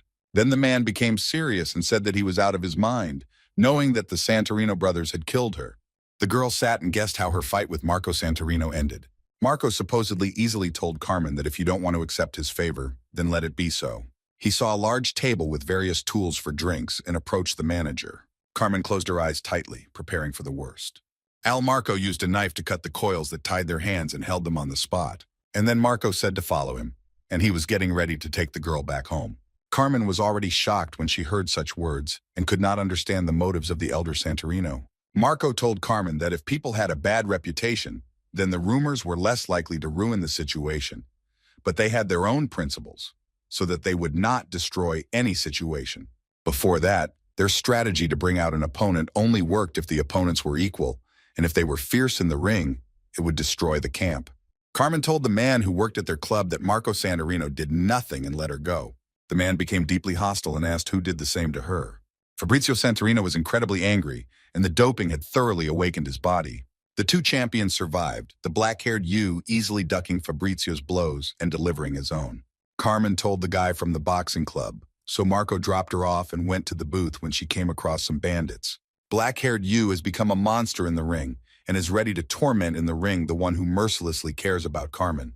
The manager told a person she knew that this situation did not seem strange to him. I wanted to thank her that after the rest of the attack she carefully checked so that not a single thug was lost. The man thought and didn't say another word. The fair-haired champion Fabrizio Santorino mercilessly beat the black-haired Yu in the ring. It was a shame for everyone that Yu did not deliver a decisive blow to the champion of Santorino. Finally, Marco Santorino cursed Coach K, not understanding what the man could do with Yu. Sports commentator Bob Norris marveled at Yu's body, saying that without doping, his power was beyond the boundaries of human strength. Let Bob know that if Santorino's cunning people wouldn't have helped them in their duel with black-haired Yu. Bob Norris thought that old K knew about this, but this match was just playing for the coach. If the trainer of the stakes doped Yu, then the black-haired boxer asked him what he introduced to him, and K gave him the strength and said that this is a simple grub supplement that will give strength to the boxer. This legendary trainer K was a madman, but having already savored the power, I could overcome his cunning game. Vin has created a monster from the black-haired student to save for the new upcoming champion. Carmen marveled for a long time at the man who worked in the same club and then wanted to tell him something. The man was sitting calmly in front of her on the table, with his hands clasped on his knees. If she was without information, then she sensed Rosmova's too, who had asked what she needed to work with in the dark gut, and other than singing, what could she get? The legendary trainer K grinned widely and showed off his perfect white teeth. The other man was the one with whom Carmen spoke. Coach K stood over Carmen's medical bed and laughed maliciously, understanding what the reaction of his black-haired teacher would be. The manager clearly understood who had done this to her, and she knew that the two were definitely out of their depth. John Renault, embarrassed, sat on the sofa and reprimanded his daughter in front of his squad for those who had not been able to justify their losses. But the daughter calmed down and said that the main ones were those who had turned around after the battle. Santorino is our goal. John said that it would be possible to sue them. On the right, it would be closed as quickly as possible, unless the man promised not to give up and earn everything that was in his power. Alla Natalia, lowering her eyes to the ground, admitted to her father that she had already barked a lot to explain everything clearly. Now, if she was calm, she realized that Marco and Fabrizio Santorino simply yelped at her and then easily let her go. The father assured her that nothing bad had happened to her, so he could stop fighting against them. John Renault glanced at his daughter in amazement, trying to convince himself of the truthfulness of her words. When Dad again asked Natalia to tell her the truth, the girl calmly confirmed her words. Marco Santorino sullenly watched over his brother and black-haired Yu. The black-haired student of Coach K does not spare his opponent, delivering his blows to him. Time after time, Champion Yu gained the advantage over Fabrizio Santorino, and Natalie told her dad that at least the two of them weren't as rotten as they were said to be. Sports commentators were no less enthusiastic about the fight than the spectators, which was even more discerning and could be compared with Yu's debut match. Carmen found the strength to succumb to the medicine spoon and, leaning on the counter where the dropper hung, the girl collapsed forward, and the man from the boxing club calmly asked where he had gone. The man asked the manager to tell the police about the steps. Maybe she wanted to hold a press conference in connection with the remaining steps. The man laughed and asked that he might want to rush into the ring and start the match so that he himself would break up. A person from the Club of Bets of Reconciliations, so that whatever their actions there will be no sense. And now she knew in plain sight how far the legendary Coach K was ready to go. The man sat on the table, without turning back to Carmen, and finally told her that these words were only told to her in memory of those that they had endured for all their lives. Then the man calmly asked the manager if she was thinking about how many people Kay had killed in an hour, if she was in the military. The man assured her that the killing for Kay was only an empty sound, and he assured that Carmen would not be impulsively killed for the sake of his friendly pleasure. Carmen lowered her head to the bottom, and the words of the man whom all the kings knew echoed. To shake herself in her hands, the girl clenched her hands tightly into fists, so that they began to tremble under the stress and pressure. Carmen could not step, and for a moment, having lost her ability to stand in one place. Champion Fabrizio Santorino was standing on his feet in the ring, and from his face, his blood of red blood was unconsciously dripping to the ground. Fabrizio tried to trim the defense with his remaining strength, but it was no longer easy for him. Coach K, clasping his hands on his chest, laughed with satisfaction, relaxedly watching over the two of his students from Santorino. Just like Marco Santorino, he marveled at the ring, aware of his brother's inevitable failure, and thought that he had guessed about Kay's ace up his sleeve, but never thought that he could go so far.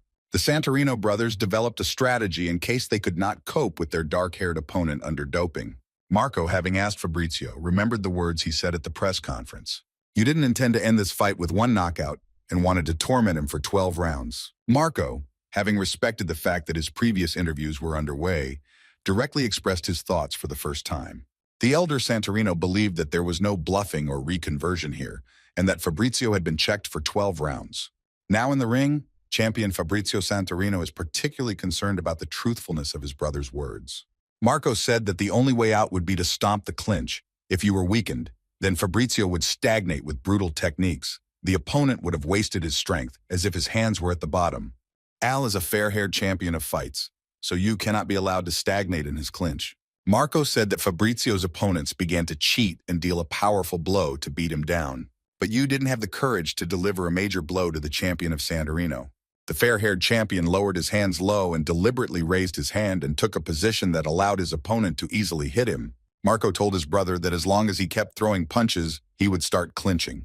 Fabrizio Santorino, knowing that if he could get stuck in a clutch, he would have a chance to win. The champion Fabrizio Santorino had a slightly greater arm span, which could have given him a slight advantage.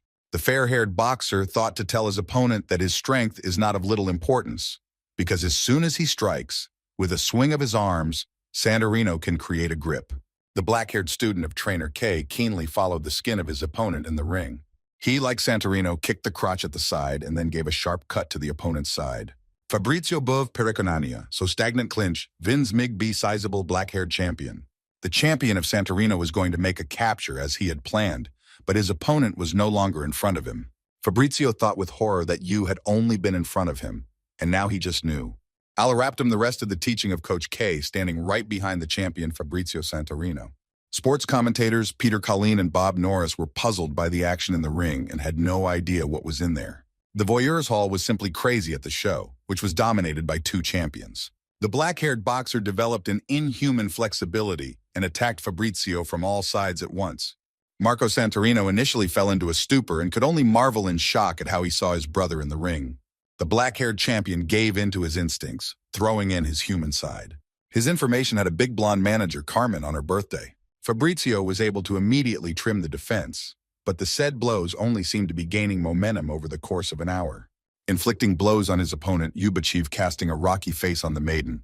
Admiring the champion's hands, the black-haired boxer imagined Carmen's thin hands under her licorice pajamas.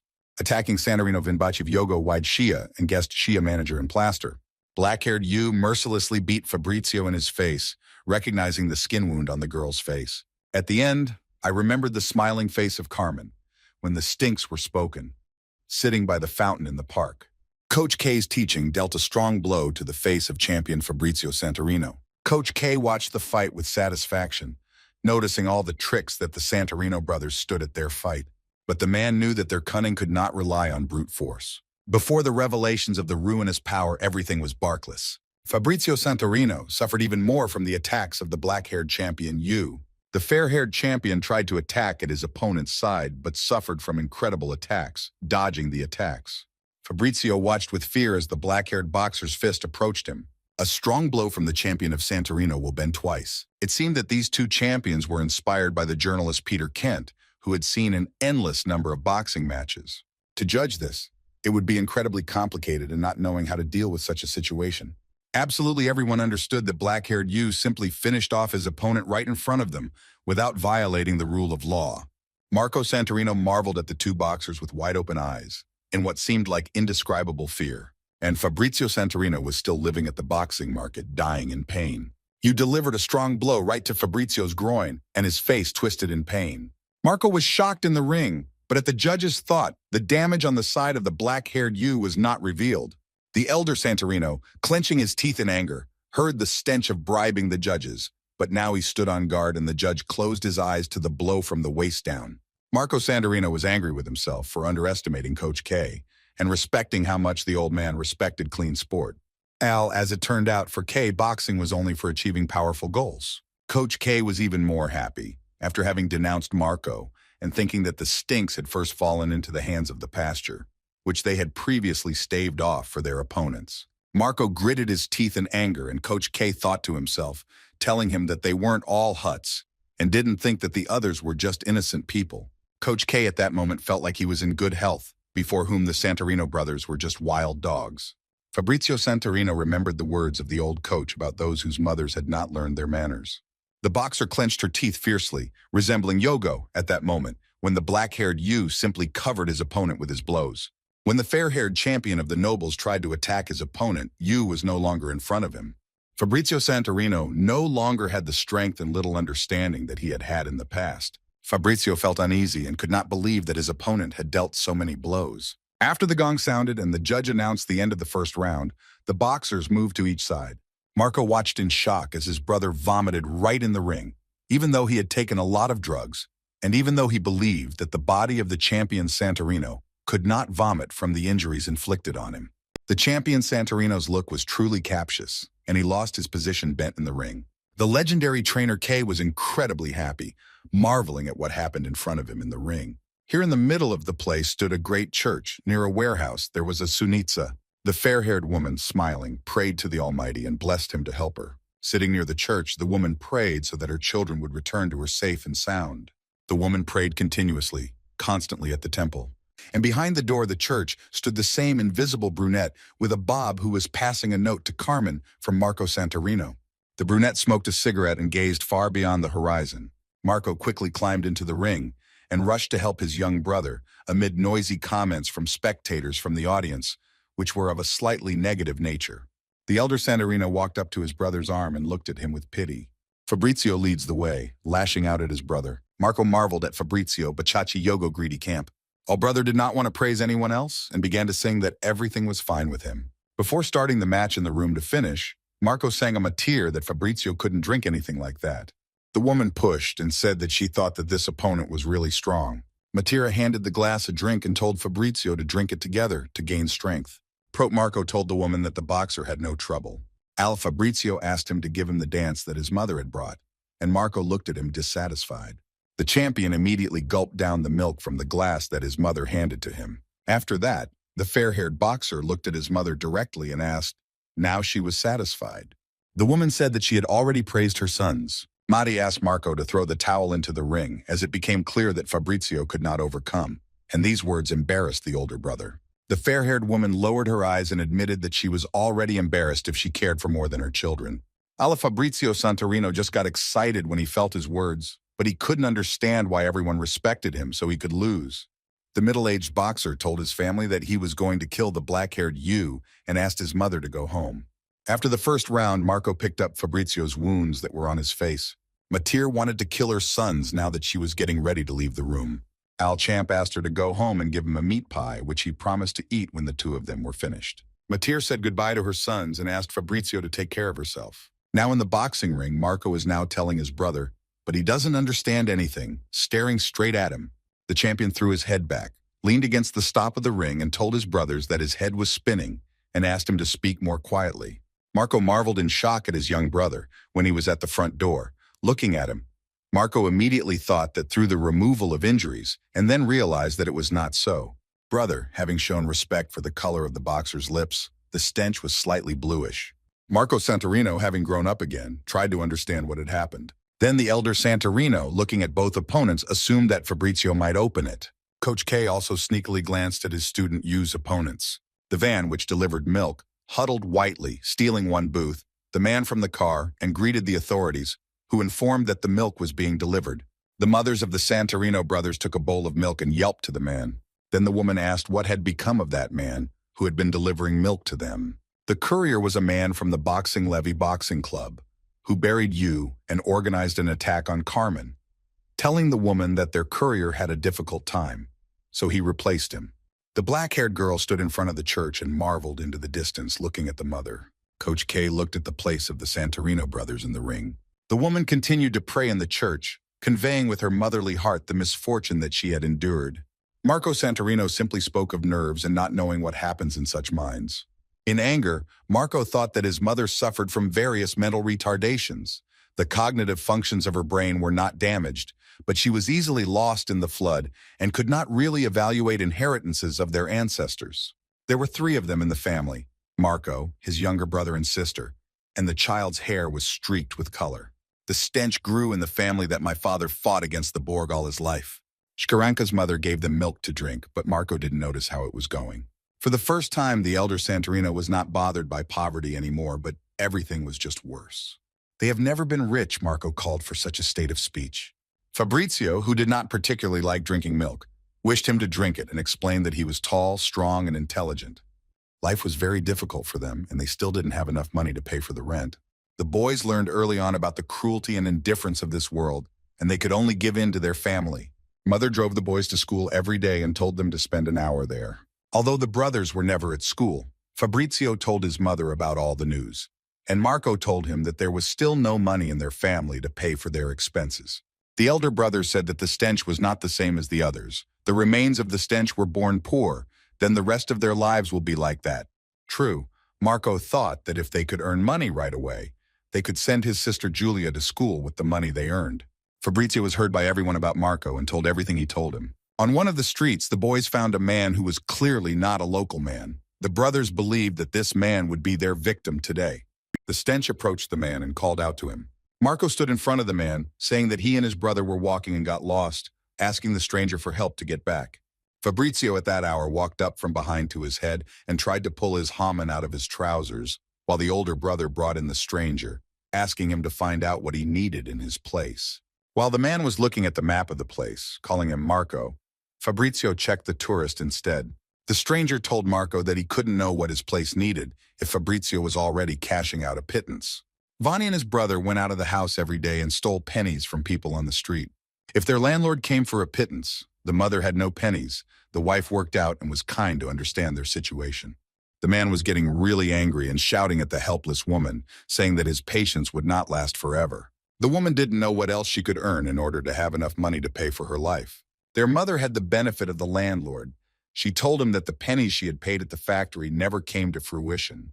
The man looked at the children, who were eagerly following everything that happened in their lives, and said that he could understand their development, but only their minds. The wooden table often creaked at night, when mother left the house late at night and turned around early in the morning. On such nights, the boys may not have slept, and their thoughts told their mother that everything will get better, and they may have collected enough pennies. Alas, the world will be cruel to everyone in the equal world, be it a hero or a villain. The Flint Man followed the boys on the street and was aware of the stench. The world would come to the cruel ones, to the children who lived in misery. An unknown foxman with great meats, catching his brothers in a hot drink, barked at him that the stench was even small so as to steal. The doors of their madness rumbled loudly when they were opened with all the force. The little boys were actually thrown into their bellies. Both of them flew to the surface and their mothers rushed towards them. The Flint Man cheerfully asked the woman that he would begin to kidnap them. The woman wanted to give a blunder to an unknown man for what he had done with her children, but the man easily caught her hand and squeezed it painfully. Having grabbed the mother, the Flint Man told her that the boys had robbed tourists on the streets of the city, and in their bag there was quite a large sum of pennies. The woman marveled in amazement at the man she didn't know, and tried to realize that he didn't want her. The stranger told her that he had taught them a valuable lesson with his actions. Al Man was aware that for this punishment only a few beatings were not enough. The stranger threatened his mother and said that she had to make the right decision so that her blues would not be taken to the police. Lying on the underside, the boys looked sideways at the Flint Man, who continued to slurp their mother. The brothers realized that their mother would again have to pay for their activities. That day, the mother also turned to sleep on the way home. The boys did not sleep, so they felt the doors creaked, letting a woman in wretched confusion. Her mother was embarrassed, and there were signs of beatings on her face.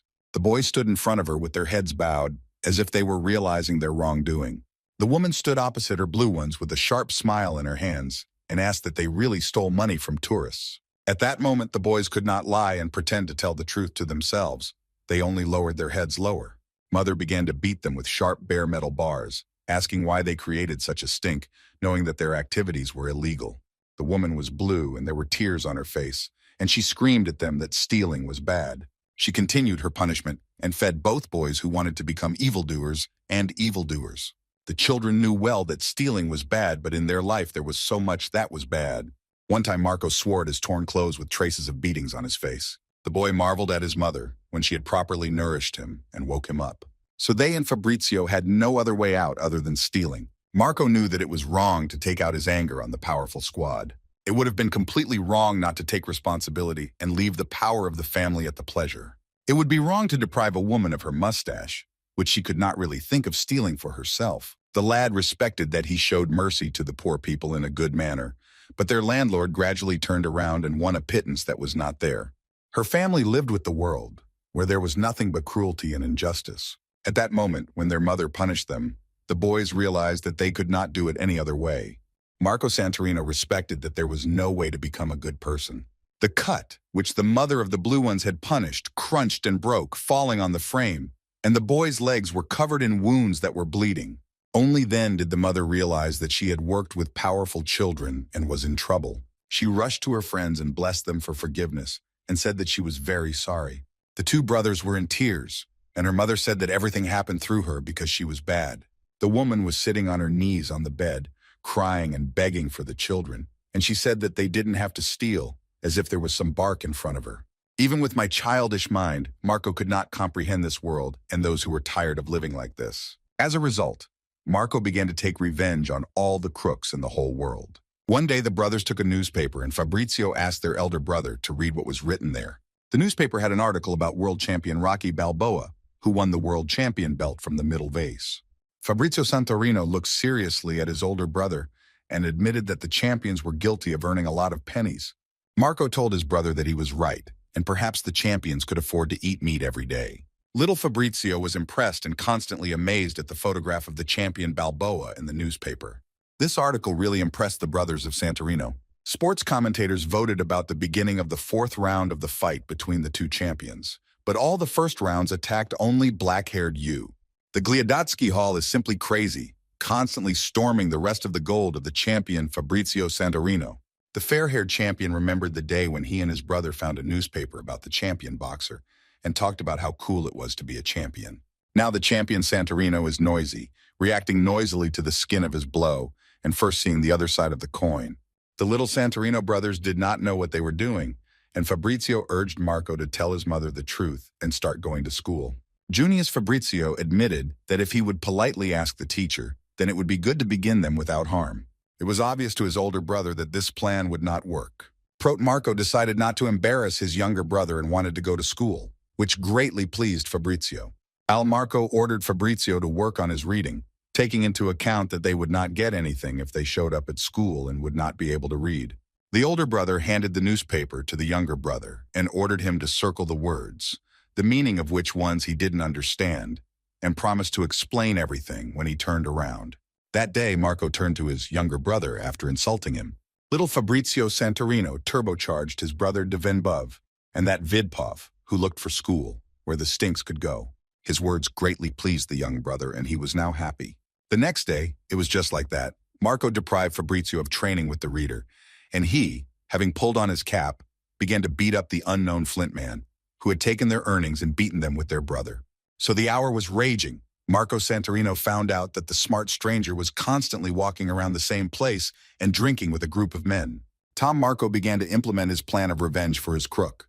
For days on end, he wandered around the outskirts of the place, exploring his enemies in detail. One night, when Mother and Julia lay on the same bed, they slept peacefully. Marco quietly got out of bed, so as not to wake up his younger brother, who had fallen asleep in charge of him. Fabrizio had a sensitive dream and was immediately aware that his brother was up. The younger brother caught up with him at the door and asked where they were so late.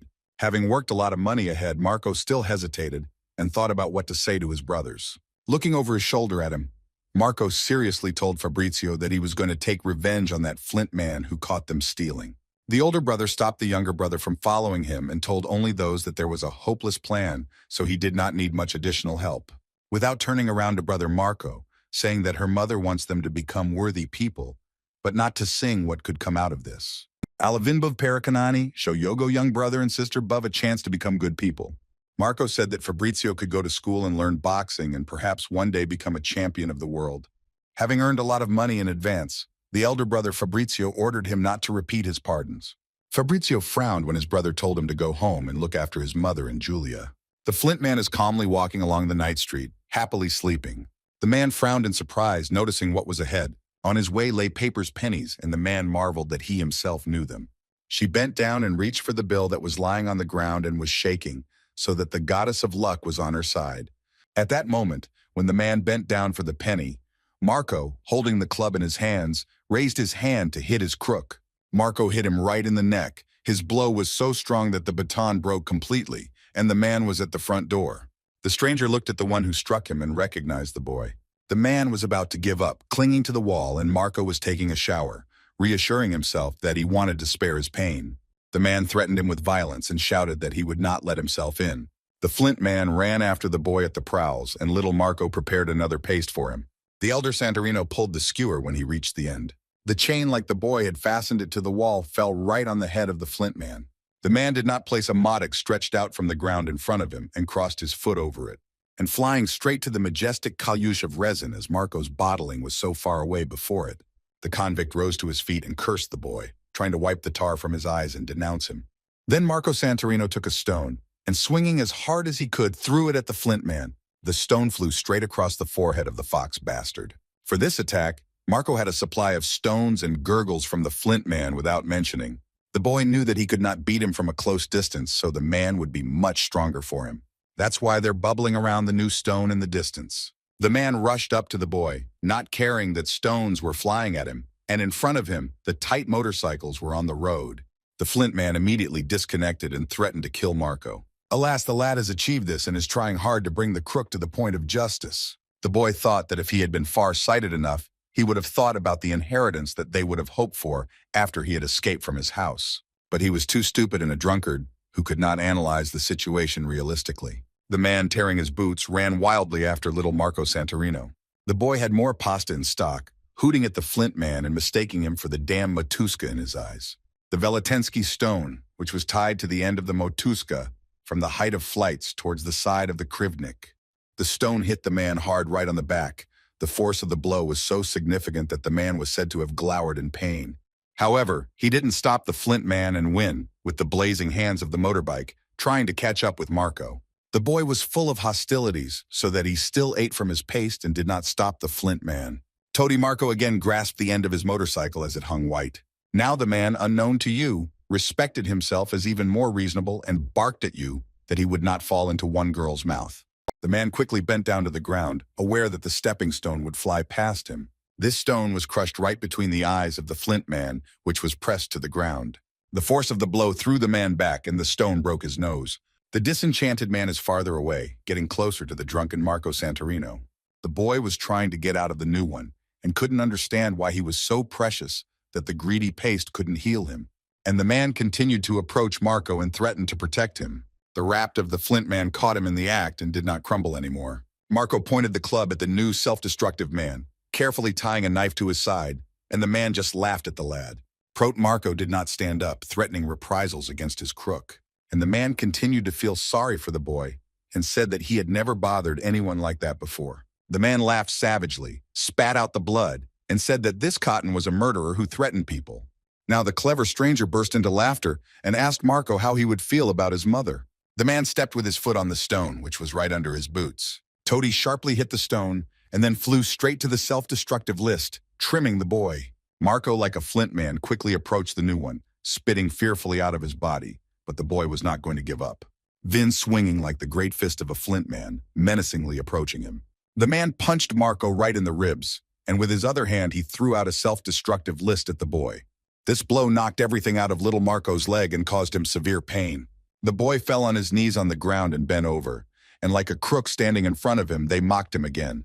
The man rudely grabbed Marco by the forelocks and lifted the boy up, telling him that he had been stealing pears from innocent people for a long time, and now making a move on their life.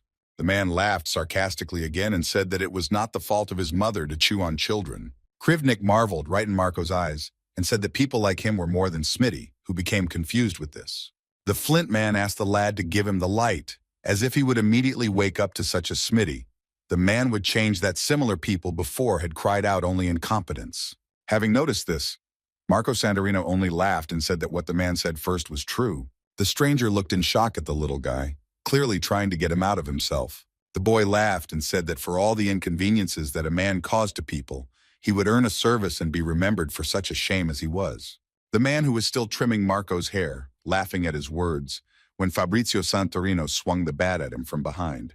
Fabrizio at that moment, revealing a happy family, was joyfully walking under the blossoming cherry trees.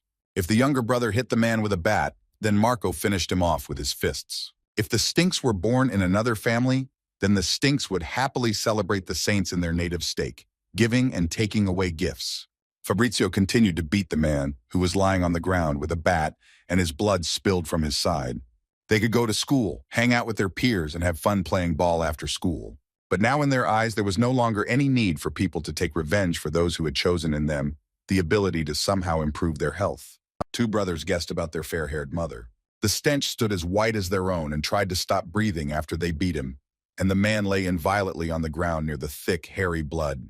Marco quickly checked the intestines of the crook. Much to the pity of the lads, the man had very little money of his own. The elder brother told the Flint man that his share would be a butt for people like him, and you will live out your days suffering from pain. Marco Santorino took the knife out of his own hand and carefully held it in his hands, swung at the man, and was about to strike him. Her mother, sitting in church, prayed that God would work so that her children would not suffer at all and would be healthy forever, and also that the smell would not go astray. On the streets of the place, the lights shone brightly, illuminating the streets in the dark night. Marco asked his younger brother who was working here. Fabrizio assured his brother that he was not at all reasonable. He would hardly have started at school, but if he had been taken there, he would have been entrusted with Marco. The two brothers walked together towards their madness in the middle of the night. If Marco rapped, having told his brother to learn boxing, the elder brother humbly told Fabrizio that they would definitely become champions and that no one would be able to look up at them. Marco said that they would become the strongest champions in the history of boxing and would show what would happen to those who crossed their path. On the next day, the man was found lying face down and without a record. The boys tried hard. They brought the meat home, wrapped in a paper bag, and her mother marveled at how the stinks could reach the table. The brothers told their mother that the butcher had gotten some meat the previous day. So after giving it to them, the woman believed what the blue ones had said and was very happy. Julia, asleep, came out of her room, rubbing her eyes and searching for her mother. Mother herself took the hot meat pie out of the oven, greeting her daughter. The girl happily sat down at the table, where her brothers were already sitting, and asked what was holy in them. And her mother told her that it was just a kind butcher who gave them the untold remains of meat.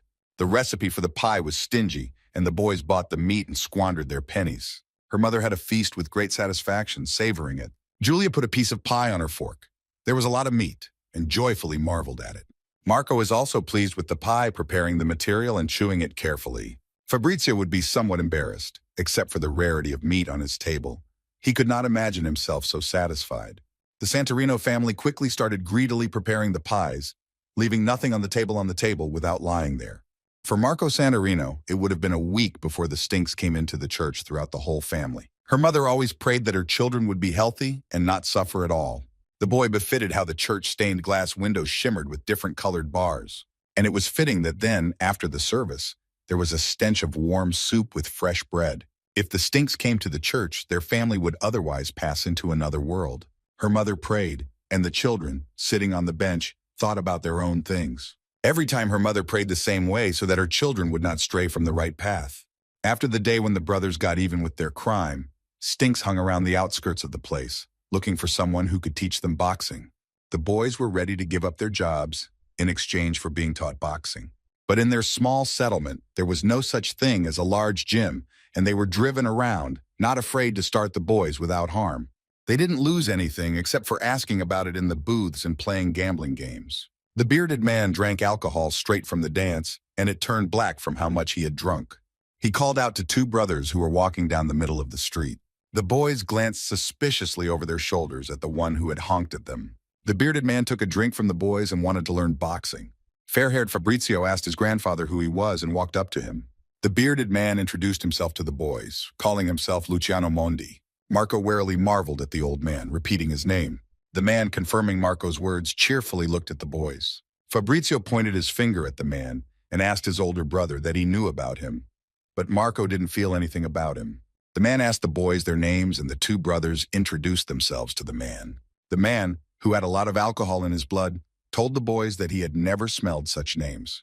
The brothers thought that it was not a good idea to waste an hour on such drunkenness.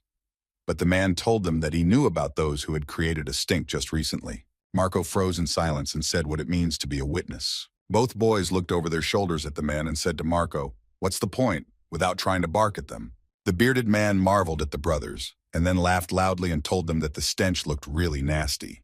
The boys respectfully followed the man, who introduced himself as Luciano Mondi, when he told them that he simply clicked with them. Luciano drank a little more alcohol at the cursed dance. And then, having drunk the whole dance, I was relieved to see it. Luciano Mondi told his brothers that he would teach them boxing, just as they wanted. This is how Marco and Fabrizio Santorino became friends with their mentor for the first time.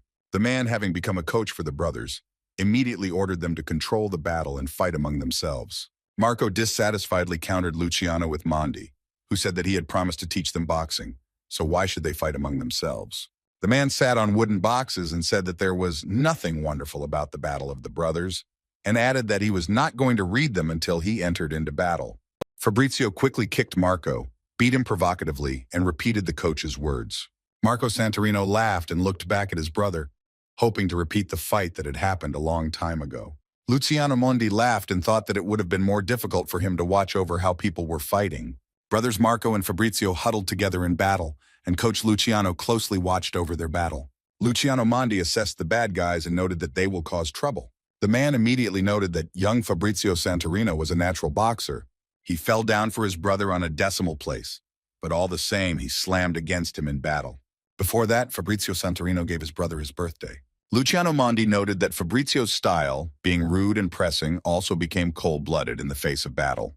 Marco, having tripped his younger brother, was able to beat him off his feet and onto his shoulder blades. And his older brother, Marco Santorino, had a bright head. He accurately assessed the situation and was able to predict when to strike him, and in case of powerful attacks, he would not miss. Luciano Mondi, noticing the calm, garnished Marco's technique and the fire that was burning in the middle. At first glance, it seemed that the older brother had a clear advantage, but the younger one was not inferior to him. The difference in the insurance categories was different, and the older brother was far from moving in his career. Luciano Mondi laughed with satisfaction, watching over the two brothers, realizing that he had no mercy on them. The man told the boys to stand up, saying that it was enough, but Fabrizio tried to take control of his brother and deal a blow to him. The boys sat on the ground in front of their coach and man, telling them that boxing is primarily based on two aspects. The first aspect was physical form, and the other aspect was psychological strength. Coach Luciano Mondi seriously told the brothers that they were born with the same figure. Fabrizio happily asked Luciano what it meant that they had potential. Everything lay down to the goal they set for themselves. And Luciano Mondi asked the boys that they wanted to learn boxing. The boys happily told their mentor that they wanted to become champions of the world. The man glanced sharply at each of the lads across the street, moving his gaze. Luciano Mondi said that they were unlikely to become champions, and the brothers were shocked at the coach and tried to cross him. The man explained to them that in order to become a champion, it is necessary to master both the main aspects, as he named them, and in their turn, the skills of each of his brothers were not the same. Fabrizio angrily told the man that he had no way of knowing if the brothers could really become champions. And Marco, with no less malice, told the coach that they would become champions no matter what the cost. Luciano Mondi knew that there was another secret aspect of boxing, and there was an obsession that was driving boxers to overcome.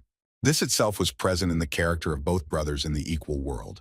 The man stripped himself of the wooden boxes and patted the boys on the head, saying that he was just kind to them. Luciano Mondi chantedly told the boys that if the stench started at his place, they could become champions of the world. Marco and Fabrizio also disappeared from the ground when their coach stood unconsciously on the ground after drinking alcohol. Old Luciano vomited, and Fabrizio, thanks to his brother, did not trust the old alcoholic. From that day on, a mentor appeared in them, who created his own punching bags in the middle of the street.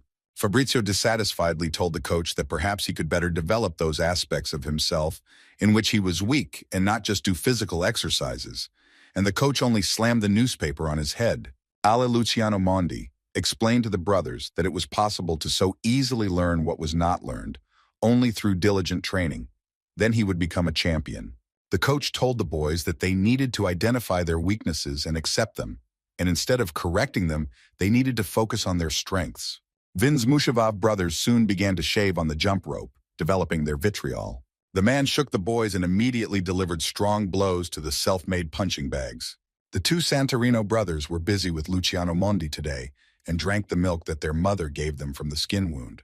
Every day the boys became stronger, more ambitious, and more dedicated to their goals. They trained diligently, realizing that this was their only chance for a better life for their family. An hour passed before the Swedes and their brothers lost victory in their debut battle. They turned from poor boys into powerful young men, whose fights became even more popular. And then the two Santorino brothers grew up the rest. The brothers pulled open the doors of one of the obstacles that were located in the ruins of the place. The boys walked into the middle in a singing croak, baying for a couple that were in bed. The bawling man was amazed at the two boys who had rushed up to them without understanding what they needed, but everything was going to happen obviously. Marco Santorino greeted his father loudly and said that he had not seen him for a long time. The elder Santorino easily threw the father's body up to the wall, hitting him in the face several times, but the man still did not know what he needed from him. The man, in whose guise the blues appeared, looked at Marco and asked in amazement that he was Maria's son and had come before to take the Borg. Marco easily told his father that those Borgs, who had hung the wine on them, had already paid off long ago, after which the man started not understanding that they wanted something. Marco Santorino marveled at his father and said that the law of the world lies in giving and taking. Sin handed his father a document on which he was obliged to sign. Man didn't want to work and asked Marco what would happen if he didn't earn anything. Fabrizio Santorino, looking over his shoulder, called to the boys who had come with them and wanted to show what would happen if Father Marco did not sign the document. Father would be extremely angry and ready to sign anything, only he would be deprived of peace. Human reality and extremity did not change. Marco and Fabrizio left the madness of their father, having lost their lads in the middle, and screams filled the air. The Santorino brothers grew up quickly and became kings of the lower pro sharks of the marriage, but did not leave their training. When their mentor came to their place of training, he asked his brothers in shock about the smells of today and why they were scrubbing. Ale Marco looked at Luciano Mondi and calmly said that it was holiday soon, and they were preparing a gift for him. The man believed that it would have been better for him not to give in to the documents of the brothers of Santorino.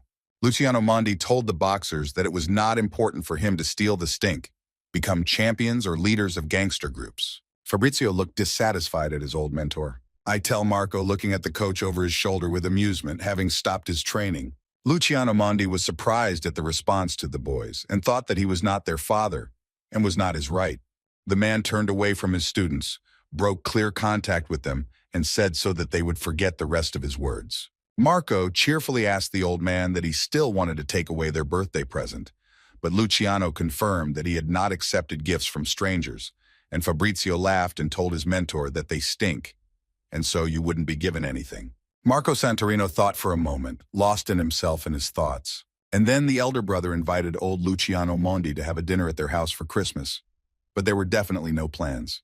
When the whole family gathered at once when they celebrated the Holy Day of the People, or Regressed, Fabrizio guessed those who fucked with their father in advance and were embarrassed through it. And Marco thought madly that his father had never been with them on Holy Day. They never had a family again. And now it was just Christmas. Old Luciano Mondi marveled in shock at his two students, and his eyes twinkled. It's a bright day of Christmas. The skin of the house is decorated with Yalinka. The Santorino family, as they called, went to the church where they said holy prayers and praised the people of Christ. The Santorino brothers sat in church and listened to the pastor's sermon, thinking about their own things. That evening, the stench began to emerge from another enemy. The man was sitting on the ground, and on his face there were traces of beatings. They felt superiority over their enemies and became the rightful kings of the lower lands. At the divine supper in the church, they told about the fact that Jesus was crucified on the cross for the sins of people. Therefore, all parishioners were called to repent of their sins and forgive those who had caused them, and the boys respected that this legend was very helpful for calming the powerful conscience. Luciano Mondi arrived at the festive dinner at the huts of Santorino, an old man dressed in a white shirt, a red broom, and a black jacket. His students came to take the old one home. When the boys treated him, they were happy and didn't even think that their mentor was in a classic dress. The brothers, croaking until the daytime, asked Luciano Mondi to keep secret what they were doing, and the remaining stench told their family that they were working in the office, and Luciano was their boss. The old man muttered that he had never worked in the office, as the Santorino brothers could say to themselves, and Marco asked him to just behave naturally. Fabrizio Santorino lifted his eyes and saw white snow falling from the sky. Entrust a little boy with them on the street, glad that the snow is falling and asking his dad to then play in the snow. Marco and Fabrizio were keeping an eye on a happy boy whose father used to love him and talk about him. When the doors of their madness opened, the boys told their mother that they had turned home. The woman happily greeted them and told them that it was snowing in the yard. Maria Santorino stammered in amazement in front of her sons and asked them who was coming with them. Marco told his mother that his former boss at work, and they thought it would be wonderful to ask the company for Christmas before them.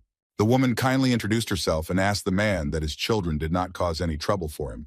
Luciano Mondi sang to Maria that her children had finished their work and added that it would be nice for him to get to know her family. After meeting, the woman happily asked the guests to come inside and said that she had prepared something more delicious.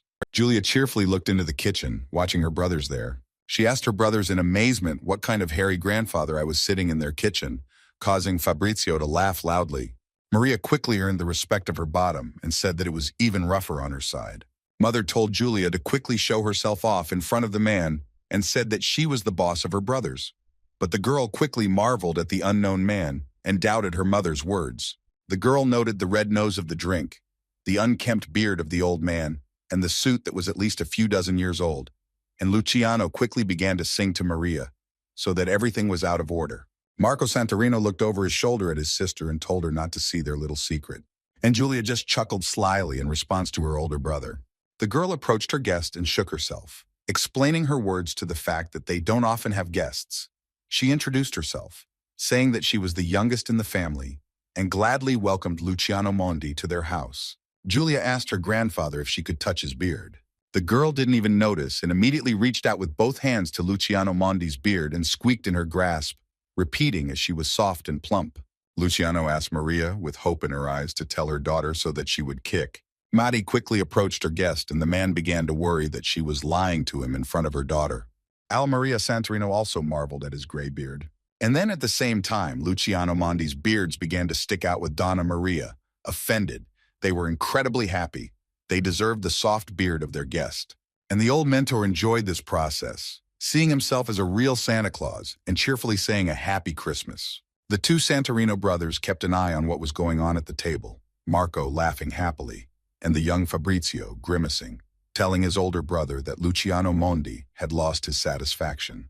When evening came, Maria brought her special meat pie to the table. My family took their place at the table and prayed to God for the miracle guest that had come before them today and for the opportunity to share this supper at once. Mary thanked God for the miraculous snow that fell on the lands on this revelation evening, and also for those who could once again celebrate Christmas Day at once. Julia listened intently to her mother's prayer, clasping her hands and bowing her head. Marco closed his eyes in thoughts, repeating his mother's prayer before the Holy Supper. Fair-haired Fabrizio lowered his head low and listened to his mother's words. Luciano Mondi happily sat at the Christmas table before he was asked and was very grateful for such a bright moment. At the end of the prayer, everyone yapped at Mary for the prepared hedgehog, and she happily told everyone to help themselves. Julia happily ate her portion of her favorite meat pie. Marco also took a bite of the pie, thoroughly savoring it.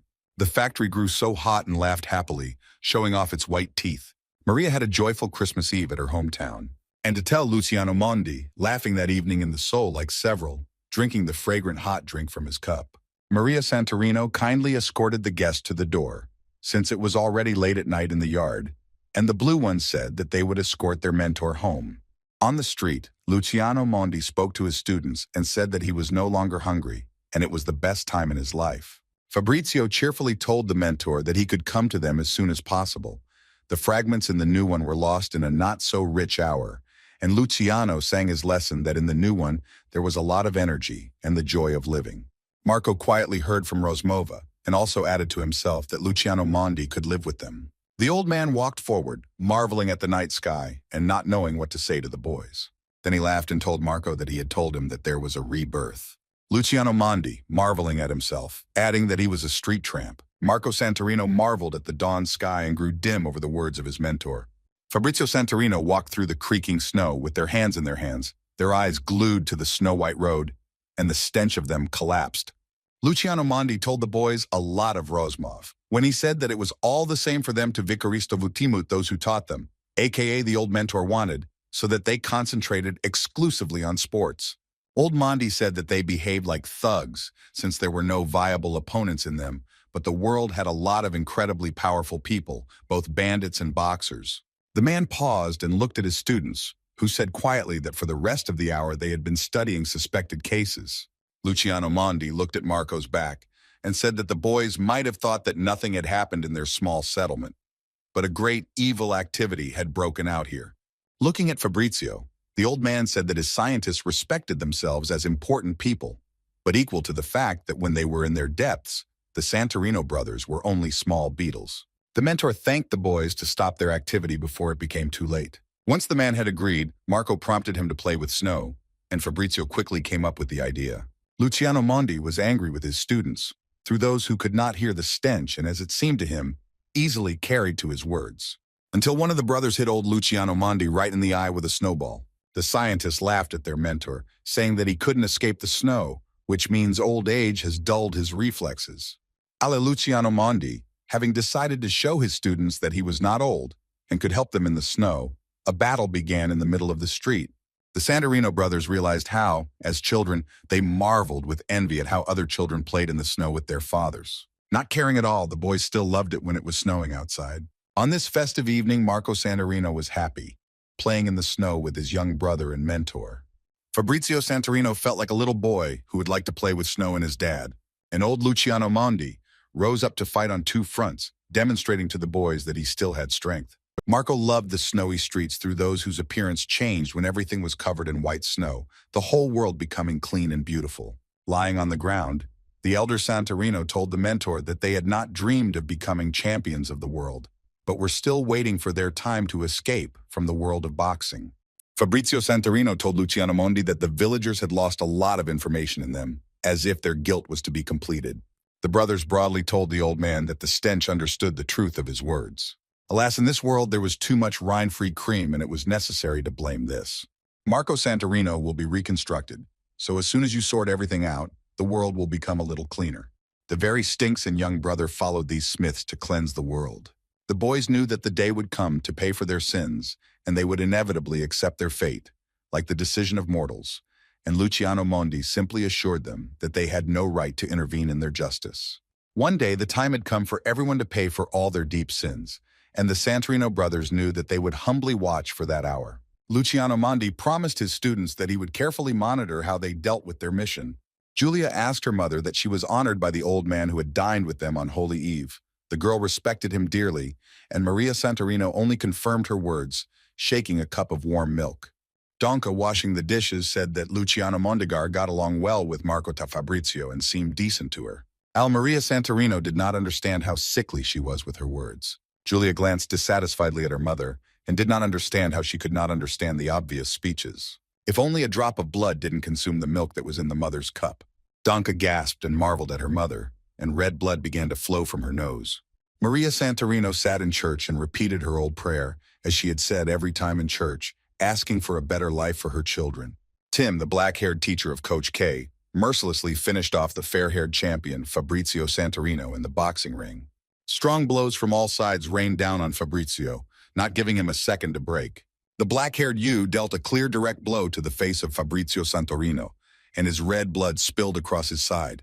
Maria Santorino was praying, sitting in the church, that her children would turn home safe and unharmed, when Julia came up to her and said that it was time to go home. Fabrizio was still on his feet in the ring, his face, his shoulders, and chest drenched in wet blood. When Maria Santorino was brought from the church lava, she was kidnapped and never fell to the ground, as if her daughter had not suddenly died.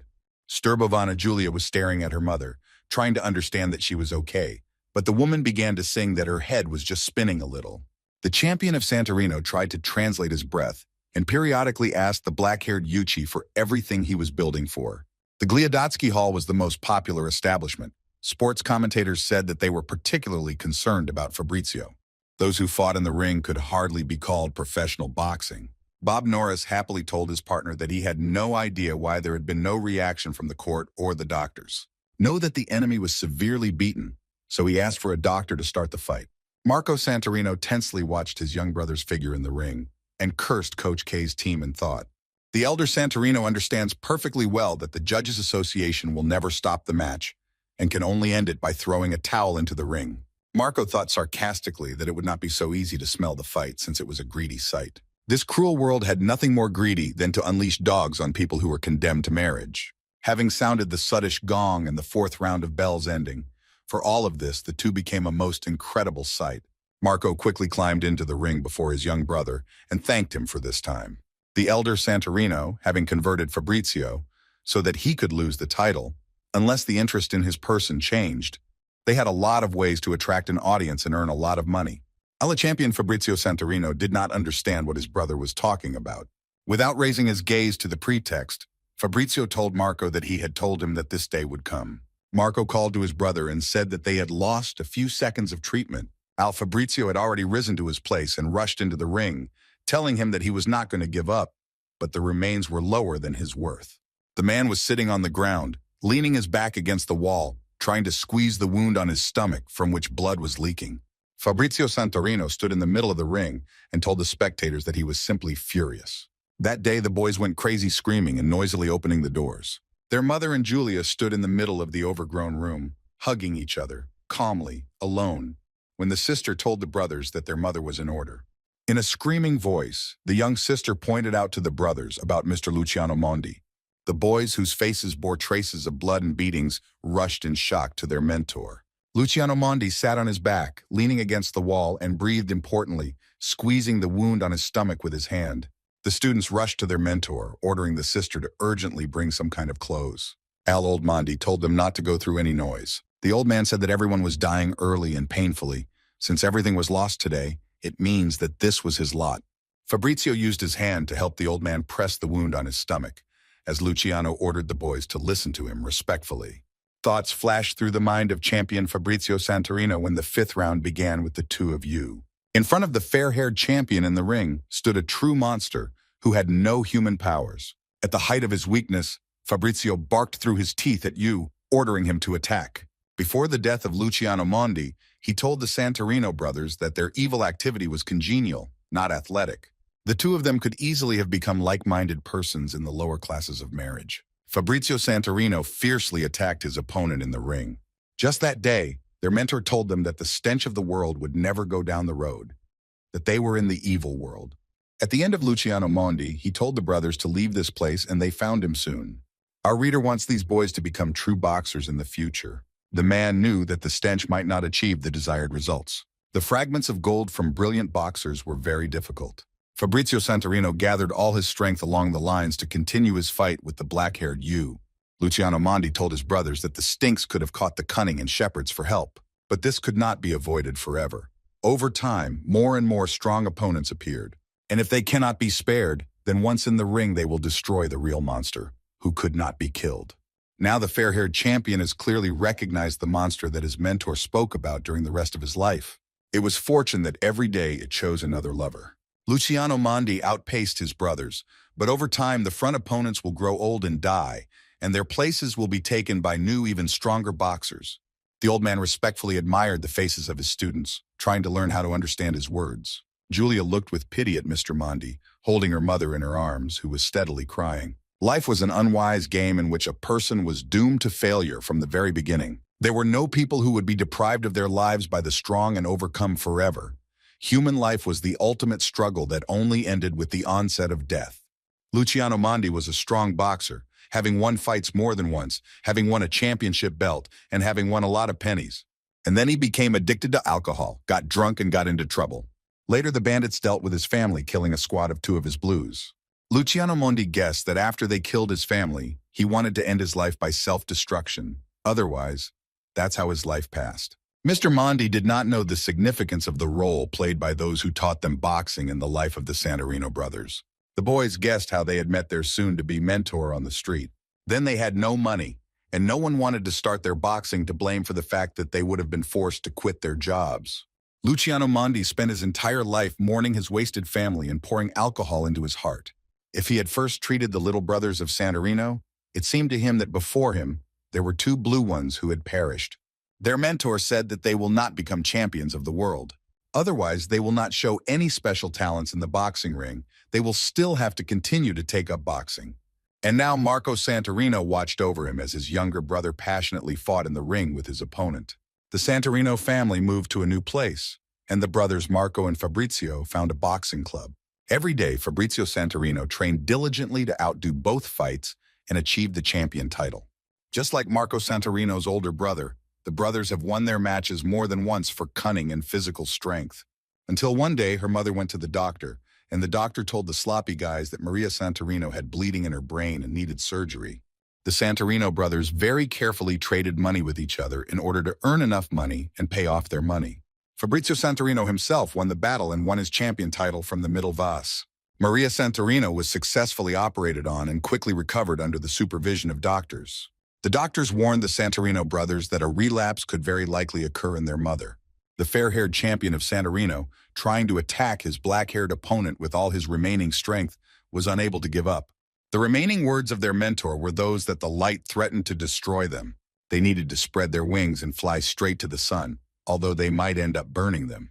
As life called out to Marco and Fabrizio Santorino, they needed to trample on their enemies. And so that we don't have to report to everyone in order to fight and achieve the result, the blonde-haired champion of Santorino himself could not allow himself to give in to the two with the black-haired student of Coach K as if his life was at stake. These words of Luciano Mondi were once again remembered in the memory of Fabrizio Santorino. The boxer is kindly wise, so you couldn't stand against such a strong opponent as the black-haired you. Vin clenched his teeth, threw his head back, and then doubled over, screaming in hopelessness. Marco Santorino understood his young brother very well and was able to handle the situation as it had developed. At the Church of Mary of Santorino, it became rotten. She lost her sweetness and fell into the trap of barking at Julia. The fair-haired champion remembered that evening well, as he pressed the wound on his mentor's stomach, which was bleeding, with his strong hands. Luciano Mondi promised his brothers to keep an eye on them, so that they could get in touch with the one who was coping with the stinks. While the Santorino brothers were fighting in the ring, Julia sat under intensive care at the hospital where their mother was taken. The girl sat on the table, leaning her elbows on her knees, and with clasped hands she prayed that all her family would be alive and well. Fabrizio Santorino was still alive in the boxing ring. Marco Santorino was amazed at how he tormented his young brother without any desire to infect anyone. When the gong sounded and the final round of the battle ended, Marco, thanks to his brother, hesitated and gave up, realizing that Fabrizio could not win, but could no longer laugh. Fabrizio Santorino thought that if he could give up and enter, it meant that all of his life would be lived in vain. He again stood up from his seat and entered the ring, declaring that he would continue his relationship. Marco could no longer see off his brother with the sum, knowing well that in such a camp Fabrizio could not win, and only suffering was counted on him. Senior Santorino understands his brother very well. Marco Santorino believes that he will throw the towel into the ring, since Fabrizio's life will be in trouble. Half of the fight between Yu and Fabrizio has passed, and the sports judge announced the start of the 7th round. This is the found duel of the black-haired champion Yu. The current champion, Yuto Takeda, was knocked out by Yu in the 6th round. Sports commentator Peter Collin told viewers that it was not surprising that champion Yu acted so decisively. Santorino experienced extreme trials of trimming, but also controlled his hands in the ring. Julia Santorino fervently prayed and blessed the Almighty so that all her family would be alive and well. Black-haired Yu raised his hand, preparing to strike Fabrizio Santorino with a devilish blow. Trainer K's blow was so strong that the Santorino champion was left standing on his feet. Marco Santorino tried to look emotionless, but it was too bad. Before Marco's eyes stood the remains of the life of their mentor, Luciano Mondi. Fabrizio guessed Rizdvo, how they spent time in the family stake, and asked for old Mondi. In order not to disappoint his mentor, Fabrizio fought and endured all the blows that buried his body. Marco Santorino guessed that when his younger brother asked him in childhood, he would eventually become a champion. Marco humbly believes that he would like to buy a big cabin for his family so that they can live at once. Todi Fabrizio paid attention to what happened to the humble people and said that if he had created a powerful land where only good people would live and all the bad people would be exiled. Long-standing legends came to mind over and over again in the memory of the boxer. Having begun the 8th round of the battle between the two champions, no one understood why the match would continue, as there was no hope. With a skinny quill, Marco continued the fight, standing in the ring, becoming increasingly confused. Marco Santorino's thoughts moved to that church, where the Stinks went every week and standing right before Christmas, marveling at the crucifixion of Christ. Champion Fabrizio Santorino, having continued his fight, did not care that there was no hope for what others thought. Maria Santorino lay unconscious on a medicine bed in intensive care, and Fabrizio continued to fight in the boxing ring until the very end. The fair-haired champion didn't care about the fact that he was constantly burning in his body, and didn't care about the blows, and that's why. If the champion Santorino fought in the 9th round, he tried to block all the sounds in his body and thought about those who were so all-encompassing. It seemed as if the onlookers were fascinated and amazed at both champions and those who were worried about Fabrizio. Julia, sitting under intensive care, tried to find strength in herself and be strong for those she loved. Young Santorino raised his head to the mountain and looked at the bright lights that shone on the ring and thought about those who lived like this. At the break between rounds, Fabrizio felt as if he had cut his left eyebrow with a blade, and hot blood was flowing. The champion, having guessed how in childhood, he and his brother ran down the street, switching hats and falling into rudeness. Todi Fabrizio Santorino, sighing, crying, and hooting at his older brother so that he would feel sorry for him. At the same time, Marco Santorino keenly followed his brother's skin touch and skin blow, which he rejected, feeling that he was more powerful. Little Fabrizio cried and complained to Marco that he was in more pain. Having started the 10th round of the battle with Yu, Fabrizio thought to his brother that it was crazy that people had to fight, that they could see in the world, which was filled with anger and some. Champion Fabrizio Santorino again parried a strong blow from his opponent, whose body was thrown back. Gritting his teeth in pain, the fair-haired champion tried to drown out the pain and rub his feet. Marco and his brother locked teeth together, somehow infecting the camp of his young brother. Julia prayed unceasingly for her entire family, but at one moment she became confused. Fabrizio thought that if suffering, which brings life, stops, then people simply stop sleeping. As the final 12th round of the Santorino-Yu battle began, Marco was amazed at his brother's figure. The appearance of the fair-haired champion turned into a mess, and it was amazing that he could still stand on his feet. Marco, noticing that his brother was getting tired of it, was shaking so hard, the boy was about to throw a white towel into the ring and beat him. Senior Santorino raised his hand with a towel to throw him into the ring. Alraptum Hatos grabbed his hand from behind, causing a Zapaniti by. Marco Santorino looked behind his back in shock to warn those who missed him. The two Flint men who were trimming him said that the association did not wish that this match had ended so tediously.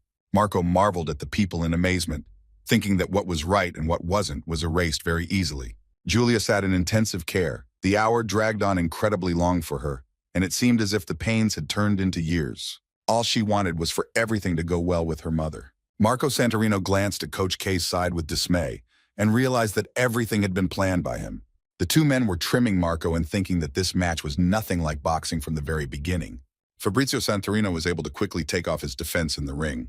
This too will sooner be punished by the Vicanians. Julia also prayed for her two older brothers and wanted Marco and Fabrizio to go home. Marco Santorino, feeling unkind, started shouting to his brother to get out of there sooner rather than later. Fabrizio looked over his shoulder at his brother, now shouting, "Yoma." The fair-haired champion stood up and missed a direct blow to the head in front of his opponent, Yu. Fabrizio Santorino's body was thrown onto the fence ropes of the boxing ring. When Fabrizio Santorino, having crushed his body, escaped from the ropes and continued the fight, the black-haired Yu again dealt a strong direct blow to the blonde champion's slit. The elder Santorino looked in shock at the ring, and like the remaining student of Coach K, struck his brother. Commentators said that Fabrizio dealt a number of hard blows, and now both of them are approaching the end. Champion Fabrizio Santorino stood in front of him, only the disengaged monster, quickly rushing around the ring and constantly striking him. The black-haired opponent fiercely attacked Fabrizio Santorino, and he no longer had the strength to defend himself. The great champion Bob Norris closely followed everything that happened in the ring and thought about the fact that Fabrizio wasted his money. However, the judges were in no hurry to complete this double act, hoping to cancel only the hostile show. Bob Norris was in such a position of justice because he thought that the black-haired Yu could be beaten by Fabrizio Santorino. The remaining teacher of Coach K simply mercilessly attacked his opponent, never trying to beat him from him. These were the most brutal blows delivered by the black-haired champion Yu. Fabrizio Santorino tried to open his eyes, looking at his older brother in order to understand what he was trying to say. El blonde-haired champion importantly understood those who had been close to and could not sense his brother, who was screaming passionately before him. Toady Fabrizio Santorino quickly glanced at his opponent in the ring. Fabrizio returned to Yu and asked him for more wine, releasing his anger insufficiently. Fabrizio Santorino tried to raise his hand and asked his opponent why he had beaten him, giving him the idea that he would have liked to, so that he would hesitate. The champion of Santorino is mindful that having lost this battle, he simply could not give up, having gathered all his will into a fist and adopted a fighting stance. At the end of his day, the black-haired Yu, having adopted his favorite sprinter's stance, now, under the leadership of Fabrizio Santorino, had even more strength. Fabrizio's strong thoughts were realized that his opponent wanted to bring everything to a tragic ending. The fair-haired champion was trying to straighten out his fighting stance, but his body seemed to be in his ears, and his knees were trembling. Fabrizio, clenching his teeth, raised his hands to his face so that I could trim my mother's defense. Alakozin Nyenshi Rook was given to Fabrizio Santorino very smoothly and in pain. The two men were still chewing on Marco Santorino's tremata, murmuring him and simply marveling at those who considered him his brother. Fabrizio, having adopted a fighting stance, turned towards Yu and told Yomu to attack Yogo. Maria Santorino lay on a medicine bed, unconscious, with a tarnished tube attached to her. At that moment, Fabrizio realized how the little guys and their brother were looking for their mentor to become boxers. And then that day when their reader Luciano Mondi died right in their arms. Fabrizio Santorino quietly said that he was not one of those who hovered and ticked and would never be like that. After 12 rounds of wrath, the ferocity of black-haired Yu did not change, but instead only grew. Julia Santorino could no longer stream away the tears that flowed from her eyes. Sitting under intensive care, the praises echoed the girl. One of Fabrizio's eyes had not been opened for a long time, but he had continued to chew and wanted to get him to justice. There were only 5 seconds left before the end of the 12th round of the battle between the two champions for the title in the middle vase. Julia sat under the door of the intensive care unit and turned to the Almighty, clasping her hands and resting her head on them. She knew well that people who had committed sin were liable to punishment. They have earned a lot of evil and are ready to pay for all their works. Al, sitting alone in the corridor of the medicine room, Santorino's hireling, blessed the Almighty to turn away their sinful souls once. The remaining 3 seconds of the battle between Yuta Fabrizio Santorino and the black-haired champion were lost, leaving the rest to protect their opponent. Fabrizio Santorino no longer had the strength to defend himself or attack his opponent in the ring. Julia blessed them for the salvation of their souls. She asked that their two older brothers return to them alive and that their mothers come to you and overcome their illness. With a bang, the doors of the intensive care unit closed, the doctor, who will lead you to Julia Santorino." The girl, with fresh tears in her eyes, looked at the doctor, seeing his further words. She kept thinking about praying and saw all of her at once in the church. When 1 second was lost in the fight, Coach K decided to order his training to finish off the champion Fabrizio Santorino right away. Black-haired Yu easily stepped out of the ring with his foot and rushed at Fabrizio to deal a residual blow to Yu. Sports commentator Peter Collin was shocked, his eyes wide open, and he couldn't find the right words. Blonde-haired journalist Peter Kent watched in amazement at the ring from his seat in the spectators' room. It seemed as if the entire hall of the spectators had darkened them in disgust, creating an incredible silence in the hallway. The judge was apparently amazed at what happened in the ring. The great boxer Bob Norris tensely watched over the two champions, frowning on his face. Marco Santorino looked into the ring with hope in his eyes, hoping that his younger brother would lose his life. From his place, the legendary trainer K looked displeasedly into the ring, and his eyes changed to anger. "If you stood in the ring and said that if you said that you would like to meet, the boy will become stronger." The black-haired champion was supplanted by the same athlete whom he had learned from his childhood, and who had seemed similar to the sun at night. Holding Yu's fist in a death grip, the boxer told him that he had become too strong, and blood flowed from his forehead and dripped onto the ground. The doctor took Julia Santorino to the intensive care unit where her mother was. At that moment, the girl was shedding tears that stung her eyes. Maria Santorino rose from her pillow and cheerfully waved her bottom. Black-haired Yu could only laugh to come to Yu and innocently follow the athlete, who was a friend of his childhood. His child's brain barely remembered the rice of that man, but only remembered the incredible light that came before him, illuminating everything for a long time. Coach K, standing right outside the ring, stepped out of shock through his back. An incredible ferocity gradually filled the skin of the coach's body. K could not believe that this boxer was poised to capture his moment of glory. Now the spectators were gradually coming to Yu and trying to figure out who the man was who had escaped into the ring. The peepers recognized the bright-haired, well-known Jay, but no one had noticed his appearance and had not seen him for a long time. Sports commentator Peter Collin told the spectators with amazement that he was having fun at the fight. Everyone was talking around Jay turning to the ring, and the blonde boxer stood straight in the ring with his hands clasped on his chest.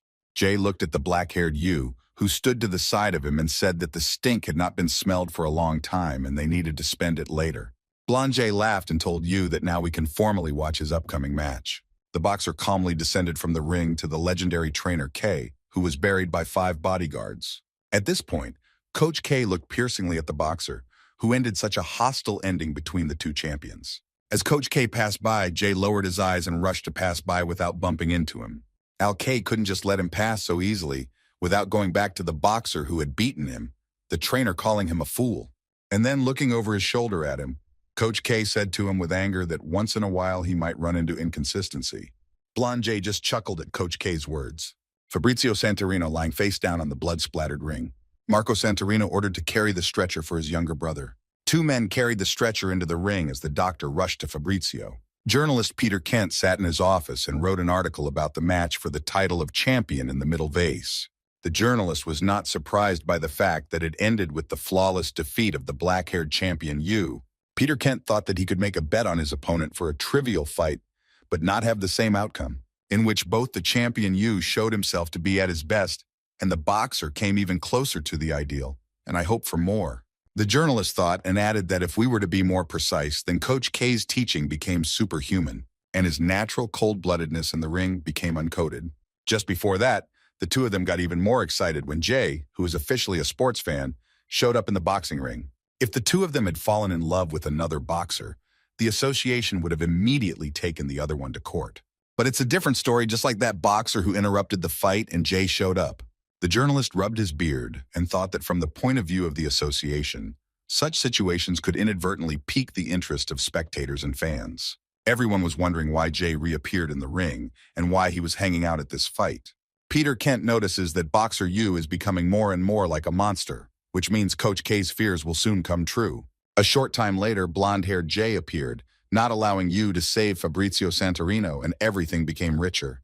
Jean-Pierre Manuel and Stella looked at both Santorino and Yu at the same time. The woman pressed herself up to Jean's shoulder and said broadly that Yu had already barked. Stella looked straight into the man's eyes and asked in a turbulent tone that he would turn around in a light vaginal category. Jean tried to calm the woman down and chanted that this would never happen again. Al thought Jean-Pierre Manuel added that it was not Yu who was a terrible person. The terrible thing was Coach K and his obsession, which was absolutely on another level, equal to that of Gene. Svidamosti Gene had a clue if he had first treated his coach to his little Don Stella. Jean-Pierre Manuel looked at the champion you on the screen, begging you so that a person would also appear in his life to give you a helping hand. The man on the big screen also looked at both Santorino and you, having reached the end. The girl with short blue hair asked the man who looked at him. Yuto Takedo sat on the sofa with his wife and told the girl that he was surprised at the match for the title of champion in the middle vase, in which the boxer who had fought the other time before retired from the sport took part. The girl sat down on the sofa with Yuto. She looked at the screen in shock and told the boy that he could get away with it. But the great champion just laughed. The blue-haired girl marveled at the two and asked Yuto in shock why he seemed doubtful. Yuto Takedo kept his gaze on the screen and told the girl that he had such thoughts before. Yuto said that if Yamaguchi had exactly the same kind of accusation. The girl overfed the boy, talking about that Yamaguchi who used to be a fruit shop. Steele, sitting at the boxing club, looked at both you, whom Coach K wanted to get rid of. The confirmed boxer said that now, having won the title in the middle vase, he was simply unstoppable. Steele turned to Inja and asked his friend to give such a yapping look. The boy told Stali that he was in charge of radium, but in Nogo it seemed that everything was wrong. Coach Kim Teppen quietly walked behind him, sensing the strength of the two boxers, giving Inja a booster and telling him to prepare for a powerful fight. Coach Kim seriously added that if he could win in the offensive too, then he would have a chance to win the champion title again. Fair-haired Ing happily responded to the coach's words and vowed to do the best he could. That evening, Marco sat on Fabrizio's medicinal bed and waited for his younger brother to take a rest. Fabrizio Santorino, opening his eyes when his brother saw him with relief and said that they had cleared up, Fabrizio seemed relieved that he would be alive. The boxer chanted that he would die before the end of the match with the black-haired champion Yu. Even though he had washed out in the medicine room and was still alive, his face in rich places was sealed with plasters, and there was a bandage on his face. Marco Santorino told his brother that Jay had gotten in trouble at the perfect moment, and Fabrizio was shocked that the legendary boxer had approached him and stood up from his bed in astonishment. Fabrizio Santorino looked straight at his brother and wondered why the legendary Jay had to work for such a wine. Marco, stunned at the pretext, could not raise his eyes to his brother, but he flinched in front of him and said that everything that happened to him was his fault. Al Young Santorino immediately blocked you and said that he had rejected a well-deserved punishment. Fabrizio tried to fire and said that the great Marco Santorino could not be embarrassed through such a squabble. The brother did not react at all to Fabrizio's words, and without raising his gaze, the boxer called him by name. Fabrizio Santorino, I will look at the dawn sky and the bright month on New Year through the window and ask my brother, and now the stench could be strong. When the little brothers of Santorino stood and marveled at the dawn sky, dreaming about the beauty of May Day, and at the same time Fabrizio was lying on a medicine bed and marveling at the stele, one of his eyes was glued shut. He was wearing the robe of a villain, and he was wearing a tight corset.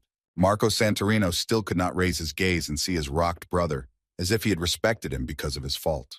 The rapture of Fabrizio's denunciation changed. In his opinion, there were tears, and his denunciation became sad and dull. Marco Santorino realized that he and his younger brother, in the guise of the elder Santorino, also shed tears. The boys sat in the deep silence for an hour, thinking about their own affairs. Those nights when her mother found out about those who robbed tourists and beat them, the boys fell asleep, and there were fresh wounds on their ankles. It was just as dawning on the new moon that, having brightened everything up, Maria Santorino spent a long time marveling at the window. She came before the boys at night to shut them up if they were sleeping peacefully in their bed.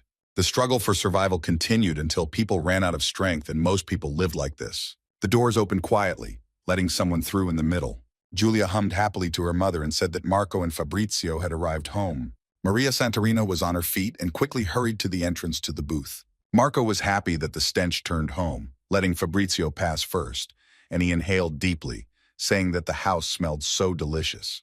The boys knew that if in life there is one who can embrace all the souls, then life is still not enough sense. Then the whole family sat down to the table and savored the herbs that Maria and Julia Santorino had prepared. They were preparing a house-made meat pie, which was on their Christmas table. Marco was happy that they all gathered at home again at the same table, as it had always been. And Fabrizio, as before, enjoyed the favorite herbs that his mother prepared. An unknown man, wearing a fur coat with long, sharp steel spikes on his neck, laughed at how amazed he was.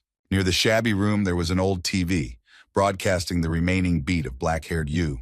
The man laughed contentedly and marveled at what a monster Coach K's student was. As soon as the man became serious and turbulent in appearance, he began to babble. A man of punker goodness joyfully shouted at the TV that he could finish off Victor, who was Viktor Grigoriev's coach, Andriy Vlasenko.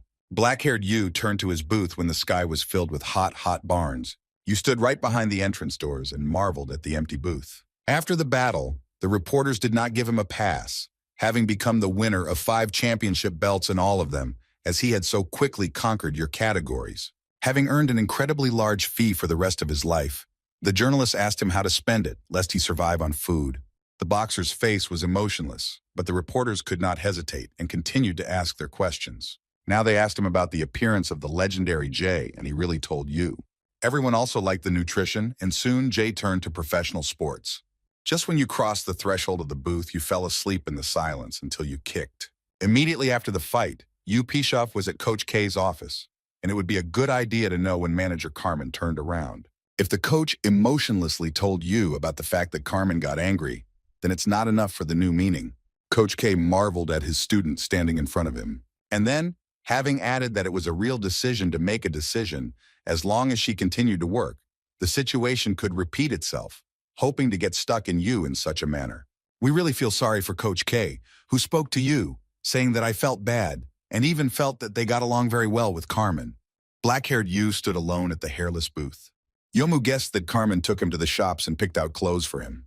The boxer felt more at ease at the last hour without Carmen. In my memory, the image of Carmen, who laughed and cheerfully told me about their wedding, is again in my memory. And then, having guessed how the Stinks first had dinner together, and Carmen was preparing the hedgehog for the new one.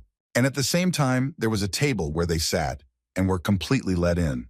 That evening, after the fight, Coach K told you that the strongest people needed a quick fix, so he told the boy to prefer the day after a tense match. Black-haired Yu quickly threw on a sweatshirt and Vaishov on the street, wandering along the streets of the city, talking about what it means to be human. He looked like a street chick, with a sign with an inscription hanging on his neck and a coin bank on his front. The old man looked miserable and kept his head down. Then the black-haired champion went through great activity, where people practiced that technique. The clerk carried the important material on his shoulder and looked very tired. I spent the whole day wandering the streets of the place, when the darkness fell to the ground and everything was lit up with different colored streetlights. This place was replete with various types of deposits for promotion. On the streets of Yuzustriv, they tried to lure their clients to their place and earn a pittance. At the doctor's office, the little boy was crying heartily, lying on his bed, and his mother tried to calm him down and help him get through the difficult moments of the bath. Thousands of passenger cars passed along the local roads, crashing in different directions and often causing traffic jams. Although they worked at work, they found them out and did not bring any joy or satisfaction. Although I live calmly in the high-rise buildings, I don't think about the people who are on the streets. Would you like to go out and hold rallies in the streets to make people's lives better? People gathered together and demanded the appointment of any official. And the man was sitting at his post, realizing that his wife had been released from the seat, having embraced him. The man sat quietly in his office and was most afraid of the fact that protesters could attack him. Here, the terrorists mercilessly shot their captives. And in another place, there was a wooden cross, decorated with a flower wreath. Today, an old man came to this grave with a little boy in his arms. The old man marveled at the grave and appreciated that these people had lived too little in this world and wanted to endure the troubles rather than waste it. And people often ask themselves simple questions about what happened in life. Little black-haired Yu stood on the threshold of the noble house with a pistol in his hands. Massacres from the distant past flashed through his head. Having only remembered his mother and those who had been with her for a long time, the boy who remembered her had long hair, was lighter. The legends changed frame by frame, one by one, the axis of them sitting in the middle of the street under a panoply of hunger, beatings, and misfortune. That evening, they beat Jay first. Farther on, the black-haired champion recalled his wondrous dream as he stood knee-deep in the black water that was gradually flooding the room. I remember how, after the death of my mother, a man showed up in the cabin before them, asking for help and recording everything in detail. But the boy remembered that day even vaguely. After the death of his mother, he could not sleep for a long time. Before his eyes, the body of his mother was suspended, and only a dark gut, which was also the kitten's, calmed him a little. And now Yu himself was step by step acting like a monster, thirsting for blood. The black-haired boxer here took out a pistol, making a loud noise for a long time, the boy putting the pistol to his temple. In the end, because his life was worth nothing and no one needed it, he wanted to put an end to this eternal noise, pressing the trigger when he froze in shock. His dark gut ran up to the master's feet and meowed joyfully as he turned home. Kishka looked so happy having pleased the ruler that I couldn't stop looking at her. That night the whole sky was filled with incredibly shining dawns, which created a wondrous picture right above people's heads. The black-haired champion was spinning on his bed and could not fall asleep that night. As before, his dark gut lay with him, calming him down to his equal Murkots. Aaron Tide stood in front of the window, his hands clasped on his chest, but could not help looking at the incredible night sky. The champion, looking somber and frowning, was deeply amazed at the dawning sky. Out of thought, Arona pulled out a woman's voice, chuckled, and marveled at this so respectfully. When the woman came up to him and hugged him by the hand, Aaron Tide laughed and said that his eyes were so bright, the stench was beautiful. Aaron asked his friend how Emily was there, and the woman said that the girl had quickly fallen asleep. The dark-haired Swedish woman turned her gaze to the sky and was amazed at how brightly the stars were shining. But Aaron blocked and said that she really couldn't compare with how the squad was shining. The champion turned to Angela and recognized the squad that he was at the Samyati, without singing that he would be a Vardy of such happiness, like Mav. Angela marveled at her man when he said that everything was so good, and it seemed to him that his world would soon collapse. The woman gently took Aaron Tide's hand and said warmly that he was such a gentle lad, but he was like a fearsome fellow. Holding the man's hand, Angela told him that it was impossible to stop the fact that he was a little burdened. She kissed Yorona so that the stench would suddenly go all over her and laughed broadly until she heard him. Aaron Tide looked at the squad with amazement, but he was even more radiant that he was incredibly grateful to him for the encouragement he bestowed upon him. At the end, the champion told Angela that he loved her without end, and she laughed joyfully at the end. The dark-haired man could not sleep that night. Various thoughts were spinning in his head and did not give him peace. It seemed as if he had been transported to the past, at that booth from which Coach K had taken him, and was sleeping a little on his hard mattress, hugging the darkness of the forest. After a short recovery, Coach K especially trained his remaining training in the boxing ring. The coach was even more pleased with him, as Yu continued to work hard at the training sessions. Having completed one training session, the coach threw his boxing paws into the ring and asked Yuchi to remember everything that the coach had told him about. Black-haired Yu is not the only monster in the boxing ring. Coach K placed his hands on his chest and told his teacher that they were now starting serious preparations for the fight with Aaron Tide. The first important vase on the black-haired champion was checked by Viktor Grigoriev, but until K decided to deprive him of peace. Oskolki Vinvajav that Aaron Tide was united, who posed a threat to Yu K-Bov cross-contest so that only Yu could compete with Aaron. Coach K looked directly at his teacher and seriously said that he was going to pump up Yu's body so that he could heal Tide, but the training would be richer, not earlier. Feeling the words of Coach Yu, I will feel like radium, so that the training will be greater, and the smell will be able to muffle the noise in the middle. The black-haired champion stood in the boxing ring again, ready to fight his opponent. Having sounded the judge's gong, the judge stood in the ring, giving a sign to the sides to come together and sign their doubles. The black-haired champion quickly rushed forward, not wasting a second. Yu immediately approached his opponent and began to attack him, and his opponent, shaking in shock like the fist of the champion Yu Shvidko, was approaching his exposure. One straight, clear blow with a characteristic sound echoed throughout the hall when the champion's fist met the face of his opponent. Journalist Peter Kent, writing an article about the former champion Yu, noted that after the fight with Fabrizio Santorino, the black-haired boxer had changed dramatically. Before the two, the opponent's coach set up his training and told him that the first round would be the final one. The man, taking into account that he could not immediately reveal all his strengths, the opponent needed to weaken his strength and hit him, leaving him with only one chance of victory. The big-haired trainer told the boxer that he didn't need to think about the next round, and without saying a word, he couldn't strike from the very beginning. The man told his teacher to put all his strength into the first round. Opponent Yu admitted that the champion was one of the strongest boxers in history, but also noted that geniuses had a weak spot. The boxer appreciated that champion Yu had Marnoslavism as a weak spot. Yu's opponent trembled in fear, but after thinking that people similar to Yu could overcome him as carefully as possible, the boxer came to show champion Yu how to invest the entire 100,000. Right at the start of the fight, the black-haired champion struck a strong blow to his opponent.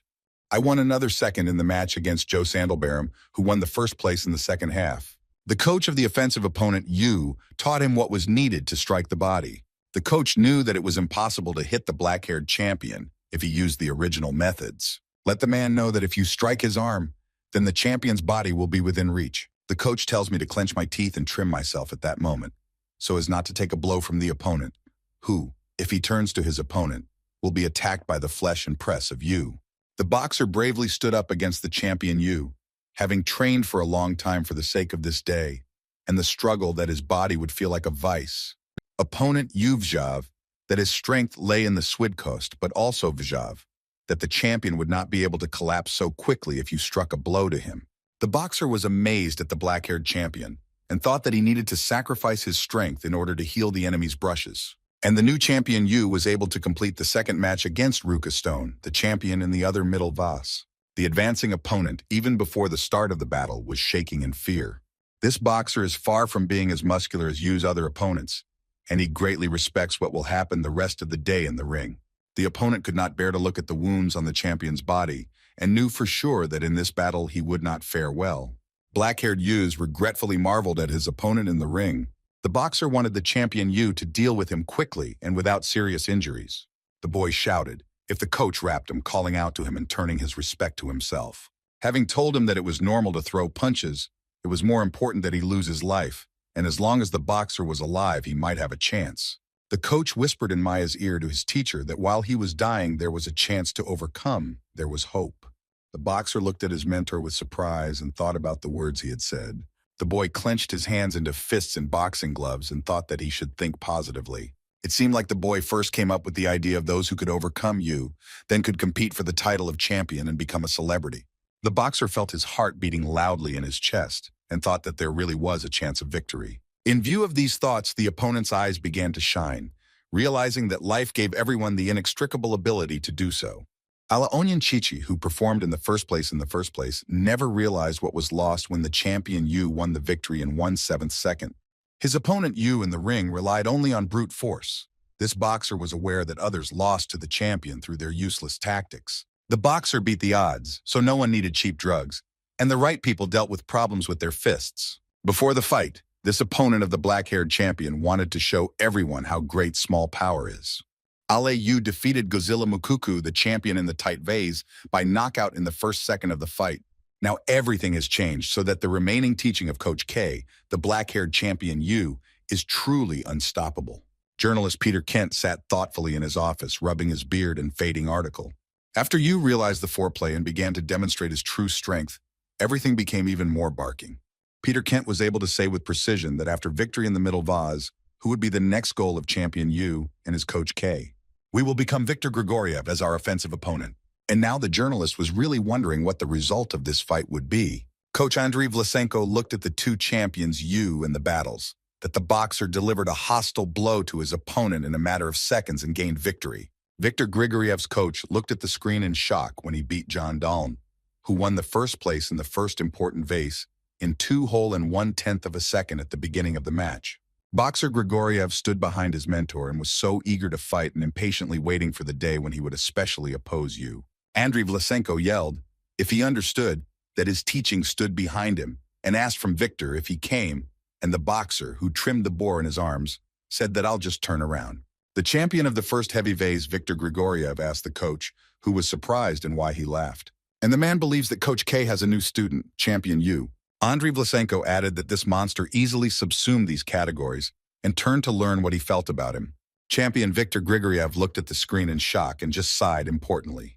The coach happily told Viktor that soon they would be fighting in the same ring, and that would be the end for him.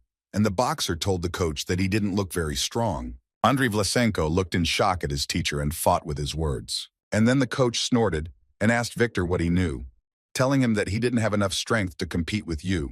Andriy Vlasenko glanced sullenly at his short-sighted boxer and thought that it would be impossible for him to lose his weight. In the wake of anger, Viktor Grigoriev was about to hit his coach and barked at him, saying that he was the only one who didn't know anything. The coach looked at his student fiercely and became extremely angry with him. Viktor Grigoriev believed that everyone who did not have a mohawk were weaklings. Vin threw the carcass of a slaughtered wild boar on the pretext in front of the trainer. And then the entrance doors suddenly opened, rattled them, and the name escaped. Viktor Grigoriev grabbed the railing and said to the crowd, who was below, that the people with the Iroquois were the best.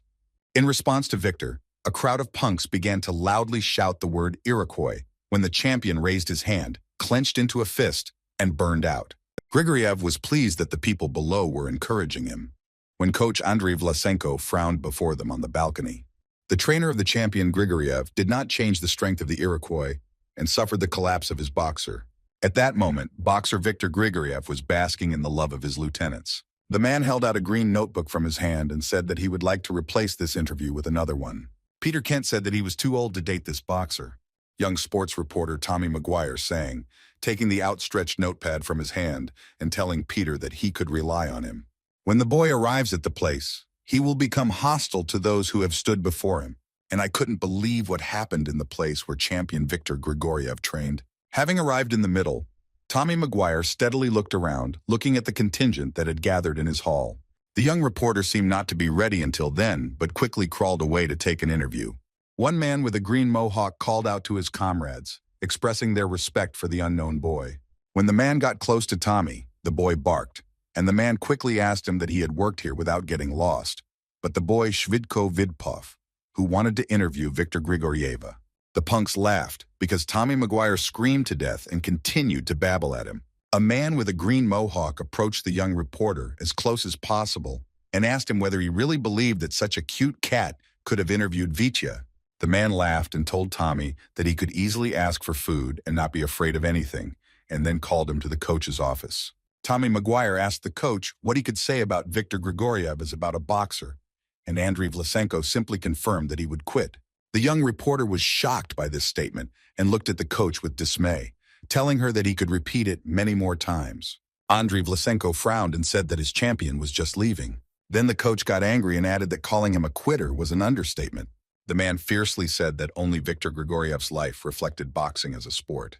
Klopchin wrote down the phrase in shock and didn't know how to react. But the coach added that it was entirely unfortunate that he was a coach, putting an emphasis on technical and pure style of boxing. I would like Andriy Vlasenko to add that he had already been like that himself, but his eyes were full of sorrows. I wish I could have captured a boxer like Jean-Pierre Manuel, a boxer who would become famous and become a hero of his time.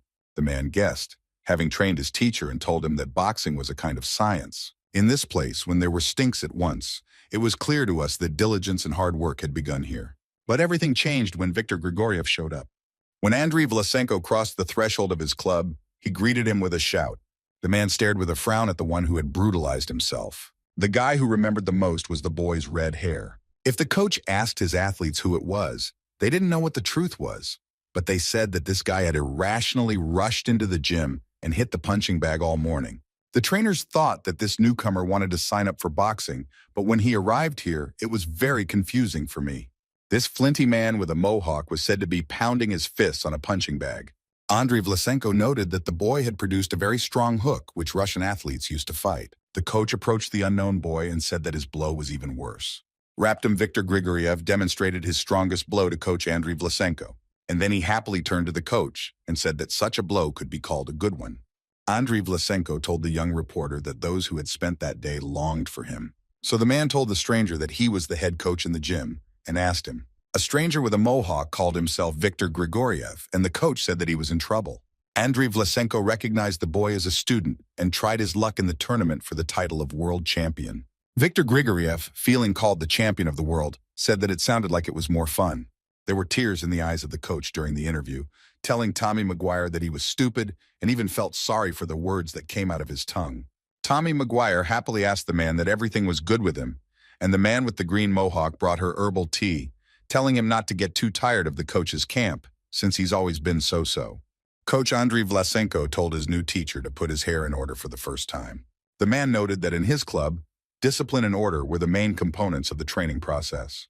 Andriy Vlasenko told the new athlete that a professional is guilty of streaming and collecting, which is his motto in life. Viktor Grigoriev seriously stated to the coach that the jocks wore mohawks, which means those who had mohawks were a priori indestructible. The pro-athlete whined that there was nothing worthwhile for the Iroquois. The coach thought that in front of him was the very type of people who were just an empty shell and would not give in to anything other than increasing their persona.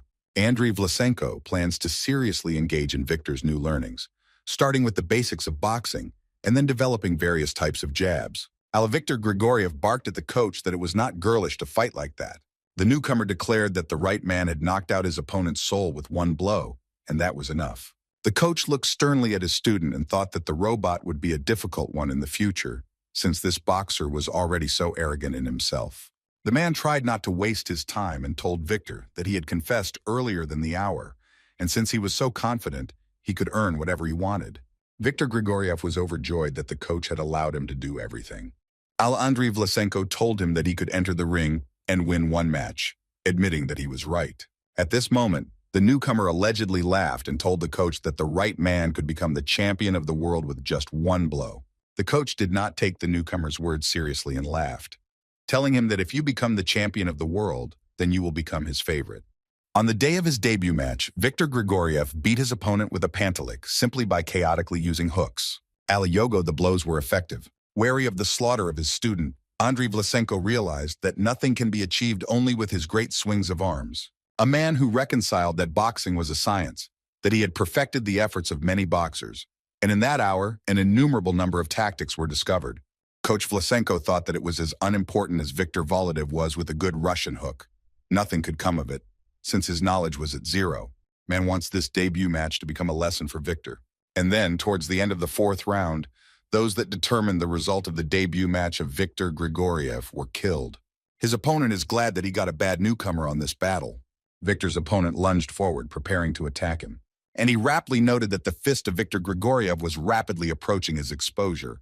The newcomer dealt a strong blow to his opponent, saying that the right man dealt with his problems with his fists. Thus, Viktor Grigoriev won his debut double. That boxer allegedly shouted to the crowd of spectators that a good man could knock out his opponent's soul with one blow. Andrei Vlasenko also noted that the newcomer was simply lucky, since it was only his debut. And there were a lot of alterations that this style of fighting could not be justified in an offensive duel. Viktor Grigoriev, in his next battle, simply defeated his opponent and won. The coach took into account that he had learned to overcome only those whose opponents were rather weak. And the boxer is simply crazy about defeating both of them in the ring. Andrei Vlasenko thought that before the fight, he couldn't ask the two professional boxers. Viktor's enemy was lying on the ground when the Suddian gong sounded, announcing Grigoriev's victory. And the boxer, having climbed onto the fence ropes of the ring, raised his hand and told the spectators that now they can smell his roar. And then Viktor said, glowering at the spectators who were present in the hall. At that moment, Andrei Vlasenko realized that things had not gone according to plan. Having learned very little about an opponent, having entered the ring against him, he gained victory over both. Among these opponents were professional boxers, whom, according to the coach, Viktor could not help. The pro of the skin wants Viktor Grigoriev in the ring, bringing the disease to the skin.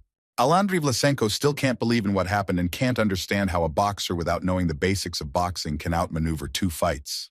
His Russian hook was effectively countered. This blow was on the table, which could allow him to get away with air and tide.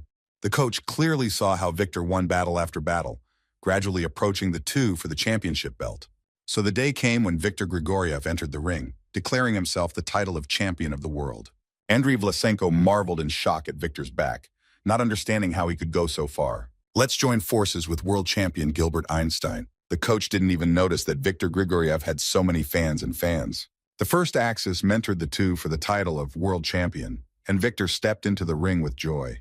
And then the boxer looked back at his trainer and guessed to Yoma that he had promised to earn everything, and he told Yoma that he had revoked his championship title. The coach felt almost afraid of Viktor Grigoriev. Viktor, whose eyes were on fire, told the coach that he wanted him to choose the same mohawk as he had. At that moment, Andrei Vlasenko could only nervously shake his head and be convinced that this time I wouldn't be able to get Viktor. Bruce Lee once said that he was not afraid of the one who suffered 10,000 blows, but feared the one who suffered one blow 10,000 times. This does not mean that the person was forced to take one blow until the very end, but the person who was constantly taking one blow was preparing to take part in the match for the title of champion. Viktor Grigoriev has become a real sensation and a winner in this category. At the core of his opponent, there was a crazy thought, a boxing tactician and a smart fighter and a champion of the world in the first heavy battle. The constant commentators were Peter Collin and Bob Norris, who were welcomed by boxing fans. Peter Collin asked his partner what he thought would be the result of the two. Bob Norris admitted that there were no forecasts since Einstein was a first-class boxer, but his opponent's skills and technique were fairly average. Commentators said that all of Viktor's opponents were professionals, and there was no way to outmaneuver them. At first glance, Viktor Grigoriev looked like someone who could easily overcome someone, but in reality, he was someone who could easily defeat someone. Commentators respected the possibility that an athlete could come into the world who could undermine all the principles of boxing. The judge spoke about the battle, and the champion Gilbert Einstein said that strength was multiplied by strength. And he dealt his blow with another Newton's law. And with the force of the blow, Victor's crack cracked. After a strong blow, Viktor Grigoriev was disoriented for a few seconds. And coach Andriy Vlasenko was radiant, taking into account the fact that everything was just as bad as it should have been. As it turned out, Viktor Grigoriev took back blows from the first round against his opponent, the champion. Gilbert Einstein invested in his battle the hour, mass, fluidity, and energy, deriving from everything his power into an ideal formula for battle. Andriy Vlasenko baked, rooting for Einstein and hoping that he would be the only one who could support Grigoriev. Viktor received strong blows from both sides in front of his opponent. One of Einstein's strong blows knocked out Viktor, and this was his first knockout in professional boxing. It was clear to everyone that Viktor Grigoriev could get up and continue the match, but it would be better if he could have been knocked out so quickly. Coach Andriy Vlasenko, from that moment on as Viktor's partner, so happily looked after both of them. And Viktor is superior to a worthy opponent who is truly strong and a boxer who knows that in front of him is a monster. Viktor thought that he was strong and his soul was screaming and his essence was curling in the middle. Everything about Viktor Grigoriev told him that he would be the strongest. However, his inner voice had mercy. Viktor suffered from severe pain for 12 rounds. Andriy Vlasenko does not believe in such nonsense as a lucky blow, but the skin blow that a boxer delivers is guilty of being the result of great Zusul. This blow was caused by being the result of a strong sound, which was caused by the blow to the skin. It's a pity that Viktor's blow effectively brought good luck to this 100th anniversary. Coach Andriy Vlasenko cheered heavily in the ring for Gilbert Einstein, then shouted to Einstein so that she would not weaken her powerful defense and showed Viktor what it meant to be a good boxer. The champion dealt strong blows to Viktor Grigoriev and only covered that one with his hands. Gilbert Einstein thought that he had already celebrated the holiday. I will overcome it and appreciate that his opponent was able to go so far because of his talent. But on whose path will it be completed? The champion of cross countries. But in a successful blow, there was nothing special. The skins of the rock required space and kinetic energy. Einstein, taking into account that he had collapsed, thought everything through in advance, and the guilt of any precedence was turned off. Viktor Grigoriev angrily confronted his opponent and said that he had dealt blows to him in a long battle, and now he was guilty of allowing him to hit him once again. The champion only laughed and told Viktor that he obviously hadn't learned his lesson. Viktor was hit with blows one after another. One could tell by the number of blows that were dealt to him. Viktor Grigoriev suppressed his jealousy and was angry at the champion, who did not give him the opportunity to hit himself even if he wanted. Raptor Boxer revealed that his opponent, champion Gilbert Einstein, slumped in the ring. Viktor quickly raised his head, straightened up, and happily asked his opponent if he could allow him to hit himself. Einstein only said that mass and energy were one and the same thing, then mass became a burst of energy. The champion said that the energy was equal to the mass, which was multiplied by the fluidity of light in the square, and dealt his blow with the theory of luminosity. Einstein's strong blow hit Viktor right in the face and knocked out the cap of his company. The blow was so powerful that Viktor Grigoriev could not stand on his feet and fell to his knees in the ring. And then the judge announced another knockdown.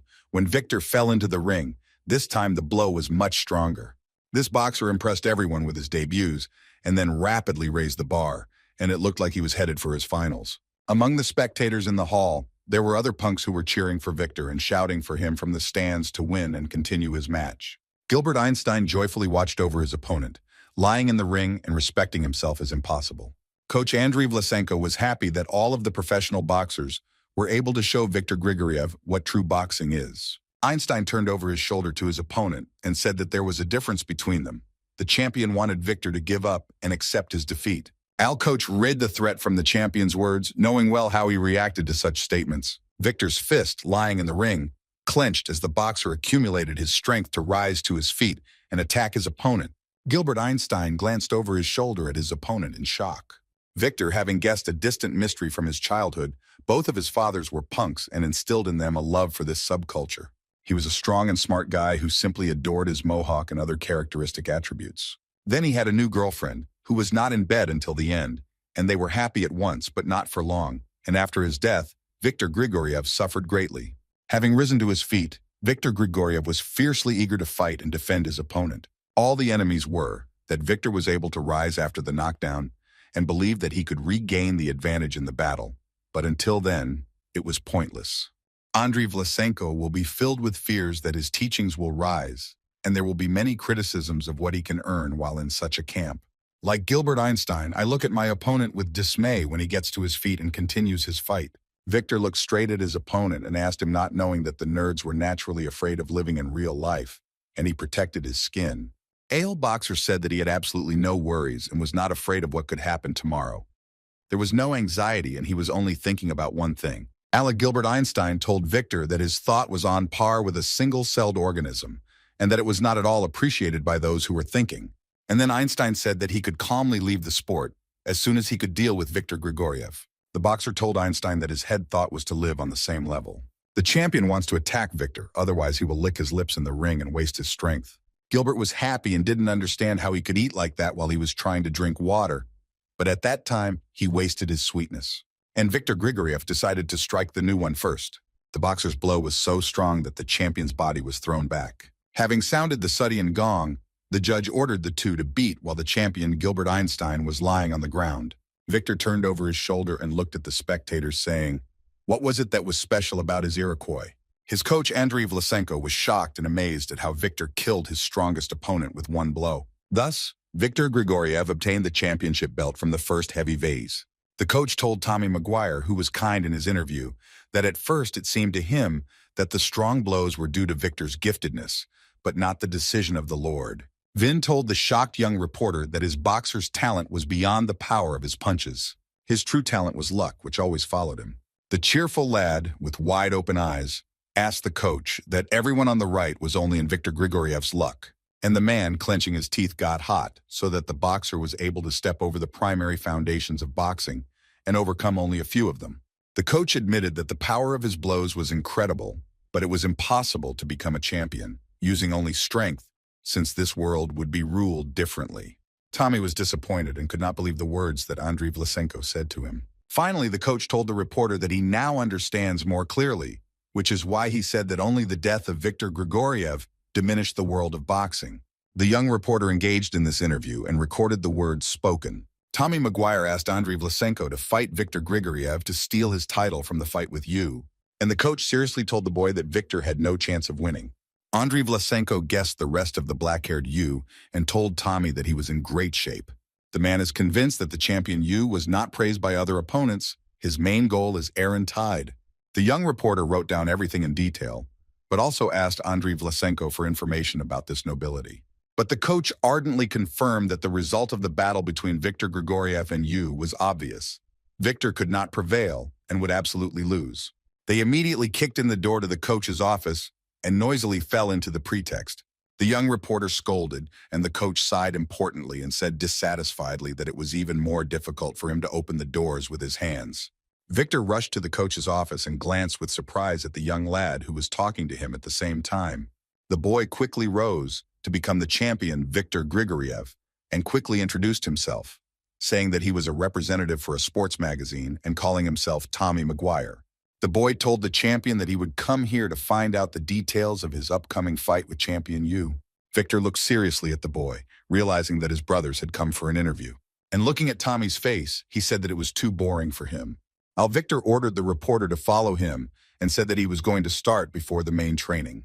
Victor Grigoriev came out onto the street at that moment when a flyer flew over his head. The champion and his trainer Tommy Maguire roamed the streets to improve Victor's training. The young reporter turned to the coach and asked where the stinks had gone. The fragments had already passed for quite a long time, and what was the result of the particular training. Andriy Vlasenko did not suspect that he wanted to show his teaching and told Tommy not to understand anything enemy and not to joke with the senses in his words. Victor Grigoriev, sensing the reporter's voice with his coach, looked over his shoulder at the boy, wanting to know the evidence for his nutrition. The coach tried to get ahead of the boy, saying that there was nothing wrong with him. But Tommy was at the capture and asking everyone to tell him, taking out a notepad and a pen. Victor Grigoriev knew the boy, and once thought that he wanted to become the most powerful on earth. You want to be worthy of your mohawk, which you wear with pride. That boxer thought about how he could achieve this goal, and told Tommy Maguire that the answer was on the surface. In order to become stronger, Victor must begin to fight those who have similar strength. His first opponents were wild boars, who ate at the foxes and fought fierce fights with them. Victor Grigoriev outperformed these fights. Then they will compete against beatings in the arena and also overcome. Victor Grigoriev won fierce fights with kangaroo. He ran through the fields after wild horses, hoping to saddle them. Whenever the champion tries to fight with Godzilla, he tries to overcome his hands. And then on his way, the Great Storm Witch appeared, sleeping peacefully in the middle of the forest. Viktor Grigoriev waited so long for this day during the battles that he was able to overcome the bear, whose goal would become closer. El Stormy Witch marveled at the man, as if at a hedgehog, which she herself had fallen into the paws of. This is how the relationship between Viktor Grigoriev and the brown bear began. Both opponents vehemently rushed at each other, hoping to save each other. Viktor quickly delivered a strong direct blow directly to the witch's skull. Viktor Grigoriev told Tommy Maguire that despite the fact that he was fighting against the strongest, he had a different idea. Viktor Grigoriev was constantly asking himself, who would be the strongest in this world? You believed that the most powerful were the dinosaurs, and among them the strongest was the Tyrannosaurus. This thought was the dawn of a clear sky for Viktor Grigoriev. But now the ruler of the Iroquois could not understand why the dinosaurs died out because they were the strongest. Those who depleted them were an element beyond the control of anyone. Champion Viktor Grigoriev seriously told the young reporter that no matter how strong a person was, she would have to kneel before the elements. Therefore, he learned that in order to become the strongest in the world, he must concentrate all the power of the elements in his fist. Viktor Grigoriev told Tommy Maguire that no matter how strong he was, without giving in to his wondrous hair, he would not be able to stand up to the unsheathed power of the elements. The champion glanced with satisfaction at Tommy and his coach, and asked the boy that there were no surefire decisions, and the young reporter told the boxer from the grip that this was brilliant. Viktor Grigoriev pointed to the largest mountain on the planet, which was called Everest. And then his coach and the young reporter were hesitant to take him up the mountain. The coach looked dissatisfied, and the reporter was also hostile. Champion Viktor Grigoriev stood at the very top of the mountain and struck at it, calling it a mountain blow. In the distance, Tommy Maguire and Andriy Vlasenko were struggling hard on their metal feet, trying to get their bearings. Just like Viktor, he laughed as the elements lifted his entire being and was about to strike a blow to the tornado. The coach and the young reporter stood beside the natives, who themselves worshipped their savior. It's like a boxer's fist aimed right at the baked lava of a volcano. Viktor Grigoriev allegedly practiced his blow with lava, and the local Aborigines prayed that it would help them to survive. Tommy Maguire desperately grabbed onto Andriy Vlasenko, tripping on a pirate ship, when the old captain laughed and said that he was over 40 years old, having treated the most wonderful man. Viktor Grigoriev stood on the bow of the ship, looking straight at the crash, putting one foot on the side of the ship and preparing to attack in front. Once again, the champion Viktor Grigoriev practiced his tsunami strike. A bright flash of light burned in the sky, cutting through the black gloom. Viktor Grigoriev was on the mountain under a torrential plank, and the flashlights were firing right above him from their sides. Viktor stood on the wet board and raised his hand to the fire, marveling at how the flashlights burned off. Andriy Vlasenko, who was lying on the ground with a young reporter, began to pray when Tommy turned to something new and asked him not to be a skeptic, but only believed in science. The man got distracted from his occupation and looked at the young reporter, the trainer of hostilities, that Tommy had not yet understood anything.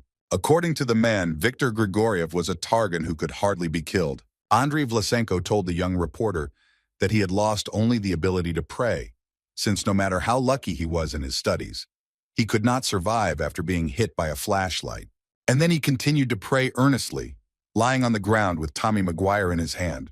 Andriy Vlasenko vowed to lead a righteous life, since the Lord allowed Viktor to die right here on the field. The coach's prayers were almost felt, and the flash struck Viktor Grigoriev's fist right in front of him. Andriy Vlasenko was incredibly surprised that God sensed his prayer and marveled with wide-open eyes right at the boxer. The place where the flash had gone was dim, and along the edges of the mountains there was fire. The coach quickly rose from his place, glad that they had been caught. In the middle of the thick fog, the coach and the young reporter suddenly noticed and froze in shock to their destination. Viktor Grigoriev stood at the very place where the blast hit and was alive and well. His coach and young reporter for the magazine stood on the spot, marveling at the wonder with wide-open eyes and mouths. The chance that a person would be hit by a flash and the chance that a person could survive such a blow while still sleeping. Now the champion Viktor Grigoriev practiced a flash kick. Young reporter Tommy Maguire recorded everything in detail and just fans of the champion, while coach Andriy Vlasenko marveled at his student. At this hour, in the middle of the empty kitchen, I wanted to unpack the liquid that was prepared. The black-haired champion Yu felt even more himself, staring at the table, and they dined together with Carmen, holding a plastic cup with him. Arnold was the first-class coach of the Boxing Levi Club. The man, feeling the pain in his boots, faced Yu's offensive opponent with Viktor Grigoriev, who had always caused problems for all of us. It was absolutely clear to everyone that Viktor's true potential was small. Prote Arnold knew that champion Yu needed to prepare to the utmost. Arnold plans to go to Coach K and talk to him on the floor. The last night's daughter lustily marveled at what was blazing right above her head. All around her were trampled by a group of penguins, who also seemed to admire the nocturnal species. In front of her, the woman started talking about an unknown source and was trying to contact the Alpha team. The woman appreciated that this essence wanted to bury itself in the pit to roll around in the cold. But in reality, boxer Viktor Grigoriev reached the ice pole to test his strength and perform an ice blow. Tommy Maguire and Andriy Vlasenko pressed closely together and covered themselves with a warm carpet, still shaking from the said cold and frost. At this point, Arnold changed Coach K, so it didn't matter how great the difference was between Yu and Viktor Grigoriev's abilities. Arnold made it a point to fully accept this world, but this time the opponent was not as simple as the champion's front opponents. Coach K looked at Arnold with surprise and asked what kind of things he needed to do with his thoughts. The man crawled ahead and sighed wearily. He told his partners that I had never been able to get a drink, especially today. The men were heading, with pickaxes on their shoulders, to the mine to see Brown Coppolina. The stench of the stench froze in shock at the scene, waving its fists like an unknown man. Viktor Grigoriev practiced his steely strike, while Tommy Maguire and his coach Andriy Vlasenko sat pressed against the walls. The great Coach Arnold told Coach K that Viktor was a very lucky boxer. Having said that he had to earn money now, in order to eliminate the untransmitted opportunities as far as possible. Coach K, thinking about Arnold's words, rubbed his chest and told him that they needed to come up with a strategy. A gray lace broke out onto the white sweater. The black-haired Yu looked at his pride in surprise and could not understand why it was happening. The champion complained to the trainers that his laces kept breaking constantly for no reason at all. Arnold looked at his champion in shock. Viktor Grigoriev told his coach and the young reporter Tommy that a thought came to his mind. Since his opponent was more powerful, then he needed to become even more powerful. The champion approached his companions and asked him what his plan was. Andriy Vlasenko said that his teaching was definitely a recipe for failure. And Tommy told Viktor that his strategy was ideal. Viktor turned around and made a sign to the man standing behind the installation. The man began firing from the machine gun and finally heard the characteristic sound of firing. Viktor Grigoriev was practicing his new technique, which he called the fist kulamet. Andriy Vlasenko closed his eyes and thought that his interest in studying the supernatural elements had already subsided, and the young reporter was hardly squealing with joy. Arnold told Coach K that Yu needed to concentrate on scoring points. The wise coach believed that if their champion delivered a knockout blow to Viktor, it could have been a good time before the man guessed about Grigoriev's blow. But Coach K interrupted the man after a while with him. K will sing that there was no guarantee that you wouldn't waste anything that wasn't shared with you and Viktor Grigoriev. Then, as soon as the fire started, there came an incomprehensible crackling sound. Shocked, you suddenly had to jump back when the spotlight broke from the ceiling and fell right on the spot where the champion had been standing a second ago. Here was another foolish outburst, which became the champion of Yu that day right in front of Arnold. Viktor Grigoriev, together with Andriy Vlasenko and Tommy Maguire, stood at the church, praying as the priest blessed the water in front of him. The coach prayed fervently that science would take precedence over Viktor's luck in the fight with champion Yu. A young reporter asked the Almighty for a salary increase, the appearance of girls in his life, and those so that he could become even better. And just Viktor did not ask for anything, but only thought about those that he urgently needed to go to the toilet. The priest said that this water, which had been sanctified by their prayers, would be taken away from them as misfortune. The boxer extended his fist to the bowl of blessed water. The priest poured water on the fist of champion Grigoriev. Now Viktor respects that he has swung his sacred fist, so that he will definitely help you both. At this point, Arnold was trying to get over Coach K so that he could hear his words in joy. K found Arnold's words funny and told him that Yu was in great shape, and that was enough. Coach K reconverted his little one so that the share could not be crushed. The coach changed Arnold so that there was no chance for him. Since the black-haired Yu had lost his temper, the remaining speeches were simply not going to happen. The day has come for the fight that everyone has been waiting for. The two boxers who will enter the ring are unlikely to lose their mark in the history of boxing. This is both between the two, which is aimed at the root of all categories of goods, and Viktor Grigoriev, the champion of the first heavyweights who is ready to face his opponent. Following tradition, Peter Collin asked Bob Norris what he thought would be the result of the battle. Bob laughed and said that he could not convey the progress of the battle to Victor. Otherwise, there would be a reversal at U. The great champion Bob Norris said that the word was born in a shirt, "You can't beat a boxer." Commentators said that there was a great difference between the qualities of the two opponents. Viktor Grigoriev, standing in the ring, told his coach that his fist and soul were ready for the two of U. The boxer said loudly that all the hard training and the strength of the universe lies in his blow. And today in this ring, Victor, with his blow, took away this villain with a wonderful cleanup. Andriy Vlasenko thought with amazement that these wonderful promotions taught him to root for him. The trainer immediately chuckled and told Victor that if he could win this battle, then he recognized him as the most powerful person in the world and told him to show him what he could effectively do. After the trainer's words, Viktor Grigoriev beamed happily, amusing his fans and spectators. At the end of the day, Victor's robbers screamed furiously from the spectators' hall. At the observation hall, in the places reserved for reporters, sat journalist Peter Kent and young reporter Tommy Maguire, who, having acquired his own mohawk, inherited Viktor Grigoriev. The judge announced the beginning of a fight between champions U and Victor. All those who had forgotten them were focused on the essence of a whole century, behind which the two were guarded by the champion Euron Tide and Carmen. The legendary Coach K, standing completely outside the ring, marveled at those who were standing right in front of him. And the champion Viktor Grigoriev said, laughing, marveling at his opponent and feeling the relish of the beating in his mouth. Coach Andriy Vlasenko honestly did not believe in those who were able to overcome him this time.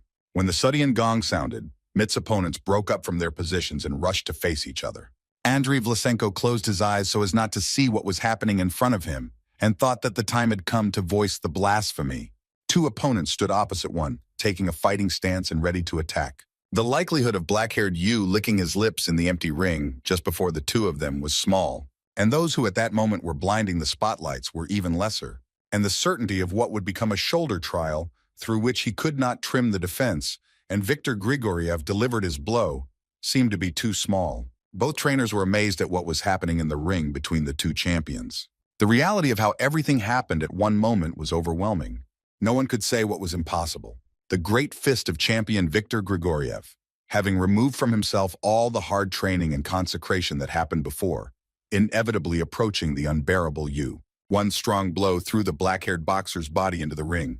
Andriy Vlasenko was shocked that the first time in the entire history of the professional leader U had been given the opportunity to deal a blow to him. Only Coach K looked at his teacher in shock and couldn't believe what his eyes were seeing. The black-haired champion lay spread-eagled in the ring and apparently began to chew his chest. The sportsman was shocked by the fact that U could not succumb to Victor's blow. Having sounded the Suddish gong, which announced the victory of Viktor Grigoriev against champion U, Viktor Grigoriev joyfully shouted at the Voyeurs Hall, "I will overcome with great joy." And his coach Andriy Vlasenko was amazed at the end of the ring, not understanding which boxer was able to overcome all odds. Part of the watching room, Victor's fans were incredibly happy to see their beloved boxer. Tommy Maguire, who sat in charge of journalist Peter Kent, also crazily cheered for Victor. After the shocking fight between the two, champion Viktor Grigoriev held a press conference with his coach. The popularity of Viktor Grigoriev grew exponentially, and he was called the strongest boxer in the world. In a difficult situation, there will be one more strong fighter, but now it's not so important. As if the sport in the boxing ring had not developed there, Viktor Grigoriev was victorious in the fight with champion U. Everyone marveled at how Victor had not yet lost the grip of his popularity and power. Journalists said that he was the strongest boxer in the world, and Victor could not confirm that he was simply miraculous. The champion was asked about his beloved hedgehog, about the whiteness that was in his new life, what he was planning to do, and the like. The number of fans of the champion Grigoriev significantly increased, and the stench was maddeningly irritating the boxer on his skin. After the two of them, Victor was visited by people in black. His coach Andriy Vlasenko called for such a move. All the people wanted Victor to become the president of the United States. In shock, Coach Vlasenko's eyes changed to the size of a poppy when they sensed what they were brought for. The people in black explained to Victor that there were a lot of life-threatening problems in the world, and people didn't know what was waiting for them, so they would need someone who could take on such responsibility. The shocking champion instilled in people the black chi was not a problem for those who were in the Russians, but they were not an undeniable fact. So in the 21st century, Viktor Grigoriev changed the election to the president of the United States, and his opponent was a squirrel that glowed. Viktor Grigoriev was elected president according to his hidden secrets. His awesome coach Andriy Vlasenko was in shock and seemed to have lost touch with reality. One day, President Victor plans to speak to his citizens. He turned to his giants and said that they had come to a song. Victor noted that the number of massacres of civilians in the country had increased, and there were a lot of wars in the world. So he wanted people to solve their problems with the help of their fists, without any kind of deception or violence. The leaders of the countries, who had been brutalized to such lengths, respected that they were talking again about the non-senior, or they didn't understand what this new president was talking about. They mocked Viktor Grigoriev and never respected the words he said. When Victor heard the reaction of the regional leaders to his words, he became even more disconnected and said that a nuclear war was already on them. All the leaders of the Lightlands were agitated. They were hearing the possibility of a nuclear war, and Victor's earlier words did not seem so divine to them. So the world's land elected the brightest fighters for president, and a new era began. A new era of great battles had begun, when the share of the powers lay not in the result of wars, but in the result of battles. The maestries of martial mystics fought with a special passion. Viktor Grigoriev defeated all the fighters, and thus first the whole world was successfully united at once and brought peace to the whole world. The great fist and soul of a good man sought peace for the whole world, and Viktor Grigoriev became the president of all people. After which Victor again turned to his comrades and said that the fragments in their skin were Mohawks, and they began to behave terribly. And it seemed that now the planet Earth would have a red Iroquois. Although this world could not be bothered forever, Viktor Grigoriev was informed that signals from unknown jets from space had reached the planet. The aliens brutalized the Earthlings through their own connection, which was President Viktor Grigoriev. The Stinks introduced themselves to the Shimmy Shimmers from the Shimmy Vasesvet, and now the Stinks were collected by humanity. The president of humanity, Viktor Grigoriev, was extremely annoyed. A hero with a mohawk flew on a rocket to save the aliens who were planning to bury the Earth. This is how the legend about the most powerful fighter in the world, Victor, appeared. Victor realized that everything was wrong, and here he felt that he had reached 8 o'clock. Champion Viktor Grigoriev rested while lying in the ring, and judging by his progress, he may have survived to the end. The judge gave a sign and sounded a gong, announcing the victory of the black-haired champion Yu over Viktor Grigoriev. If we rewind the scenes back to the moment when the two boxers took the necessary positions for the attack, it was possible to take a closer look at all the scenes. Black-haired Yu efficiently licked his lips in the empty ring. The bright lights that hung right above the ring blinded the boxer for a few seconds. Sudoma shook the shoulder of the black-haired Yu, having lost his temper for the last hour, and Yu, having wasted his jealousy, falling into the ring and watching as Victor tried to strike him with his own blow. At this moment, Coach K and Coach Andriy Vlasenko froze in shock in the ring, sawing stitches behind the skin of the boxers. Black-haired Yu Bub of enemies, if in his homeland there is a guest from the distant past. That school bully, Ryu Baxen, was just about to strike the blonde-haired Inja and flew to the ground. The champion Yu quickly arrived and, hydrated by his body, was able to deliver a clear blow to his opponent Viktor Grigoriev. Victor's shock only dawned on him as his opponent's fist was right next to his eyes. Black-haired Yu dealt an incredibly strong blow to his opponent, knocking him to his feet. Viktor Grigoriev parried a strong blow from the left side in the face and flew straight onto the fence ropes of the ring. The sports judge announced the end of the two. This is how the battle between Viktor Grigoriev and dark-haired Yu ended. Coach K did not hesitate for a second while going through his remaining training. World champion of the first heavyweight Viktor Grigoriev lost the fight on 1 goal and 1/10 of a second in the fight.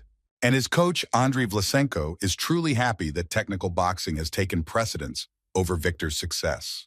Sports commentators told the spectators that as they smelled, there were no unexpected situations in this fight. After this, the commentators quickly said goodbye to their views until the onset of their sastrika. It seemed to Victor that he was so powerful from the soul, and how he would show off by throwing a white towel over his shoulders. He hastily rubbed his body with a towel opposite the mirror. Raptum Victor noticed the beauty in the mirror and turned around. Instead of his famous mohawk, Viktor Grigoriev treated himself in front of the mirror with a classic comb. Victor screamed loudly, seeing that she was painting you when she came to you sitting in the ring. His coach Andriy Vlasenko, clasping his hands on his chest, asked Victor that he was still alive. The boxer is still as good as he can be if he has shown his trainer in front of him. The man with the mohawk asked his coach in shock about how he lost the game. Andriy Vlasenko looked straight at his student and firmly threw his Yuma.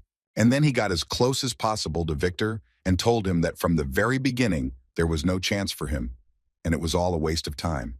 Andriy Vlasenko said that Victor told him that the power of the elements was concentrated in his fist, aka the shortest match in the history of boxing. Viktor Grigoriev was extremely quiet and barely told the coach that now everything was clear to him. Then Viktor asked the coach for a fun match. Andriy Vlasenko said that it was funny for him when they were together. Viktor Grigoriev laughed, showing everyone his white teeth. And then the boxer laughed in his voice, bringing respect to everyone.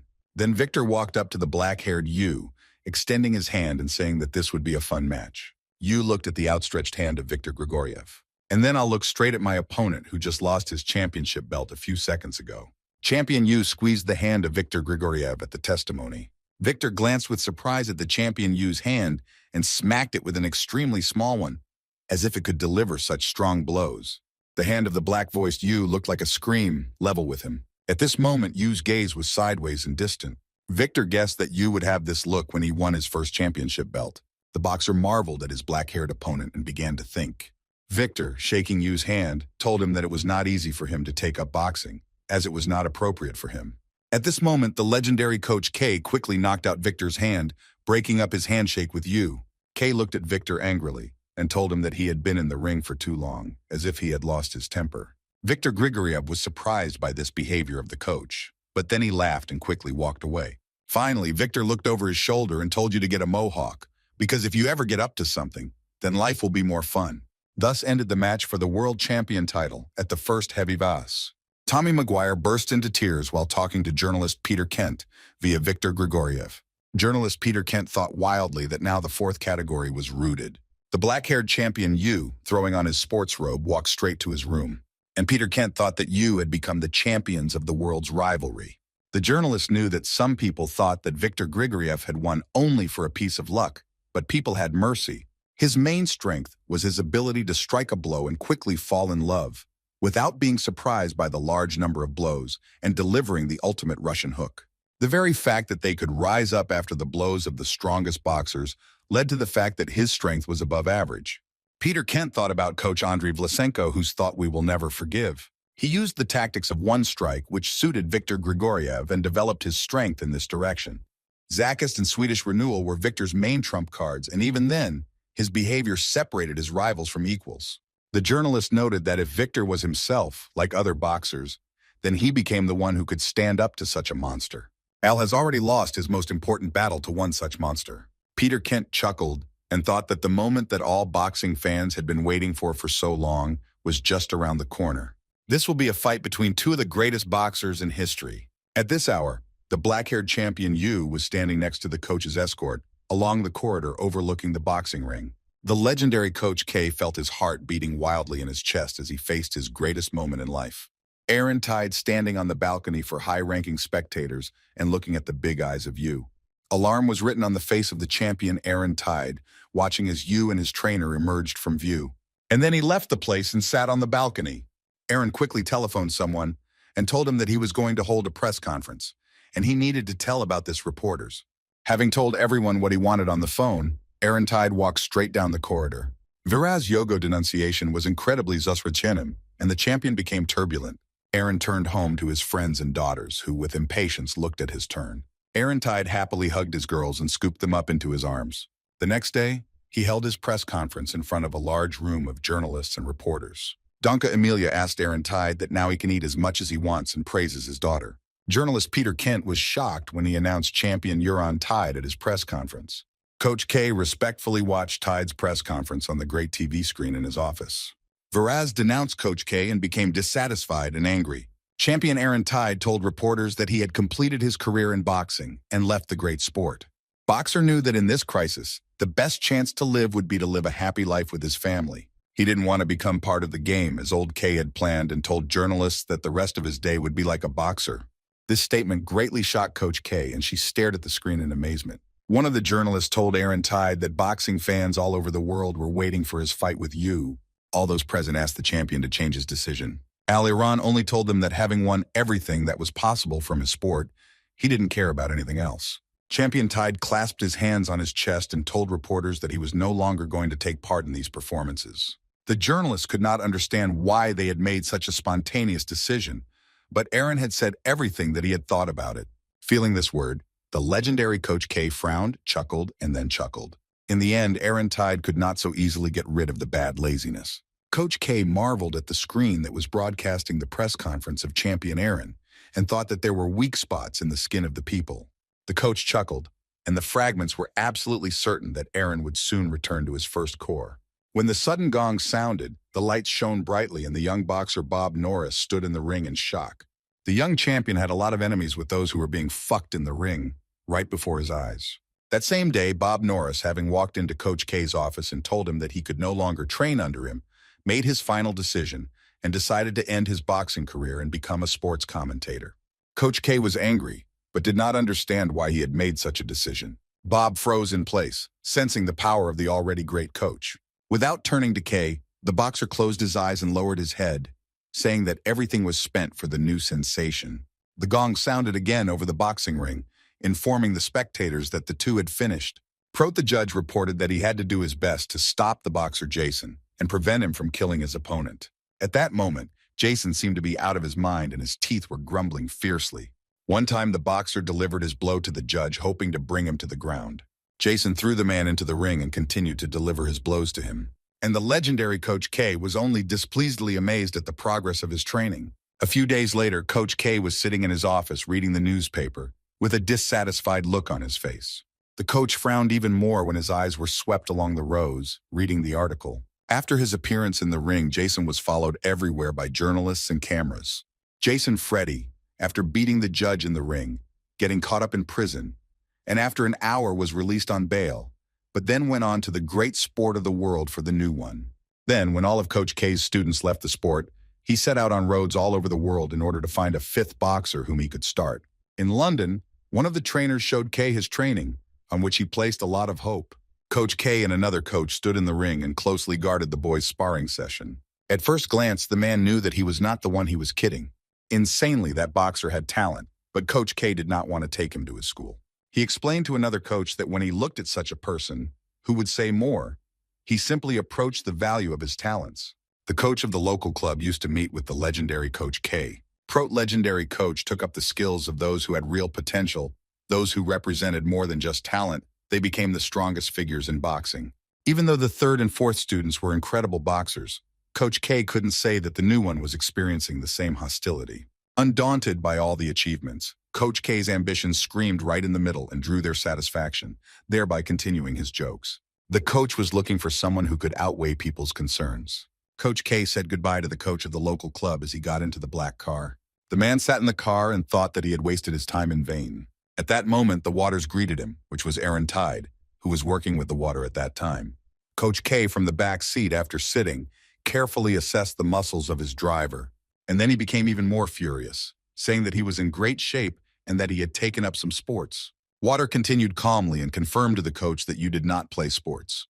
Then Coach K desperately wanted to verify his potential, but would not trust those who did not play sports. Prote K, having asked Water, did not want to pursue a career in boxing. Don't be surprised having said that you valued the rejected proposition.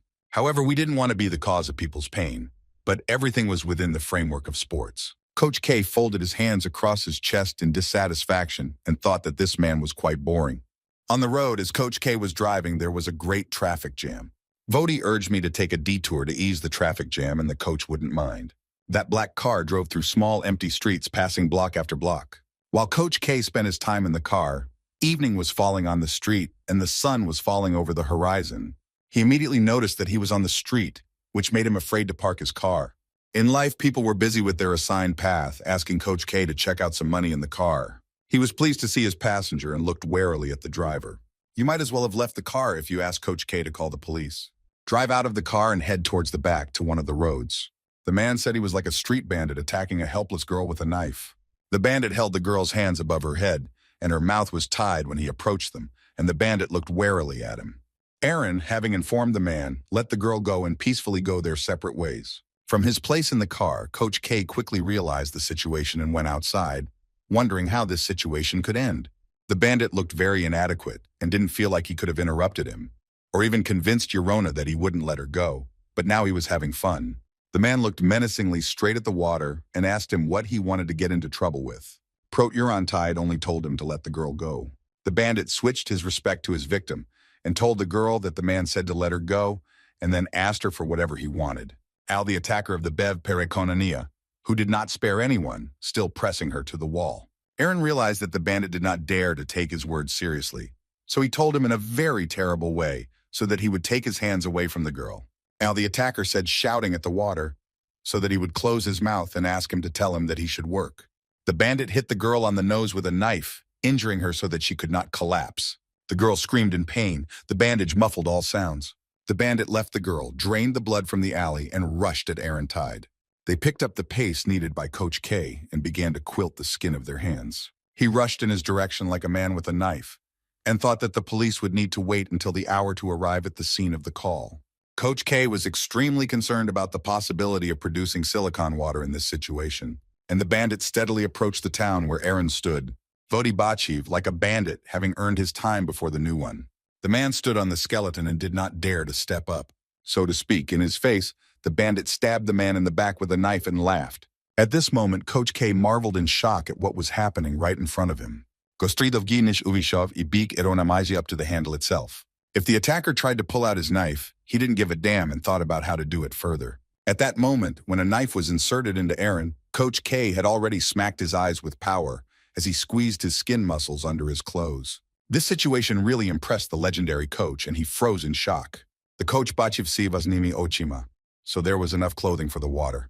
The hair on K's head stood up, and he realized that in front of him was the one whom he had been pranking for so long. Not caring about those who had washed the bottom in Aaron's side, the rebel ordered the bandit not to do anything inappropriate and to get away. The bandit marveled in shock at the flinty man and did not at all sense such words from the new one. But the attacker was already very angry, but he didn't want to kill the man. The attacker allegedly shouted that he wanted to get out of the water right away, and then, if he got enough of the girl, he was going to kill them.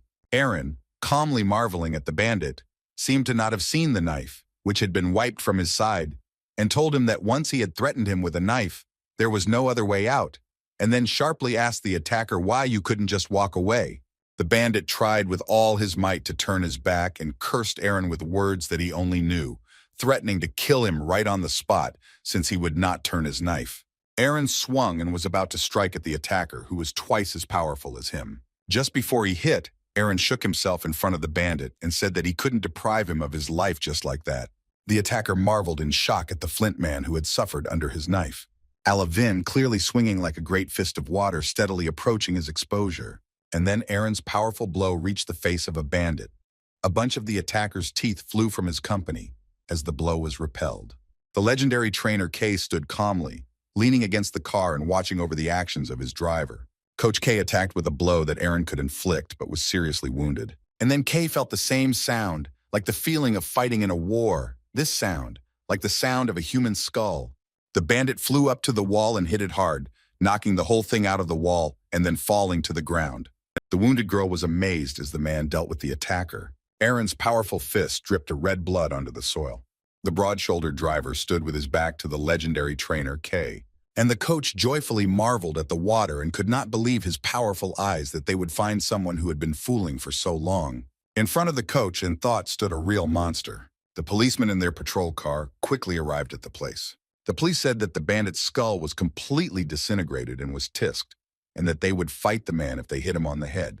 Alice Vidok Vidpov, that the man simply hit him on the head with his fist without the need for additional speeches. Aaron independently swayed from the bottom, sticking out at his side, and at that moment swayed in front of his passenger. Curving the lower waters, throwing them directly under your feet onto the ground, he showed no respect for the injury he had suffered and looked back at his passenger, telling him that he would not be able to wait for much longer than the other driver. Coach K said that he didn't want to work and asked someone for gloves. K, pulling on her gloves, taking out a white handkerchief from her pocket, carefully wiped away Aaron's blood. The coach told the water that this situation could have been resolved as the supernatural forces had withdrawn for the purposes of self-defense. The driver did not say a single word and only kept an eye on the actions of his passenger. The coach decided to help with this difficult situation with his water. And then I tell you not to switch to the shell of ship's waist. K pointed the blade of the knife at his side, just as it was in Aaron's body. And then the passenger quickly built his lower body into the seat. Aaron looked at his passenger in shock and didn't understand what he was doing. Coach K seemed to be feeling pleased with the wound that had been erased and thinking that he had not felt such wonders for a long time. The driver jumped up in shock to his passenger and shouted at the new one. The rest of them screamed without understanding what had happened. Al-K just laughed and turned to water, drinking water and starting to think about the meaning of her sleep. Aaron Tide marveled at the man in amazement and could not say the right word. Then he drove through the hill, standing in the middle of the street without a jacket, having looked behind him to see the shadows of the patrol police. The legendary trainer K only chuckled at Aaron's response and winked at you. And then K called the water so that he could drink at the same time with him. He told Arona that he would tell him about the sense of life. At the meeting, the court decided that the victorious act was not carried out for the purpose of self-defense. There were also a number of attacks by this bandit on people, and over time, they became even more numerous. In addition, this villain was a violent maniac, and the court found that Aaron Tide was within the law. So Aaron Tide took over Coach K's boxing club, which was called Boxing Levi. All the athletes who worked in the clubs were enraged by the strength of the newcomer and did not remember that they had burned up when they were human. Aaron managed to overcome Franklin, who was another number in the heavy category. And for this guy, defeating Franklin was only the first fight in the hall, but he was able to overcome the same blow. Coach K said that she was far from being beyond her capabilities. Legendary trainer K wants to know how strong Bullied is as a boxer. In rapid succession, 2 alcohol-fueled dances flew right in front of Coach K's faces. The coach just looked at him with dissatisfaction, and the stars began to dance. What a brilliant student. Jason showed up right at the boxing gym. I feel like the trainer knows the new student and now he has another puppet. Jason shouted at the coach and said that he was trying to get rid of such a departure like this. Coach K calmly looked at the great student and thought that he had just shown up at the right time.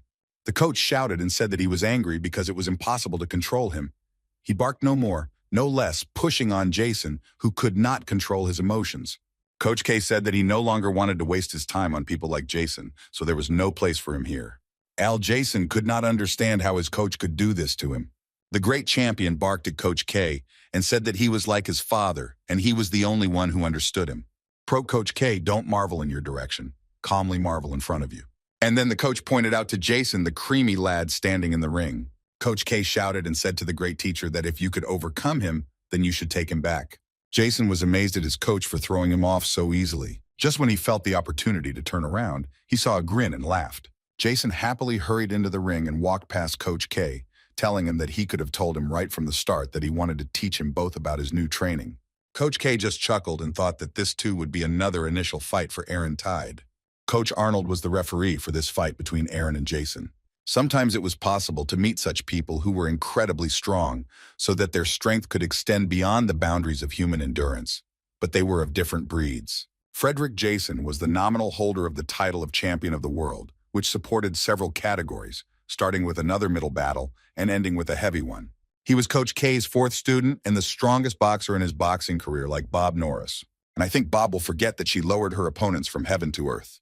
Then the boxer Jason was exposed to the pure fear of his opponents. Create fear by helping people survive, and people intuitively sense fear when they force someone stronger to follow them.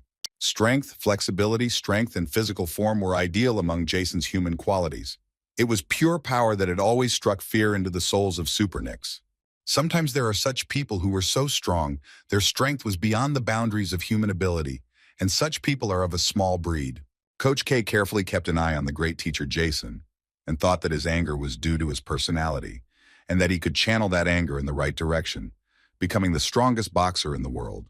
Arnold told the 2 opponents that he wanted an emergency sparring between them, and Coach K told them to look forward to the next one, as if it were a real fight, but they wouldn't try too hard. Jason's teeth were said to be grinding because of his fierceness and the pain of overcoming it. When Arnold announced that the battle was about to begin, Jason immediately attacked his opponent with a direct blow to the face, but Aaron stood straight to the skeleton. All the athletes who watched over their battle were enemies. Jason's blows fell on Aaron Tide from both sides without ceasing. Coach K watched the 2 of them closely, laughing with satisfaction. Undeterred by his opponent's blows, Aaron stood straight and made an emotionless expression, denouncing him. Otherwise, the blows could not hit him. Jason gave his all to 100,000, with both of them with the new training of Coach K, and Aaron Tide was invincible. Raptum Jason saw him, stopped his attacks, and froze in the ring. All the present athletes obscured them, focusing on the distant scenes of the supernicks. The drinking boxer flowed down the body of champion Jason, trying to breathe. When Jason first started talking to his opponent and started yelling, the great champion opened the eyes of Aaron Tide, at which point a strum passed through his body. And then Jason stood still in fear, realizing what a monster was standing right in front of him.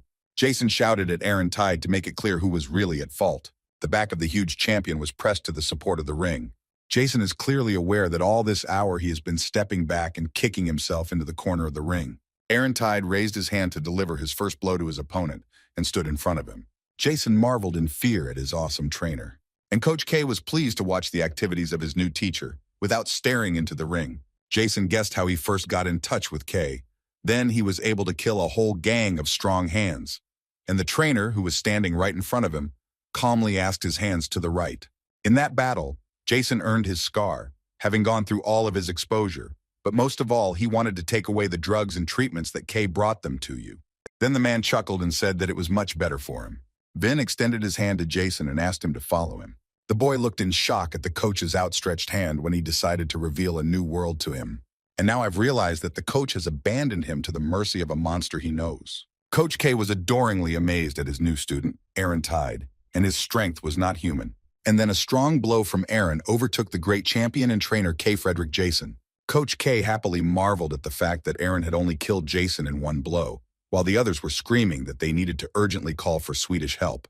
K marveled at the massive back of the new student and thought to Aaron Tide that he had opened the bi-sense of his soul. The legendary Coach K believed that he used to put people on a knee in front of him in order to re-roll all your super nicks, in order to make boxing fans crazy in the stands. Aaron will be born to reach heights beyond his reach and once again become famous in the world of boxing. We will be born in order to become the greatest champion of all time. And no one until that hour had such strength and power as Volodiv Aaron Tide. Zvichka, who had trained Aaron for all the hardships of his boxing career to get up too early, urged him to get up from his bed, even if everyone was still sleeping.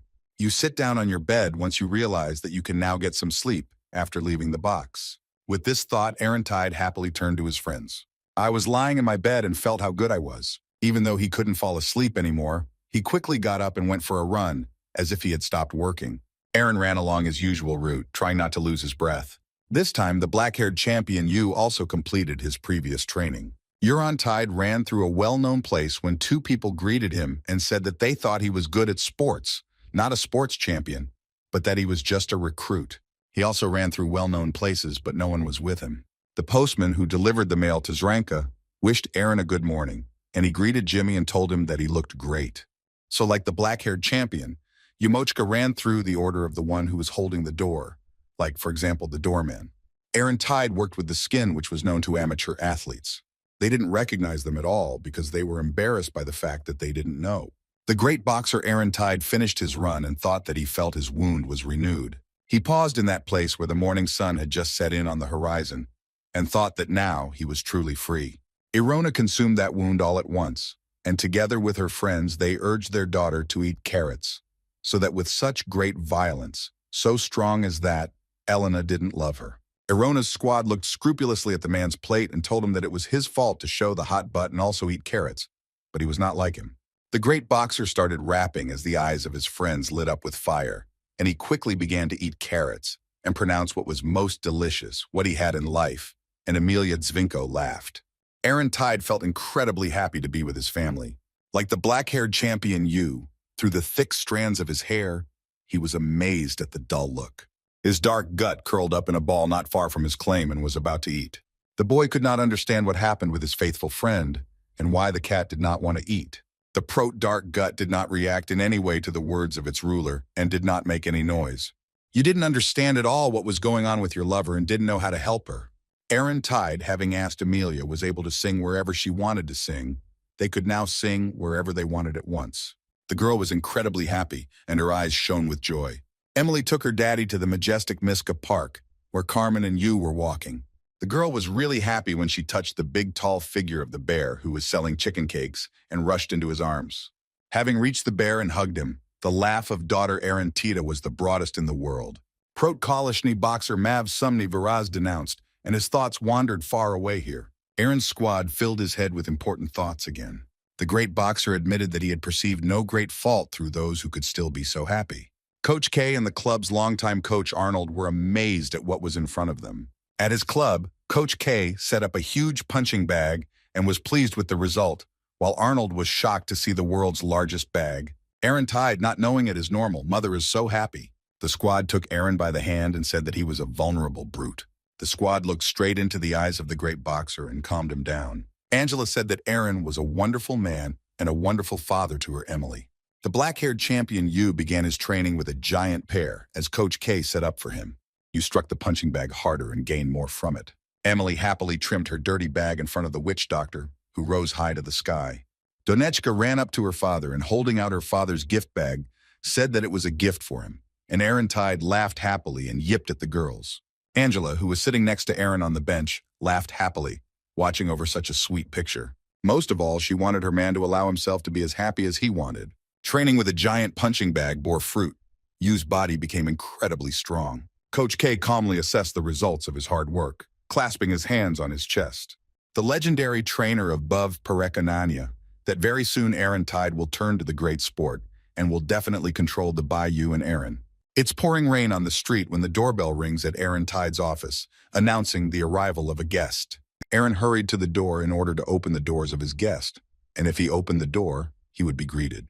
A fair-haired girl stood in front of him. Having recognized him, she greeted him and told the great champion that she had come to ask for a servant.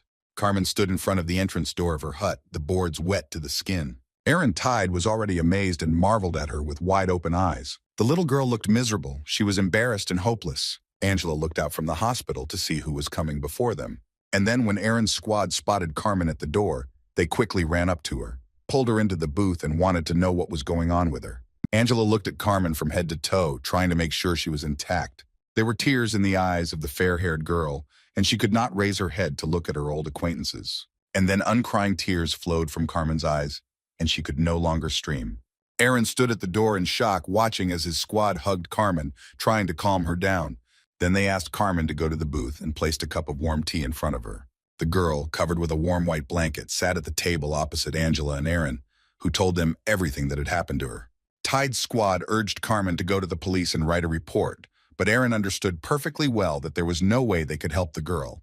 As a great teacher of Kay's training, he realized that there was no proof of Kay's evil and no way to report to the police. Then Carmen could have been accused of even greater trouble. It seemed that Angela was shocked by the cruelty of the legendary coach and that he would do such a thing to Carmen when he lied.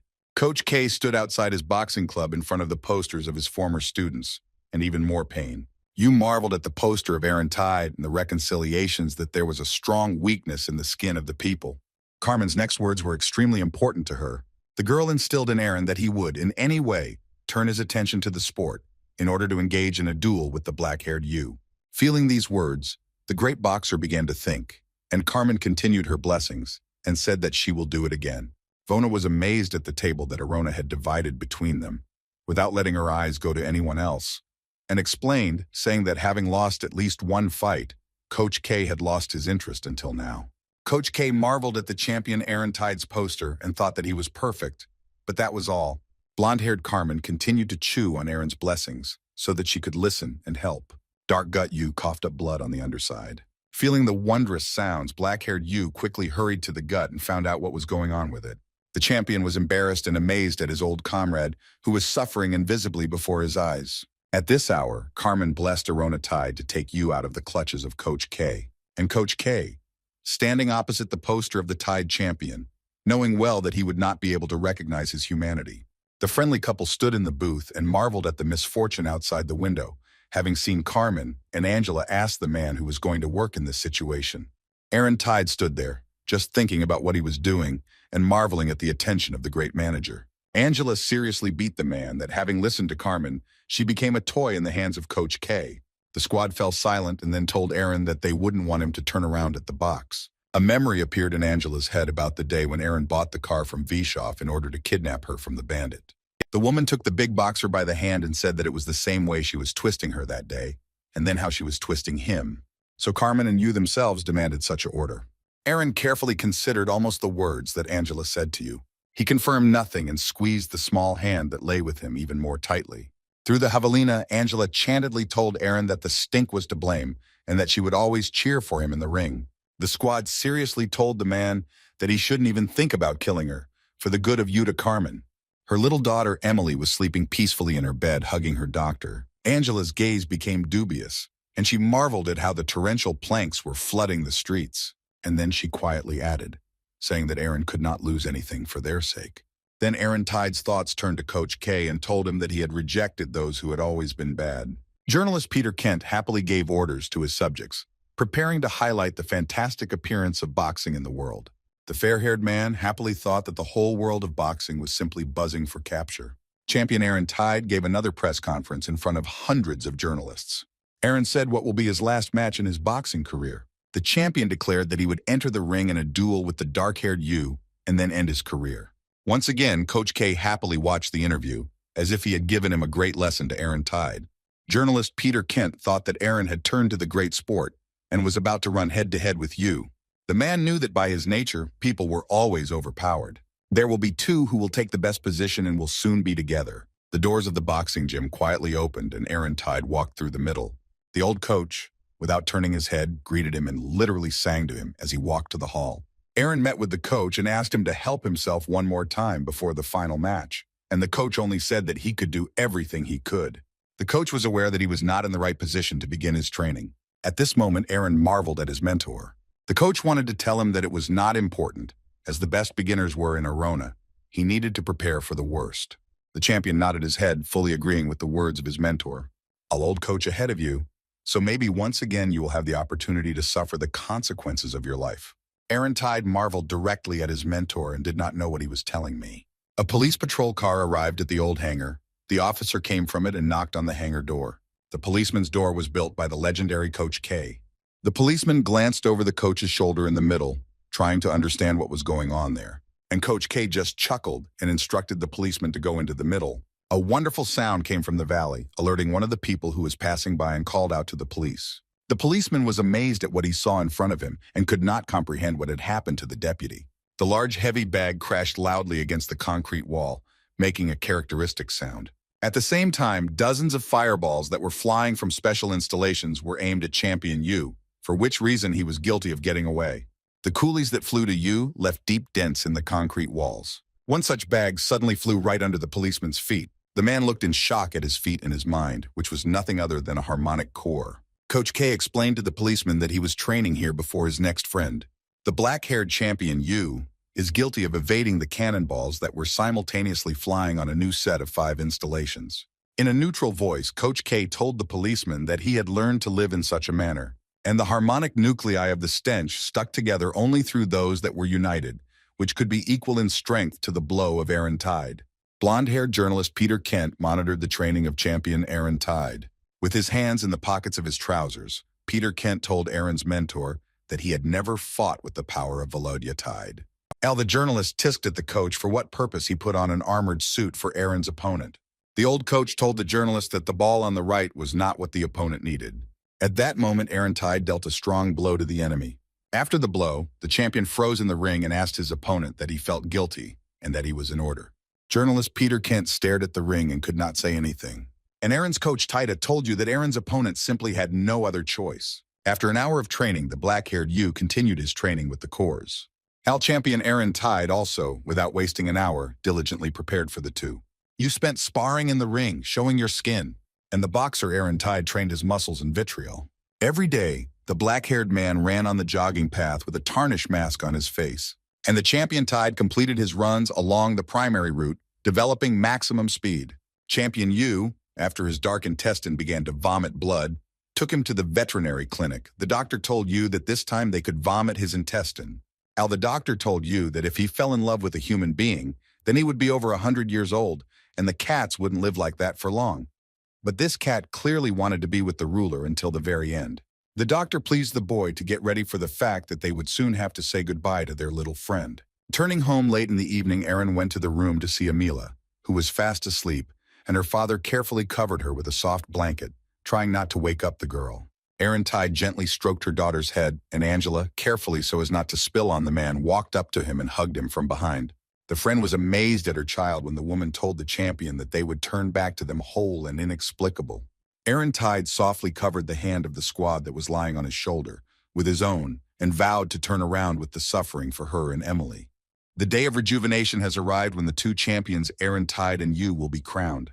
The legendary Coach K did not take his eyes off his remaining training and told him that after upgrading his skills in everything was possible. Coach K marveled at the black-haired boxer and thought that now it was impossible to know the result. Champion Yu sat in his room to recuperate, getting ready for the fight and checking his time. Coach K, having mentioned his first rule to his teacher when he told him, when he beat that girl at the boxing gym, was that he should not allow anyone to hit him. Al-K Vajav that it was not important how much the body was pumped up, it was simply not intended for fighting in a heavy vase. And his opponent Aaron Tide was the strongest in this category. Coach K seriously stated to his teacher that Aaron would be able to strike at the new one except for the adjectives. The man spoke once again and said that if Aaron's blow could have reached the target, he would have stumbled to death. Coach K fiercely told the boxer to hit him first so he could get to him. After all the promotion, what the coach told you, you started talking about your dark gut. Coach K was shocked that at such a moment you wondered about that cat. Aliyu continued and said that his dark gut was lost at home. The boy asked the coach to tell him about his beloved because he will die. Coach K is not at all wise. Yu's head is busy with such fools, but he is ready to blame everything on him. After that, he and his coach escorted him to the boxing ring.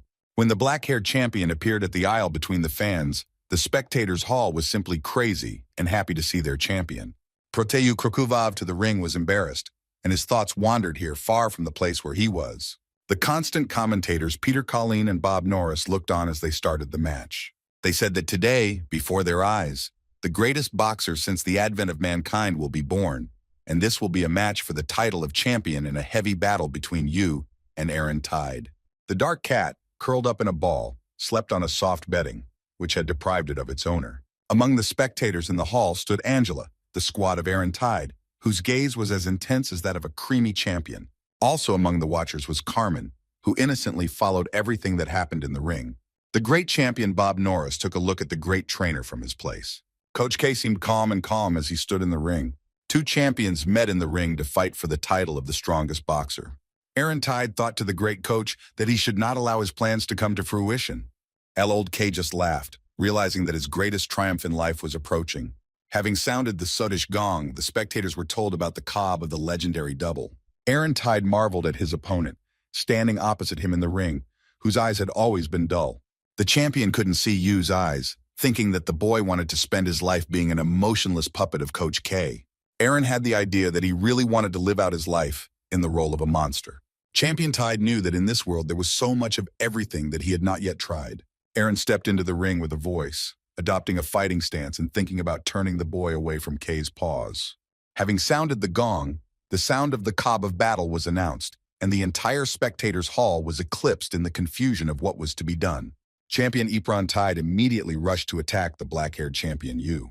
The black-haired boxer could easily dodge the attack of his opponent. Anyway, Aaron didn't hesitate. He quickly knew his opponent's intrusion and decided to attack him again. The blows of the champion Tide fell from both sides to the south, but were easily avoided by all the attacks of Aaron. The black-haired champion Yubachev Yak Aaron swung his velvet fist at him to deliver a devilish blow. Yu, ducking under the blow, was about to strike a direct blow at his opponent. With such a blow, Yu won more than one of his battles, and thus defeated the champion Yuto Takedo. Then with a similar blow, Yu knocked out the champion Fabrizio Santorino in the ring. Yu, attacking his opponent, suddenly noticed how his fist and boxing gloves had stumbled upon a steel razor. In fact, the fist of the champion Yu sank exactly in the face of Aaron Tide. The champion lost his ability to stand on his feet and was not kidnapped. Aaron opened his eyes and shook his opponent's fist on his face, and then turning his gaze to Yu, his eyes were shocked. Tide was about to attack Yu again, speeding up his proximity, but the boxer's miraculous reaction did not allow him to do anything, and he jumped back. Aaron quickly closed the distance between them, trying to attack Yu again, who at that moment looked like we were in trouble. The black-haired Yu Raptor marked the fist of his opponent and then immediately pointed out his incrimination.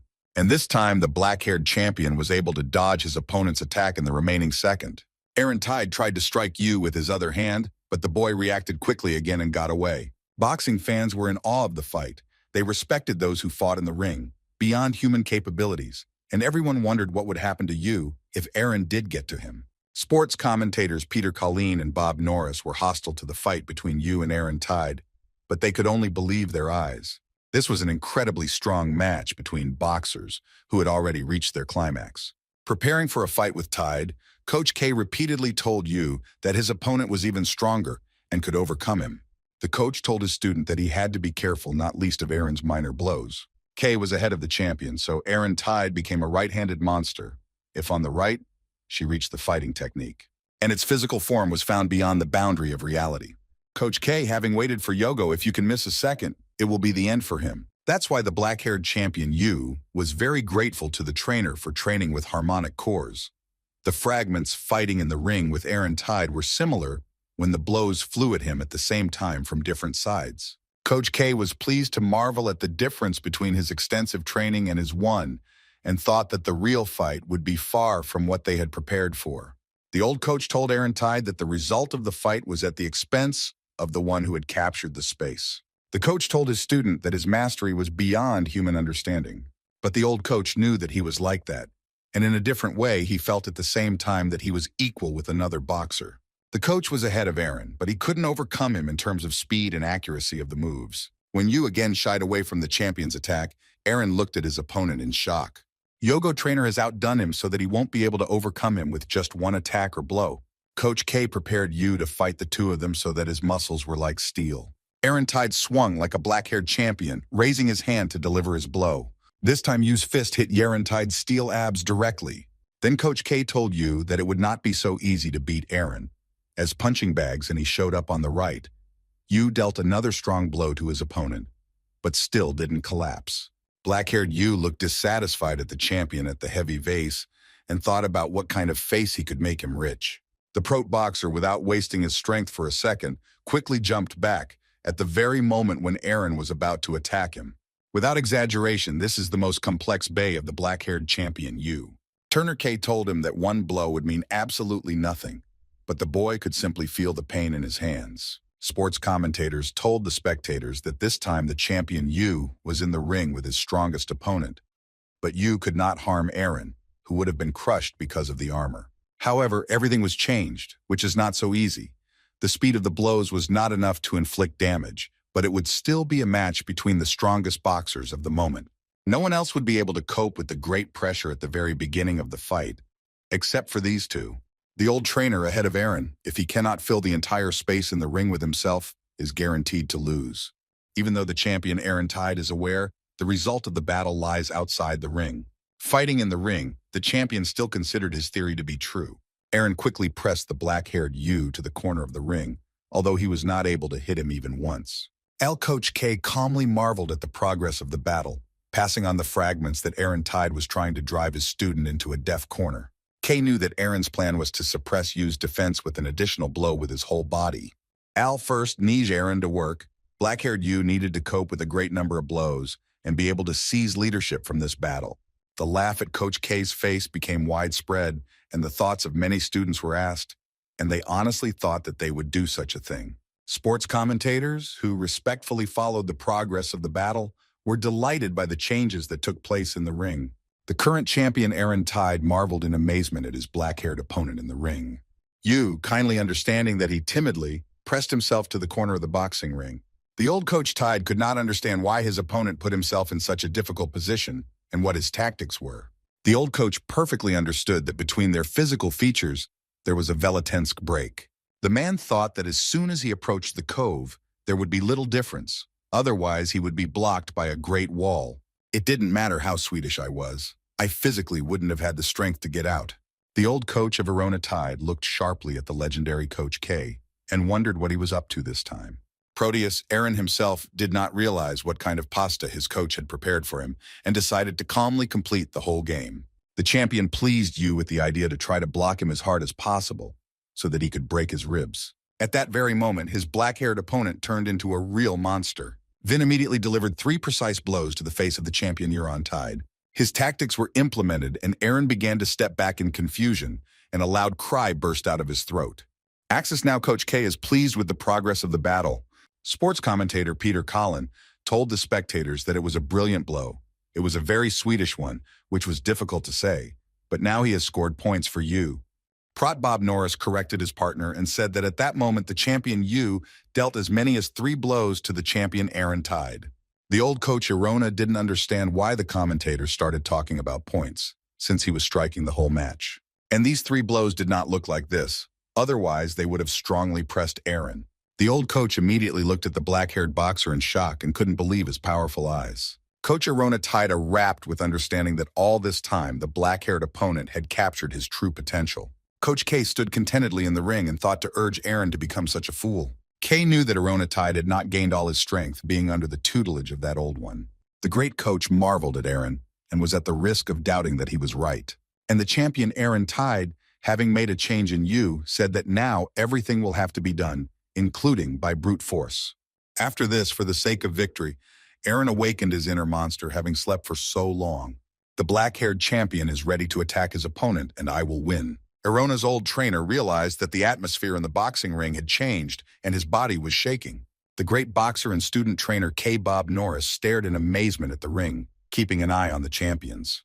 The sports judge, who was closest to the boxers, nervously kneaded his skin, and a chill ran down his back. It was important for the spectators to understand what was really going on in the ring, but there was a stink. What looks were exchanged between the champions, and nothing good came of it. The legendary trainer K was angrily amazed at the old trainer Aaron, but in his thoughts he ordered the old man to respectfully enter the ring. Angela marveled at the man, sensing his change. Carmen had a similar look, but she couldn't take her eyes off you. The offended girls behaved like boxers whom they loved, and turned into monsters who were thirsty for blood. And now I'm ready to do anything for them so that I can overcome both of them. Coach K's thoughts turned to the old coach, telling him that now he could learn how to truly become a monster. The judge once again nervously shook his head as the two champions approached one another. The two champions simultaneously earned another crock for the fight. And then the offensive boxers simultaneously attacked each other. The black-haired champion Yu hit Aaron right in the left eye, but this blow again failed to kidnap the strongest boxer, but only calmly marveled at the black-haired opponent.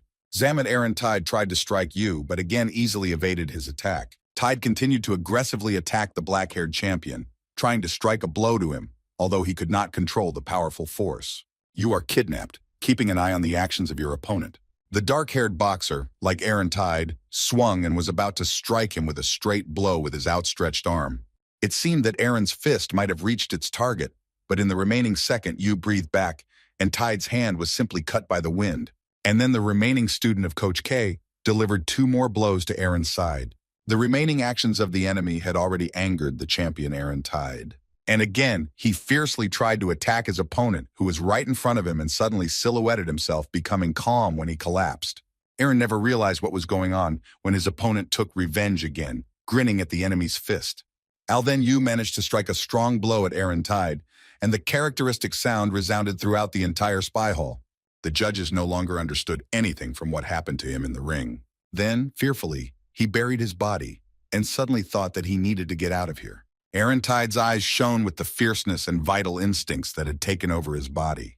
The same was with dark-haired Yu, who had long ago succumbed to his supernatural urges. Coach K laughed happily, showing off his white teeth. The beautiful hall of noise and stench did not change, but the rules of professional boxing were in effect in the ring. The incredible series of blows did not hesitate for a second, each opponent not succumbing to the other. At this rate, they reached the fourth round. Both champions' eyes were burning with a fierce fire, not knowing for a second.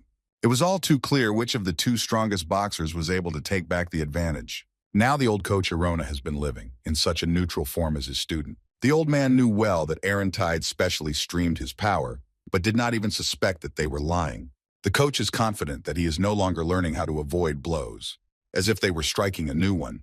But there were no traces of him on his face. And yet Aaron gained momentum. No one understood how such anatomical thoroughness could be achieved among people. The old coach suddenly realized that the opponent of his training was also an unforgivable boxer. You were no less skillful in the face of blows, and even inflicting your own blows, so that without being surprised, it was still impossible to mark them, and the skin of these blows would have struck any other boxer. The old coach was very impressed with the black-haired champion's appearance. Coach Aaron has already had a lot of rocks, but in his life, he has experienced such a fight for the first time. It won't be long before one champion pushes out another. Just recently, there was a break between the boxers' activities, but it was no longer important. Now black-haired Yu could not escape Aaron's blows. Shards with their blows, Aaron Tide increased the pressure and vibration of the air in the ring and in the hall as a whole. The blows of such fluidity and force created the pressure of the wind, as if it flowed onto the body and mind. Also, since Aaron Tide collapsed, the great force of him shook the ring, vibrating. Don't be surprised by those who steadily withdrew the blows, the pressure that created Aaron, and very soon it would be little visible that there was too much for him. The old coach of the champion Tata began to reconcile, as if he had seen the hour in a different way. There was a singing between the people, as if the stench would not be healed. Now the boxing ring has transformed into a battlefield until there are two champions. The judges were still on the fence. The fragments of skin from the blows were filled with thoughts about the possible death of the boxer. People were unable to withstand such pressure and felt that they were wasting their minds. Our old coach was kind to Aaron Tide's thoughts so that she could keep her mind cool. The man knew that if his teaching was forgotten even for a second, then the black-haired man would die. Coach K was keenly watching the skin of the boxers in the ring. Protvin reconsidered that his great teaching was gradually revealing its true potential, but in my opinion, Aaron was still too soft. Kay marveled directly at Aaron and noticed that he was ready to reconcile and realized that there was separate fear and victory. That fear that brought opponents and enemies to grief. And then having taken away honor and praise for their efforts, the legendary coach respected the fact that Aaron began to rise above others. Tim fought between the two champions for an hour, having lived long enough. Journalist Peter Kent, watching the battle, thought that the champion of the world in the heavy vase was Euron Tide. For a long time, boxer trainer K. Jason was a symbol of fear. Prot-Yogo Eri came to an end. And after that, a golden age began in the heavyweight category, which meant that there was a rule against tyranny, and new athletes rushed one by one to reach the pinnacle of mastery. This will be the best time for boxing, and anyone can overcome it. But very soon, the great beggar in history will be guilty of a heavy vase. Once they showed up, their opponents were carried on a stretcher from the boxing ring. Aaron Tide Volodiv, with an unconscious force, which impoverished the ears of his supernicks. From the first days under Coach K's ranks, a monster in the middle of Aaron manifested itself. A lot of boxers received a call from Coach K under the name of Aaron Tide. But all the stinks played out, and the number of Aaron's struggles grew throughout the hour. Often in this place it was noble. The Dayik Rizikovan walked in the unknown that the boxers were doing. They were drawn along the careless path to rise to the pinnacle of power and glory, like all boxers. Journalist Peter Kent noted that Aaron Tide would once again be at that peak, that the isolation of humankind would reach its apogee. If the journalist interviewed Arona, and as per tradition, asked him what boxing meant for the champion, Euron Tide confirms that he has already tried to understand his sense and still does not know the confirmation. For Aaron, boxing was just a job, a professional sport that brought in pennies and money, no more, no less. Here, deep in his soul, Aaron saw himself as a monster, coping best with strangling people. Aaron soon beat the crap in the ring, and it was like a hell of a lot of noise. The boxer swung swiftly and tried to attack the black-haired champion, Yu's Nova. This time, Aaron's majestic fist came even closer to Yu's head. The champion's fist lightly hit Yu, wounding him. Because of the black-haired Yu's wound, blood began to drip from his guts. Aaron glanced with surprise at the fact that this time he managed to stick around and thought about turning him away from the clutches of the bloodthirsty trainer K.